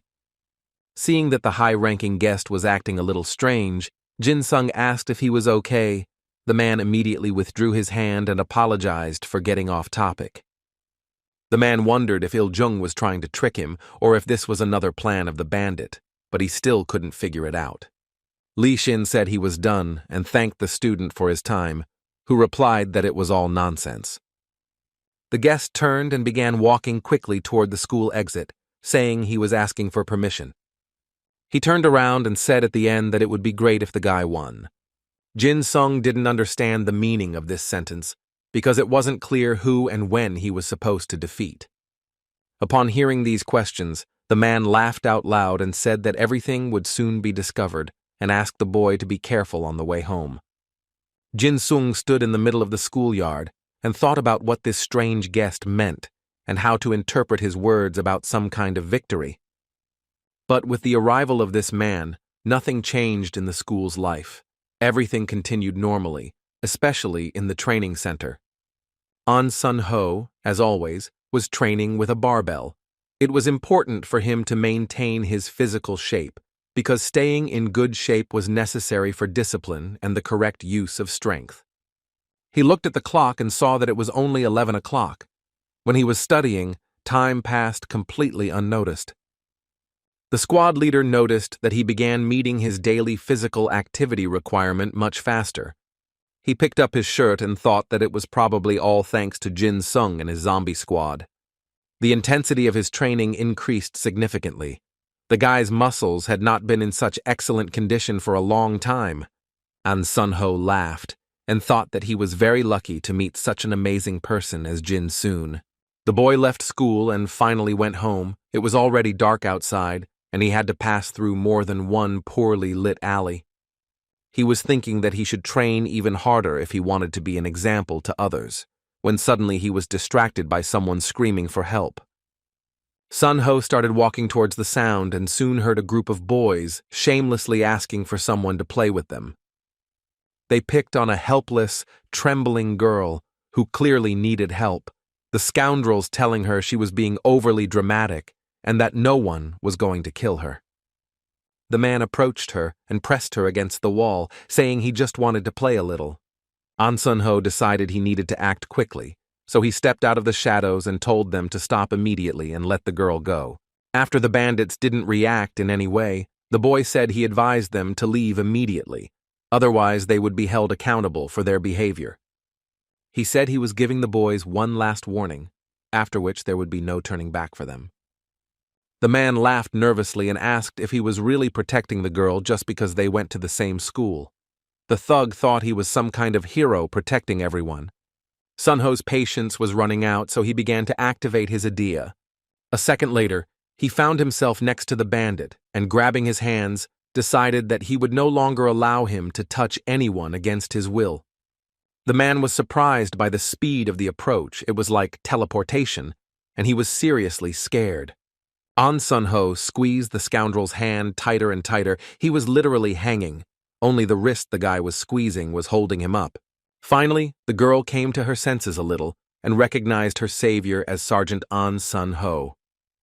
He turned his head towards her and said he would deal with those idiots and that she should watch herself and go to a crowded place.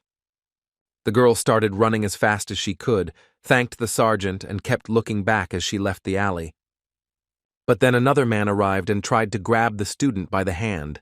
He began asking her where she was going. An Sun-ho decided that these scoundrels had no sense whatsoever, because they had not yet realized that they would have to answer for such behavior. The other bandits began to notice the noise and told the sergeant that he would not get away with such insolent behavior. But the guy didn't care about their words at all. He grabbed the two men and said he warned them about the consequences, but they chose not to listen. Sun-ho used his strength and began to swing his opponents with all his might, then threw them like a bag of bones. The man looked at the result of his work and was satisfied, because now these vile men were lying in a common heap and muttering something incoherently, in such a state that they would not harm anyone. Sun-ho told the men to stop with this nonsense, as he figured their intention was just to lure him into that alley. As he finished speaking, several shadows began to emerge from the gate and move towards the guy. One of the men, who was half hidden in the shadows, asked if the sergeant had discovered their plan. Another guy came out after him and said that Sun-ho didn't even bother to hide his idea.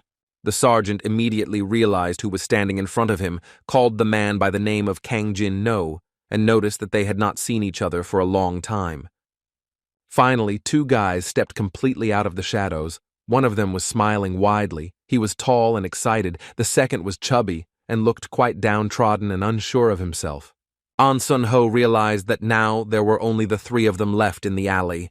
All the other men had simply disappeared. The one called Kang Jin-no looked Sun-ho up and down and said that the boy had grown up a bit since their last meeting. The instructor asked his old friend why he was going so far to cause trouble.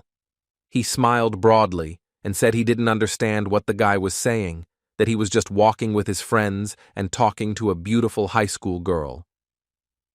Sun-ho reminded him that this acquaintance belonged to the 988th Brigade.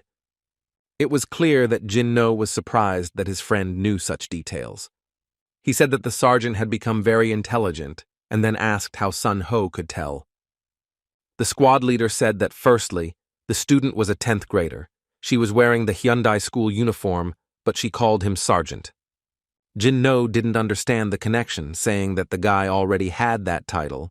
Sun-ho said that their school had recently switched to the military system, so the students weren't used to being called that way yet.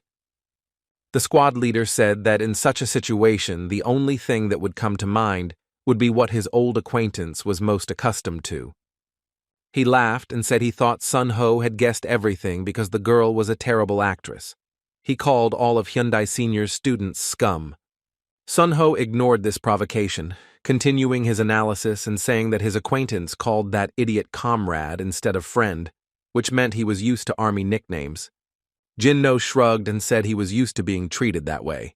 The sergeant said that aside from school, military training was only at the 988th. Sun-ho was 100% sure that if there were any students using military language, they were obviously from the 988 school. Jin-no ran his hand through his hair and said that his acquaintance was actually very good at his guesses, and was also quite perceptive for someone who had just crawled through elementary school. After that, the guy said that Sun-ho was still annoying and that he wanted to finish him off again like he did before. But then his chubby friend intervened, asking with a cheerful voice if it was really An Sun-ho in front of him. The sergeant nodded and asked who was speaking to him. The boy smiled and was about to introduce himself, but his supposed friend abruptly interrupted the attempt. Jin-no said his friend should be called by the nickname Hikik, but the guy still managed to say his name was Yuk Dong-ho and that he was very happy to meet him. Sun-ho politely asked how the nice guy was, and he smiled even wider and said everything was fine. After that, Dong-ho said he would feel even better after punching the squad leader. Jin-no was clearly happy not to have to get his hands dirty and told his comrade to deal with Sun-ho. After the chubby guy said that his opponent couldn't handle him, Sun-ho narrowed his eyes and realized that he was clearly being underestimated. Jin-no said that the guy would never defeat this big guy. Dong-ho was outraged, saying that he wasn't the only one gaining weight. An Sun-ho didn't listen to this discussion anymore. He activated his idea and prepared to catch his opponent. Seeing the boy accumulating a large amount of energy within himself, Dong-ho retreated, thinking that easy prey awaited him. But that wasn't what happened. An Sun-ho had already run towards his opponent and, grabbing him by the sweatshirt, began to drag him down the alley. Dong-ho began to admire the strength his enemy possessed as he easily grabbed him and moved him from one place to another. The fat man laughed evilly and said that he was not the only one who was gaining weight. Sunho didn't want to delve into the meaning of what this guy was saying. Now he had to deal with him, and that was all that mattered. Morning arrived, and the academy building once again opened its doors to those who wanted to gain new knowledge and combat experience. Sleepy students slowly gathered in the classroom and discussed their problems with their classmates. Jin-sung entered the classroom and immediately noticed that there was a strange and tense atmosphere there. The boy sat in his chair and asked Seon what happened. The girl looked at him strangely and asked if he had seen anything. When the boy looked at her even more confused, the blonde said that she assumed he already knew everything, because the news channels simply exploded with this news. The girl called her classmate, who was sitting in front, and asked her to show Jin-sung what they had watched recently. The classmate also looked at the boy in surprise and asked how he didn't know, since he attends An Sun-ho's classes. Jin-sung didn't understand what was happening there and what his mentor had to do with it. The blonde said that now he would see everything for himself. The boy took the tablet from her hands and began to wait impatiently for something that would open his eyes to what was happening. On the screen was a recording of his trainer fighting in an alley with two strange guys. An Sun-ho attacked the larger man and grabbed him, moving him down the alley. When he wanted to throw him over his shoulder, he couldn't because the stranger's weight was too great. But An Sun-ho did not give up and activated his idea with full force, hoping that it would help in the fight against the enemy. But it was all in vain, because with every second the squad leader's strength was diminishing. He gritted his teeth and began to collapse under the weight of the enemy. Jin-sung couldn't believe his eyes, because his mentor was someone he thought was practically invincible. After Sunho's legs gave way and the enemy's enormous weight pinned him to the asphalt, Jin-sung realized that each person was vulnerable in their own way. The fat man stood up and looked at Sun-ho. The video didn't show the instructor moving. It soon became clear why, because a few seconds later, the video showed the 11th grader lying motionless in a pool of his own blood. Jin-sung couldn't understand the fact that his coach had lost the match and asked worriedly who those guys were. Kim Se-yeon responded that the video showed a squad from school number 998. The blonde said grumpily that this was the same military school with which they would have their so-called friendly training in 15 days. After a while, Ju-ye entered the classroom, and when all the students had taken their seats, she said that she was sure everyone had heard about what happened to the squad leader, An Sun-ho. The brunette announced that the 9 people gathered there represented the best students in each class. Most of the questions were answered by 11th graders, but the girl expressed her hope that others would share their thoughts as well. Jin-sung raised his hand and asked what An Sun-ho had said and how things were going for him now. Ju-ye replied that the leader had received a suspended sentence, so no one in the squad had access to the infirmary, and in any case, he could not be visited for security reasons. Jin-sung looked down and said grumpily that he understood everything. He was very upset that he hadn't even had the opportunity to talk to his friend. One of the 11th graders asked how their leader had gotten to this point. Another wondered what they should do since An Sun-ho was supposed to take over everything alone, but unfortunately ended up having to do so. Another student wondered if there was anything he could do until An Sun-ho fully recovered. Ju-ye replied that because of the suspended sentence, he would not be able to see anyone even after being discharged, and she gathered everyone together to figure out a plan for future action. One of the guys sitting there said he was the only one running for the leader position. The brunette looked at him sternly and asked if he really thought he could pull the whole school together. Byun-gi-young got tired of listening to this argument and asked if they were really gathered here to argue about who was better, but the blonde reminded them that 10th graders should only be given instructions. Kim Se-yeon asked the older boys if they were strong enough to give orders because, in her opinion, they weren't very smart. Such speeches greatly angered some 11th grade students who were ready to fight this newcomer. One of the guys approached her and asked if she was the white Jade Goblin. Se-young nodded, then said that the guy in turn was nobody. These conversations made the high school student even more angry. He was ready to attack the girl who had such a sharp tongue. Juye was already tired of this fight, so she shouted loudly for them to stop, because if the room didn't quiet down in a second, she would report it to the principal.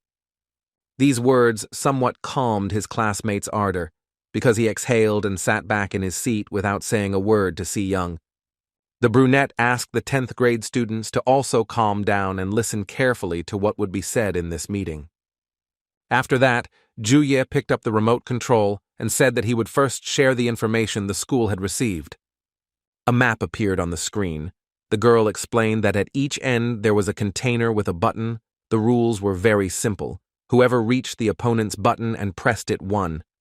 The brunette emphasized that, as everyone knows, the Hyundai school has approximately 900 people. But their opponents from the 988th school had about 3,000 people in reserve. Some students shouted, saying that this was 3 times more than they had. They didn't understand how they could win with such numbers. But Juye told the 9th graders to calm down, because she hadn't finished speaking yet. Showing the map again, she said that there were indeed 3 times as many opponents, but the Hyundai school had a more advantageous position for defense. Furthermore, the brunette added that if they held out for 5 hours, they would win, which meant they could simply defend themselves and not go on the attack. Then she decided to tell about the struggle of An Sun-ho, the student who failed his leader, named Yuk Dong-ho. He was in the 11th grade of school 988.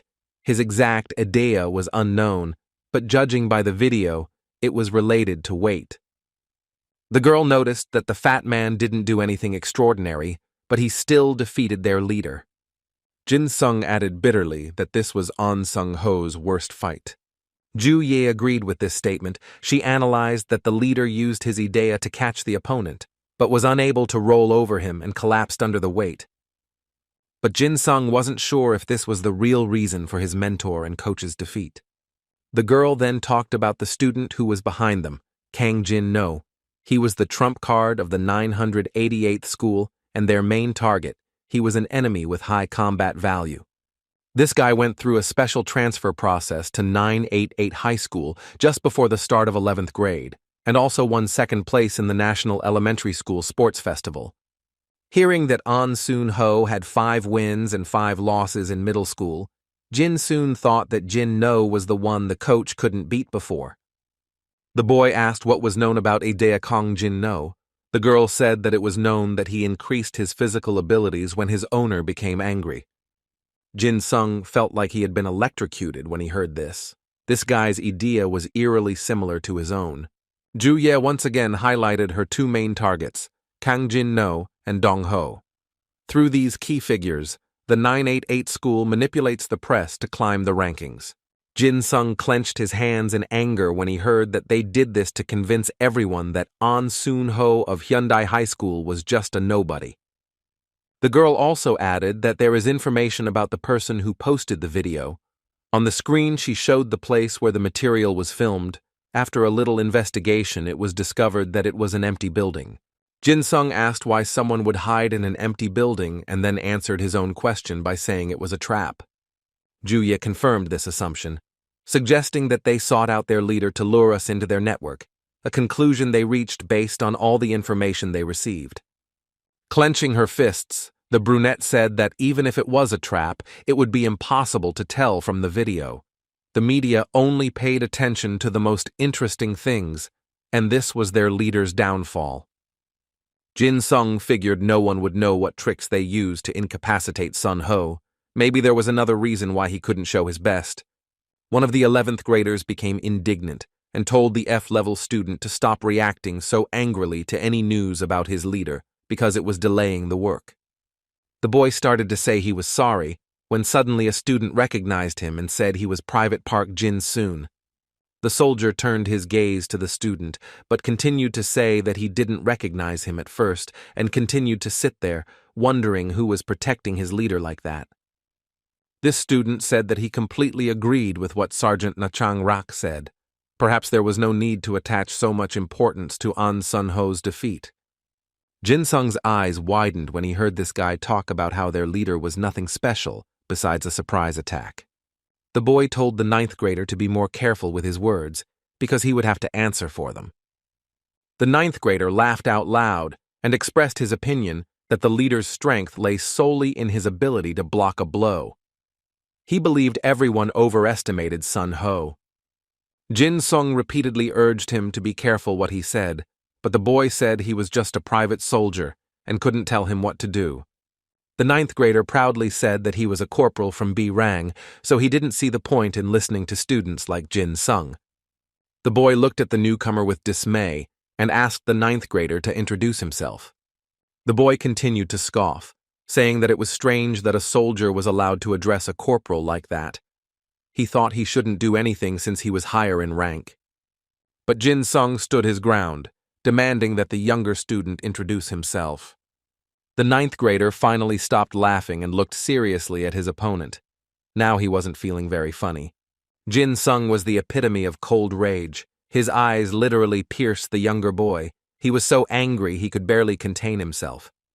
A red mist began to swirl around him as he repeated that the ninth grader needed to introduce himself, and Byun Ki-yong, who was sitting next to him, visibly tensed.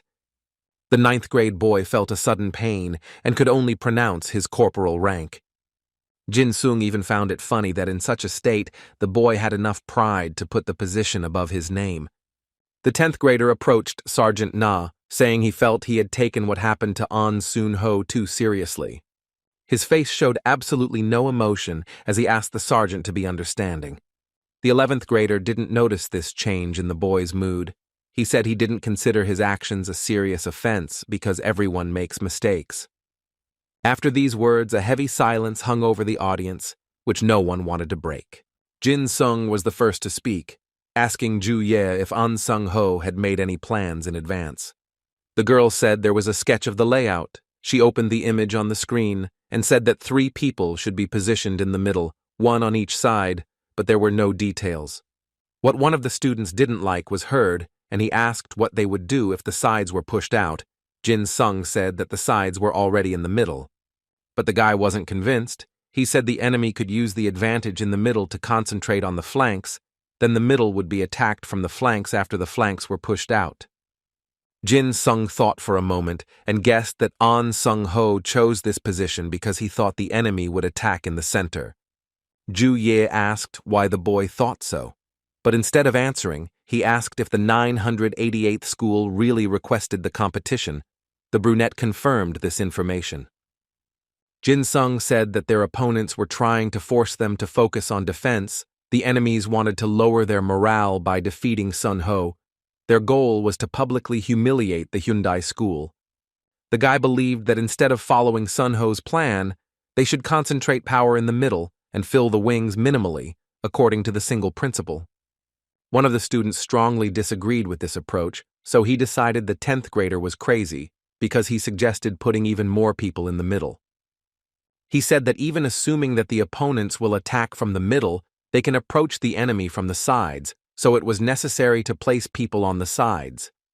Ju Ye agreed with Shin Myung-yoon's assumption. She believed that changing strategy because of this assumption was too risky. Deep down, Jin Sung knew they were right, but taking risks was sometimes very useful. But the guy noticed one trait of the enemy. Judging by Idea Kang Jin No, he loved to destroy the enemy.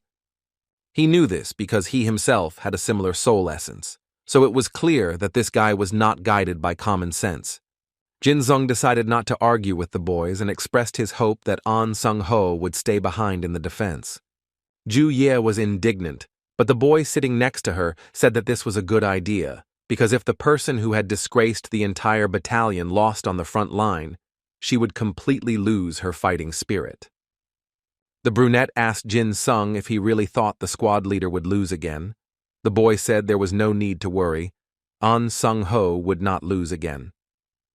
The girl asked why he should put it back at that time, to which the boy said that Sun Ho was the strongest. Juya looked at the 10th grader and no longer understood what he meant. His classmate said that no matter the reason, he agreed that An Soon Ho should be reinstated, and another 11th grader supported him. Seon said that the squad leader was indeed the strongest, but she was sure that Jin Sung had some kind of plan. Ju Ye was clearly tired of listening to all of them, so she said that today's task was completed. She had passed on the information, and that next time they would meet just to confirm the plan. She asked the boys to share any ideas with her if they had any, and the boys sighed because they really didn't want to rack their brains. Jin-sung was already planning to leave the office, but was stopped again by that 9th grader. The boy turned and asked what the young corporal wanted from him. Jin-sung figured he had scared the student with his aura, and now he wanted to speak because his pride had been hurt. Ju-ye approached them and asked why the boys were gathered there. Jin-sung replied that it seemed like the young rookie needed to be taught a lesson. The girl didn't care. She just told them not to overdo it to the point of hurting anyone. The 9th-year student shouted that he would not let himself be looked down upon, especially by a common soldier who did not shine with the skills of his Idea. The youngest comrade declared that he would become the strongest in Hyundai High School and was determined to surpass even Sergeant An Sun-ho and Corporal Kim Se-yeon. Jin-sung heard this and could barely contain his anger. He understood that the boy was truly asking to be taught a lesson. They left, and the 9th grader continued complaining about how, being a corporal and the best among his classmates, he noticed the difference in level. The boy laughed and said he would do the noble thing and let Jin-sung attack first. The 10th grader almost rolled his eyes when he heard these arrogant statements. The junior disciple used his Idea, which consisted of focusing on a target within the field of vision and determining the kinetic energy, as well as determining the reserve of strength and the accumulation potential. Jin-sung realized that his opponent wanted him to attack first because his specialty was avoiding punches, so he agreed to start the fight. The guy activated his Idea and in a matter of seconds flew towards the enemy, who was not expecting such a quick approach. However, the boy did not lose faith in himself, as he knew he definitely had an advantage. It consisted of the fact that he could anticipate his opponent's actions, and this was very useful during battle. But for some reason, it was impossible to predict Jin-sung's movements, because his speed was different from what the 9th grader saw. Jin-sung managed to change the trajectory of his movement by overcoming inertia. It was simply an incredible skill that the 9th grader had never seen before. The enemy calmly assessed the situation with his eyes and clearly planned his next steps. Jin-sung casually turned the dagger in his hands and decided it was time to use it. But the younger student could still see his every move, although periodically what he saw was different from reality, which took away his advantage. That's exactly what happened when Jin-sung stabbed his opponent with a dagger. The 9th grader was surprised by the force of the blow, which was dangerous even without a dagger. He realized that the enemy's movement did not match the energy trace he saw. The younger student wondered if he had concentrated too poorly. The boy decided that this time he needed to get a good look at the enemy. Jin-sung noticed that the enemy was dodging well. And again, the 10th grader's movements did not match his energy trace. This was extremely unusual and strange. The boy decided that if he looked closer, he could dodge the subsequent attacks. But it wasn't that simple, because now he saw 3 energy trails and couldn't figure out which one he should dodge.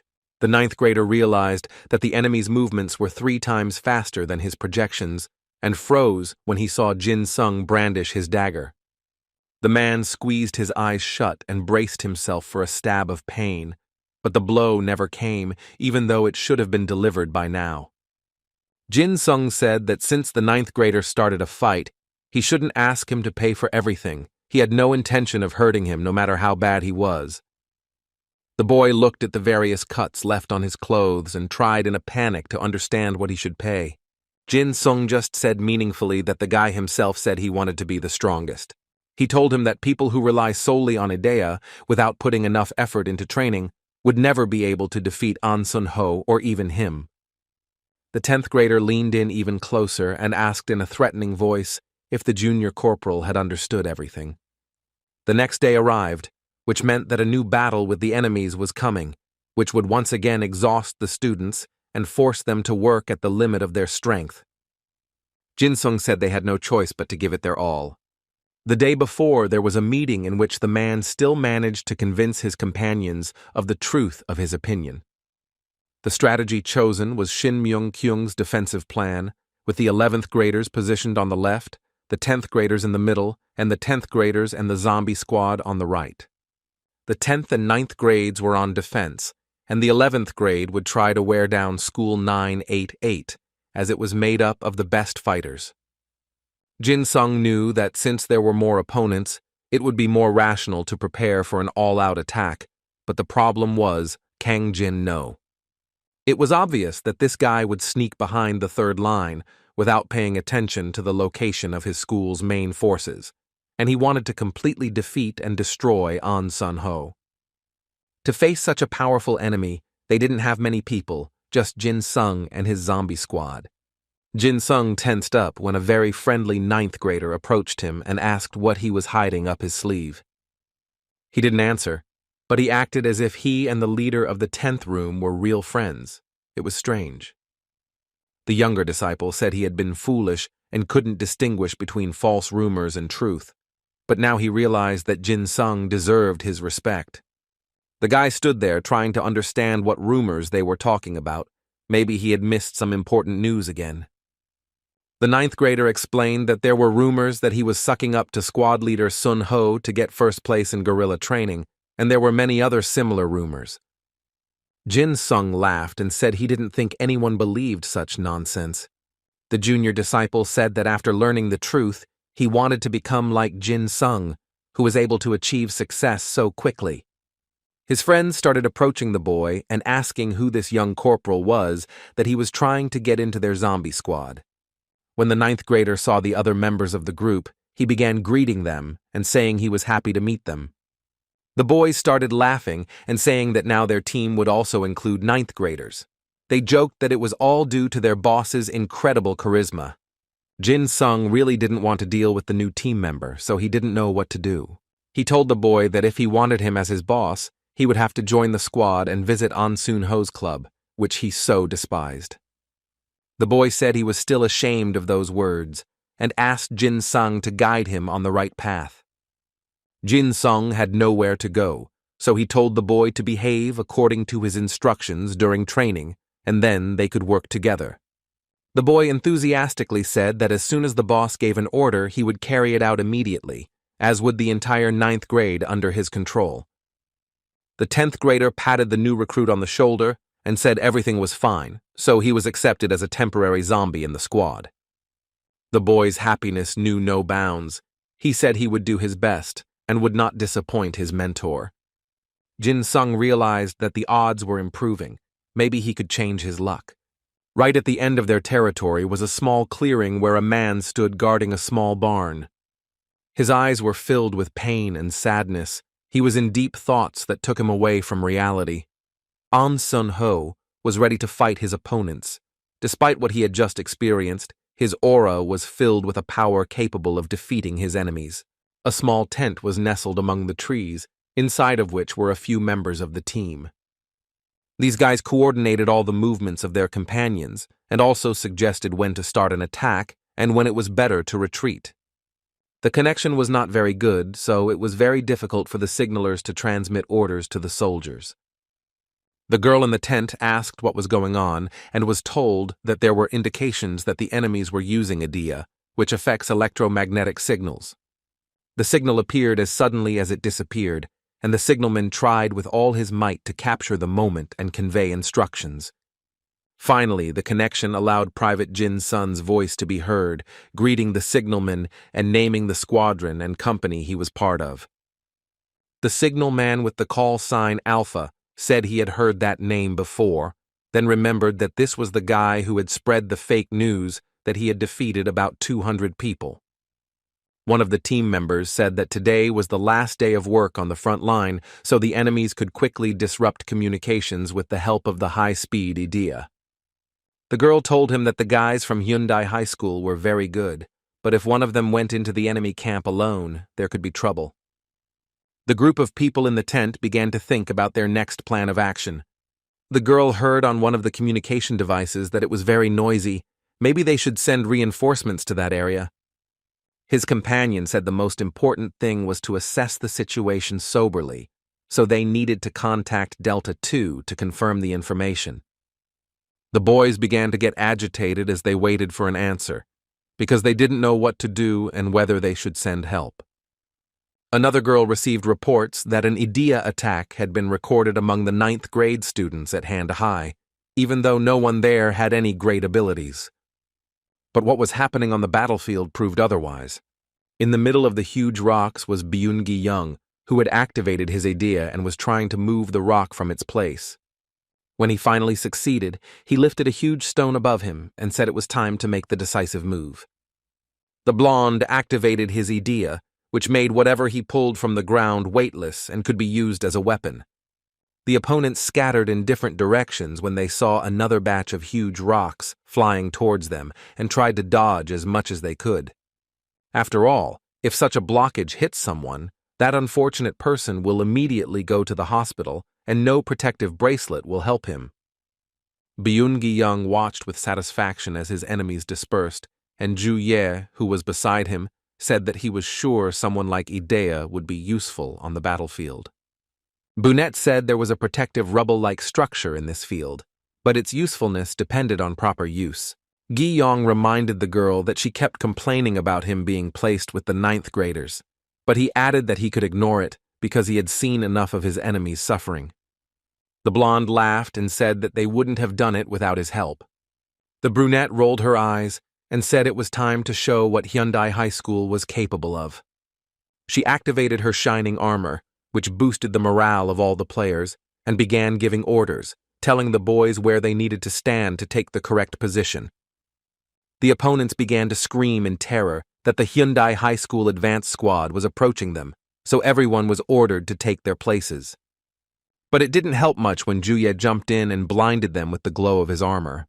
Taking advantage of the fact that the enemies were disoriented, the girl attacked them decisively. The boys from the 988th school shouted that they needed to rally the combat company and strengthen the front line that An Sun-ho had broken through. One of the Hyundai High School seniors gave the order for the long-range company to go behind Byun-gi-young's shelter, where they were to prepare to help the others. Ju-ye ordered the first platoon of the first squad to take the third position. She was determined to show the cowards at school number 988 the full power of the school. The girl gathered the team members around her and said that the enemy school had retreated to the previous lane, while a drone flew above them, filming what was happening on camera. The brunette argued that they needed to straighten out the front line and move forward, going on the offensive. Suddenly, she felt the lingering presence of someone behind her. Someone was definitely approaching her. Before she could turn her head, Kang Jin-no, who was so large that his back blocked her view, was already standing in front of her, saying that retreating in the first battle was shameful. The guy asked if his guess was correct, that the girl was from a company where there was a fighter with the nickname Stumbling Block. If so, then she should leave there immediately. Jin-no shook his fist at her and insistently told the brunette to bring the real stone. The blow was so powerful that Ju-ye was thrown back several meters, and she didn't even have the chance to try to block the blow. She hit her head hard on the stone and left a mark on it. Byun-gi-young asked worriedly if everything was okay, but the girl replied that this attack was nothing against her armor. Kang Jin-no noticed the blonde guy and realized that he was the one he was looking for. He laughed and thought that it would be interesting to compete with this guy. Ju-ye approached Jin-no and said that he was indeed as aggressive as the report claimed. The guy said the girl was actually pretty if you looked closely. He smiled charmingly and asked if such an attractive brunette had a boyfriend. Ju-ye felt like she was going to vomit at those words, so she said that she understood everything about the guy just from the conversation. Jin-no said he shouldn't say that because he treats girls well, so he advised the brunette to think about her proposal. Ju-ye said that her ears would soon rot with such speeches. She firmly ordered all fighters to take their positions, because it was time to avenge the squad leader's defeat. Jin-no said that since all these fighters are working for Stumbling Block, they should bring him here. After all, their attempts to appear cooler than they actually are simply drove student number 988 crazy. He activated his idea and allowed his opponents to sense his sinister aura, which spread like mist across the battlefield. Jin-no possessed an idea called unprecedented wrath. He could materialize wrath that grew like heat, and the longer the boy stayed angry, the stronger his abilities became. Byun-gi-yong saw trouble coming and said it was best not to play with the heat, because they would simply burn themselves if they touched it. The girl said it was best to duck down until the steam dissipated. Jin-no was very surprised that his enemies retreated because of such a trifle, and they began to irritate him even more. In the blink of an eye, the vapor dissipated, and one assumed the guy just needed to recharge his energy before attacking again. The colleagues looked at each other, and an idea flashed in their eyes. They were clearly planning to do something unpredictable. Juye shouted for everyone to stay in their places, as they needed to better assess the situation before acting. But the guys didn't listen to her. They said that the enemy needed time to recover and that if they attacked now, they could cause damage. But their behavior only caused a new wave of anger in Jin-no, and as we already know, this emotion also increased in strength. He grabbed his enemies and an electric charge ran through their bodies, so powerful was this guy's aura. The world around exploded with brilliant fire. It became so hot that it was simply impossible to stand next to Jin-no. The brave men who rushed to attack the fellow lay there and whimpered silently in pain, because such an attack did not go unnoticed by them. Juyi was shocked to realize that not even the pain-absorbing bracelet could save this pair of adventurers from fractures. It seemed that the enemy had accumulated the released steam in their hands and used it to attack. She watched Jin-no concentrate all his strength into his hands and approach his companions. She couldn't believe he would do this. The girl, as if she were crazy, began to run towards her friends and shout that all the soldiers in the company should try to save the wounded. Juyi understood that the enemy didn't care if you were injured or eliminated. They would attack anyway. Jin-no noticed the girl and asked with interest if she really would be a savior.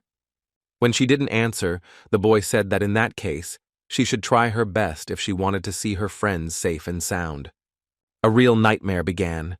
Jin-no shot steam from his hands at the girl, and she, in turn, tried to run through this minefield. When Juya ran past him, the guy asked her again if she wanted to form a couple with him. She rolled her eyes and asked if she really had to answer those dirty words. These words angered his opponent because, in his opinion, he pitied the brunette and did not fight her with full force. But the girl was no slouch either, so she activated her idea at full power and her armor began to glow. The light was so bright that she managed to temporarily blind her opponent. She ran to the wounded and told them they needed to be transported to the rear. Jin-no's rage grew more intense and devastating, especially after his opponent used such a vile attack. The girl understood that the enemy was now extremely dangerous, because predators did not like it when their victims fought back, but she did not consider herself a victim. When the guy finally opened his eyes, he gave a wide, crazy grin and asked if his opponent wanted him to beat her to death. The battlefield trembled with her blows, but the brunette withstood them all with firmness, as the armor allowed her to create a barrier that did not let the enemy get close to her. But despite all of her idea's power, the girl felt that her strength was already running out. She was surprised at how strong and resilient her enemy was. He didn't seem tired at all. Juyi understood that because of this cruel man, all the members of her team were in great danger. She needed to hold out until the injured were evacuated. Jin-no aggressively asked how much longer the girl would block his blows. He threatened that if she didn't stop, he would bring An Sun-ho there. The brunette didn't remove her armor, but asked if he really thought their leader should mess with a freak like him. These words made the boy even more aggressive. He shouted, demanding that the girl shut her mouth. After some time, Juye was informed that the evacuation was complete. Now she could stop blocking the enemy's attacks. She removed the protective barrier and happily said that she would no longer have to look at that ugly face, that she would no longer be near that madman. But just as the girl was about to run away, she realized that she physically couldn't do it. Her legs felt like they were being swallowed by the ground. The enemy laughed and asked if she really thought he would let her go like this. Ju-ye felt like her legs were hurting, but she didn't pay attention to it. Jin-no asked with an unusual joy in his voice what would happen to his opponent if he started hitting her. Ju-yi endured the blows firmly and did not lower his defensive barriers. but the attacks were so powerful that it was very difficult to resist them. She understood that her feet were stuck in the ground, so her position was compromised, and the girl simply would not be able to withstand further attacks.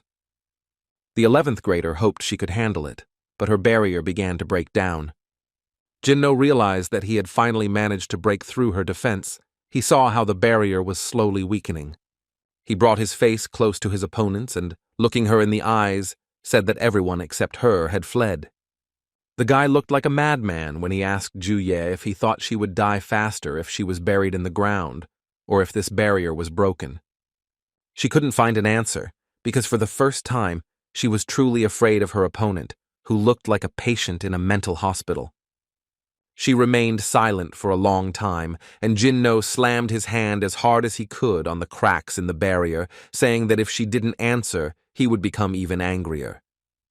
He was so absorbed in his conversation with his opponent that he didn't even notice a huge rock flying towards him. The guy barely managed to jump back and save his skin, because the stone block could have simply flattened him. Juye heard a familiar voice telling her to leave while she had the chance. She looked back but saw no one. Only the rocks began to fly towards the enemy, opening a path for her to escape. Jynoon clicked his tongue in annoyance as he almost managed to knock his opponent out of her defensive structures. But now she was in a hurry to escape as rocks of all sizes flew towards her.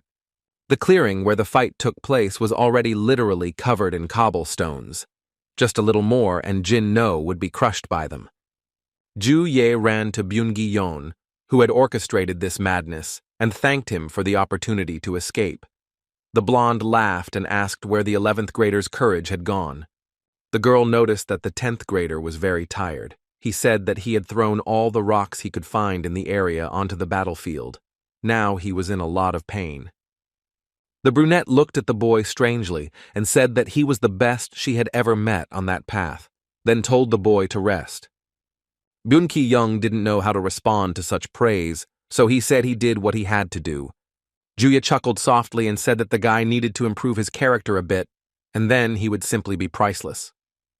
Other staff members began approaching them, asking if the girl was okay. The boys reported that the path was blocked. Someone suggested gathering the rest and joining the center, but that was a bad idea, because there was no guarantee that the enemies would not cross this barricade. Thanks to Giyong's attack, the 988th High would have to work hard to get past him, but at that moment, their main plan of breaking through the left flank had reached a dead end. Someone suggested that Jynoon might remain under the rubble, but the girl doubted it. Her main enemy was convinced that the leader was not there, so he would probably go another way. His colleague asked where he might have gone. Juye said that if he couldn't determine the leader's location, then there was only one path left. She made eye contact with the team members and said that this path was the center. Jin Sung sat listening to the new zombie squad member say that the enemy could come to even the weakest squad. He replied that he doubted the enemy would need to come here. The guy thought exactly what Juye had said, that the enemy probably went to the center because it wasn't far from there. The 9th grader asked what they would do next. They managed to advance a little thanks to the attack, but reinforcements arrived from the other side, so they were at a dead end. Jin Sung was thinking about the best way to deal with this situation, because in truth, they had very few options for maneuver at that moment. A thought came to him. He asked the boy if they could get out of this dead end and advance to the battle line with just the freshmen. The guy wanted to take advantage of the fact that the support of the 988th school would go to the center and break the impasse. They could only do so if the 9th graders resisted the attack. The leader of the 9th graders looked at his students and began to wonder if they would be able to handle the task at hand. He said he wanted to try and promise that he and his companions would do everything they could to make the plan work. Jin Sung thought that if even this idiot was trying so hard, then he should do his best too. In another area that was entrusted to the Hyundai school, Seon listened in surprise to the story of Byung-gi-yeon's feat. It was hard for her to believe that the blonde knew what noble deeds were. She said that if the plan failed on the left path, then everything should work out in the center, that is, they need to make an effort. The blonde wanted her and the boys to defeat a bunch of enemies before Kang Jin-no arrived. The opponents clearly began to get agitated and began telling Don Ho to come up with some kind of plan that would allow him to disarm the girl, but the fat man said that was too much for him. After all, he was already about to attack, but she changed position and attacked. Now the guy was afraid that if he used his idea, the blonde would use twice as much strength and cut him into pieces. A student at school number 988 said that if they reported that the case was stuck on one person, Jynoon would simply kill that person. The fat man understood that everything was exactly like that, but the situation changed due to the fact that this girl single-handedly destroyed 200 people. Activating her idea, Seon revealed a white goblin and then said that their enemies were fighting the strongest student at Hyundai High. Don Ho even trembled when the girl spoke. He suggested retreating for a while and then attacking again, but this time together with Jynoon. Well then, as if out of nowhere, Jynoon appeared and threateningly asked the fat man where he was going. Seon immediately realized that the guy who came was the leader, which meant that the one in front of her was Jynoon. She thought it would take a little longer for him to get here. The guy began to slowly approach the blonde and ask if she was really that famous white Jade Goblin. He smiled, because he was looking forward to a fight with a stronger opponent. Jynoon decided to test in practice whether the girl was as strong as everyone said. He concentrated all his strength into his fist and said he was furious with the rookies who claimed to be the most dangerous. After that, he released his energy directly at the girl, striking with such intensity that the attack became impossible to defend. Seon barely managed to stay on her feet. She thought she could block his blows, but in the end, she simply flew to the side. After such an intense attack, she realized that this guy had A-level combat ability. Seon decided to resort to a method she didn't want to use because of the cameras. She allowed the essence of her soul to flow out and be incorporated into an armor that resembled the face of a white Jade Goblin. Jynoon barely managed to contain himself from rolling his eyes. Since this was already the second girl in armor today, he asked ironically if all the students in the school had to wear armor. The guy said he had just destroyed a girl with similar equipment a few minutes ago. Seon realized he was talking about Juye. She ran so fast that dust kicked up and rocks flew after her. The girl was about to attack the boy, saying that they could both be wearing armor, but she was on a completely different level. Jynoon said that her level didn't mean anything, since her armor would still bend when he hit her. If Yeon really wanted to bring this arrogant bastard back to reality, then she said she warned the enemy about his abilities. The enemy attacked again, but the girl waved her cape and blocked the attack, remaining safe and sound. When Jynoon's fist connected with the fabric of the girl's cloak, he was thrown back by an unusually strong wave of energy. Seon seized this moment and used her dagger. When his enemy landed on the ground, he said it was very ingenious to fight back with his hood and then attack with his blade. But the blonde didn't need this bastard's compliments. She said she hadn't developed this technique to surprise him. The boy gritted his teeth in anger and said that the girl knew how to irritate everyone around her. He literally exploded with rage, saying that she made him so angry that he was ready to burn everything around him. He began shooting jets of fire at her and ironically asked why she didn't try to use her cape against such a blow. Seon calmly assessed the situation. She realized that this attack had a large radius and released a cloud of vapor. If she managed to dodge it, the guys behind her would be injured. She couldn't let that happen, so she adjusted her cape and decided she could take the hit. The blonde herself was surprised when her trick worked, and she managed to put out the fire with the help of a wall of ice. Seon said ironically that he could use these tricks to intimidate ninth graders, but that it wouldn't work against her. The guy was already boiling with rage. His jaw ached from the intensity with which he clenched his teeth. He decided to try and attack her and defeat her in hand-to-hand combat, so he swung his fist and ordered her not to anger him. Jynoon was pouring out his energy, and clouds of smoke rose around him and the girl. He was ordering the blonde to surrender. But Seon didn't even think about doing that.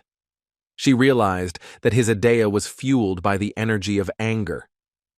If he maintained this momentum, he would be able to attack without wasting his strength.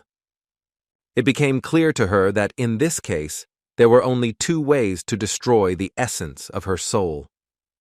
She could try to quell his anger, or destroy the guy with one blow, and she liked the second option much better.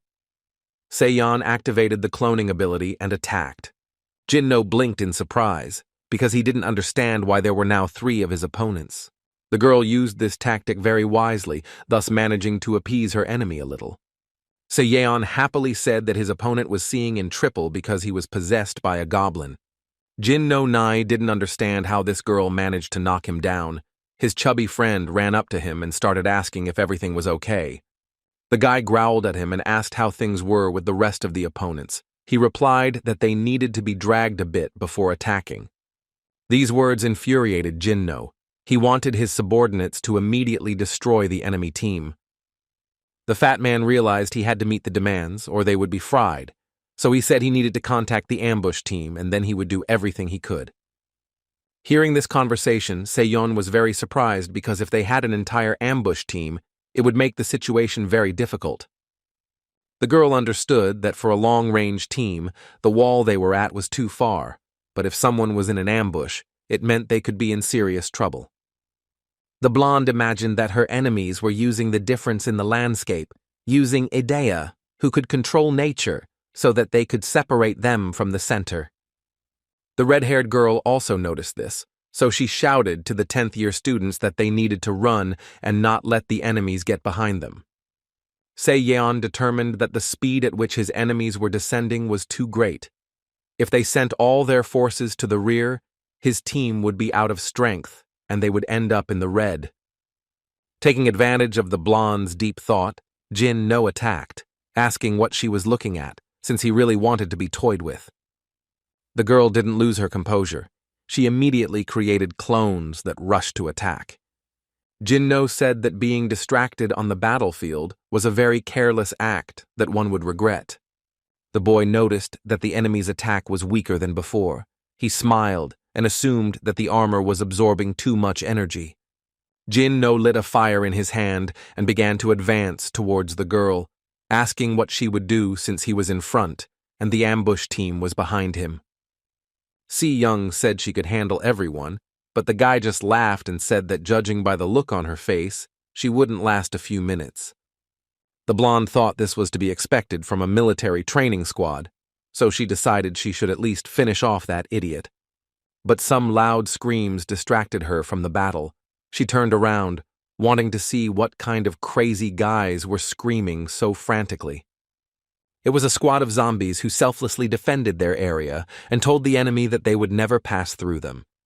Seon smiled as he realized that the guys were really going to handle this, and now it was just a small matter. His opponent asked who these weaklings were. The blonde turned around and angrily said that the guy should watch his words, because these guys were potential friends of her fiancé on the front line. Jynoon grimaced and asked with displeasure if a high school girl was trying to act like an adult. The guy's body was literally smoking with rage. He decided he had had enough and needed to quickly deal with his opponents. Jynoon said that he initially thought the blonde was nice, then felt sorry for her, but eventually realized that he was just wasting his time. The guy said they had no choice but to finish what they started and find out which one of them was stronger. After that, he activated a skill called Forgotten Wrath. This skill gave him even more strength. The girl noticed that the atmosphere around her suddenly changed and became more oppressive and dark. After that, she noticed that the steam started to turn into ice. It was clear that this was not a good omen. The blonde didn't even notice that Jynoon was literally inches away from her, as he approached so unnoticed that it was impossible to track his movements. But when she finally saw him, she did not lose her head and covered herself with her cloak, which helped her repel the enemy's blow. The girl realized that the guy had changed his tactics because he had not kicked her before, and his strength and speed were also significantly different. She prepared for a battle that promised to be very intense, as the enemy decided to use all of his skills. Jynoon was no longer burning with anger. It seemed like all his feelings were frozen. He said that he would soon end all of this. The guy attacked again. All these blows felt different. If the previous ones were heated with anger, these ones were like cold anger. Jin-no decided there was no point in messing with the girl's cloak. It was better to try and block the blade, which was much more dangerous. If Yeon managed to jump away from the blow, she moved carefully, because now she didn't know what to expect from her enemy. The girl said that she really should train more with armor, because then she would be able to defeat the school's enemy, 988, faster.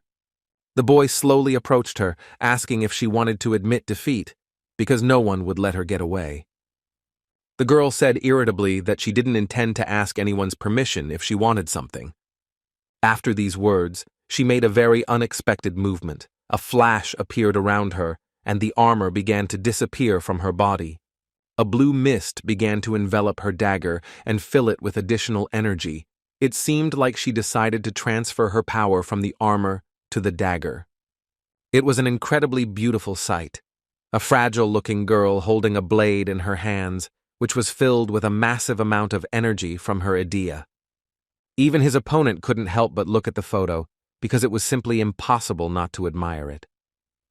But then Jin-no came to his senses and asked sarcastically if she was really going to land a direct hit.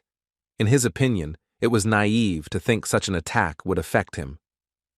Hearing this, the blonde smiled and said it seemed like the guy hadn't learned anything. She asked if he'd ever seen her blade in action before. After saying these words, she used the cloning ability, and now her enemy had not one problem, but three. It seemed that Jin-no also realized that problems were literally multiplying before his eyes, but he was still confident that he could not be defeated by any tricks. The guy kept wondering why his opponent was so confident. Now he realized it was because she had a trump card up her sleeve in the form of this trick. Seon shouted that the enemy could prepare to be shot in the neck right now and go to the hospital to rest. She and her two clones simultaneously used the blade's powers and, combining the energy into a common stream, directed it directly at Jin-no. A column of dust rose around, blocking the view, but the successful attack was indicated by the shouts of a self-confident boy who considered himself an invincible warrior. This enormous surge of power ended up being very exhausting for the girl, consuming a lot of her strength. The guys from the zombie squad started running up to her happily, saying that she was able to deal with the trump card from the 988th school and his friend with one blow. The blonde looked at the battle site and said that unfortunately the guys were wrong. She understood that if Kang Jin-no had blocked the blow, the guys behind wouldn't have been injured by the shockwave. But this guy wouldn't worry about his teammates. He would rather jump to avoid the blow, and given his physical attributes, a jump from that height wouldn't do anything to him. The guys from Zombie Squad said he was just a scoundrel and were sure their leader would never put the lives of his team members at risk. Seon turned to the boys and finally asked where the squad leader was, because she hadn't heard anything about him in a long time. The girls' guesses were correct. Jin-no really did jump off the cliff. He was safe and sound, but he was dangerously close to trouble. His team members were also with him. Their leader said that they just needed to deal with An Sun-ho and press the button, as they had previously planned. He approached Don-ho and asked what he was doing there. The fat man didn't think at all about the time the leader managed to buy for them. The boys were so absorbed in their conversation that they didn't even notice that their enemy was sitting silently not far from them. Jin-sung said he had already thought that his main opponent would not appear until the end of the competition, and that he would have to be bored alone. Jin-no didn't lose his head and attacked immediately. The guys met in a duel. Their forces clashed like two opposing elements. The boy from the 988th school asked in surprise if Jin-sung was the F-rank assassin. He assumed that the enemy wanted to avenge his friends. Jin-sung smiled broadly and said that his wishes would remain a secret. Then he took out his knife and prepared to attack. His opponent said he was surprised that he had been able to guess that his team would attack through the canyon, and his opponent noticed his good instincts. Jin-sung realized that his opponent was talking too much, which meant he wasn't tired yet. These words seriously irritated the guy. Jin-no pointedly said that the noise wouldn't reach the bottom of the canyon, which meant it would be a good idea to get rid of it every now and then and make it look like an accident. The boy was not frightened by these words. He smiled and said that first his opponent should try to kill him. Jynoon smiled evilly and muttered that this was exactly what he wanted to do right now, as his hands were begging to hit the guy.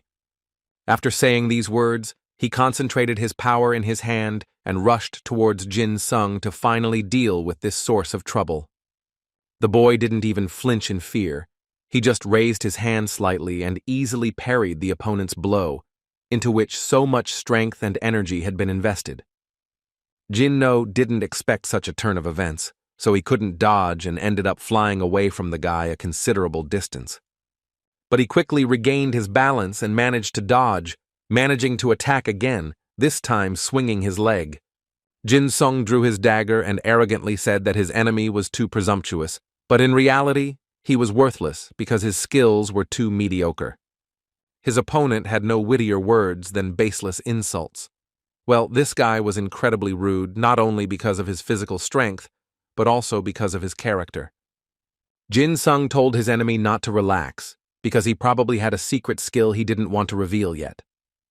The guy said the Hyundai high school student was incredibly annoying and decided he would make the guy regret his words. He announced to his classmates that he was going to the 4th stage, then ordered them to disperse. Dong-ho reminded them that they needed the instructor's permission to advance to that stage. Hearing this, Jynoon just laughed and said that this guy was just a pawn that no one would make a fuss over. Dong-ho realized that her commander would not retreat, so she ordered all the students to run, because if he advanced to the 4th stage, they would all be destroyed in the blink of an eye. Jin-sung said that if the 988 school were to escape, they could go where he pointed. Then he pointed his finger at a stone staircase carved into the mountain. The boys from Detachment 988 said that this was the way to the rear. The boy calmly said that if they didn't want to go there, they could fight him. Dong-ho decided it would be better for them to climb the huge staircase carved into the rock than to fight this strange enemy. Jynoon was angered by how his subordinates reacted, so he said he would do his best to ensure Jin-sun remained in that place forever. The 988th school leader's eyes glowed with a menacing purple fire. It was clear that he was about to use a skill he had never used before in this battle. He activated the 4th stage of madness, which transmits anger and reflects the state of consciousness. At this moment, there was a great release of energy. Rage can consume the mind of the user of this ability to such an extent that it would take complete control, causing them to lose their memory. Jin-sung knew it would be difficult to fight a man who possessed such a crazy idea, but he, like no one else, could understand true madness. Jynoon laughed loudly and rushed to attack his opponent. His movements were simply lightning fast, so it was necessary to watch him carefully to avoid dying. The Hyundai high school guy realized just in time that his opponent was going to attack him with his foot, so he already knew what to do. He swung his dagger and tried to hit the enemy at the pain point, which was located near the ankle. This blow was not very powerful, but it helped him push the enemy back a bit and move to a safer distance, so he had the opportunity to maneuver.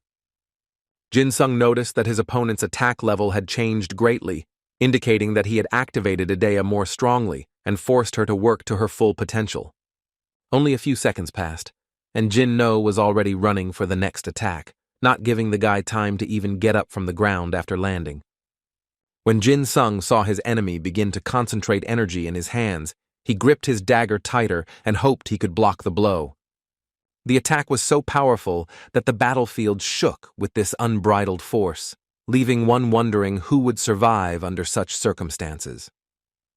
There was no need to guess for long, because a second later, Jin-sun emerged from the thick layer of dust that had been kicked up, who at first glance was safe and sound. His enemy was also feeling good. He was smiling madly and was already choosing the right angle for a new attack.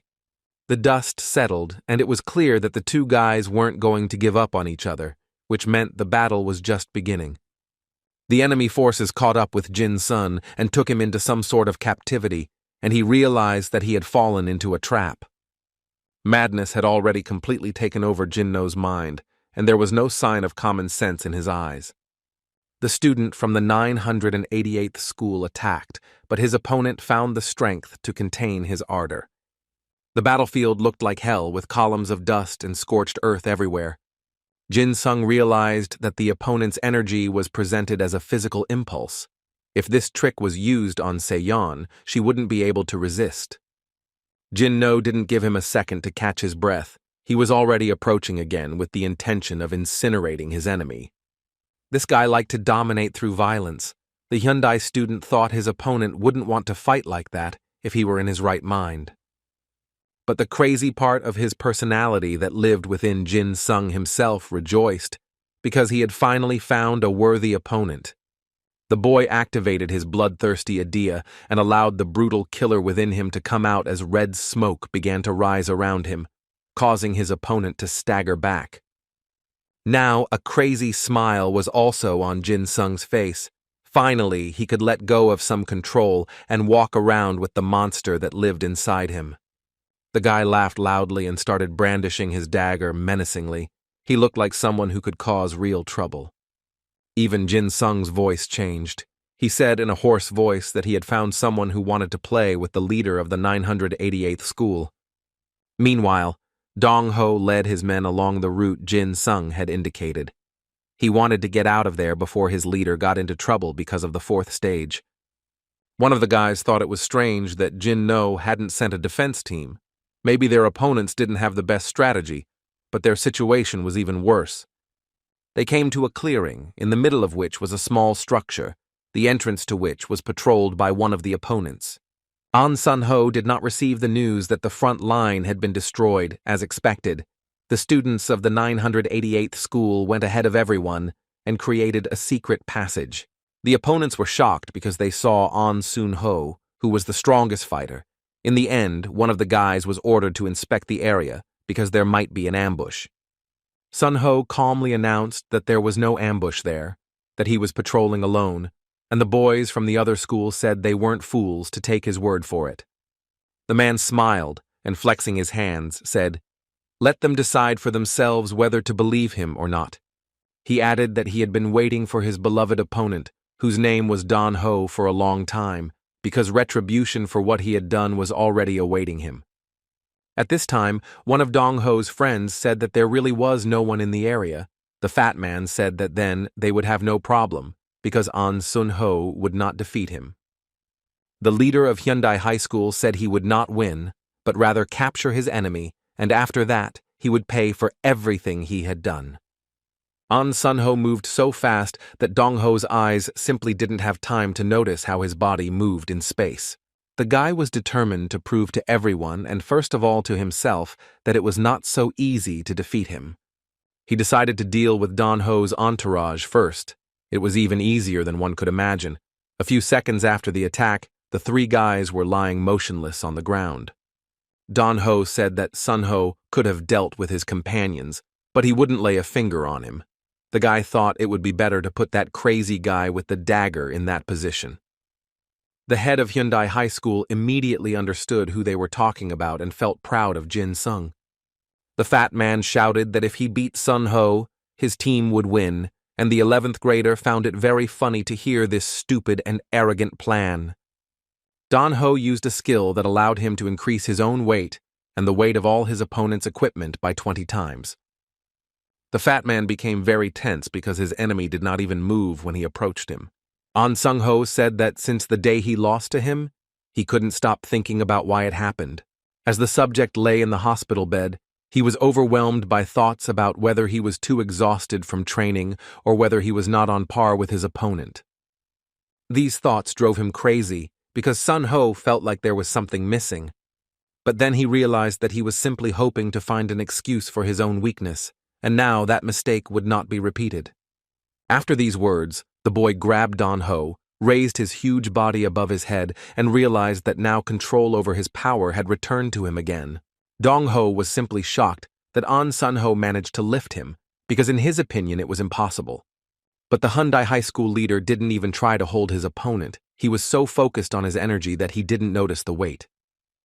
Sun-ho decided it was time to stop toying with his enemy, so he threw him hard onto the rocky ground of the clearing. At this moment, the duel between Jin Sun and Jin-no was in full swing. The two madmen met and simply couldn't let go of each other. The 10th grader at Hyundai High School knew that in this fight, he would not be able to contain his inner killer because he was fighting the exact same bloodthirsty creature. He realized that even if he wanted to lock the crazy maniac away somewhere inside himself, he couldn't. His eyes were already searching for a victim whose blood could be spilled. The boy saw his target, and without noticing the obstacles, he went on the attack as his thirst to kill grew with each second. The two forces clashed, and the battlefield shook once more. It was a good thing there were no witnesses to this battle, because they simply wouldn't have been able to bear what they saw. Jynoon gritted his teeth and was ready to howl in rage, as anger filled every vein in his body and prevented him from assessing the situation sensibly. He couldn't contain himself and screamed so loudly that it seemed even the mountain was shaking. All the pent-up rage demanded his master release him. Hearing this, Jin-sung only smiled even wider. He knew he shouldn't hold back his bloodlust. After all, if he doesn't let his inner killer out for a walk, he won't be able to defeat an opponent as strong as Jynoon. Then the boys rushed at each other, each hoping to tear his opponent apart, one wanting to release his rage and the other's soul demanding blood. The flashes of energy released were so bright that they were likely seen far beyond the canyon. Unable to withstand such intense attacks, Jynoon flew, raising clouds of dust behind him. The guy was furious. He thought his enemy was an easy target, but in fact, it was completely different, and this F-level fighter could easily defeat him. Deciding it was worth trying a few more techniques, Jynoon began spreading his Adea's energy throughout the area. Jin-sung observed his opponent carefully. Even though he was under the control of his dark assassin personality, he did not lose his common sense. Such powerful attacks awakened something even darker within him, something that craved violence in any form. And his opponent could satisfy this need because it seemed he himself needed to dump on someone all the dirt that had accumulated inside him. The guys butted heads, and Jin-sun, smiling, asked how he could amuse his enemy without taking his life. The two forces collided again, creating a small burst of energy that shook the ground. This force threw Jynoon several meters away and threw him to the ground. The blow was so strong that it even left a crater, in which the guy now lay. Jin-sung, on the other hand, calmly landed not far from his opponent and looked like he was in control of the situation. The Hyundai High School boy wondered if his enemy was already exhausted. If so, then this battle would be very boring. These words deepened the madness of the 988th school leader. His eyes no longer showed his own conscience, only all-consuming rage and fury. Jin-sung approached his opponent and asked why he was backing away, because in theory he should be begging for mercy. The boy held his knife and said with a smile that his enemy could no longer use his pathetic tricks even to amuse him. Jin-sung looked at the guy lying in front of him and said it was time to end this fight, because everything was already clear. He gripped the dagger's hilt tighter, the blade glowing red, and struck. Jynoon screamed when he saw that small knife, and for the first time he felt truly afraid, as there was a risk of losing his life. The battlefield once again trembled with the force of the blows that fell on Jynoon. This power was simply astonishing. When Jin-sun finished, smoke billowed from his dagger, and the crater around the enemy grew even deeper. The leader of the 988th school stood there, unmoving. The guy didn't hit Jynoon's body. He chose places that were as close to the flesh as possible and aimed at them, but even so, he managed to get rid of the enemy's idea. Jin-sung said that he couldn't do anything about his soul essence when his opponent was agitated. If he hadn't lost the will to fight, he would have been dead long ago. Jynoon finally opened his eyes and realized he wasn't dead, nor was he seriously injured. This realization surprised him greatly. The angry guy asked why his Adea had fainted, and where those small cuts on her body had come from. Jin-sung imagined that in the fourth stage the memory is lost. He even envied, because in his case, the memories were preserved and tormented him every night. While he had the chance, the 10th grader decided to chat a bit and said that he had heard that the guy sitting in front of him had defeated An Sun-ho once. Because of these rumors, The guy was looking forward to an intense fight with Jynoon, but after it happened, he was disappointed. The leader of the 988th school shouted, asking how the opponent dared to compare him to some losers. The guy felt anger, but now it wasn't generated in energy that fed his idea. It was very strange to feel it. He asked fearfully why he felt that tremor. Jin Sung said it seemed that, despite the memory loss, his opponent still remembered something, albeit on a physical level. The boy said he had already finished with the other school's leader that day, so he ordered Jynoon to leave. This kind of disdainful attitude was unfamiliar to the leader of the 988th school. He was used to being feared and respected, but not looked down upon, which was exactly what his enemy was doing now. But he still grabbed his spot and ran towards the stairs that were carved into the rock. The guy promised that the F-rank assassin would still regret not finishing him off now. Jin Sung just smiled at these words. No one could know what the future would hold, so there was no point in talking about it. Jynoon was simply beside himself with rage and humiliation he felt due to the unsuccessful battle. He was climbing the stone steps when he noticed a man walking in front of him, whose figure was very familiar to him. The boy turned around and Jynoon recognized him as An Sun-ho, who looked at him with a look that didn't bode well. The leader of the 988th school looked around the clearing and noticed Don Ho lying motionless on the ground. He asked what had happened there and why his comrade was unconscious. An Sun-ho said without emotion that everything was obvious. He fought with Yukdong Ho and won. Jynoon was surprised that the leader of Hyundai High School was not capable of doing this, and demanded that he tell him what kind of trap he used. Sun-ho calmly said that he didn't use any tricks, that he was simply stronger today than last time, and that this was the entire secret recipe for his victory. Jynoon shouted that the guy was cheating. He was sure his comrade had made some mistake and paid for it. He said that in any case, Sun-ho's hand was already injured, so even if the guy wanted to, he wouldn't be able to stop him. Jynoon desperately wanted to vent and take out his anger on someone, so he yelled at Sun-ho that he couldn't defeat a fighter like him. An Sun-ho knew it would be a bit difficult to face the enemy in such a state, but he still didn't refuse the duel. Jynoon noticed something strange under his opponent's jacket, and upon closer inspection realized he was wearing a bulletproof vest. An Sun-ho took off his shirt and revealed that he was wearing a training vest filled with sand. The leader of the 988th school said that if he took off this piece of clothing, nothing would change. Jynoon wondered why there were strange sounds coming from the vest. He assumed the enemy had taken over his companion's idea with the help of that vest. An Sun-ho did not respond directly, but only said that both of them were injured, so it can be considered that the fight was on equal terms. Before the leader of the 988th school could even begin to complain, his opponent was already approaching him at incredible speed. Jynoon didn't even have time to react. Everything happened so fast. An Sun-ho grabbed him and threw him with all his strength to the other side of the clearing, so that his opponent couldn't even try to defend himself. The leader of the 988th school realized that his old friend wanted to test what he was capable of. So he activated his idea and decided he would give the guy what he wanted. Jynoon reacted very quickly and attacked his opponent with his knee. He really wanted An Sun-ho to die. But not all wishes are destined to come true, as the 11th grader managed to repel this powerful blow. An Sun-ho grabbed his enemy's leg and said in a completely calm tone that he was very interested in one thing: why Jynoon didn't do anything during the last fight. But now, looking at the guy's skills, everything became clear to him.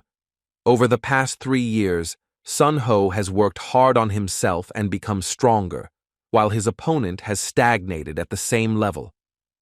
Jynoon growled, asking if Sun-ho meant he didn't intervene because he was scared.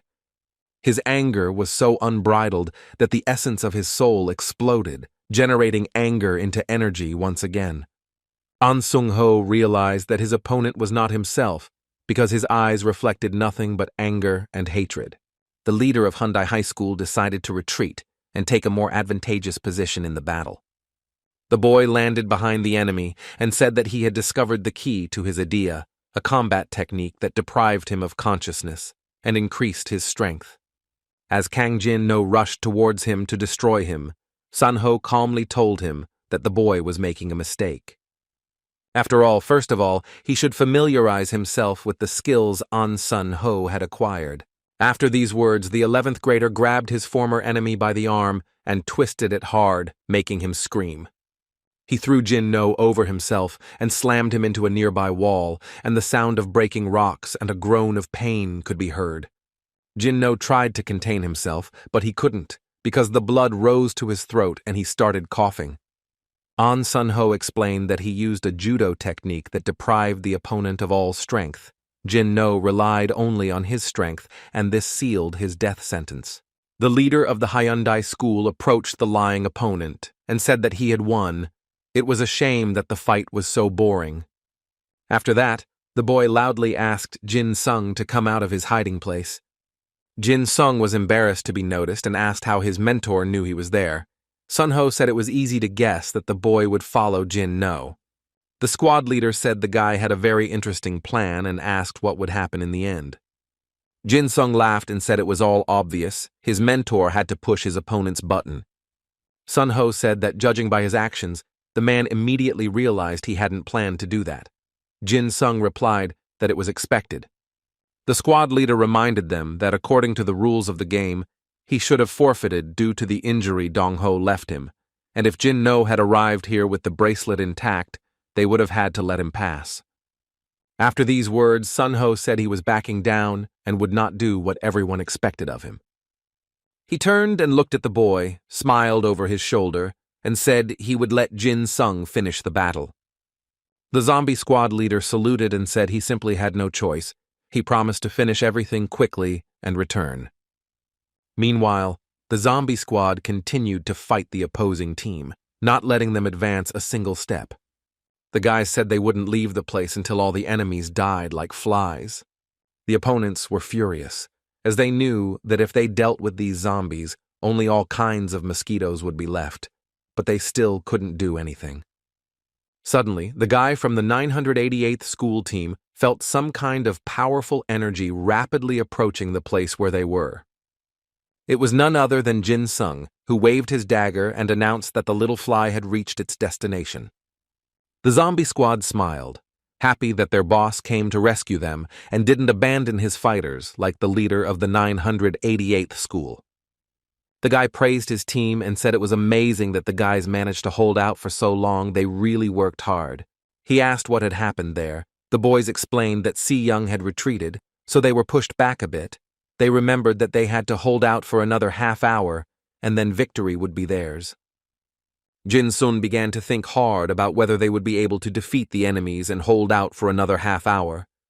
The squad boys asked if they really needed to continue. Jin-sun said that the leader had given him this task because they needed to complete the competition. The boy was sad when he realized that if they had more time, everything would have worked out. But there was only half an hour left, so doubts arose in his heart. He understood that without bloodlust, nothing could be done, so he needed to think about what else he could do. It might be worth expanding the scope of control, but the question remained whether it was necessary to accelerate this, or whether he should use his left hand to increase the power of the strike. Jin-sung needed to make a decision as quickly as possible. The man closed his eyes and focused on his own emotions, which seemed to help him understand what needed to be done now. Jin-sung realized he needed eyes that could predict the outcome of a battle. This ability would allow him to gain insight into the best way to defeat his opponent. The enemies started arguing about why the Hyundai guys weren't moving, and one of the girls said they would win if they waited another 30 minutes.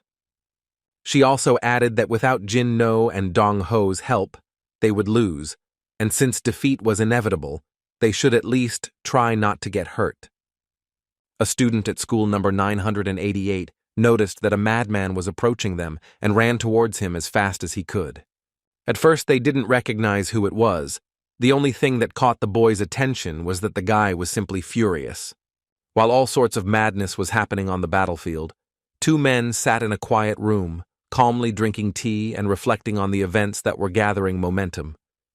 The gray-haired old man took a sip of aromatic tea from his cup and asked his interlocutor what he thought of this talented young man.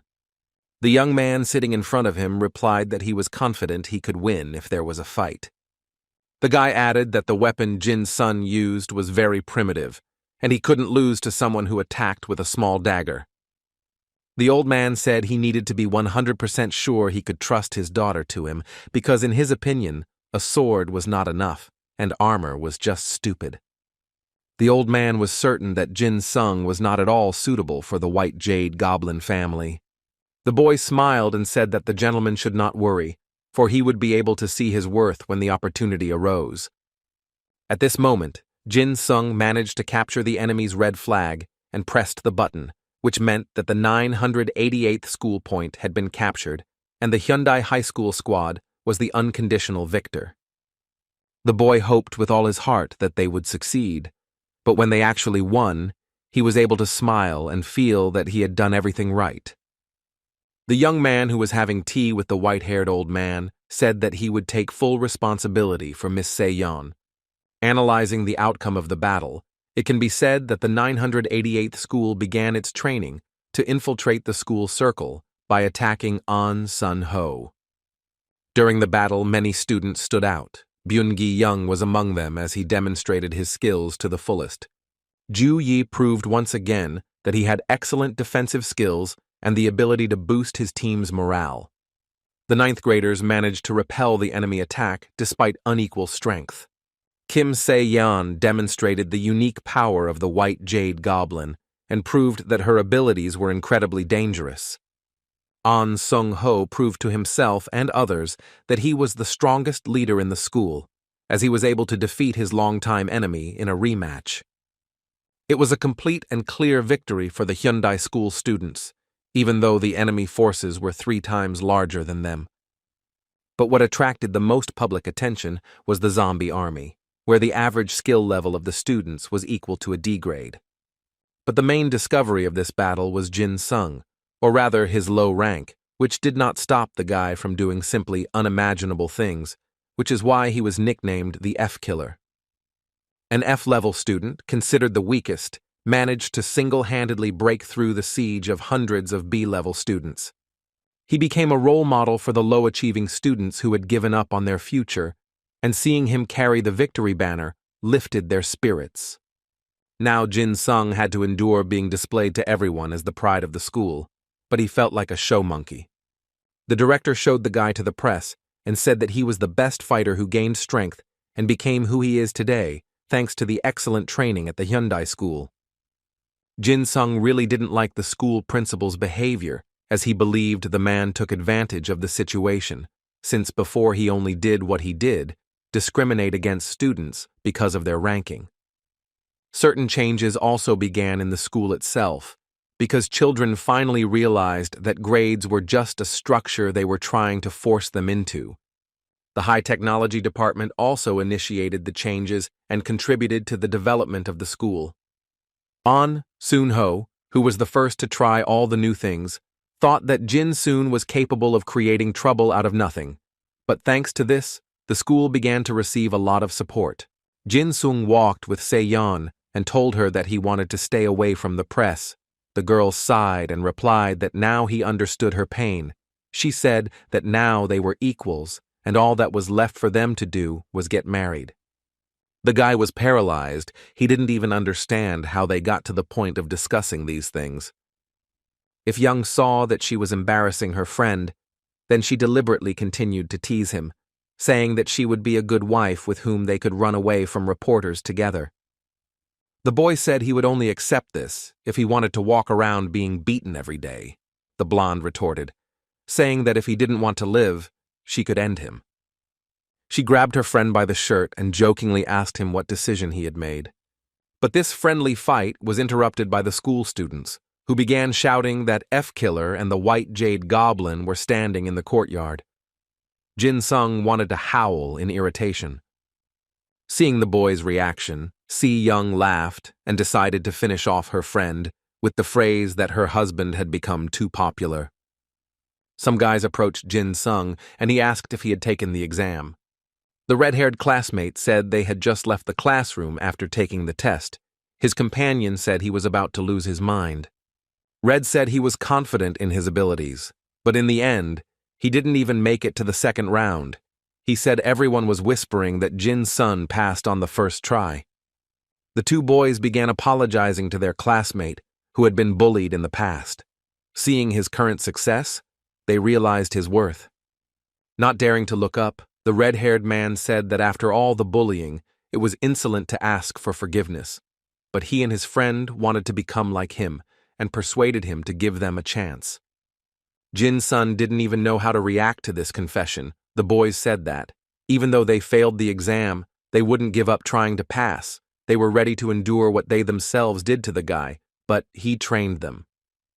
The zombie squad leader said he understood his teammates' intentions, and they raised their heads and looked at Jin-sung with hope.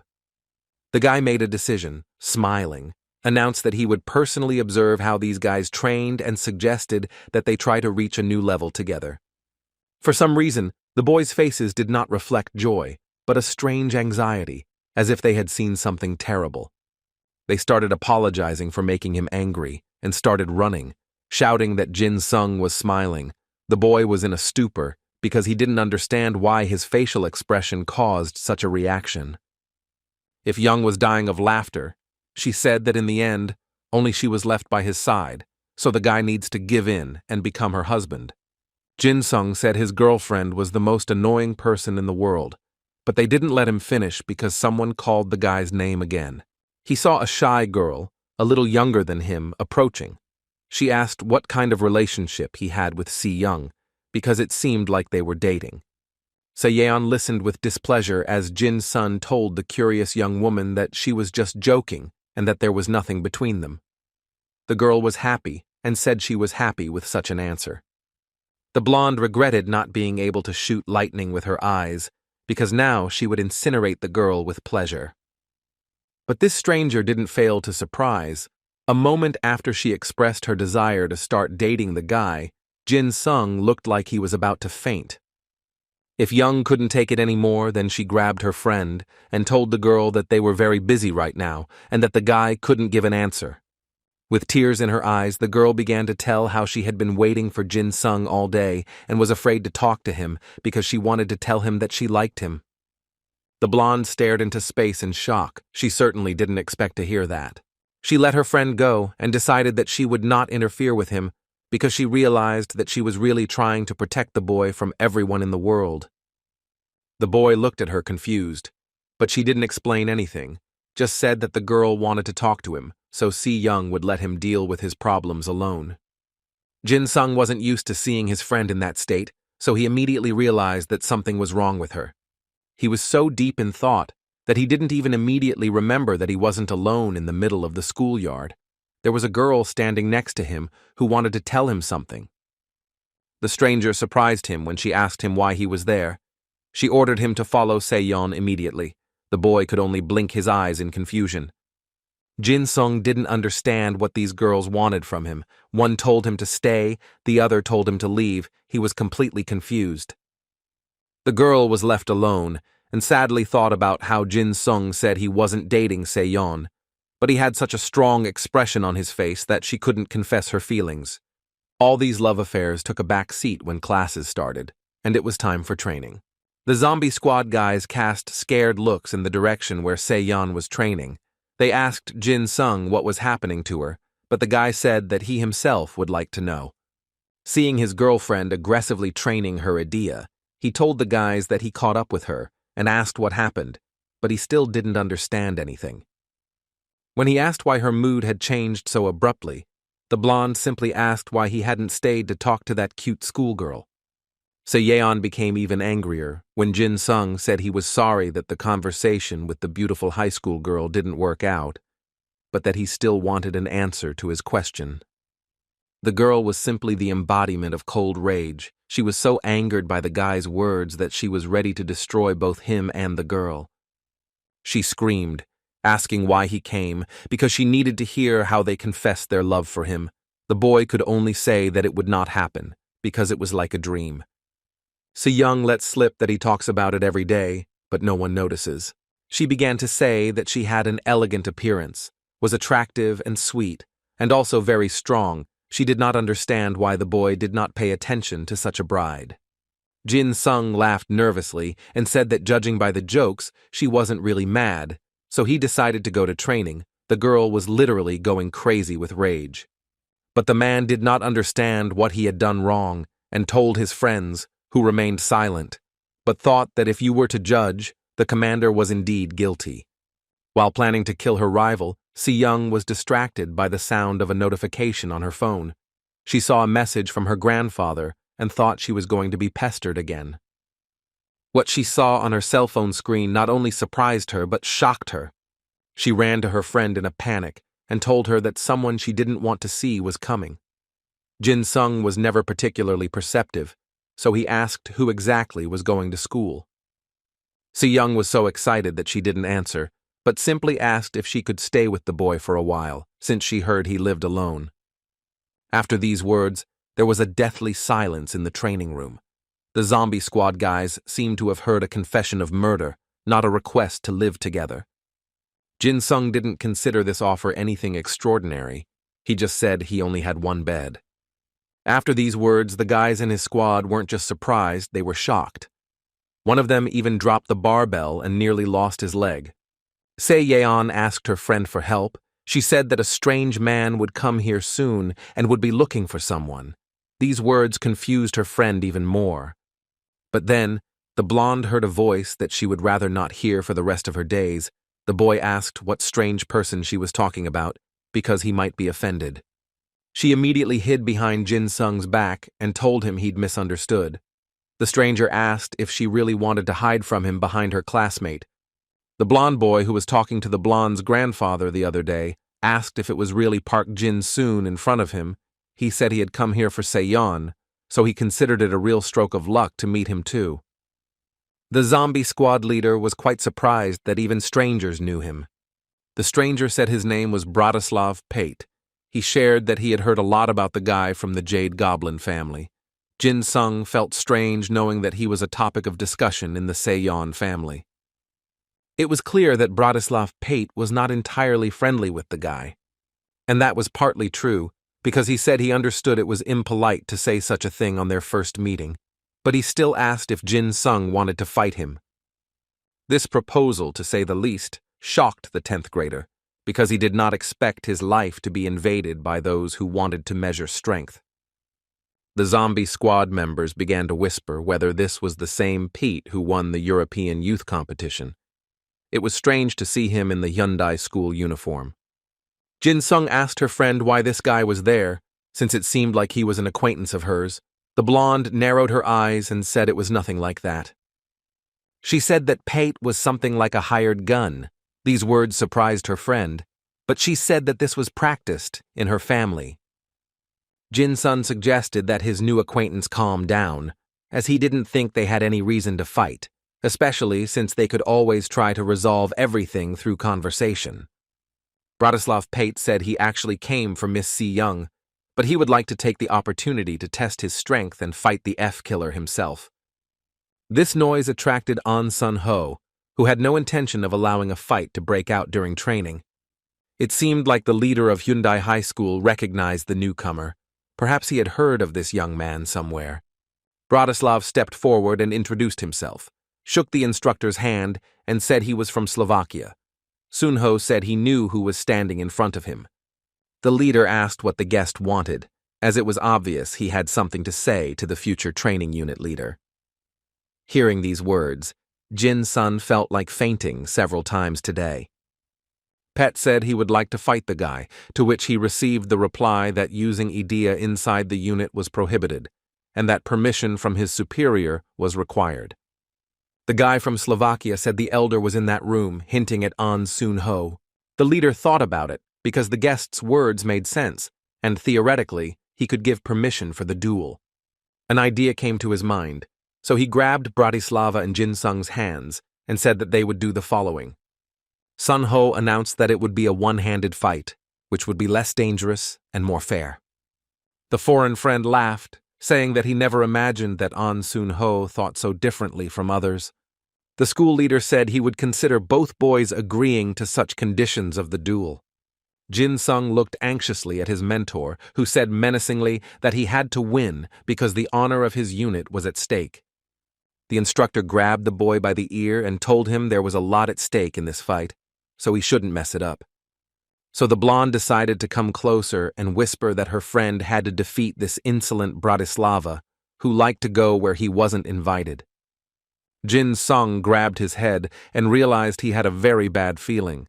This feeling became more acute when he saw his opponent's determined attitude. Bratislav Pate called Seon, who clearly didn't want to talk to him or even look his way. He told the girl that he would definitely win for her, then advised her to carefully observe the progress of the battle. These words really confused Seon. She didn't want anything to do with this guy, but he was putting too much pressure on her company. An Sung-ho said it was time to start this battle. He announced that there would be only one round. There were no other restrictions. Jin-sung didn't know what to expect from this fight, especially because of the strange glint in his opponent's eyes when he said he would show his skills to Seon. The school principal opened the timer on his phone and prepared to start the countdown. When he gave the order to begin, Bratislav immediately began to think about what strategy to use in that battle. The unexpected guest decided to act rude and abrupt, so he immediately attacked and pushed his opponent's hand away. Jin-sung could tell his opponent was very serious, as his blows were faster and more unstoppable, meaning his guest wasn't afraid to show his strength. Suddenly, Bratislav Pate asked a very unexpected question. He asked Jin-sun if he believed in the existence of classifications. The boy tried to ignore the question, as it wasn't a topic he wanted to discuss with a stranger. Pete began to say that in the world there was such a thing as a rank, even in a fight like this. The 10th grader asked in surprise if his opponent really thought souls also had classifications. Bratislav immediately said that he does not consider all those who have weak idea to be weak. But the guy also arrogantly added that one should not forget that the elite has its own special path. Jin-sung realized that after hearing such nonsense, he simply could not lose to this arrogant newbie. Bratislav realized that his words had seriously angered his opponent, so he tried to calm him down, as he was already reaching out to him with his hand in which powerful energy was accumulating. Jin-sung didn't stop, but instead hit the arrogant, talkative man so hard that he blinked his eyes and flew back a few steps. The foreign guest was very surprised to feel such power and unbridled strength that the enemy's blow conveyed. The 10th grader was already nervous. His idea was exploding, demonstrating his cruel inclinations. He said that the enemy should not underestimate others. Bratislav asked if his opponent really possessed such a dirty idea. Jin-sun said that if Pate didn't surrender, his palm might fly to pieces. These words seriously angered the guest. He decided that he would never allow this F rank with such a bloodthirsty soul essence to win. An Sung-ho realized that the experimental fight was starting to cross the line and could turn into a real fight, so he stopped the fight. He explained that if the two of them overreacted, they could all end up in serious trouble, which he would have to solve. Bratislav asked Jin-sung if this incredible power was his idea. The boy had not yet fully recovered from the fight, and his inner monster had not fully returned to its cage, so he said nothing, just smiled madly and blinked his eyes, in which red lights were visible. His new acquaintance thought further, saying that this dirty energy also belonged to the guy. He knew that Jin-sung was a difficult opponent, but he didn't expect it to be so much. Pete understood that he did not want to absorb this energy, which was overflowing with a thirst for murder and violence. The blonde boy turned around and said they would finish today, then started heading towards the exit of the training hall. An Sun-ho called him and asked him to wait a bit as he still had something to say to the guest. The instructor asked Bratislava if he had a place to train in Korea. The guy blinked and said no, but if the leader wanted to invite him to join his unit, he wouldn't mind. Sun-ho said that if he had nowhere to train, he could use the gym equipment, and then allowed him to come here anytime to train. Pate thanked him for his concern, but said this behavior was strange because he really looked like someone who needed training. The school leader said that if Pete's grades were the only thing he was looking at, he was a genius who had incredible idea and combat sense, so he probably didn't need any training. However, School grades are not something you should pay much attention to. After that, the leader said that even geniuses need to try, and he liked it when fighters did just that and strived to constantly improve their skills. As he left the classroom, Bratislav said that An Sun-ho was a very interesting person. After that, he smiled and added that he was now sure that it was definitely not in vain that he came to Korea. The next day arrived, and the classrooms were already waiting for students who wanted to absorb new knowledge. The room was half empty, but Bratislav still chose to sit next to Seon and pester her with questions. The girl wanted to disappear into the floor, but thankfully, Jin-sun entered the room. The blonde immediately said that Peck should vacate the seat next to her because her friend was sitting there. Jin-sung was very embarrassed when the girl tried to use him to discourage Bratislava. He said he was going to training so he wouldn't stay in class. These words clearly didn't please Si-young, and in anger she slammed the table so hard that it broke. Jin-sun realized it was best not to anger his friend, so he asked Pete to vacate his seat. The foreign guest asked if he wasn't going to the training, and he replied that he really wanted to hear the lecture. Bratislav turned to Seon in an exaggeratedly cute voice and said that this guy was very difficult to understand. The blonde couldn't take it anymore and yelled that there was no need to talk to her in such a sweet voice before she hit someone. Jin-sung had never wanted to train as much as he did now. Suddenly, an announcement was heard in the classroom that Corporal Kim Si-young of 2nd Company, 10th Platoon, was being asked to report to the hospital. The girl smiled, for she was saved from the obsessive attention of a foreign guest sent by her grandfather. She ran out of the office immediately and said she had to go because she didn't want to keep whoever called her waiting. Jin-sung decided he could finally go practice, but Bratislav asked if he could talk to him. The boy wanted to roll his eyes in irritation because it looked like he wouldn't be able to make it to the training center today. At that moment, Seon knocked on the hospital door and asked if she had been called there. Nurse A-yeon apologized for calling her during lunch, so she suggested they have dessert and talk at the same time. Hearing the word dessert, the blonde couldn't help but smile. It seemed like a tasty reward awaited her for enduring her new classmate's presence all morning. Yeon told the girl not to be shy and to eat whatever she wanted. Yeon didn't even think about being shy, especially when it came to delicious things. The doctor said that if she wanted anything else, just say so because the woman had other treats. Seon asked in surprise if Yeon always ate such a big meal. The woman laughed and said she bought more food to talk to the girl. Normally, she didn't eat more than 30 donuts. The nurse began examining her dessert and then asked if the girl had thought about the offer. Seyeon's hand froze in place. She still didn't know how to respond to the nurse who was waiting for her decision.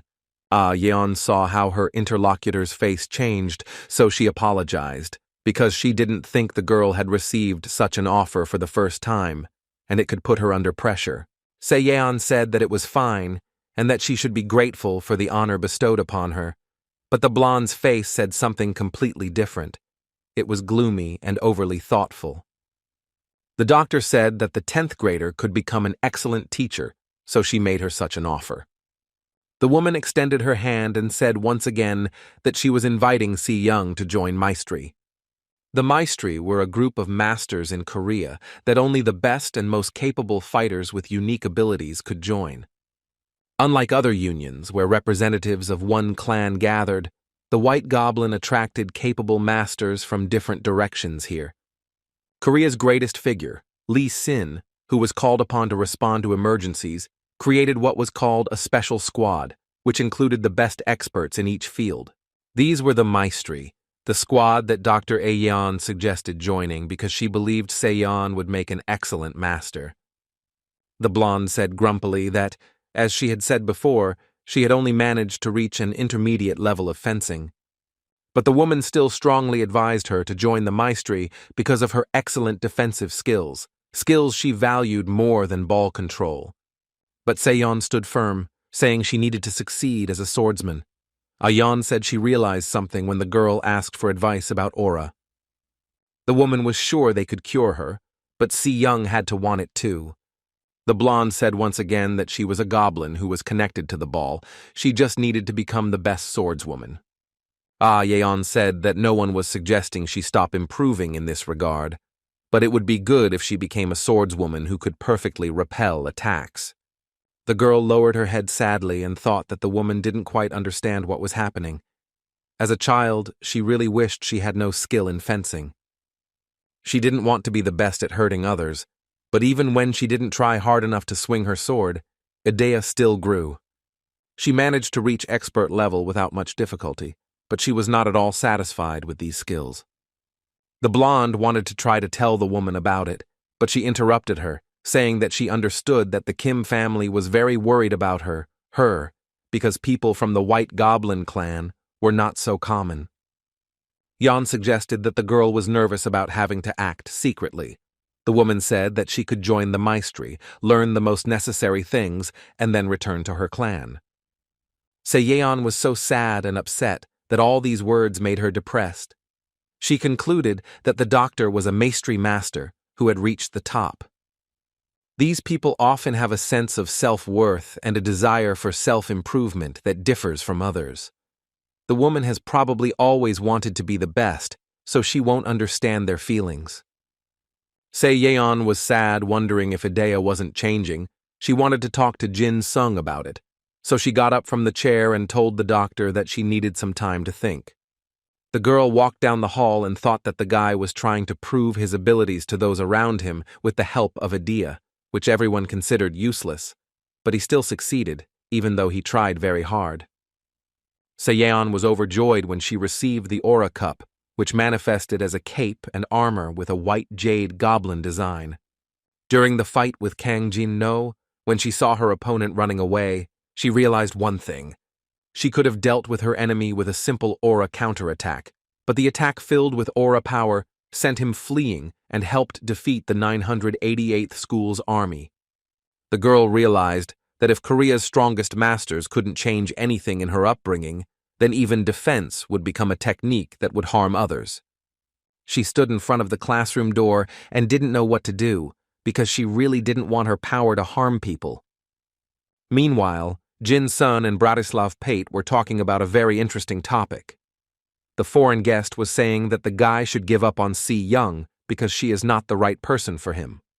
Jin Sung was completely confused because he didn't understand how he could give up something that never belonged to him. The new colleague said he thought his powers were incredible, but that a representative of the Kim family shouldn't have close relationships with people like him.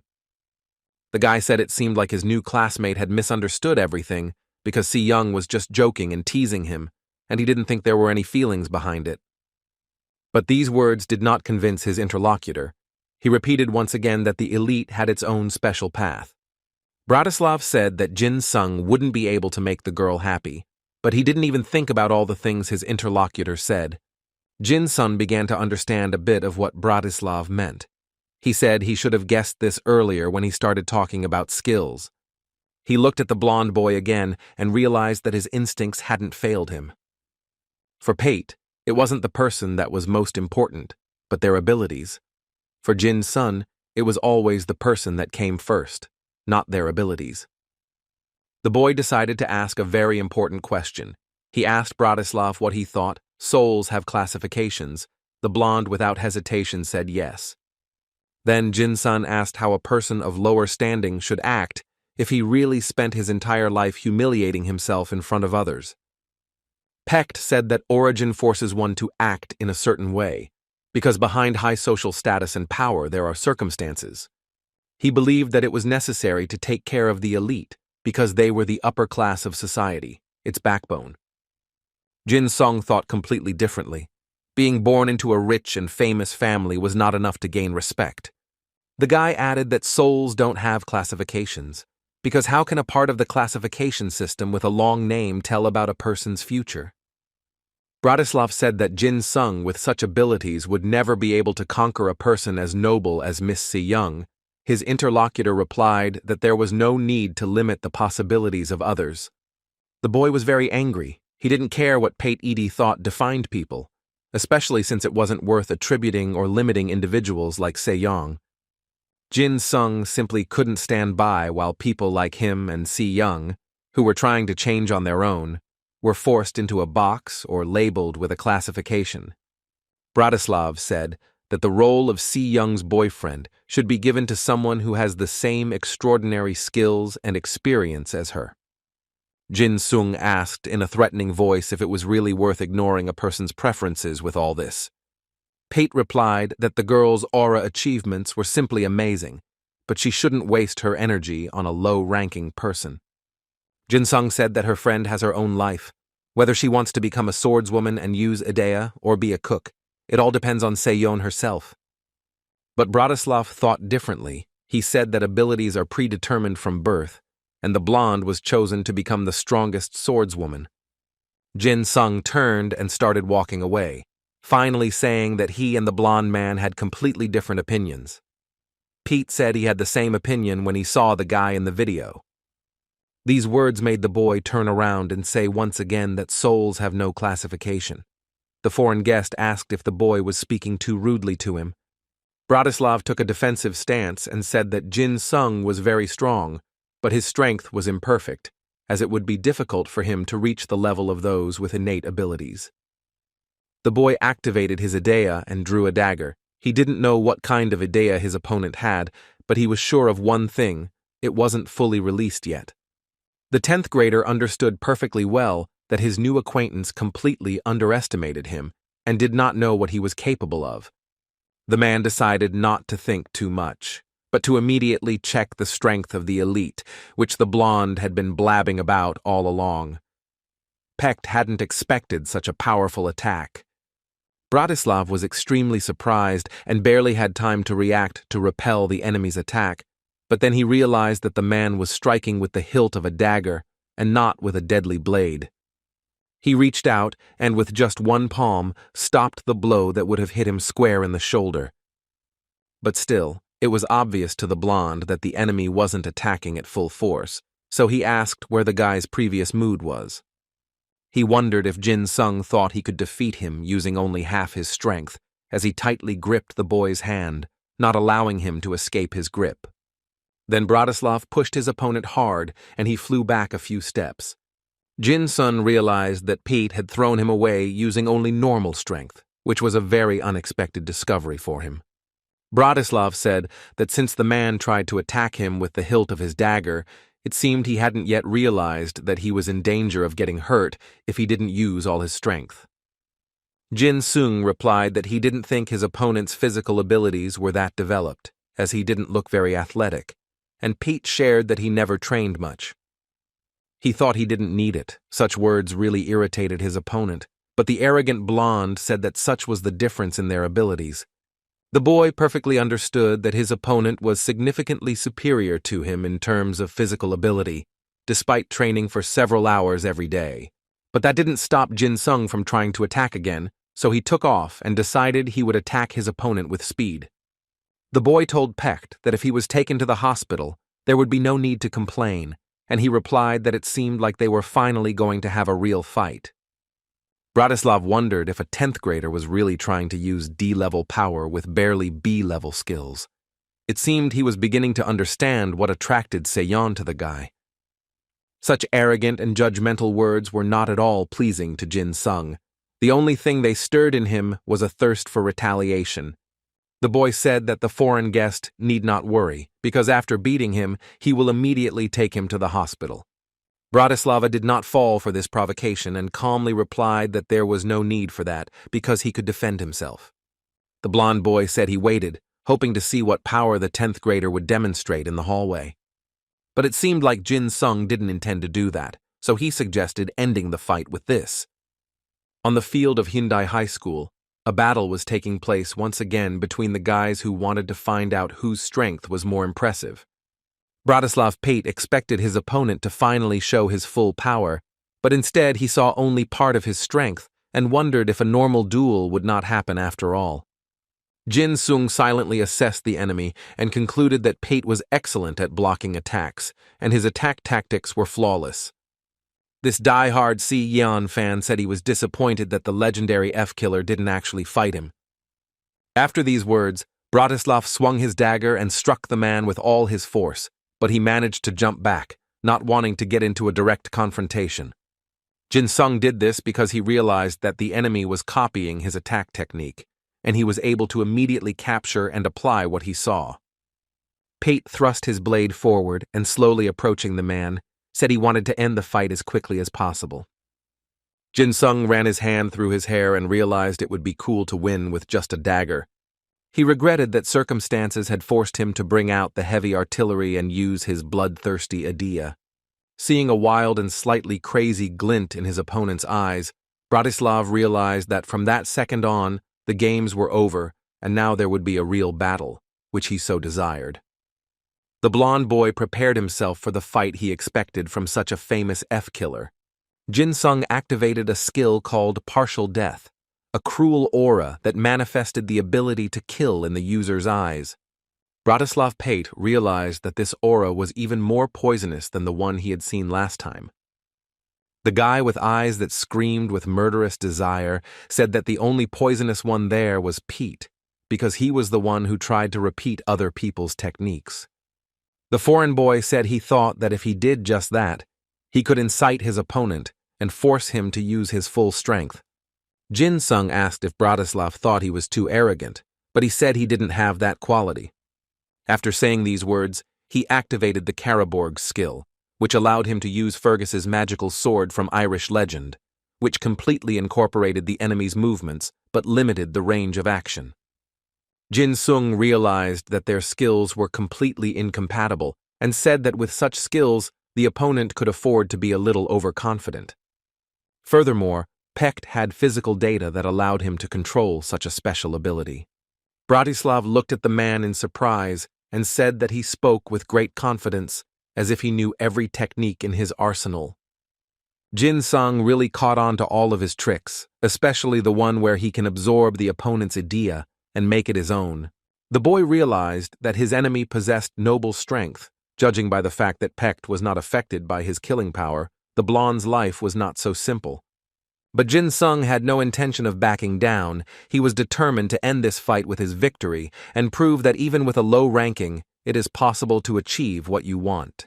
Bratislav said that he took into account that the enemy did not like that he was copying him, so now he will show his personal skills, which were called Navanhu. He swung his weapon, and the sword seemed to have a tail of energy that struck Jin Sung without the blade even coming close to his body. The boy jumped back, but was surprised by such an interesting skill, as it was the first time he had seen something like that, and it made the battle even more interesting. Jin Sung was surprised that his opponent was slow to take an attacking stance, but he still managed to fend him off. Bratislav Pate began swinging his sword playfully, demonstrating the deadly blade and saying that this was just the beginning. He had even more impressive skills in his arsenal that he was determined to demonstrate. This time he used a technique called Schlüssel, or the key. Jin Sung noticed in his mind that the enemy had simply assumed a different stance, but the situation immediately changed. At first glance, he had assumed a stance to attack with a sword.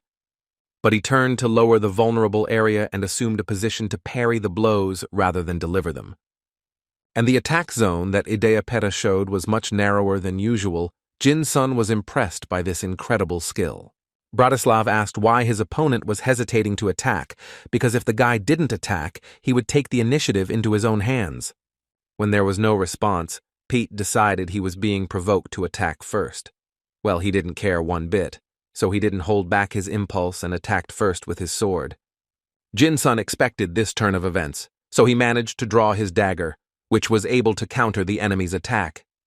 The boy didn't even have time to fight off one attack before a second immediately followed. Pecht wouldn't give him a second's rest. Due to this speed, Jin Sung was unable to block his sword because he simply did not expect such maneuvers, so now he flew across the entire field and hoped that when he landed, he would not be finished off on the spot. The boy hit a brick wall and was badly injured. All his bones were expected to be intact and at least partially unharmed. Bratislav slowly approached Jin Sung and asked in a strange voice what the guy was hiding. He was interested to know why that evil, crazy smile kept appearing on his opponent's face. But Jin Sung didn't tell his opponent about his idea. He just said that it was the first time he had seen a person who was superior to him in every direction. Releasing his cruel and murderous soul essence, the subject said he was even a little ashamed of himself for looking so insolent. Blood-red shadows began to swirl around him, wrapping themselves around his body like snakes. Jin-sung said he thought he could handle it without using this power. But then he realized he was far behind his enemy, so he had no choice but to let his inner monster out for a walk. He waved his dagger, indicating he would use it soon, and said that Bratislava was simply an incredible fighter. Pate was happy that his opponent was finally using the same power he had seen before. The blonde said that the last time they fought in the training room, he was distracted, but now he wouldn't make such an irreparable mistake. Bratislav decided to attack first, as he couldn't let the enemy take advantage of the moment of surprise, so now Jin-sung has nowhere to go and uses his dark abilities. But Pate's attack was not as strong as he expected, because his opponent easily parried the blow. It seemed like he did it so easily that he didn't even stretch out his hand. The blonde was surprised not only by the fact that an F-rank fighter had withstood his attack, but what was even more incomprehensible was that he did it with one hand. Jin-sung said he thought Pate would do well, but in reality, without his incredible strength, it wouldn't be fun to fight. So the boy decided to use the partial death skill, whose area of effect was his right hand. Now he will force the arrogant elite to answer for their words and actions. Rank F will show what people with his skill level are capable of. Jin-sung smiled wildly and said he would give his opponent exactly what he truly wanted when he challenged him to a duel for the first time. Bratislav could not understand what was happening, because the guy continued to maintain his strength, but at the same time his right hand became stronger. He thought that the enemy's skill allowed him to concentrate on only one point. Jin-sung laughed when he heard this suggestion. Of course, the representative of the elite always looked down on those of lower status. All Pect could do was take a defensive position and wait for a new attack to at least roughly understand the scope of the guy's strength. But when he saw that his opponent was very serious, anxiety began to scratch at him inside, calling him to flee that field. Jin-sung's body was glowing red, indicating that his aura was at its peak. He said he was going to show them something very interesting now. Despite the inner voice telling Bratislava to leave, he would not give in to fear. Instead, he faced the enemy resolutely, repelling their attack. He used a move called Navanhu, hoping that the energy tail would help him deal with such a strong attack. Jin-sung predicted that Schlussel would do the trick next, so he didn't let him do it. He took the initiative and pointed the knife right at the face of the blonde boy, who was proving with such fervor that the elite to which he belonged was much stronger than everyone else. Now Pate looked at the tip of the sharp dagger and thought about how it happened that the boy who had F rank was able to deal with him like that. Jin-sung used his abilities, which allowed him to see the attack points, which would incapacitate the enemy once and for all.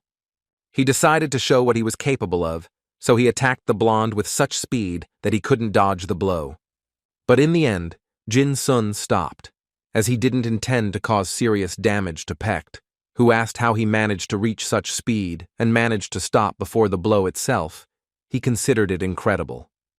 The boy smiled, but not a crazy smile, but his usual smile, and asked if Bratislav really wanted to repeat the trick.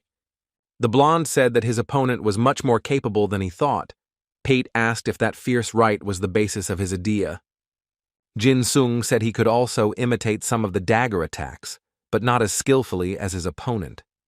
Bratislav said he was impressed by his right-hand technique, as it was impossible to follow. The boy was curious about something, so he asked the foreign guest if he had swallowed his idea because it was dirty. Bratislav imagined that the guy had the ability to analyze other people's ed. He apologized and said that he only eats real delicacies as nourishment for the essence of his soul. Jin-sung decided to lighten the mood and joked that if Bratislav ate his idea, he would be upset. But the boy's cheerful mood suddenly turned into surprise when he heard that the soul entities Pate was supposed to absorb were already predetermined. The blonde added, completely serious, that before absorbing the idea he needed, he would definitely empty his stomach first. Something so evil flashed in his eyes that Jin Sung felt a little uncomfortable. The boy once again unleashed his inner monster to warn the enemy not to come near him or his friends to absorb the essence of their souls. He rudely warned Bratislava not to dare touch Seon, because then he would face serious consequences that he did not like. Pat just shrugged and said it wasn't his choice. He would act as the clan had ordered. Jin Sung gritted his teeth and said angrily that he couldn't interfere in someone else's family affairs because he respected everyone's personal boundaries. Pat surprised the boy when he said he could intervene because the clan head wanted to see him, and they had fought only because the old man wanted to see the 10th grader's skills before his visit.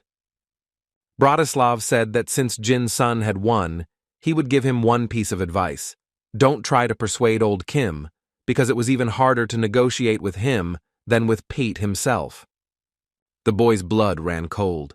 It was hard to believe there was a person on this planet even more arrogant than his blonde opponent.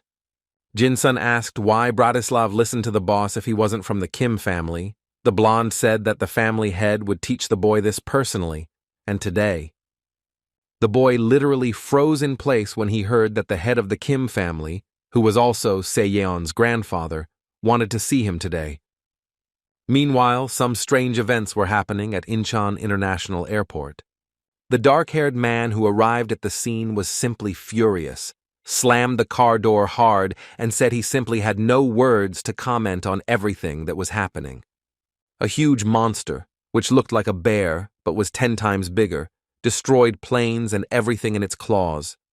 The creature turned to the young man who approached and said that he himself had ordered it to eat as much meat as possible, and that is what it did.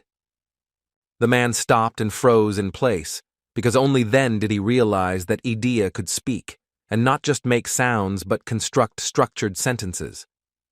The brunette knew that there were people capable of summoning Idea, who was incarnated in the form of a monster, but this specimen was simply enormous, and even spoke as if it had consciousness. The man immediately thought of Pekta, but perhaps it was some other group, so there is no need to jump to conclusions. He began to approach the huge bear. It was necessary to hurry to save the people who were still nearby. Whoever saw the brunette began to say that the military advisor Ishin had arrived. The bear stopped destroying everything for a moment and raised his huge furry snout with interest to see who had arrived. The man introduced himself, saying he was Ishin. The bear suddenly sat down and leaned towards the brunette, sniffed him. The animal said he had a strange smell. Ishin could barely contain his joy. It was the first time he had seen Idea speaking, so he immediately asked who her master was. The bear growled loudly again and said that his master had ordered him to wake up and go eat meat. The man realized that although Idea could speak, she clearly lacked intelligence. Ishin laughed and said that the animal had bad breath and advised him to rinse his mouth with seawater after eating. His gaze became serious, and looking into the bear's eyes, he said that he could only do this if he were still alive. After that, Ishin decided to attack the huge furry monster, so he activated his idea. The bear stretched out its paws, trying to protect itself from the blinding light. Just like the white Jade Goblin, man went to great lengths to create a special idea that resembled various heroes from legends and tales. But most of their attempts ended in failure. Only a few individuals managed to keep the legend in their souls. Among these people, there was one who possessed a unique hero's soul. His idea was called Chungmugon Lee Sun Sin and was even of C rank. She was represented by beautiful armor and helmet and also allowed the use of a dragon sword. The famous sword that General Yi Sun Sin used to control minds was now in Yishin's hands. All he needed to do was brandish this unique weapon once, and rivers of blood would flow. The bear looked at the man transformed into armor in surprise and did not understand who was standing in front of him. The animal growled loudly and was ready to tear its enemies into small pieces. Ishin used a skill called Double Dragon Left Sword, which lit the rivers and mountains with blood with just one strike. The man asked the hairy monster to stop growling so loudly because his ears were already starting to hurt. But the bear did not stop howling, saying that he did not want to eat the poisonous meat, and then he ran to the sea as fast as he could. Upon reaching the water, the animal's enormous carcass ran into the reservoir and disappeared from view. Ishin thought bitterly that he would like to have another conversation with such a unique creature, especially since he had not yet been able to find out anything about this idea's owner. The longer the monster remained at sea, the less dangerous it appeared, both in other countries and in Korea. The man raised his sword and said he was making an oath to heaven as the mountains and rivers moved. After these words, his weapon began to glow. As he finished speaking this strange spell, the sky suddenly split into huge bolts of lightning. They brightly illuminated the space above the sea, and when they found their target, they attacked the enormous beast that was trying to hide in the depths of the sea. The sword allowed him to control the weather conditions, and it was this power that was incinerating Idea, the bear, who cried out loud that he was hot and promised never to eat meat. But the beast did not die, but suffered lightning attacks, so Ishin decided to go there and deal with the beast once and for all. His sword shone as if calling its owner to use it for its intended purpose and bathe it in the blood of enemies. The bear realized he had fallen into a whirlpool of water that was slowly pulling him down. He didn't understand what it was or how to get out. The water around him was boiling, and the animal screamed even louder because no one wanted to be boiled alive. It was very difficult for him to swim any further, but he still tried. Ishin was amazed at the resilience of this wonderful creature, because, according to all the laws of nature, he should have been dead long ago. He began to compare all the factors in his head: Idea's speech and surprising resistance, the clumsy attack in the Korean Sea. All of this gave the man no peace. He wanted to take the creature prisoner. But the man saw no point in continuing to fight, as the creature's fate was already decided. He crossed his swords and summoned the Geobuk Seon, the legendary ship that saved the Joseon dynasty from destruction in the past. This ship, whose memory remained only in legends, appeared on the horizon. It was beautiful, it shone with gold, and was ready to carry out the instructions of its captain. After it, 12 more improved ships appeared, with turtle noses and hard hulls. At sea, they were simply invincible due to the fact that the turtle head expelled fire. The ships attacked and threw flames directly where Ishin pointed. The poor bear did not know how to protect himself from these painful attacks. He screamed and roared because he could not get rid of the irritating enemies that caused him so much suffering. He was hot, very hot. He was literally burning alive, but it was clear that his enemies would not stop until they destroyed him completely. Ishin looked at the beast and did not understand why it had not yet drowned in the sea. He was surprised by such resistance, as he had not encountered such opponents for a long time. The bear begged to be left alone, shouting that he should live a long life and eat his favorite meat. Ishin said that he himself would decide when the beast would eat meat, but now it must disappear. The ship surrounded the bear, and the man used a skill called heron wing. After the flotilla formed the correct wing shape, the fire coming from the turtles' heads increased tenfold. All the ships fired at the bear in unison. It was obvious that the poor fellow would hardly survive such an attack. The beast spun in a whirlpool of water, which grew stronger due to the explosions, and roared that it did not want to die. When Ishin realized that he had finally finished off such a strong opponent, he hid his idea, and his armor instantly dissolved, and the flotilla disappeared. He had expended a lot of energy, so now he felt very exhausted and had a headache. But despite all this, the man was satisfied with the work he had done, as he had managed to destroy a truly unique specimen of Idea. Now, it was interesting to know what this bear's owner would do. It was deep night, but some people could not sleep, because in one of the huge buildings all the windows were lit up, indicating that there were night workers who had not gone home. A man walked, the heels of his boots clicking loudly on the stone floor, but he was not in an ordinary corridor, but in some kind of dungeon. He wondered into the empty air if the locals' eyes hurt from such darkness. It was none other than Kim Il-jung, the sinister leader of the plague gang, still speaking into the void. He said that he was happy that the leader liked the environment here. Finally, a man in a cloak, whom the bandit had addressed, walked out of the darkness, The mysterious stranger asked if Il-jong had really returned. The leader of the criminal group said that thanks to his interlocutor, everything went well. The stranger grumbled that he had something to say about it. The mysterious man said that the second one had disappeared in the place Il-jong had spoken of. The bandit lightly replied that this was perfectly possible, since his interlocutor had sent the monster to fight Ishin, who objected, saying that if the bear had died, its body should have floated away, but it had disappeared. Il-jong frowned and suggested that Ishin might be keeping the body. The other man objected again, saying that in that case his presence should be felt, but the bear had completely disappeared. The bandit raised his hands and said that he didn't even suspect that Ishin had such abilities. The hooded man said that the first one would soon appear in the south. The stranger was worried that the story of the disappearance would not repeat itself, because then his plans would be interrupted. Il-jong scratched his head absent-mindedly and said that they couldn't just go fight Yishin, even though the former's appearance was a huge distraction for him. The man in the cape asked if there was any way to bring the bear back. The bandit replied that there was no point, as the monster did not even remember that he was ordered not to enter the sea. The mysterious man looked down from the mountainside where they were and admired the pentagrams carved into the rocks, hoping that the rest of the monsters would hatch successfully. Meanwhile, Jin-sung was about to pass out from excitement after the battle with Bratislav.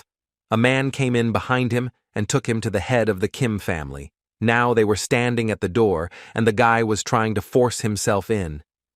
But these were not just doors, but gates that led to some unimaginably luxurious mansions, built in the national style. The guide led him through a beautiful, well-kept property, but the boy could not force his heart to beat at a calmer pace. When they finally reached the building, the man guiding them said in the darkness that he had escorted Jin-sung to his master.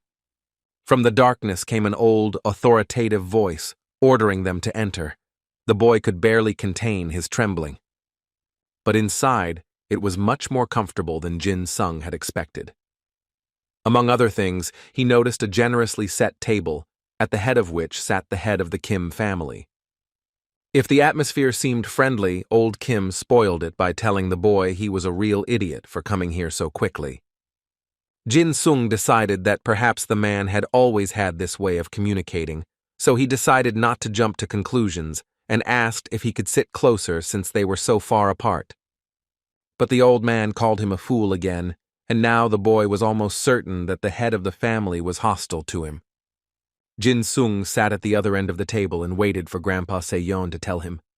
Several minutes passed, and the old man still hadn't spoken. He just devoured the boy with his eyes. The boy decided to ease the tension a little, so he asked if he could eat something. The man nodded.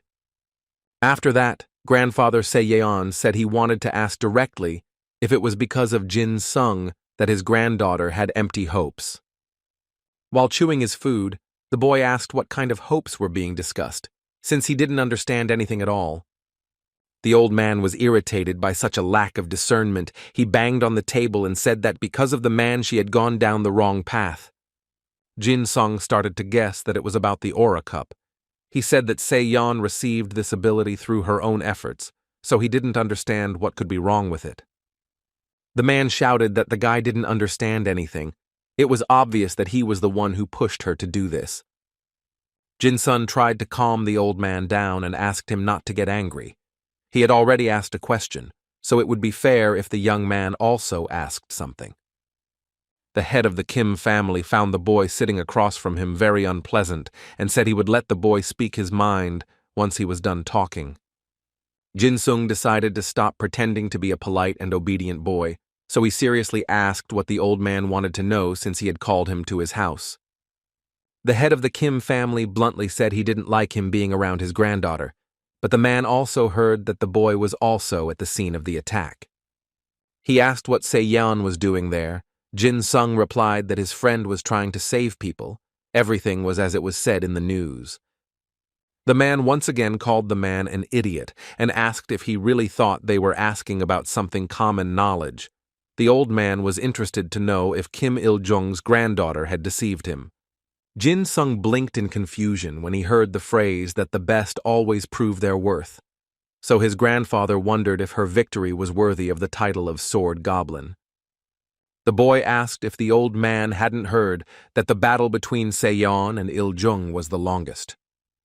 Jin-sung could barely contain his irritation when the head of the family began giving orders and demanding that he answer the question correctly. He remembered that Si-young had actually fought the bandit properly, and that the fight had been long, but only his friend Byung-gi-young and Lee Sun-hwa knew that he had defeated Il-jun.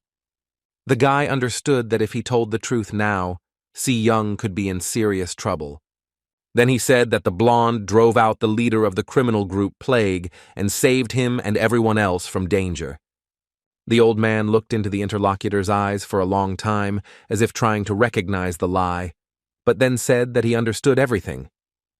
Jin-sung relaxed at first, but then he almost opened his mouth in surprise when he heard that if the girl lost, the old man could no longer call her his granddaughter.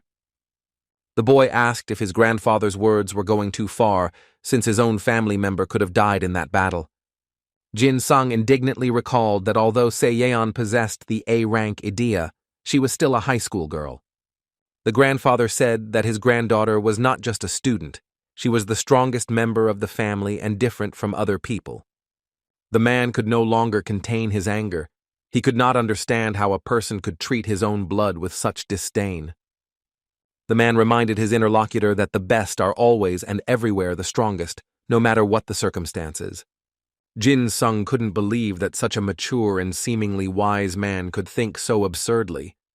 He asked if the old man wouldn't have been affected in some way if Seon had died in that fight with one of the stronger criminals. The head of the Kim family asked how the man dared say that his granddaughter could have died at the hands of some rabble. The man displayed his idea, who was incarnated as a huge white tiger, and told the boy to stop talking nonsense. The huge animal slowly walked across the table and approached Jin-sung, who froze in place. This idea was beautiful and terrifying at the same time. The white tiger came very close to the boy's face and growled with all its might. The boy thought his heart would stop at that moment.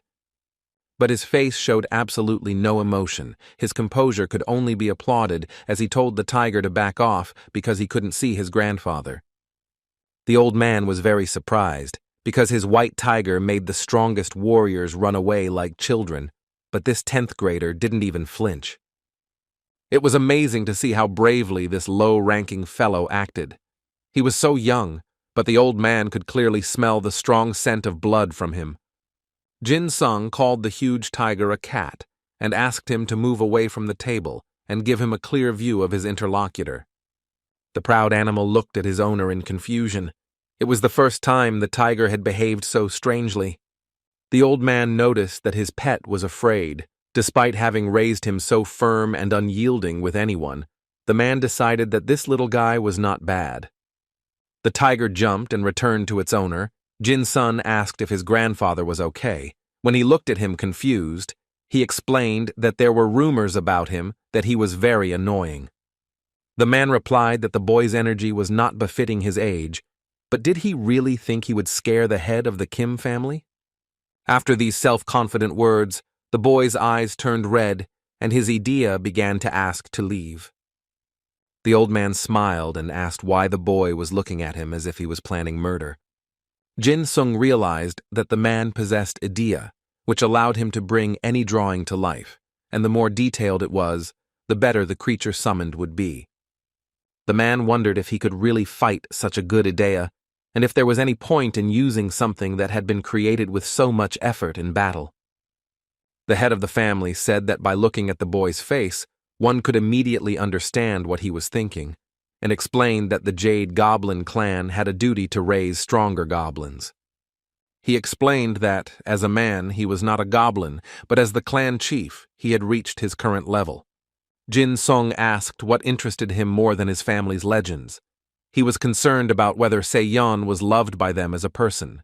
His grandfather said he saw no point in continuing the conversation.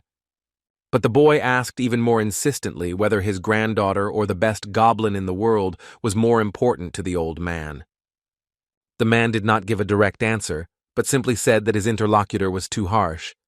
Jin-sung continued his interrogation, asking if Yeon wasn't a sword goblin, the old man would have loved an ordinary girl. The clan chief angrily declared that his family existed precisely to possess a creature called a goblin. An outsider would never understand what had been building up for years. The boy understood that this was an abnormal attitude towards the people close to him. He thought his girlfriend had everything, but ended up being treated like one thing. He remembered the conversation they had when they were at the gym, so he asked if she was being scolded for coming home so late. Her friend said she didn't want to be home. The old man noticed Jin-sun's humor and offered to fight him once. The boy said he could pick 2 or even 3 fights. The man clearly appreciated this. But first, he wanted to ask the head of the Kim clan one more question. He asked why the man brought Bratislava Pate to Korea. It was unclear why a man from Slovakia was subordinate to the Kim clan. The old man laughed and said that his interlocutor was asking too many questions. He could not call Pecht's loyalty submission. The man showed the young man Edie his granddaughter and offered to marry her. Jin-sun knew that no one even asked his girlfriend's opinion, so he asked why the choice fell on Bratislava. To make matters even stranger, there were rumors that in order to maintain the purity of the clan, the Jade Goblin clan did not accept outsiders. That's why the guy immediately remembered the capabilities of Adiapeta, who could absorb the essence of another person's soul.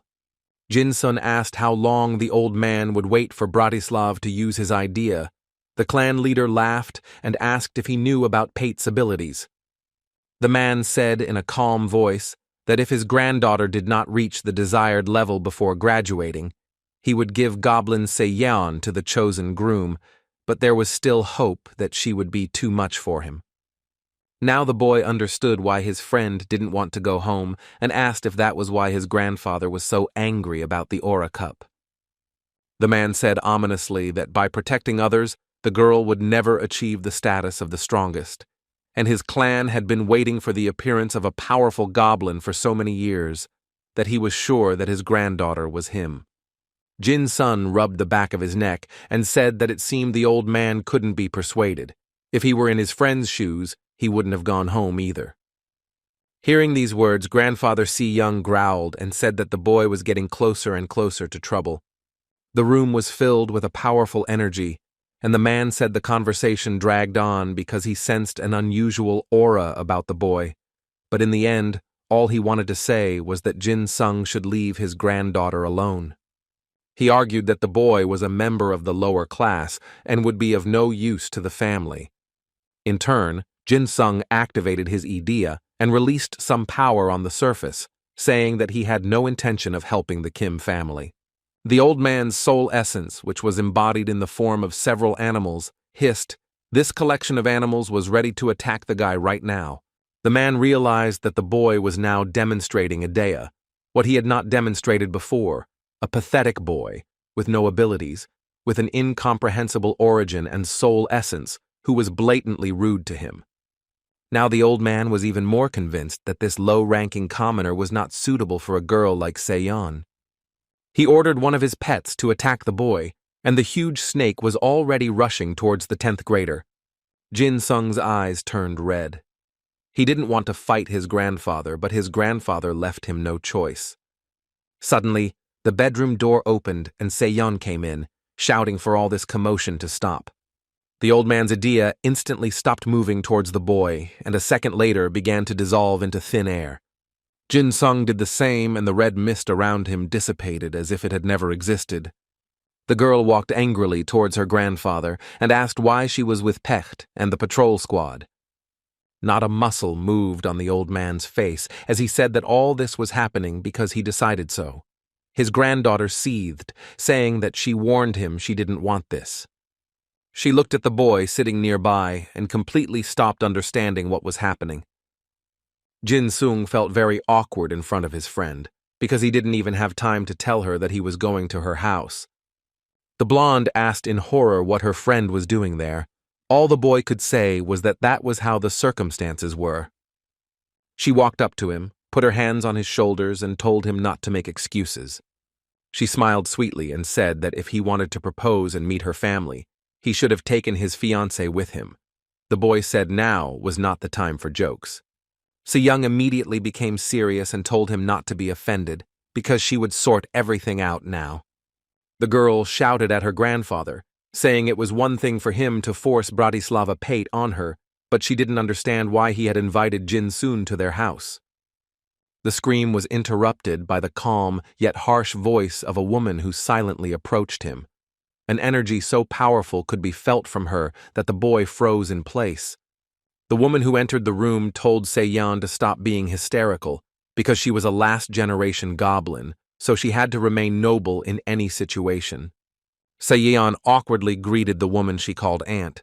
Jin-sung was surprised that the woman wasn't his friend's sister, as she didn't look a day over 20.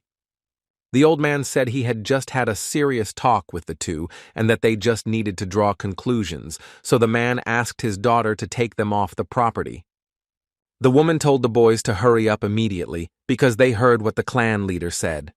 Seon knew that the conversation was over and there was nothing more she could do, so she whispered to the boy that they should leave quickly. When they walked out into the hallway, the woman asked if it was the same Park Jin-soon standing in front of her. The boy bowed and replied that it was him. Aunt Se-yeon told him he didn't need to be nice since they would never meet again, and the boy thought she was acting like his grandfather. He took a closer look at the woman who was the former goblin of the White Jade family.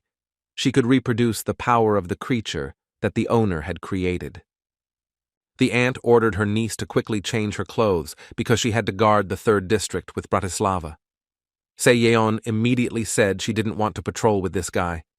The woman said seriously that now was not the time for jokes, because an hour ago, the strongest idea destroyed in Seon.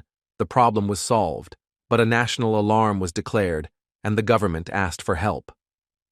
These were the duties of the White Jade family. Only now did Jin-sung digest this information and ask again if Incheon had really been attacked. The clan leader's daughter said that there had indeed been a large-scale attack, causing great damage and some people missing, but the combat advisor had resolved everything. Jin-sung heard that a psychiatric hospital was also destroyed and some patients were still missing.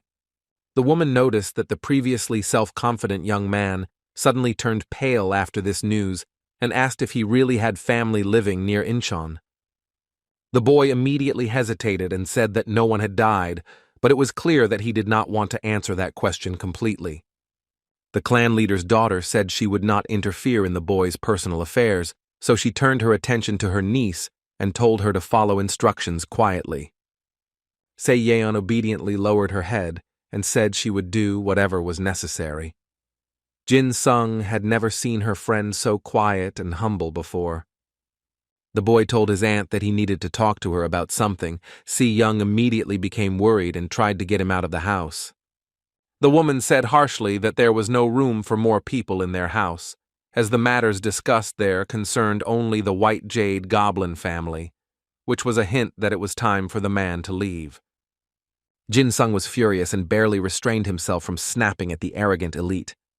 Seon grabbed his hand, trying to calm him down so he wouldn't say anything stupid. He announced in an uncompromising voice that from that day forward he would personally patrol the 3rd district, and that his girlfriend would be with him. It seems his action impressed the head of the Kim clan, because now he was allowed to do what he said. Together with Se-yeon, they walked through the dark streets of the city. She said that the guy surprised her a lot. After that, she asked him for forgiveness. Jin-sung was confused and said that there were no hard feelings between them. The girl blushed and immediately turned away, saying that she didn't expect the boy to defend her in front of her aunt. The boy smiled and replied that he thought it was the right thing to do, since they had disregarded her wishes and ignored her dislike for Pecht.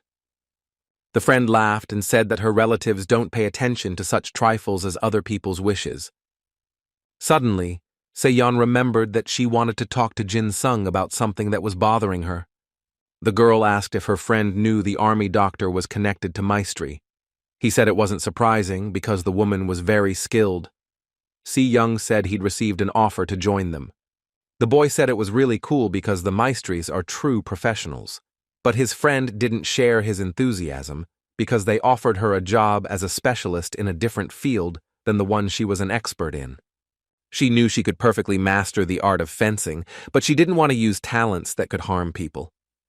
Jin-sung saw that the girl was very lost in thought, so he asked why she was thinking so much about it. The guy seemed to respect her thoughts, because he said that when you learn a skill that can harm others, you also learn to protect yourself at the same time. The main thing is to understand what you are doing.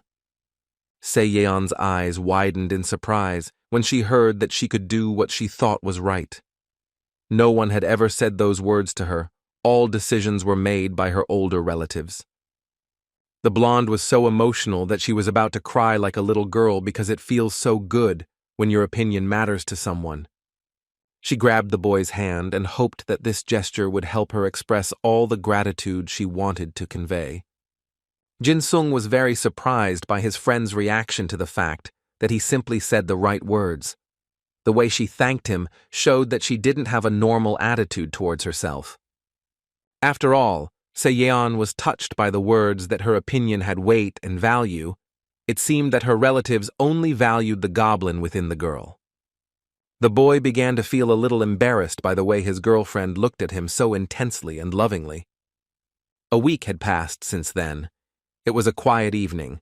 Sitting in the park under the dim lanterns, you could enjoy the fresh air and silence. Ishin, who had come here to clear his head, looked at his tablet and realized that the article about the Hyundai school, which they had worked so hard on, had barely been used. Who would have thought such an incident would happen in Incheon on the same day? Now, your article about Hengdae School versus 988 School has simply been included in the general news. Furthermore, the man could not relax because finding out information about a person was a very difficult task. Normally, he spent much less time and resources on it. He realized that the boy who survived the incident at the bank had a very turbulent life, and now his only relatives, his uncle and his wife, were missing. Ishin looked at the illustrations in his notebook, hoping they would help him piece together the events. He surmised that Idea in bear form might have belonged to Pecht, but there were still many nuances. The man lowered his head and rubbed his eyes tiredly. He thought he had gone too far and had gathered too much information, among which he was now very confused. He was distracted from his thoughts by a lady walking through the park towards him. The lady apologized and began to come even closer. Ishin looked up and tried to understand what she wanted from him. When he asked what was going on, the old woman handed him a book. The woman didn't explain anything, she just gave him a heavy book, which looked very scary to the man. He thought that this volume was connected with some religion. Ishin decided that it was worth accepting it and then getting rid of it.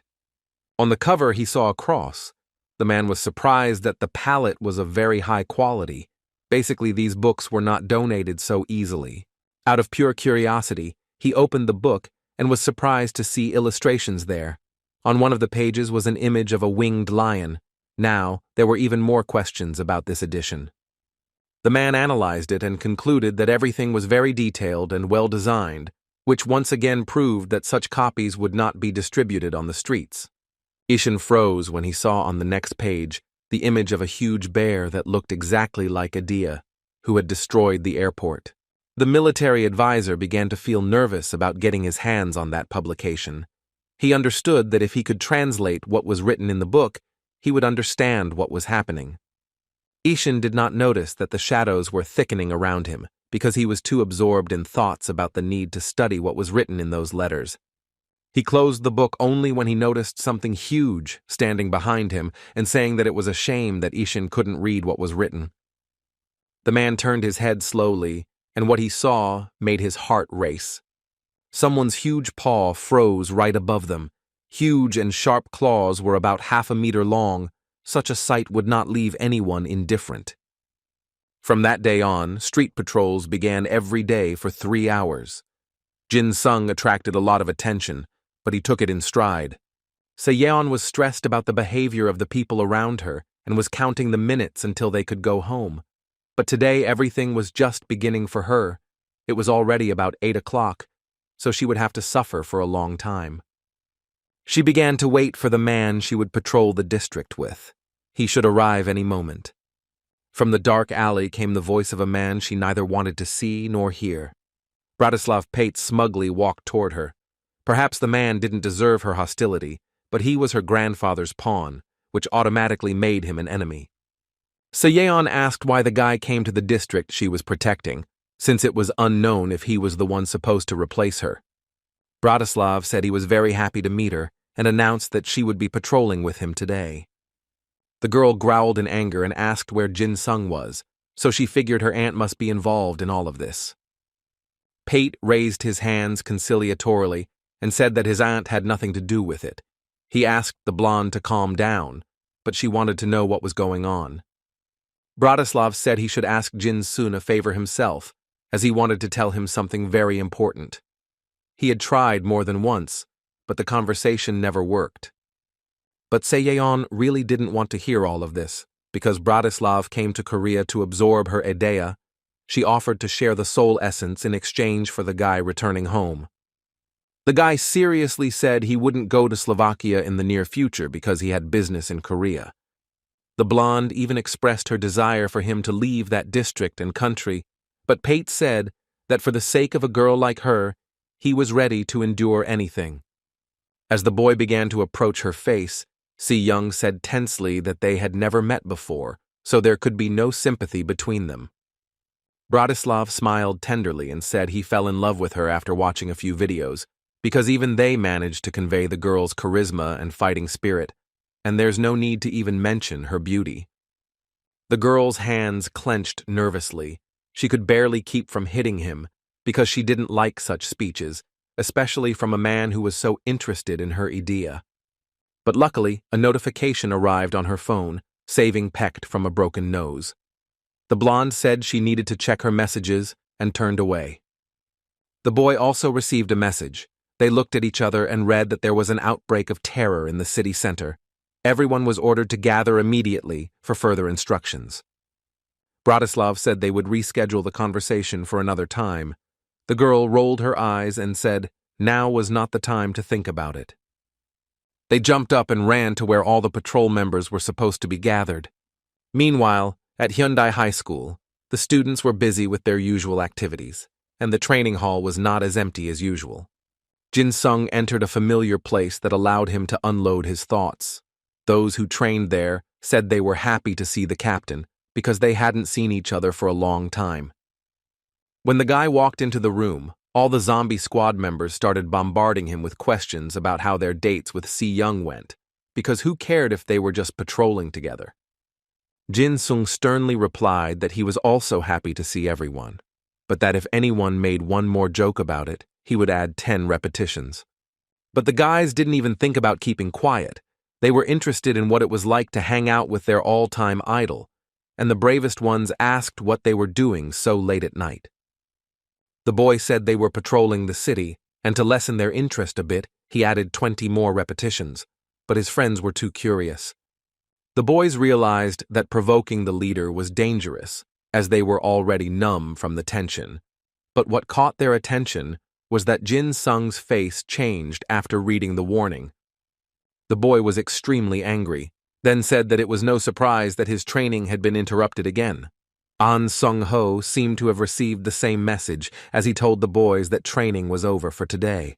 The school leader read the notice again and said it was time for them to go to the parade ground. There was true chaos in the city. The military surrounded the center and evacuated the residents, as a huge winged lion walked through the streets, destroying everything in its path.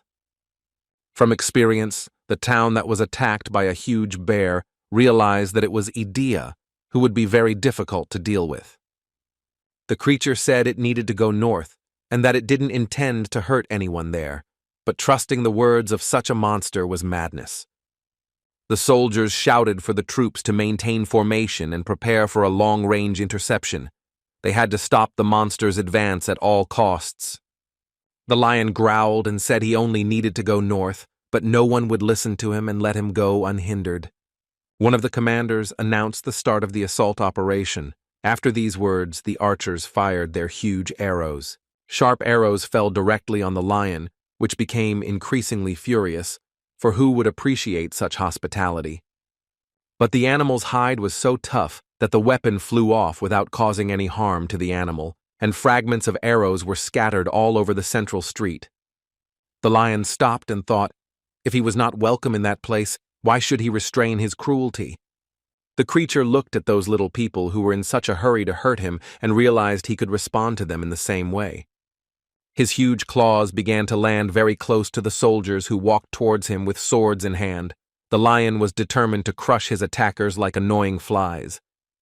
When the commanders announced the evacuation of the assault forces, elite units like the Maestri decided to take matters into their own hands. They were ready to try and destroy this idea. The head of the Kim clan directly participated in the formation of the battalion that would fight the winged lion. He called his daughter, whose name was Sejin, and she came and was ready to carry out any instructions from her father and the clan leader. The old man ordered her to take the lead and deal with the monster. Sejin said she would do her best, but added that Seon and Pate hadn't arrived yet. The man told her not to pay attention, as his granddaughter and her future fiancé were already on their way. The head of the Kim clan organized the work, gave orders, and sent his subordinates into battle. All he could do was wait for the outcome of what could have turned into a complete disaster. The man unrolled a kind of scroll, and his idea immediately began to take shape. It was a drawing that was now becoming reality, thanks to the power of its creator. A beautiful white tiger materialized, looking like a real animal. The old man turned to it and said that the situation was quite dire. The events that took place on the central streets cannot be described in other words, because the roads were covered in blood and debris from buildings and cars. The lion had no intention of stopping. Having smelled blood, he could no longer control his cruel nature. The beast's attention was drawn to people who exuded strong energy, which could create serious problems for it. The animal became seriously cautious, as it sensed a force that could pose a threat to it. The energy of the woman walking ahead was very unusual and dangerous, as she carried the power of the white Jade Goblin. But that wasn't enough to defeat the winged lion, so he told Sejin to get out of the way.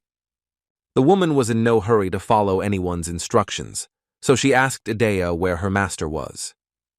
The lion said that his owner was sleeping in a distant dimension. He was the only one who came to this cursed world. The animal asked to be considered first. If Jin activated his Idea and she grew a horn just like her nieces, she said there's a lot of talk about the essence of the soul.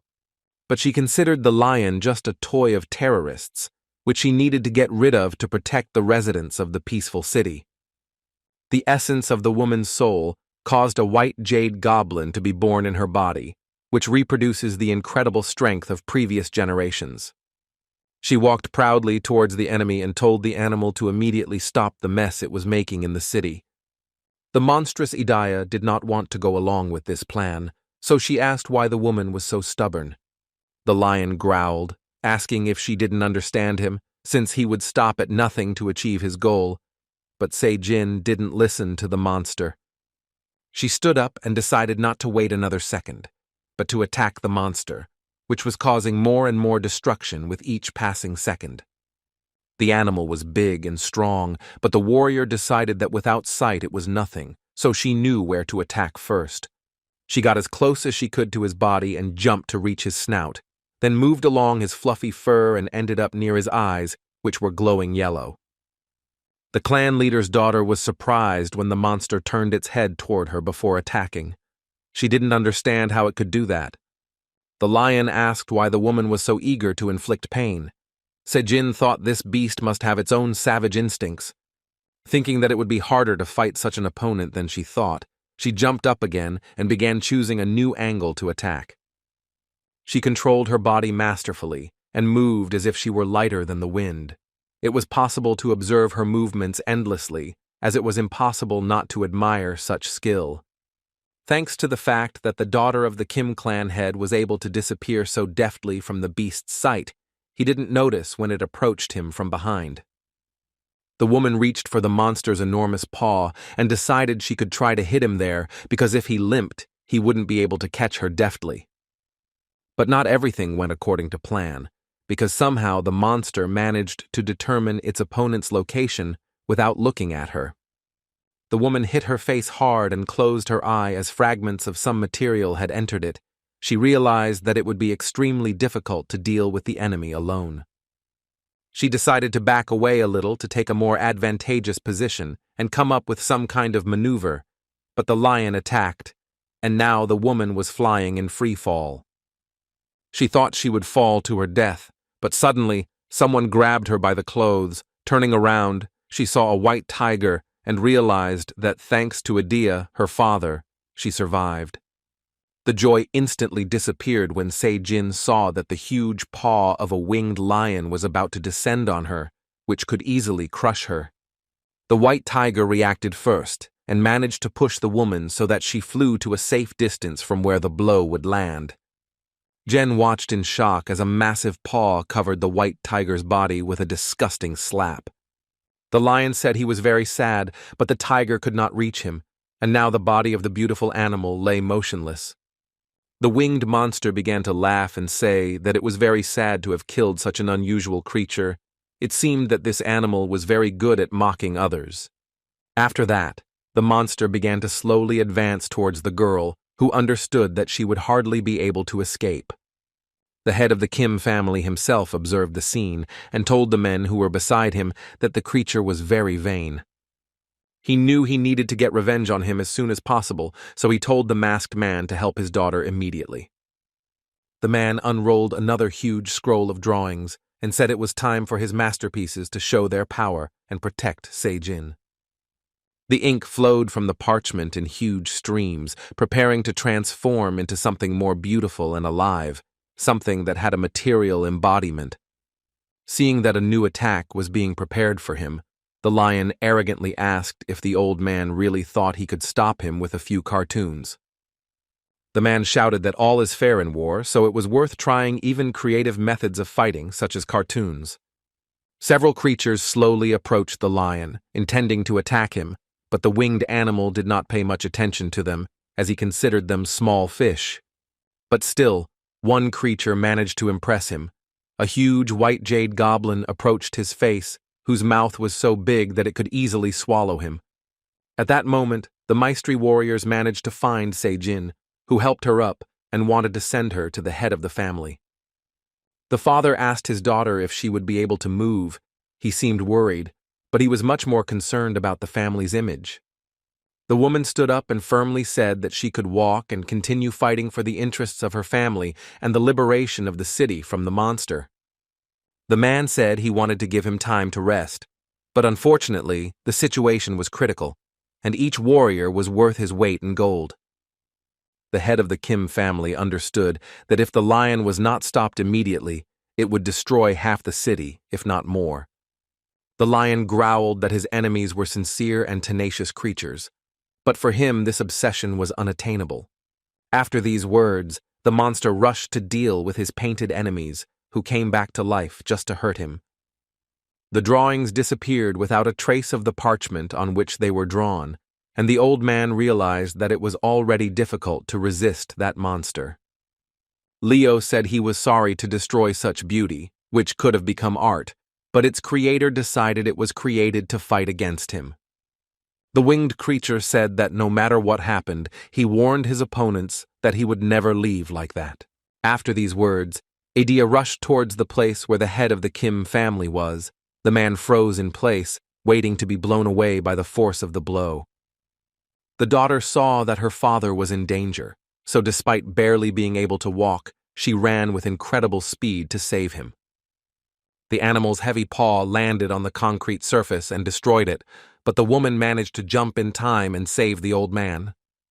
Putting that aside, she took a fighting stance and decided that despite her condition, she would fight to the end. Her eyes glowed with a blue light, and she activated a skill called Jade Ascension. The winged lion watched with apprehension as the girl's Idea, who had incarnated as a blue dragon, approached him, growling angrily and heading straight for him. But the creature that the woman created began to behave very strangely and could not be controlled. It roared and did not want to listen to its owner's orders. If Jin was knocked down by the energy that emanated from the being that was the essence of her soul. She looked at her dragon and did not understand what could have happened. as such incidents had never happened before, and the creature always obeyed her orders and was under control. Leo said ironically that this move of the woman was already better than the previous ones. Sejin hissed irritably for the creature to stop playing around. But the winged monster had no time for conversation, as he had already decided that all those who prevented him from making his plan a reality had come to an end. After that, the animal's heavy paw fell on the woman, and a sickening crack was heard, which meant that her bones were crushed. He removed the paw, and the body became visible, which lay in a pool of its own blood. The head of the Kim family felt such bitterness of loss for the first time that he could not believe that his daughter, his poor Sejin, would never speak to him again. The man realized there was nothing he could do and that his son could not be saved. This was the end, a horror he could not even imagine. But all these sad thoughts were distracted by the scream of the beast, which was already raising its paw and saying that old Kim would be next. But the man was not at all worried about his own death. He could not get over the thought that his dear daughter was no longer there. Now she had turned into a flattened body from which more and more blood flowed. Something still managed to catch the man's attention. He looked away from the lifeless body and looked at what was happening in shock. Someone's blue idea shielded him from the winged lion's blow with a bright flash. It seemed to be the last gift from his dead daughter. But no, it was Seon and Bratislav Pate who arrived on the scene just in time and saved the old man from certain death. The blonde asked her grandfather if he was okay, as it looked like he was dying. Before the man could answer, the winged lion interrupted him and said that he was very sorry that young souls died because of the head of the Kim house. The old man jumped out of his seat and told his granddaughter to get out of there as quickly as possible because in front of them was a real monster that they could not defeat. Bratislav helped the man to his feet and told everyone to calm down because panic during a battle was the worst thing that could happen. The blonde asked why her aunt was nowhere to be found, as the girl was sure that a warrior like her would not lose a single battle. But instead of answering, the man told Pecht to take his granddaughter and leave, as this was his last request. The man didn't argue with the clan chief and said he would do whatever was necessary. Seon yelled that if they were going to run, they should all run together, but Bratislav grabbed her shoulder and said they needed to leave first. The girl hissed in irritation and activated her aura, which manifested as shining armor. She raised her hand threateningly, implying that it was best not to touch her. Seon asked if she seemed like a stupid little girl who didn't understand what was going on. It was important to her that the people around her learned to understand that she had the right to make her own choices. The old man looked at his granddaughter in shock. He couldn't believe he was seeing with his own eyes the jade armor that was the embodiment of the girl's aura. He said that throughout his life, he treated helping others with disdain, and only the death of his daughter helped him understand that salvation is a truly beautiful force. And now, the only thing he can do to atone for his guilt is to confront the monster that can kill everyone close to him. Finally, the head of the Kim clan turned to Bratislav Pate, telling him to take his granddaughter as quickly as possible, as it was his duty to protect the girl. The guy really didn't want to leave the old man alone with the bloodthirsty monster, but he promised to fulfill his last request, so he had no other choice. Pate grabbed the screaming girl and started running. She screamed, asking the old man how he dared do this to Sejin. These words hit the man painfully. He started to back away. Old Kim looked at the bloodthirsty monster and said he would regret coming to this town and touching a member of his family. The lion's face broke into a smile, and he asked if the head of the family really thought so, since there was nothing human about him, since he only began to value someone after he lost them. The old man looked at his drawing, which depicted a legendary dragon killing all living things. Beside him was a drawing of his beloved Sejin, a white Jade Goblin who carried on his family's legacy. The evil dragon and the goblin girl were personified in the cartoon, and at least this way the father saw his daughter again. The combination of these creatures was very strong, but it was still not worth wasting time. The dragon grabbed the lion's furry body and began biting the flesh, but the monster didn't even move. It seemed like he was absolutely invulnerable. The winged monster looked sadly at his daughter's incarnation in her father's idea. He did not want to destroy what was already gone. Leo said it was not enough to trust in fate and legend, for they were unreliable companions. After these words, his paw closed around the girl's painted body, and he destroyed her once more. After that, he grabbed the dragon and began to squeeze its paw, digging his claws directly into its ghostly flesh. The winged creature tore and threw everything in its path without stopping for a second. The head of the Kim clan watched in amazement as the monster easily destroyed what he had so carefully created and placed a piece of his soul within. The brush in his hands trembled. All his life the man thought he had reached the pinnacle of his abilities, but now he discovered he had not tried hard enough. Looking at the dejected old man, the lion told him not to despair, because now he would go to his deceased relatives. The man muttered under his breath that this rotten woman who was someone's idea had a very long tongue and a talkative nature. The school children, who had gathered for safety reasons, were literally freaking out about what was happening in their once peaceful town. Jin Sung approached An Sunho and asked if he had seen Seon. Since she was nowhere to be found, the school leader said he would try to contact her. The young man himself wanted to call his girlfriend, but his phone was out of range. Sun Ho looked at his phone and said he had the exact same problem. It was obvious to the boys that all of this was happening for a reason. An Sun Ho assumed the connection was deliberately interrupted so that no one would transmit information about what was happening. Jin Sun understood that it was quite possible that a battle had taken place somewhere. That was where the noise was coming from. Probably a battle was taking place with some kind of monster. The guy realized that Pecht was not there either. He knew that Seon and Bratislav were some of the best fighters he had ever met. He understood that in his mind, but his heart couldn't stop worrying about the girl. The boy was worried that his girlfriend didn't have enough strength, and therefore something terrible might happen, and he wouldn't be there to help. Seeing that Jin Sun was starting to get restless and couldn't sit still, Sun Ho reminded him that he should never leave his post. The boy wanted to protest because the situation was extraordinary. His girlfriend was in danger, and he could not avoid continuing to waste time at his post. But the leader was adamant, saying his unit was tasked with protecting the movement of civilians, and that was not an easy task. Jin Sung wanted to argue with his mentor, but when he looked at him, he realized that all these attempts would be futile, because Sun Ho was very responsible. The boy tried to prove that due to the communications disconnection, several scouts were needed to help figure out what was happening. This task was also important.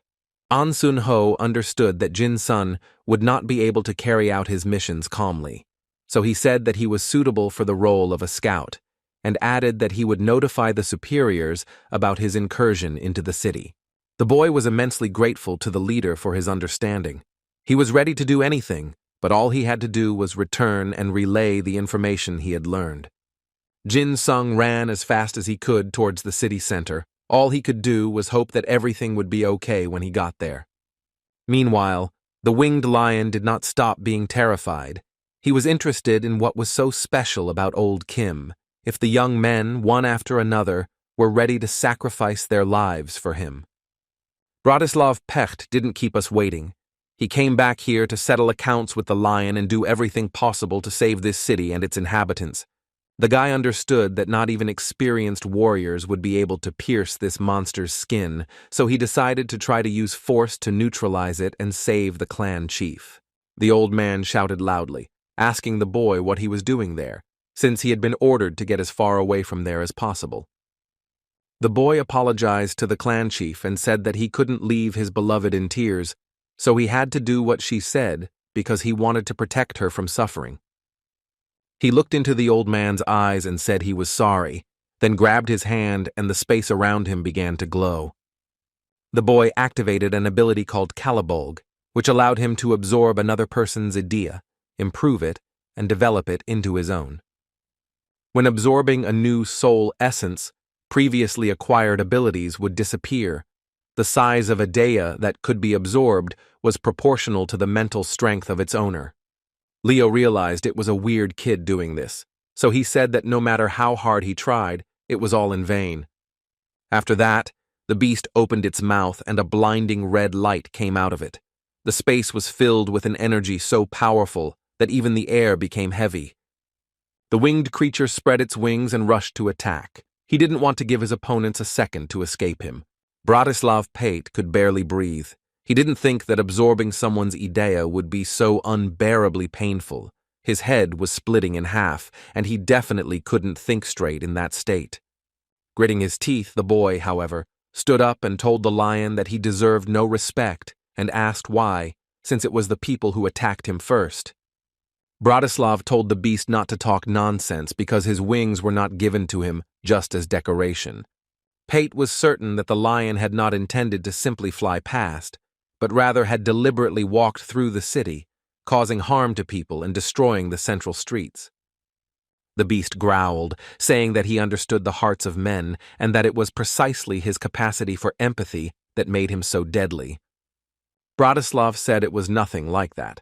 The lion showed no sympathy, but simply used it as an excuse. The beast had already planned to kill someone, but to tarnish its reputation, it decided to blame people. The winged creature laughed and said that thanks to the man's fiery speeches, this city was isolated and now no one would come to help, so everyone would die here. Lev said he would spare the boy because he felt sympathy for him, but Pecht replied that he did not need any concessions. He activated his new idea, which could now create weapons with just his imagination. These were the abilities that the essence of the Kim clan leader's soul had transformed into. The boy realized that his personal idea and the one he had absorbed were a perfect match. The only downside was that it took a long time to assimilate and was limited to the right hand. The lion growled. For some reason, he didn't want to hurt the guy, so he asked him to go away and not give him a reason to kill. The guy decided to test new skills. He visualized a gun in his head, and a second later, he felt it appear in his hand. He wanted to create a device that would be deadly to such a powerful enemy. The winged lion realized that the man would not follow his advice and would not flee for his life, so the monster, without thinking twice, attacked. But as soon as he raised his paw, Longinus's spear flew at it, piercing the flesh from end to end, releasing a fountain of blood. But it wasn't that simple, because Bratislav had used almost all of his strength to do this, and now he felt completely empty. He knew he needed to summon some other weapon, but he had no more energy, and the blow didn't do much harm to the lion. The spear felt like a slightly irritating toothpick to him. But still, there was a certain discomfort in this blow, because despite the creature's regeneration, its paw did not want to heal. Lev picked up Bratislav and brought him close to his snout, saying that the man's talent was unique. He didn't think a little man could summon the sacred spear. Pate asked with a smile if after these words the monster would once again promise to spare him. The lion said absolutely seriously that it would be so. The winged monster said he would be very sad to destroy such a young talent as himself. Seon watched the monster about to devour Bratislava. She didn't like him, but she didn't want him to die, especially after what he'd done for her. The girl thought a lot about what she should do. Maybe she should run away, but she would never leave her grandfather, so there was a chance that today they would all die right here in this place. Tears involuntarily flowed from her eyes. Today she had already lost a loved one, and she would not waste a second. She was very scared, but she could leave. Bratislav found the courage to look the monster in the eye and tell him there was someone he'd rather save than himself. The lion asked if that was really the person he'd just looked at. The guy said that the monster understood everything correctly. He wanted to save Seon instead of himself, and then there would be no more resistance from his side. The lion growled softly and asked if he really thought he was in a position to negotiate. If Yeon was someone the monster felt sympathy for, then he wouldn't spare her.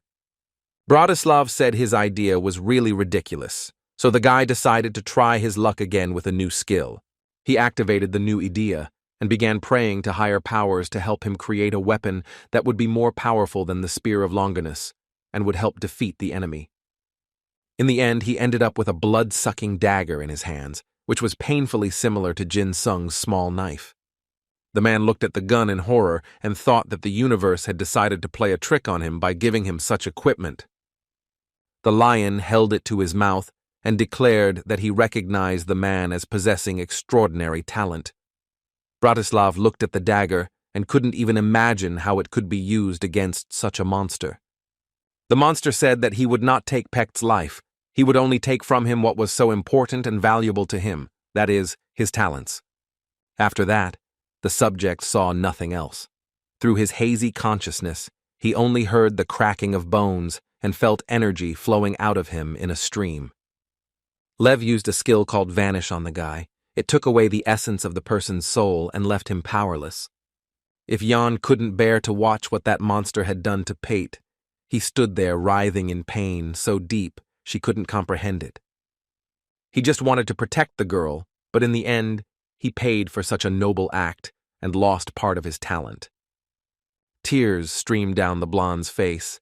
She couldn't believe the man had given up a piece of his soul to save her. The lion mockingly said that Pete sympathized with her, and she couldn't reciprocate.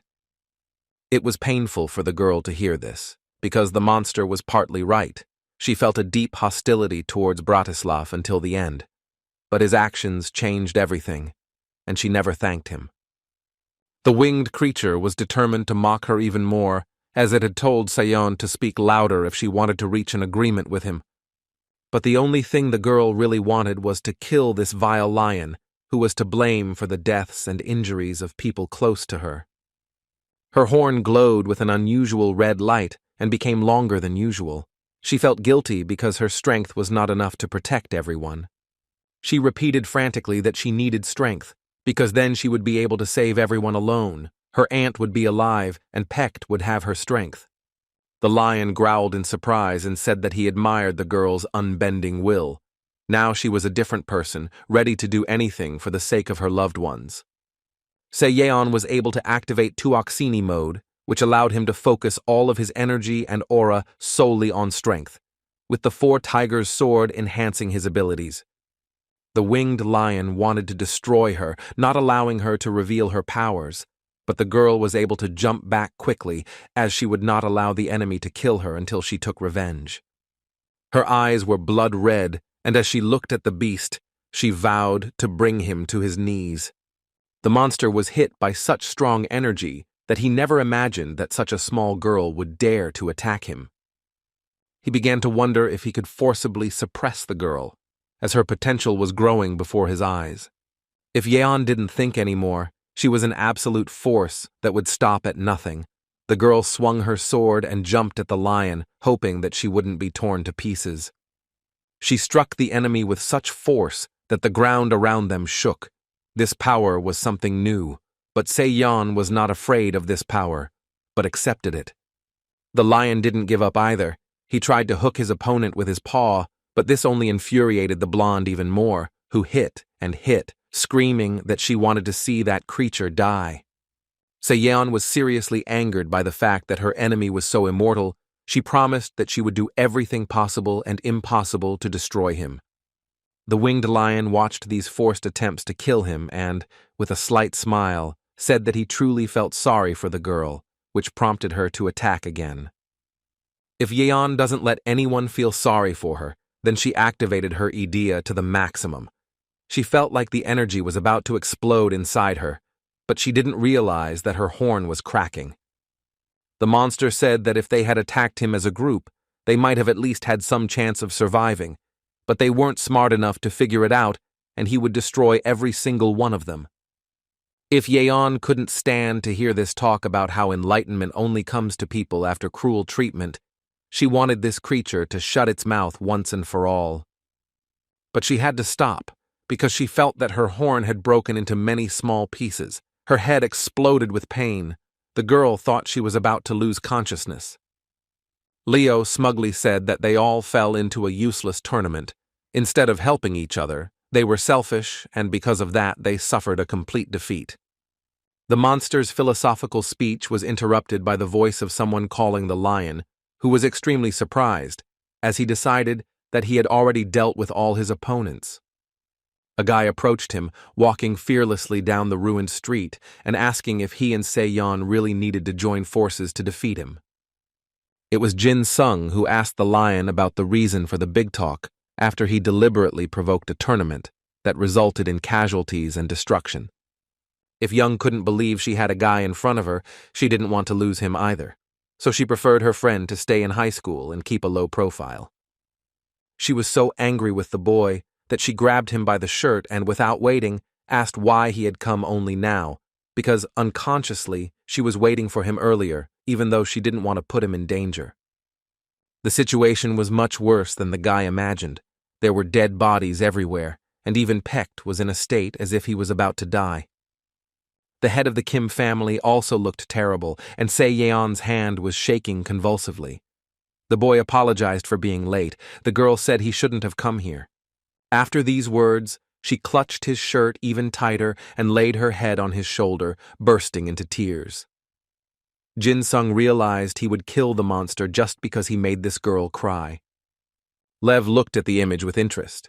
He said the boy had a very interesting smell. Jin Sun asked if all this destruction was really because of the monster. The winged monster said that he had only brought despair to those who could not sympathize. The boy said that he would answer for everything he had done. Jin Sung activated his idea and looked closely at the monster. First of all, it was necessary to understand who he was and what abilities he had. But it wasn't that easy. For the first time, the guy couldn't see Idea's abilities. He tried so hard that blood started to run from his eyes. Leo said that the scent of his enemy had become stronger, and Jin Sung finally saw that it was the beast from the Book of Daniel, but he couldn't see the ability. The terrifying creature asked what the boy was doing and why he smelled the same as them, referring to soul entities. Jin Sung failed to study Idea the first time, so he started being cheeky, saying that the monster smelled so bad that he didn't want to smell it. Lev laughed and replied that a guy like his opponent had particularly strong breath, especially compared to other people. Jin Sung feigned insult, saying he'd brushed his teeth twice today. Se-yeon could barely stand at that moment and called out to her friend softly. When the boy turned his head towards his friend, he saw a determined glint in her eyes. Despite her trying hard not to fall, the blonde told him to run. Se-yeon made her decision and was determined to put her plan into action. No matter what happened, she would protect her loved ones. Since her aunt was dead, she was now the Jade Goblin chief of the clan. But all her determination was shaken when Idea began to critically weaken and dissolve before her eyes. Her strength was deserting her, and she could only reach Jin Sun and fall into his arms. The boy knew this would happen, as the girl looked very exhausted, so he carefully laid his girlfriend down, leaning her against the car so that her head wouldn't fall onto the asphalt. Tears rolled down Se-yeon's face.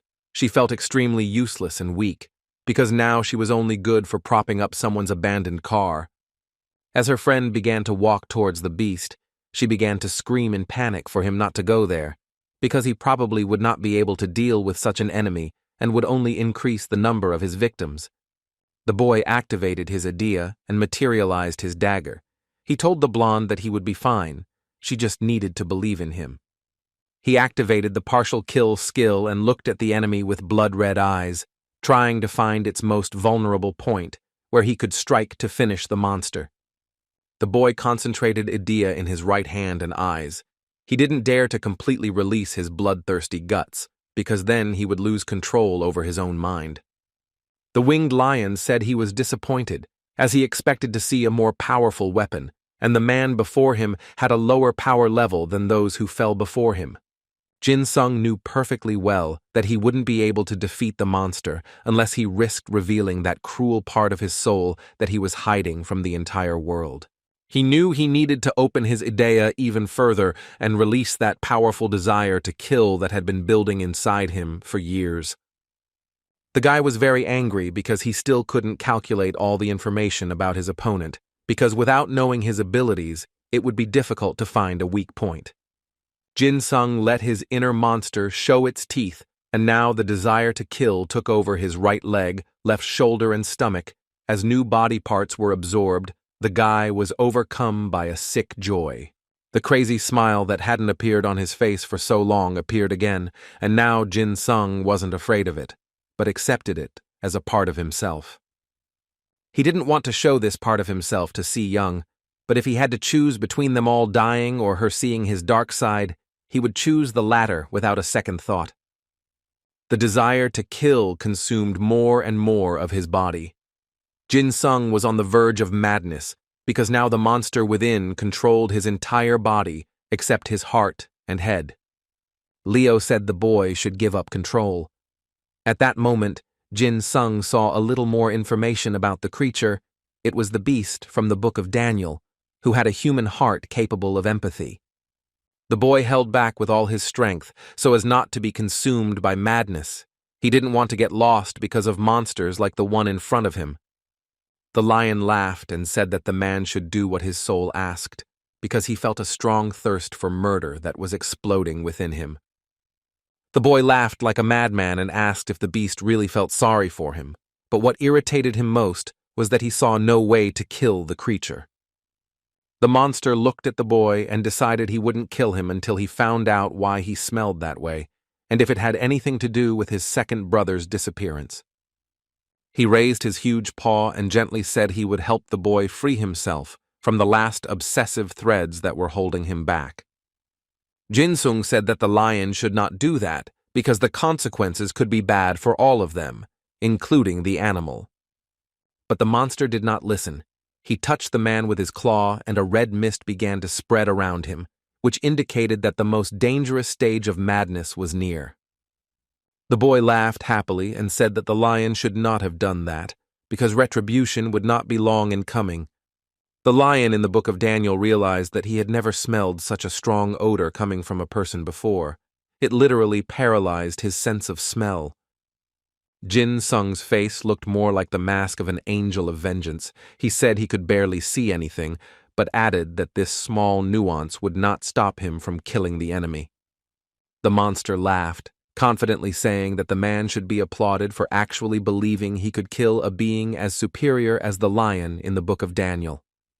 The monster watched its victim curiously. It wanted to play with it as much as it wanted before sending it to the other world. It wasn't the lion that caught Jin Sung's attention, but Seon, who was helping the injured man up so he could get to safety. There was a smile on the man's face, like that of a true maniac, because now the desire to kill a person had awakened in him and was so strong that it was becoming an obsession. Leo watched as his opponent simply turned and walked away without saying a word to him. The beast was shocked by such behavior and asked in confusion where his enemy was going, as the battle had not even begun yet. The question was ignored, and the lion became seriously irritated by such dismissive behavior. He grabbed the nearest car and slammed it noisily in his paw, trying to get attention. Jin Sung only turned his head towards the monster when its screams and growls became unbearably loud. He barely managed to get away from the spot where the hysterical lion threw the broken car. It seems his furry friend didn't get enough attention. Jin Sung asked if the monster was asking him to kill it first.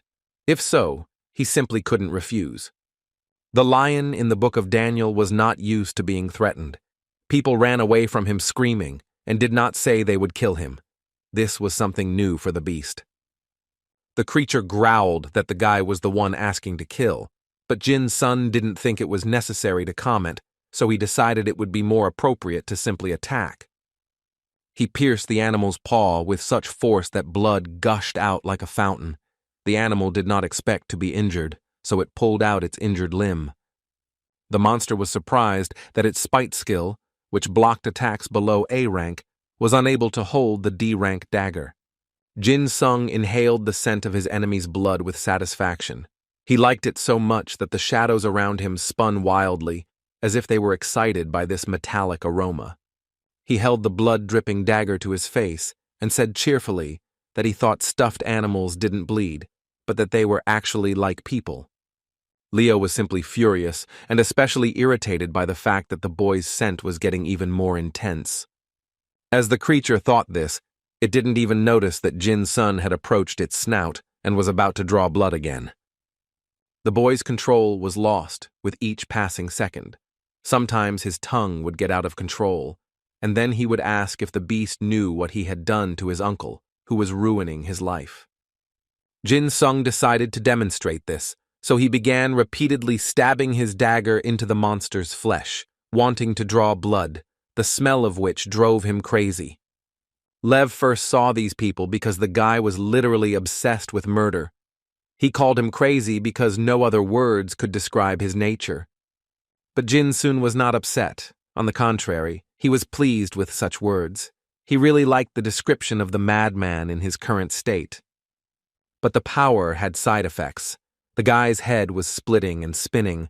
The thirst for death overwhelmed him, and there were so many thoughts that it was simply impossible to think clearly. The lion cried out, saying that under other circumstances he might have sympathized with the fellow, but now he only wanted to tear the insolent fellow to shreds. Jin-sun asked the lion, who loved to sympathize with others, if his aunt had cut his shoulders, but his uncle's wife made him crawl on all fours like a dog. The boy asked if his opponent knew what happened next, because the story did not end with the image of the dog. Jin-sun said the woman then made a point of cutting off his hands, from wrists to shoulders, and that was exactly what he did to his opponent, painfully severing his massive paw. The boy asked the lion if he knew why that cruel woman did that, and when he got no answer, he asked if the animal also wanted to sympathize with his aunt. The monster was speechless, trying to focus on the boy and the bloody mist that was slowly consuming his body. Jin-sung shouted, saying he wanted his opponent to defeat him and suffer the pain the boy went through as a child, day after day, month after month, year after year. The lion managed to throw the enemy back, and the boy flew with such force that a crater formed where he fell. Jin-sung managed to get up with difficulty, but even such a traumatic fall did not help to quench his thirst for blood and murder. When the beast saw that his opponent was still alive, and even smelled much stronger than before, he was startled, but then he reminded himself that no matter what, his enemy was an ordinary man with a mortal body. The lion growled that deep down the boy was very unhappy, for he had suffered much cruelty, but now he himself was doing bad things. Jin-sung suddenly realized that even if he killed the beast, it would not die, but would simply return to its owner. This was very curious. The beast observed a strange image. The guy's silhouette was literally drowning in a black and red mist. He asked if Jin-sun was interested in his true nature. The boy looked up, his eyes filled with confusion, and the beast explained that, normally, the thirst for bloodshed is directed at a specific person. Jin-sung's sanity gradually returned, and he said he didn't want to hurt others. Lev said the guy wasn't being completely honest with him or himself because right now he only cares about himself, no matter how selfish it seems. The boy felt bad when he realized that the creature was, in part, telling the truth, because when he went mad, the world around him lost its meaning. Memories of the past threatened to consume him. He remembered what he called his dog, who was brutally killed by his relatives. At that time, he still cared for others. Leo tried to influence Jin-sung's mind, persuading him to sympathize with him and not try to kill him. The beast told the boy, who had lost the line between the present and the past, the real and the imaginary, that he understood his feelings better than anyone else. He asked the boy to look at himself from the outside and understand what bloodthirsty monster lives inside his soul. Jin-sung had a vision. His dead dog, Poppy, was so real, as if she was lying right in front of him at that very second. He felt tears in his eyes again, that despair when he couldn't crawl to her, and all he could do was apologize for not being able to save her. His dead uncles laughed, saying that if it weren't for Jin-sun, the dog wouldn't have died, although it wasn't the child's fault, but those cruel creatures who claimed to be his relatives. The boy was so mired in these memories that blood began to run from his eyes. It was painful, so painful that he could not describe it in words. He remembered all the horrible things he'd been told. His aunt and uncle had loved to bully him, telling the little boy he didn't deserve to live and that everyone would be better off without him. They wished him dead so often that the boy developed the self-destructive ability, which manifested as a desire to commit suicide as soon as he saw other people. Lev saw all this inside Jin-sung. He said that the guy was so mired in cruelty that there was no point in sympathizing with him. The boy didn't listen to what his opponent was telling him. He stared intently at his dagger, which seemed to be pushing him to use it against himself. Lev noticed this state. He didn't want his opponent to commit suicide, so he shouted at the guy, trying to bring him back to reality. Jin Sung blinked and the illusion passed. He asked the beast if he was really going to kill it, otherwise the monster would die. Leo was tired of these cat and mouse games. He wanted to say goodbye to that strange guy and turn him into a pile of bones. He attacked, but Jin Sung managed to skillfully dodge the blow, leaving the enemy with nothing. The beast began to look to see where the boy had gone. The sympathy no longer worked, and now nothing stopped him from killing. The dust settled after the impact, and Jin Sung's silhouette appeared, moving so slowly that it seemed like he was simply testing the enemy's patience. Jin Sung himself didn't realize how he had used a new skill, and just as he was deciding what to do with the enemy, a huge, bony hand suddenly appeared from the ground. The earth shook, and there was a deafening sound, as if 1,000 people were screaming at once. The bony hand pierced the lion's paw, and it screamed in pain. Jin Sung said he would die and commit murder at the same time. It seemed like the guy had finally found some kind of strange peace, but that wasn't the case, because now he was unable to think clearly. He ran towards his opponent and shouted that he was using a move called Assassin's Stand, which would help him accomplish what he had planned. The skill the boy planned to use was sea level and created all the necessary conditions for assassination. Anything that went beyond the owner's capabilities was not taken into consideration and was of no importance. The lion began to panic. He couldn't believe that one of the people had a real chance of killing him. When the web of bone shackles that belonged to the Ghost Lord covered the beast, he realized that that soul did not belong to the boy. After all, this skill was very strong. It allowed all creatures except the owner to be trapped, and the resistance of real monsters increased by 2 times. The lion began to ask the boy to kill him first before tying him up with this terrible instrument of death. Jin Sung asked the lion, in a completely calm voice, why he suddenly became so angry and irritated. The beast began to coax the boy to talk, asking his name, which amused Jin Sung, as his name no longer mattered. The lion said that the desire to die and the desire to kill are in conflict. If he said its name, the creature promised to help him direct his thoughts toward the desire to die. The bone shackles pierced the lion's body harder and it screamed. The man said his name, but the monster also demanded Idea's name. Jin Sung asked if the beast was planning to deceive him, as he sensed some kind of trick might be in store for him. The lion no longer knew how to save himself. The handcuffs pierced his body, and he suffered unbearable pain, so strong that tears began to flow from his eyes. The boy said that his uncle and aunt also tried to deceive him once, and received a very serious punishment for it. The hand, which consisted only of bones, dug into the animal's head. He said he did not understand what the man meant, and asked to be spared. Jin Sung jumped off his head and started to run away. The lion screamed, asking where his opponent was going. He was so eager to die, and now he was just making the enemy stronger. As the shackles tightened even more, the animal realized that its end would soon come, because clearly no one was going to release it. The guy really didn't want to waste any more time with the lion, so he told him to be quiet and accept his death calmly. Tears of pain streamed down the animal's furry face. He understood that if he could get out of there, it would only be a miracle. He needed to focus on the kill, and then this chance would become real. Jin Sung, who was still stuck in his mind, asked if his enemy knew what he did to his uncle.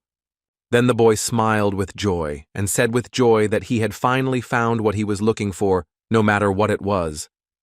He held in his hands a huge spine that belonged to the king of all ghosts, and, if used as a weapon, could cause serious injuries. Jin Sung admired the snow-white bone, which was so smooth and shiny, and also deadly sharp and strong. But simply hitting it with a fragment of the spine wasn't all the guy had in mind. He used his idea and the bone glowed red. The shackles surrounding the lion's body began to bite into him even more. He screamed, asking what else his enemy had planned, and then decided he didn't want to know, and asked to simply kill him. The events transformed the city into a horror movie scene. Buildings were destroyed, cracks and holes were visible in the asphalt, and huge bones of unknown origin were scattered everywhere. The members of the Maestri looked at all this with horror and did not understand who had the power to do such a thing because they simply felt an enormous power. Only the strongest people, those whose powers were not subject to any law, could raise ancient bones from the depths of the earth and use them for their own purposes. Jin Sung stood up and admired the enormous ribs that were now on the surface and no longer in the damp earth. The Maestri watched in horror as more and more bones appeared in the city, and they wanted to find who was committing such horror. The man wasted no time and decided to use his enormous ribs as a weapon. He pierced the lion's face, which barely found the strength to scream in pain. This is the image that Dr. A. Yeon, who was hiding under the mask of Maestri's member, saw. She was shocked by the sight, and her first impulse was to run away from there as fast as she could. But when she realized that the cruel madman controlling the ancient remains was Jin Sung, she almost fainted. His team members asked the woman if she knew him. She couldn't answer. Although there was a famous monster in front of them, it seemed like it was the boy who had caused the confusion. Who, by the way, was now torturing the lion from the Book of Daniel, trying to get an answer from him about whether he wanted to die. He was jumping on his bones and laughing like he'd lost his mind. Ayan wasn't sure if the guy was still himself, because what she saw said otherwise. Jin Sung noticed some people approaching and ran toward them. He sensed fresh blood and didn't want to miss the opportunity to spill it.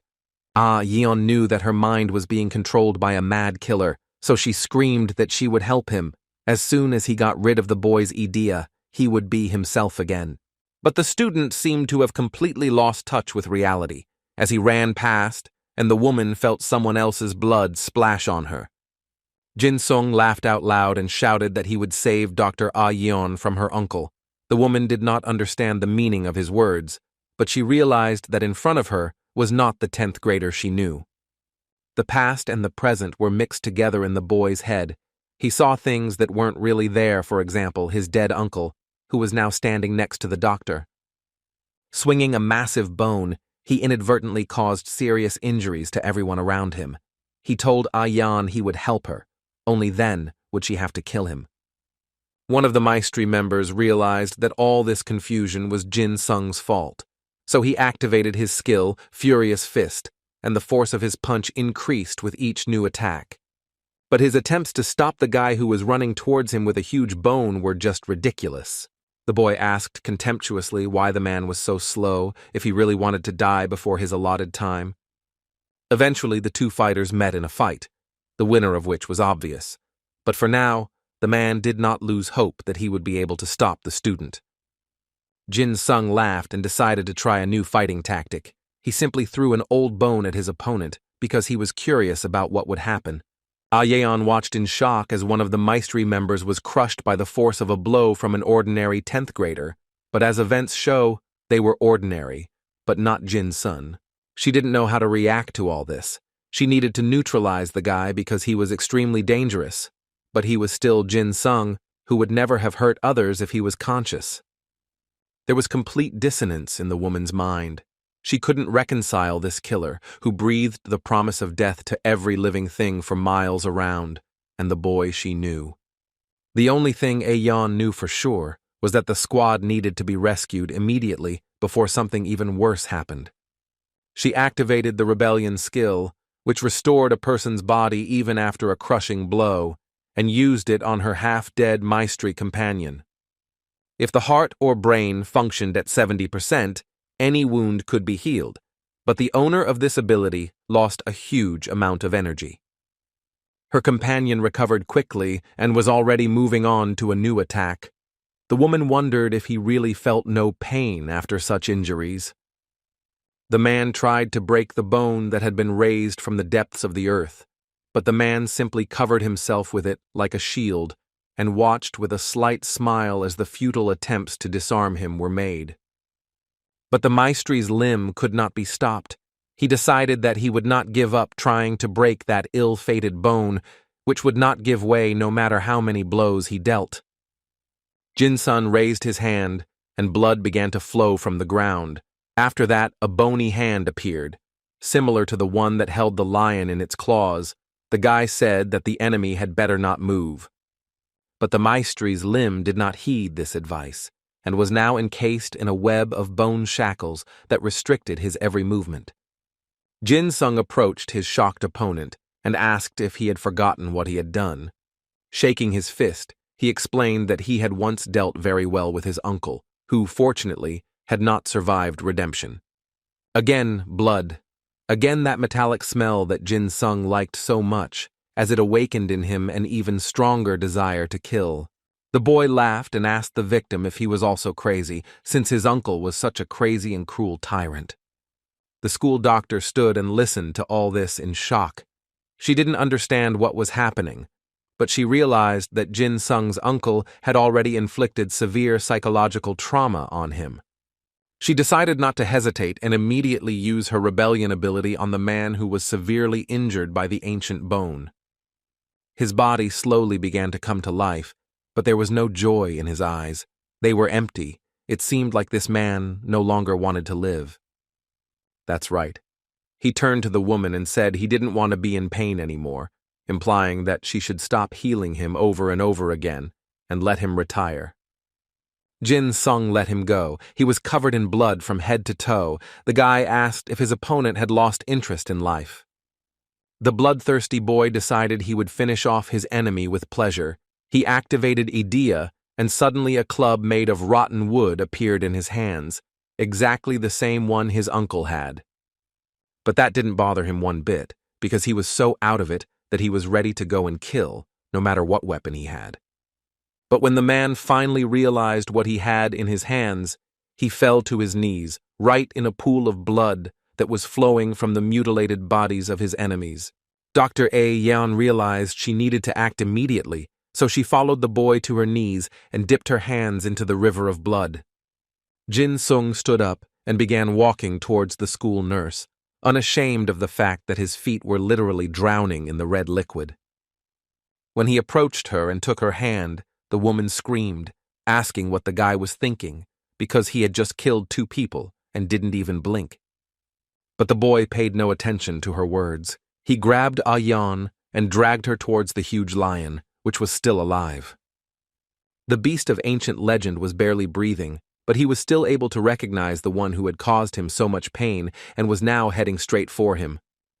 The lion could barely speak, as his entire body was trapped by bones that pierced his flesh and bit into his entrails, leaving him no chance of escape. Upon seeing the photo, the woman was paralyzed. Such cruelty was difficult to even imagine. The beast said that, judging by the fact that the girl had no scar, the man treated her well. Yeon was not only shocked to see the most ancient creature she had only heard of in legends, but she was also impressed by the power of the student who was holding the strongest beast. Leo didn't know for what purpose the guy brought this woman, but he simply couldn't miss the opportunity to convince her to release him, because he didn't want to participate in these games anymore. The beast from the Book of Daniel told Yeon that Jin's son was planning to die by her hand, but the doctor didn't understand what it all meant and why she was taken to the lion. The animal said that if the woman wanted to live, it would be better for her not to resist the man's will, for he had done so by mistake, and now her condition was very deplorable. The creature lit up and smiled calmly and said that he hoped everything would work out for Yeon, after which the lion began to dissolve into this supernatural light. After a few seconds, he disappeared as if he had never been there. It was clear that the cause of his death was the spine of the king of all ghosts, which did its job and destroyed the enemy. Jin-sung screamed in panic, for he was about to discuss with the beast the methods of his death. The woman anxiously asked why the man had to die and what he had suddenly thought of. With a crazy smile, Jin-sung approached the teacher and said that he was just a crazy boy, then asked if the teacher could kill disobedient students. Yeon simply couldn't look at the state the guy had gotten himself into, because there wasn't a shred of common sense in him, nor a trace of the old Jin-sung she knew. It wasn't the boy standing in front of her, but his empty-eyed shell, frantically begging to be killed. Jin Sung decided it was taking too long to get an answer to his question, so he grabbed the teacher by the neck and squeezed hard, intending to force her to give him what he wanted. She tried to say something, but the student lifted the woman by the neck and her feet left the ground, making it impossible for her to say anything. He said that his aunt said that useless people are destined to die. The 10th grader smiled even wider and said that this was exactly why the teacher should take his own life immediately.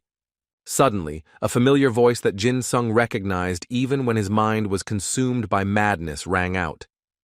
Seon, sword in hand, was walking towards him, shouting at him to stop this nightmare. The boy was surprised to see the girl in front of him, who bravely approached him and told him to let the doctor go. Jin Sung noticed that the blonde's sword blade had changed somehow, as if it was vibrating and emitting powerful energy. The boy happily threw the woman away because he realized that he had a chance to die from such a powerful weapon, so he met his girlfriend as a long-awaited executioner. Yeon started screaming at the blonde to run away, because her friend had lost touch with reality and completely stopped thinking sensibly. He was driven by the thirst to kill and nothing else. Seon understood that her friend could easily neutralize her idea by cutting off her horns, but if she lost her soul essence, she would never get it back. But this was the only way out she found. The young goblin shouted, summoning his power, which made horns materialize on his head. The girl asked her friend to deal with her quickly. But the man had other plans. He grabbed the sword blade with his bloodied hand and pulled it towards him. Jin Sung shouted happily that he had finally found a blade that would be perfect for a pleasant death. Seon didn't understand what was happening to her friend and why he had turned the sword on himself. She tried to persuade her friend to drop the sword, but he only gripped it tighter and pulled her towards him. The boy, with a strange pleasure, said that he would not be able to handle the sword, so he asked the girl to hold the handle more tightly and plunge the blade into his body. Hearing this, Seon, frightened, kicked the boy with her foot to move him to a safer distance. When she realized her friend wanted her to kill him, she asked if he had really lost his mind. The boy asked ironically if it was really so difficult for the commander to decide to take such action. He said that the blade was long enough to simply stick it into him. He thought that his death would have no meaning. The blonde screamed, asking her friend to come to his senses, as it was time to put an end to this circus that had been dragging on for a long time. But then, Seon's attention was drawn to the members of the Maestri organization, who were getting closer and closer to them. She realized that they had already managed to surround Jin Sung, intending to attack him together and incapacitate him. One of the men ran up to Ah Yan and told her she'd done a great job. He announced that Shin Lee would be arriving soon, but for now, they needed to try to gather more information. Seeing the boy talking to himself, Maestri's man asked if this was their main target and if they needed to start the operation. The school doctor yelled at her friend to stay away from the student he didn't understand and asked again what exactly she meant. She wanted to respond that the guy was crazy, but Jin Sung attracted everyone's attention by greeting everyone loudly and waving his hand. He didn't respond to the statement that he was surrounded and should turn off idea. The boy said, offended, that his new friends greeted him too late and asked if they had decided to fight him again. Jin Sung informed him that with their disrespectful attitude, they had made him very unhappy, which meant he would have to get rid of them. The guy spread his arms to the sides and used a skill called assassin support, and also activated a corridor of darkness. The members of Maestri's group looked around in horror as it was now completely dark. Someone asked if there really was an idea that could change places. Jin Sung didn't listen to all this talk. A blood-red cloak appeared behind his shoulders, literally out of nowhere, which was a harbinger of the powerful force approaching from the corridor of darkness. If Yeon didn't recognize her friend, she wasn't familiar with the skills he used. All of this scared her deeply. She was afraid that she wouldn't be able to return the guy to his original state. The boy burst into hysterical laughter and said he no longer needed his aunt and uncle, as he had already dealt with them all himself. Seon understood that this madness had to end because if it continued like this, everyone would die and her friend would never regain consciousness. Jin Sun didn't even think about regaining his senses. He looked less and less like a human and more like a demon from hell, as he was covered in someone else's blood and screamed that all his enemies must die. He called the Maestri members to come to him and play a survival game, but he didn't take into account that someone might appear behind him. Seon plunged her blade into her friend's back. It was difficult for her to do so, but she understood it was necessary because Jin Sung had lost the rest of his mind and was dangerous to those around him. The guy finally felt that long-awaited pain that he so longed to feel inside his body. Deep down, he was even happy when he saw the tip of the sword that pierced him from end to end. The blonde couldn't believe she had done it. Her hands were shaking and the sword fell from them. She looked at the blood covering her body and felt sick. The situation worsened when her friend turned to her and said that he had expected this from the captain, as he believed that sooner or later the girl would plunge her blade into him. When he touched her face with his hand, tears involuntarily streamed down her face. He said he should have aimed higher to hit her heart right away. After that, Jin Sung fell. Seon also couldn't take it, and fell to his knees beside his friend, hoping that he could still survive such an injury. She hugged him and started crying, saying she was sorry this had happened. The blonde begged the boy to forgive her, as she never wanted to hurt him. Seon pulled the blade from his body and couldn't look at it because it was covered in his friend's blood. She hugged him until her attention was drawn to his cloak, which began to dissolve and transform into a shimmering mist. The darkness that Jin Sun had created also began to dissipate, which meant only one thing. The subject's idea had either weakened or disappeared completely, signaling the death of its owner. If Young wasn't going to believe that her friend was gone, then she grabbed his face with her hands and asked him how he was feeling. A few seconds after the question, the boy opened his eyes. His pupils were no longer blood red. He screamed, not understanding where he was and what was happening. The girl was beside herself with happiness. She began to caress the boy's face and ask him to say at least something, but he just looked into her eyes and remained silent. He tried to get up, but he was too weak to do so. His legs began to tremble, and then he realized that this was not the end. The guy still had an ability called self-destruct that wasn't disabled. It could be disabled, but other effects including bloodlust would be temporarily removed. He made the ability disappear, and after that, all the memories started to come back. His friend started to calm him down, saying that he just needed to hold on for a little while, but Jin Sung could only think about what he had done. Se-yeon understood that now Jin Sung needed her support more than ever. She tried to hug him, but the guy started to let go and scream that there was blood everywhere. Memories began to invade him. The past and the present mixed into one. Fragments of childhood began to emerge in his memory and haunt him. Blood. There was so much blood. The boy could no longer bear this torment, so he shouted that he never wanted to do everything that had been done again. But the past came back and showed that he was a true monster who fed on the blood and fear of other people, leaving no one alive around him.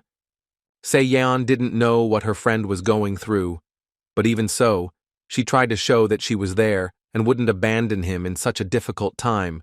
She didn't give up trying to bring her friend back to reality. At that time, at the Sun Palace on Mount Gyeomsu, two people met to discuss very strange things. One of the men asked if the first ones had returned.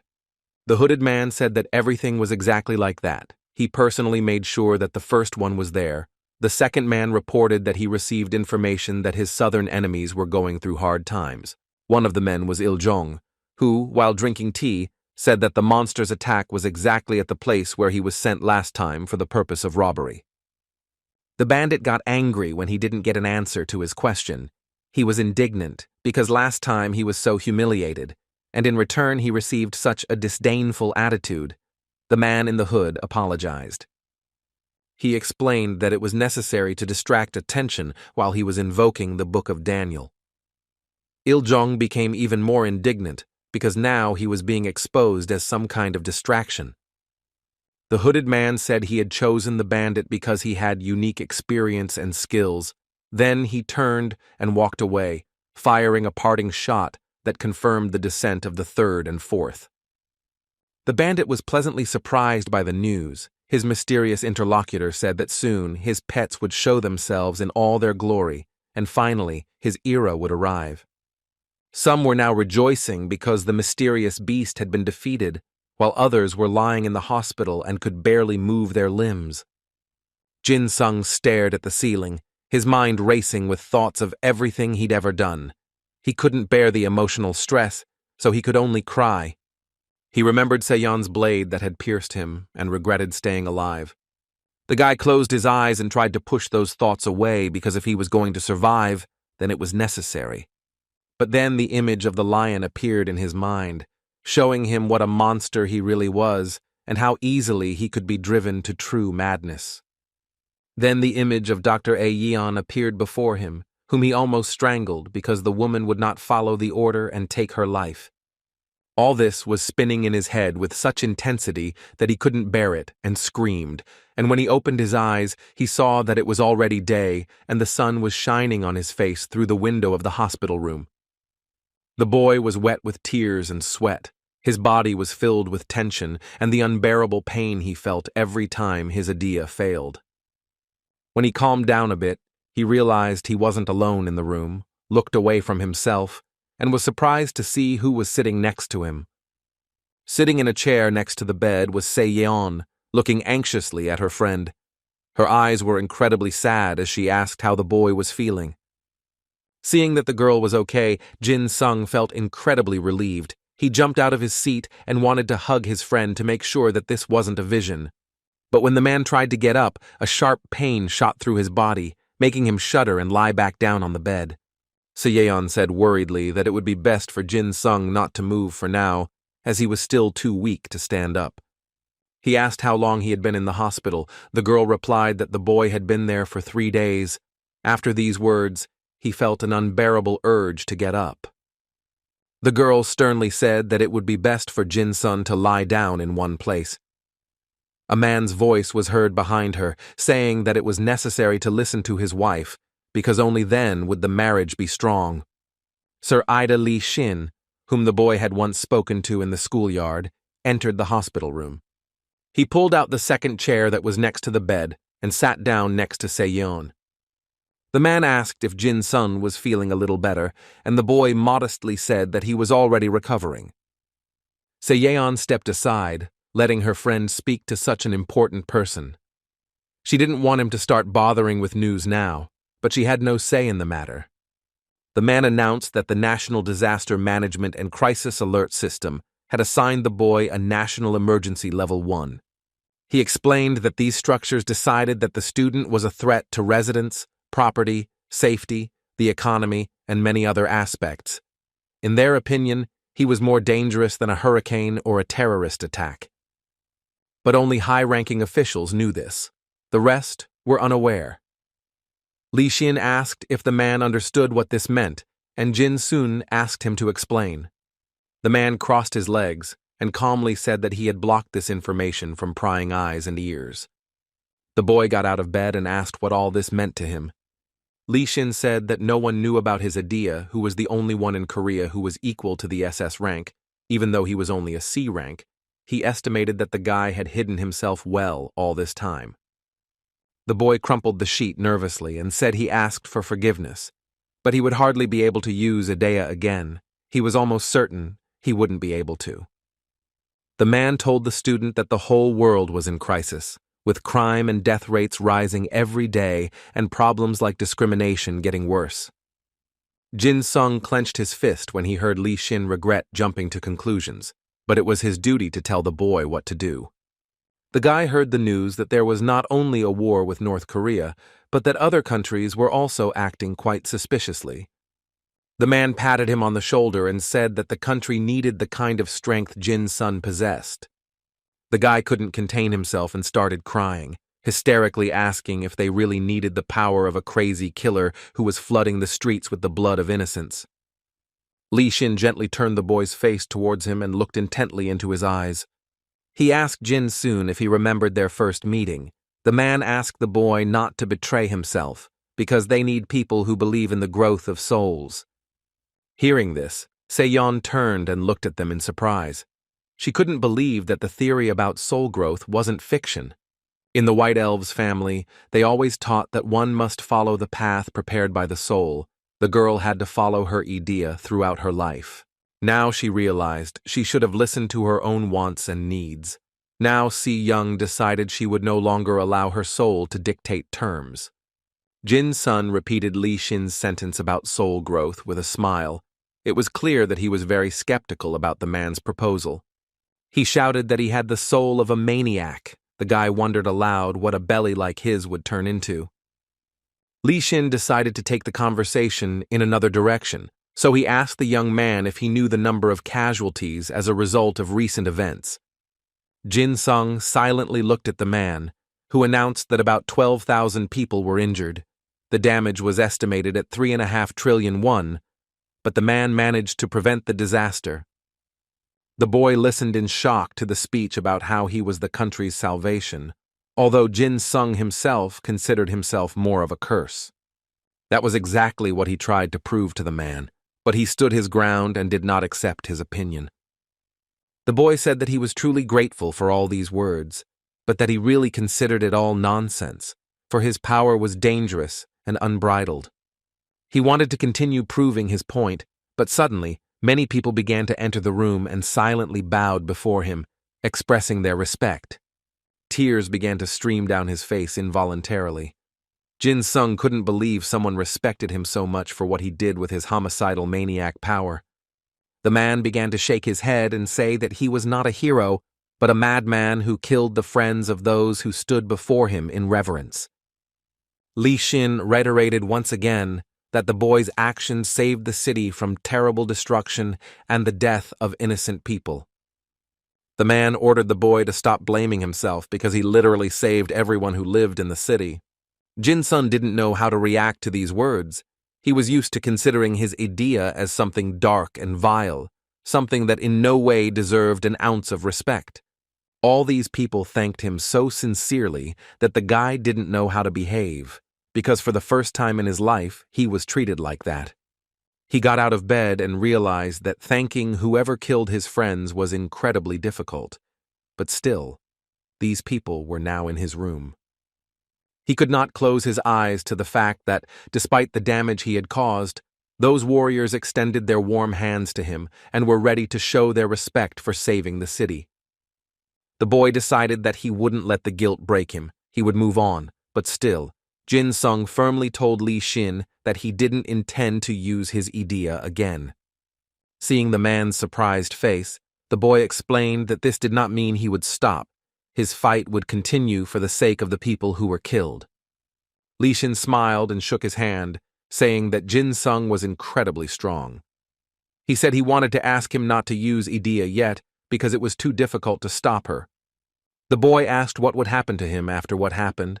Li Xin said that he wanted to send the boy abroad for a few months, so that the locals would forget about him and he could live in peace. Jin-sun said with concern that he wanted to finish school and serve in the battalion, but the man suggested he consider an overseas educational program where he would be promoted to sergeant. Li Xin strongly recommended that the young man rest, and he decided to follow that advice and start from scratch. Sun-ho went to the airport to say goodbye to his friend and told the boy not to relax until he was around, because when he got home, he would give him a stress test. If Yeon didn't pull away either, she hugged him tightly and told him to remember to call her. Jin-sung promised to do so every chance he got. He hugged his girlfriend tightly and said he would contact her whenever she wanted. In her arms, the boy felt at home. He didn't want to be separated. Sun-ho and Si-young watched the plane fly away, and in their heads were their friend's words that he would come back even stronger than before. Jin-sung's plane finally arrived at its destination after a tiring flight, and the boy walked calmly through John F. Kennedy International Airport. But he didn't fly there alone. Several other guys were there with bags and waiting for their escorts to reach them. Bayun-gyeong, as always, grumbled discontentedly and called everyone scum. The ninth grader said indignantly that it was impossible to call his squad leader that way. Somehow the wind also brought Yuk-dong-ho here, who waved shyly to the boys and said they hadn't seen each other in a long time. Jin Sung was extremely surprised by such company. But what surprised him most was that Seon was also with them. He thought all troublesome and inconvenient students were sent abroad, but this student wasn't one of them. Songhua ran up to Jin Sung and shook his hand warmly. He said the boy looked much cooler than before. A student at Sojung's school guessed it was because he no longer wore glasses. Byun Gyong started whining, saying he should have stayed home instead of going to God knows where with those idiots. Jin Sung asked if he could communicate with the guys informally, since he was a sergeant now. The blonde was surprised that the boy had surpassed him in the ranking, but said he could do whatever he wanted. Gyong asked if anyone knew their schedule. The 9th grader jumped up to him and angrily said that the blonde was the one who should do it. But then their attention was drawn to Don Ho, who said that some people had been staring at them since the moment they got off the plane. The boys were outraged, asking why the fat man was only talking about this now. Jin Sung looked at the trio with a smile that just wouldn't go away and thought it would be very difficult to put up with them for more than a month. Then an unfamiliar male voice called out to them and asked when they would stop talking. The boys turned in unison to the stranger. In front of them stood a blond man who looked like he'd stepped off a magazine cover. He told them they could call him Teddy. He was a representative of the protection unit. As the boys entered a large black limousine, the man began to explain that he had been working at the organization for a relatively short time and that he would help foreign guests with translations and small tasks.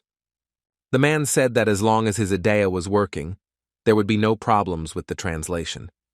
A few minutes later, the car stopped and Teddy announced that they were there. Before opening the doors to the guests, the man said that in that place the boys should be more careful with what they said. When they entered the spacious auditorium, all eyes were on the boys, and the way these strangers looked at them could not be called friendly looks. Teddy led them to the empty seats and walked over. Jin Sung guessed the people sitting there were high-ranking officials. There were also people in military uniforms present. The guy really didn't like the atmosphere in that room. It was sinister and somewhat dark, as if the people there were expecting something very bad. The lights went out and the boys involuntarily opened their mouths in surprise. If they had felt uncomfortable before, now they felt truly uncomfortable. The commander came to the podium and said that since his guests were there, they could begin. He announced that just 2 hours ago, a 35-year-old woman had died in Manhattan. The official cause of death was considered shock caused by a blow to the stomach, but the man added that the case was very similar to the previous murder. One of those sitting in the hall asked about the previous incident. The commander said that 4 hours ago, a madman disguised as a clown threw the victim's body into the river. He also announced that, according to his calculations, at least a dozen criminals were involved in the murders. The methods of committing the crimes were very different, and because of the different EDs, it is extremely difficult to find a suspect. However, the team managed to identify a common characteristic, and this makes us think that the Thousand Heavens sect of Korea is behind everything. One of the proofs was the use of the Korean language by the group's leader. Seon said that he heard that the leader of this sect was brainwashing the followers with idea. He thought that the White Goblin family had gotten rid of them a long time ago. Jin Sung was curious as to why this cult was operating in another country, so he made a mental note to ask the captain about it. The man felt that these were not just crimes, but part of a ritual. The boy also realized that they were being closely watched, which was logical, because people from another country were committing crimes in his homeland, and they had some teenagers come over to watch them work. Noticing sidelong glances at the foreign guests, one of the commanders ordered an immediate halt to the attacks on the children. A charismatic and very beautiful woman was giving orders to a room full of men. Seeing such beauty, Dong Ho simply couldn't take his eyes off her.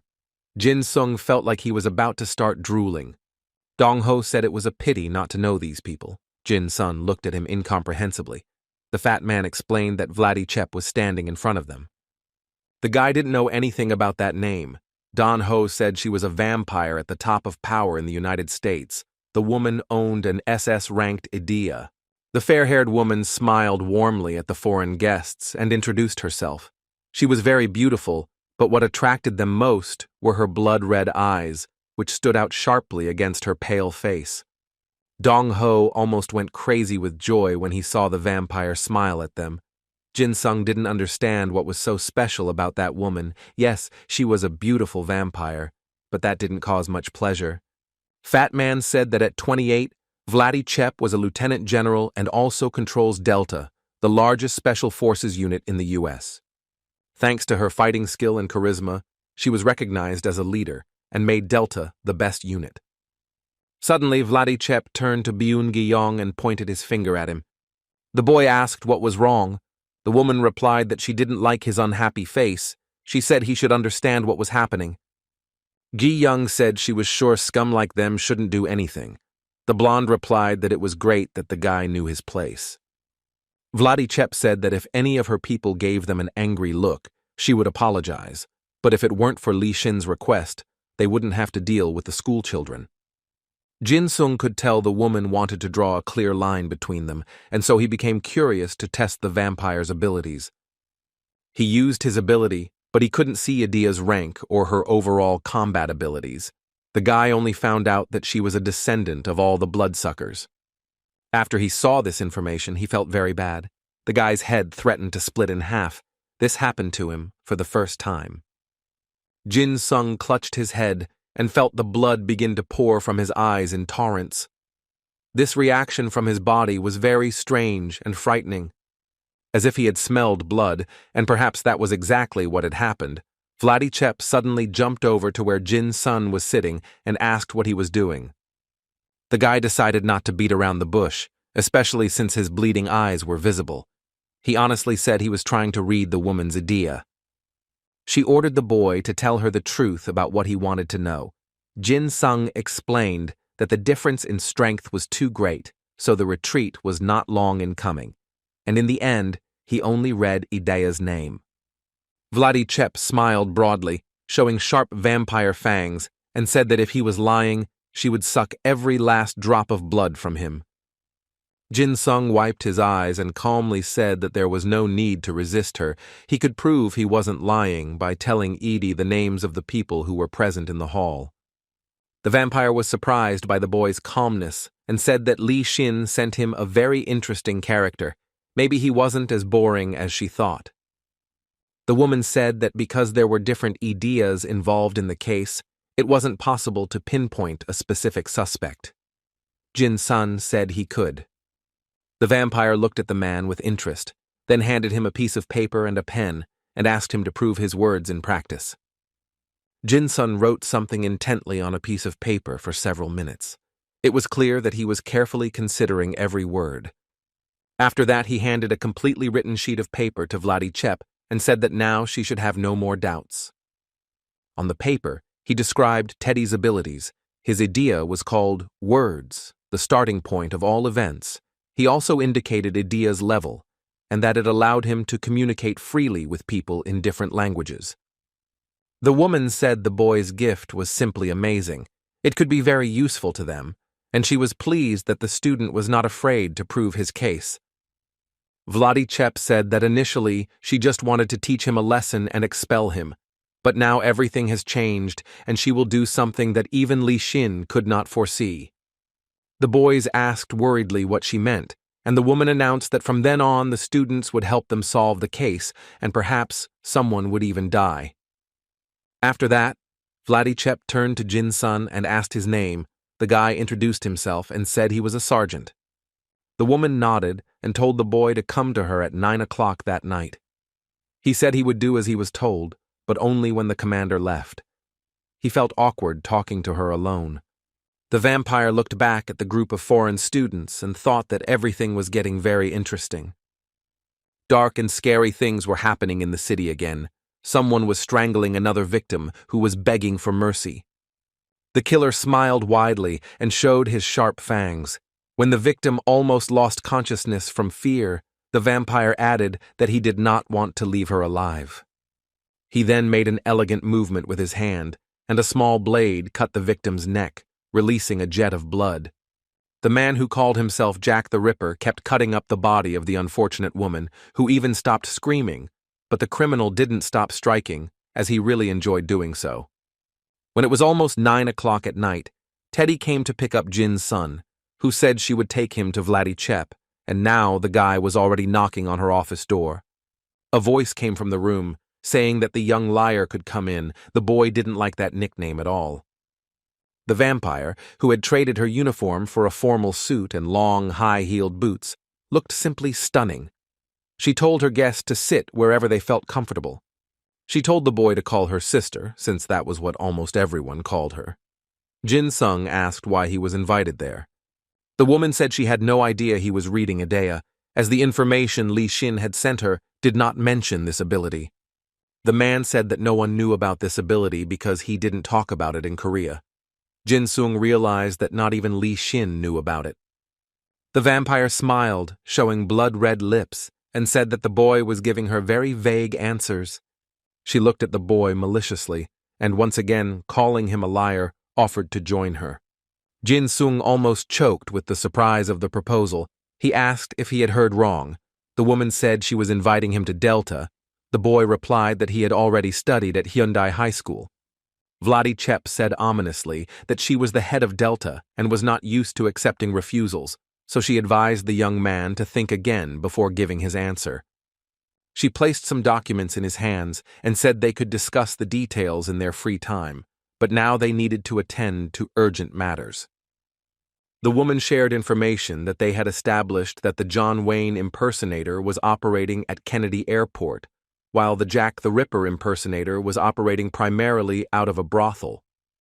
The blonde said the guy's task was to infiltrate the place and use his skill to identify suspicious EDs that resembled sharp blades. Meanwhile, Kennedy Airport was relatively quiet. People were walking calmly to their flights, and the building was filled with the usual bustle before a long trip. Jin Sung couldn't remember how many days had passed since the operation began. His eyes were unbearably sore from the effort, but when they offered him to sleep, he said he couldn't fail the mission.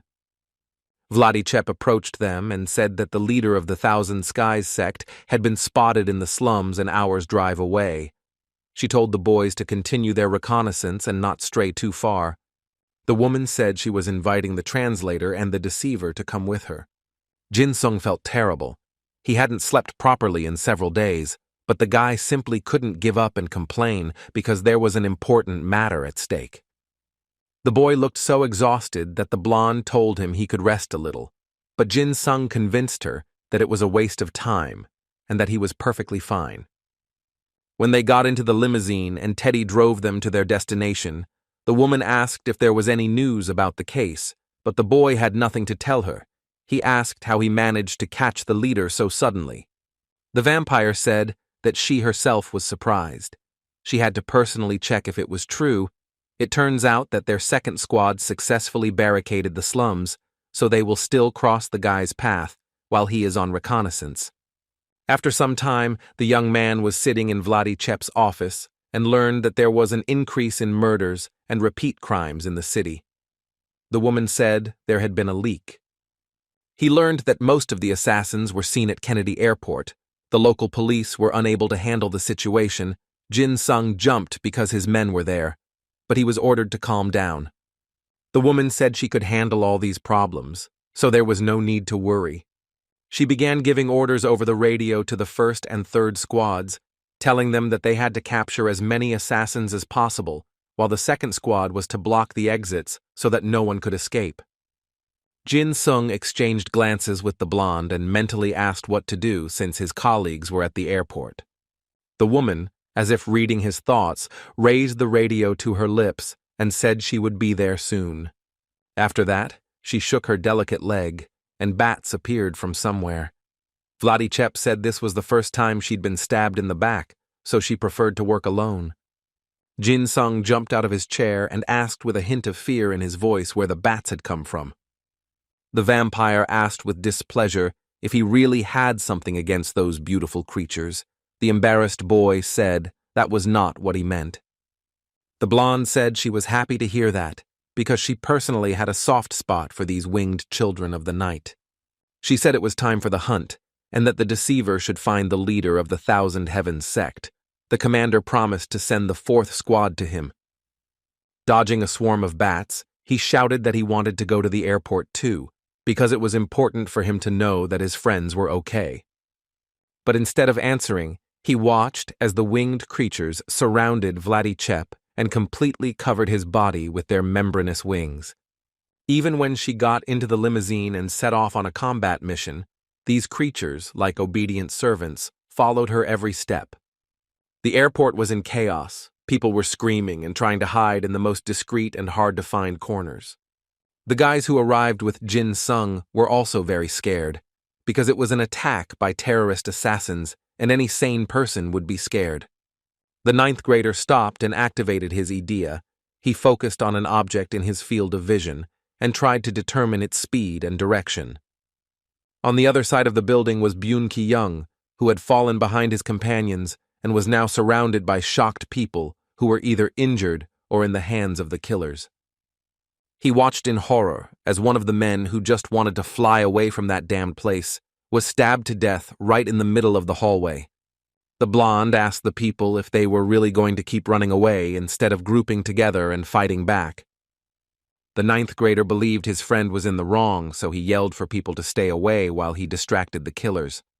Gi-young said that all these people were low-ranking trash, but then Lee Seon-hwa appeared and said that it was time for the guy to leave. He promised to protect him. The blonde was very angry with the whole situation, and especially with the people who were waiting to be rescued instead of saving themselves. Ji-young understood that there were more opponents and that it was better not to engage in an unequal fight with them, so he shouted for Dong-ho to hurry because they needed to find cover. But for some reason the fat man decided to use his idea, which increases the user's weight by up to 20 times. It was the first time Gi-young had seen the guy use this skill, so he was very surprised to see a giant who was knocking the ground down with his weight. When the blonde saw the rocks that appeared due to his fat friend's actions, he realized what he had in mind. Without thinking twice, he used his idea, which allowed him to take anything from the ground and use it as a weapon. Right in the middle of the airport building, rocks began to appear, breaking the ground and potentially serving as good ammunition for an attack. But the enemies also had brains, because the guy realized they were going in a direction he didn't expect. One of the terrorists approached Byun Ki-young unnoticed and thrust a very sharp object into his stomach. The ninth grader only realized this when he could no longer do anything about it. Gi-young growled in irritation. He was so angry that despite his injury, he found the strength to push the enemy as far away as possible. But still, the pain was so strong that the boy stopped involuntarily because he began to feel hot. He looked at his stomach and saw scissors and a utility knife sticking out. The wound wasn't fatal, but only if he didn't bleed to death before medics arrived. Dong-ho got really excited and decided that he would crush his enemies like the little insects they were compared to him. All the boys rushed to help Byun Ki-young, who could barely stand due to his abdominal injury. The boy, annoyed, ordered his friends to be quiet and stop whining because he had not planned to die, and Lee Sun-hwa, in a panic, asked to examine the wound. Sun-hwa activated his idea, and his hand transformed into scissors. This ability allowed him to sew any wound except internal ones.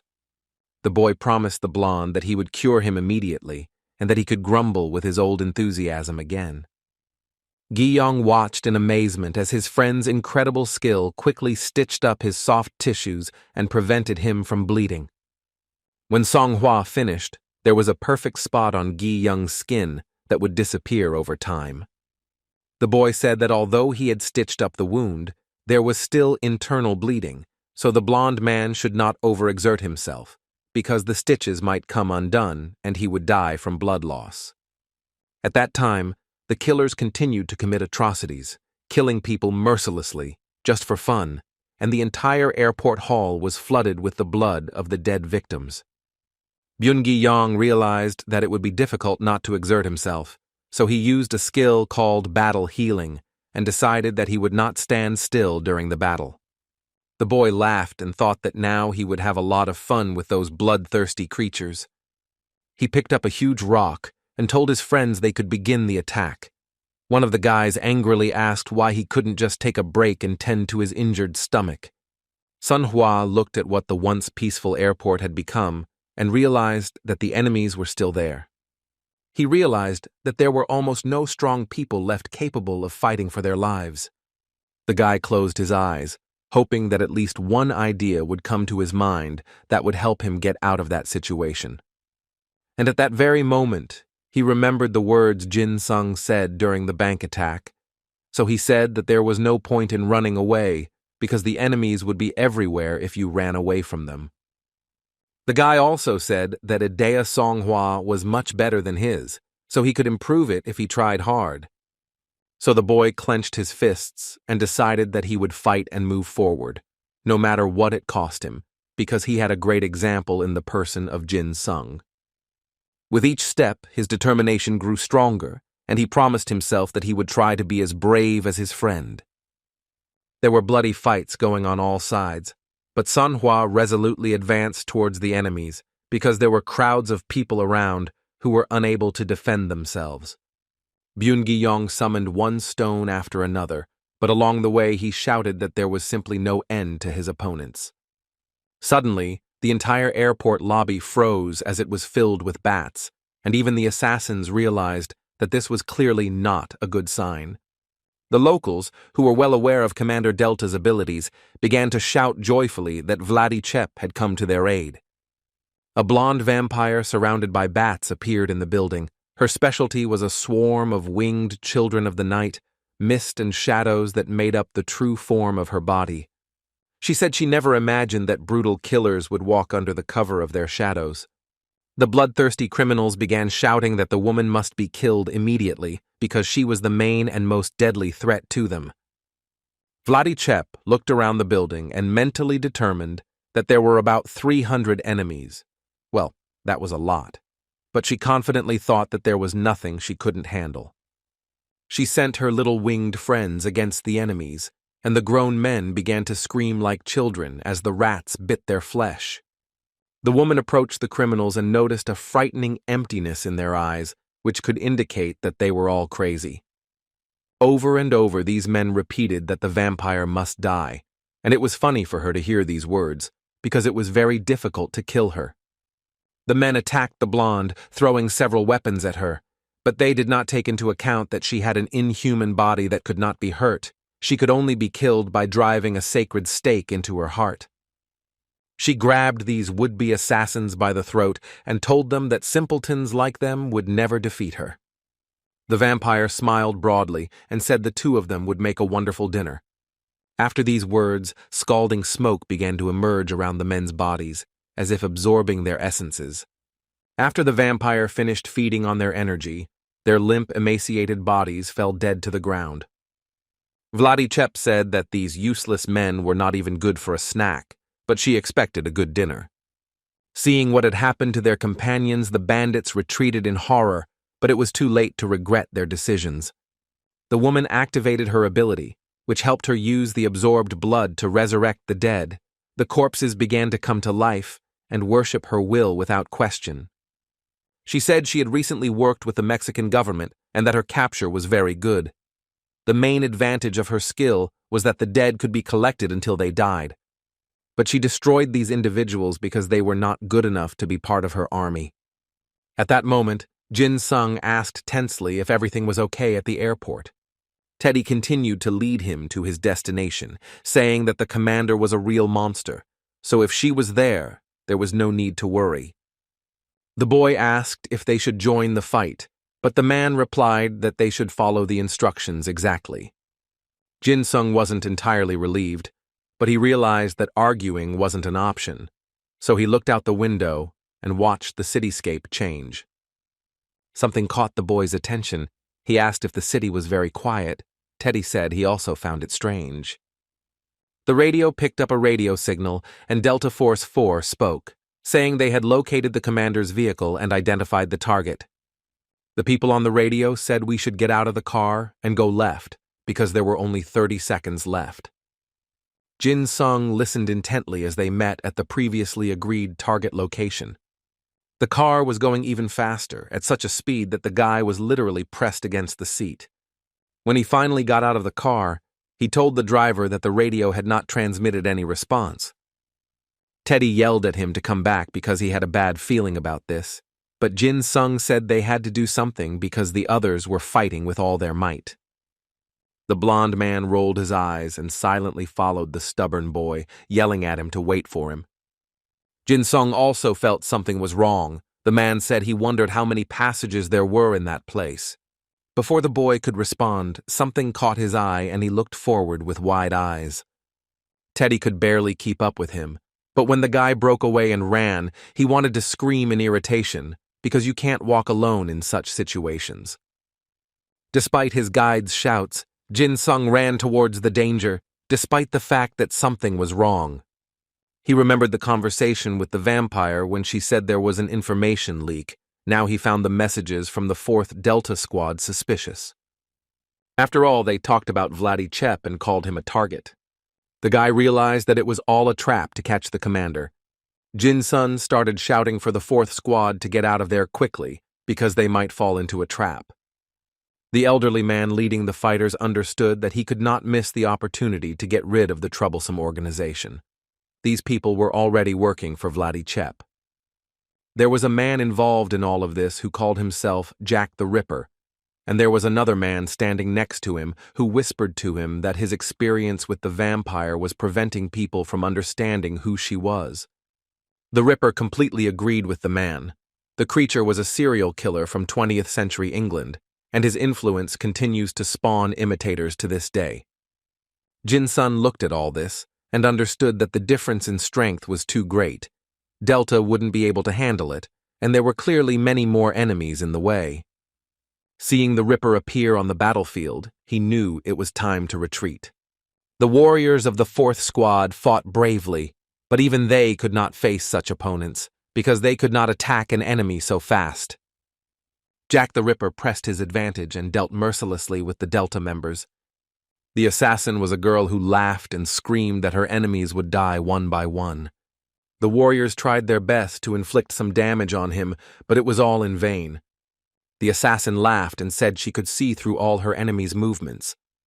This was indeed the case, as it seemed she could anticipate every move her opponents would make, which gave her the ability to successfully repel their attacks. Jin Sung felt like he was in a horror movie because there was only blood and screams everywhere.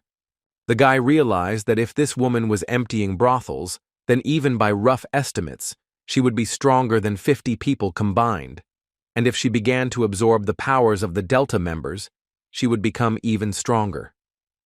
He activated his idea and drew the blood dagger, which was capable of absorbing the blood from the victim's body and allowed the user to move their opponent. Seeing a dagger similar to hers in the man's hands, the assassin asked who he was, but the man told the soldiers that there were more enemies on the way, so they needed to deal with them and their leader. The Delta members did not understand why they were taking orders from a young student. The man understood that unknown reinforcements and their leader had arrived.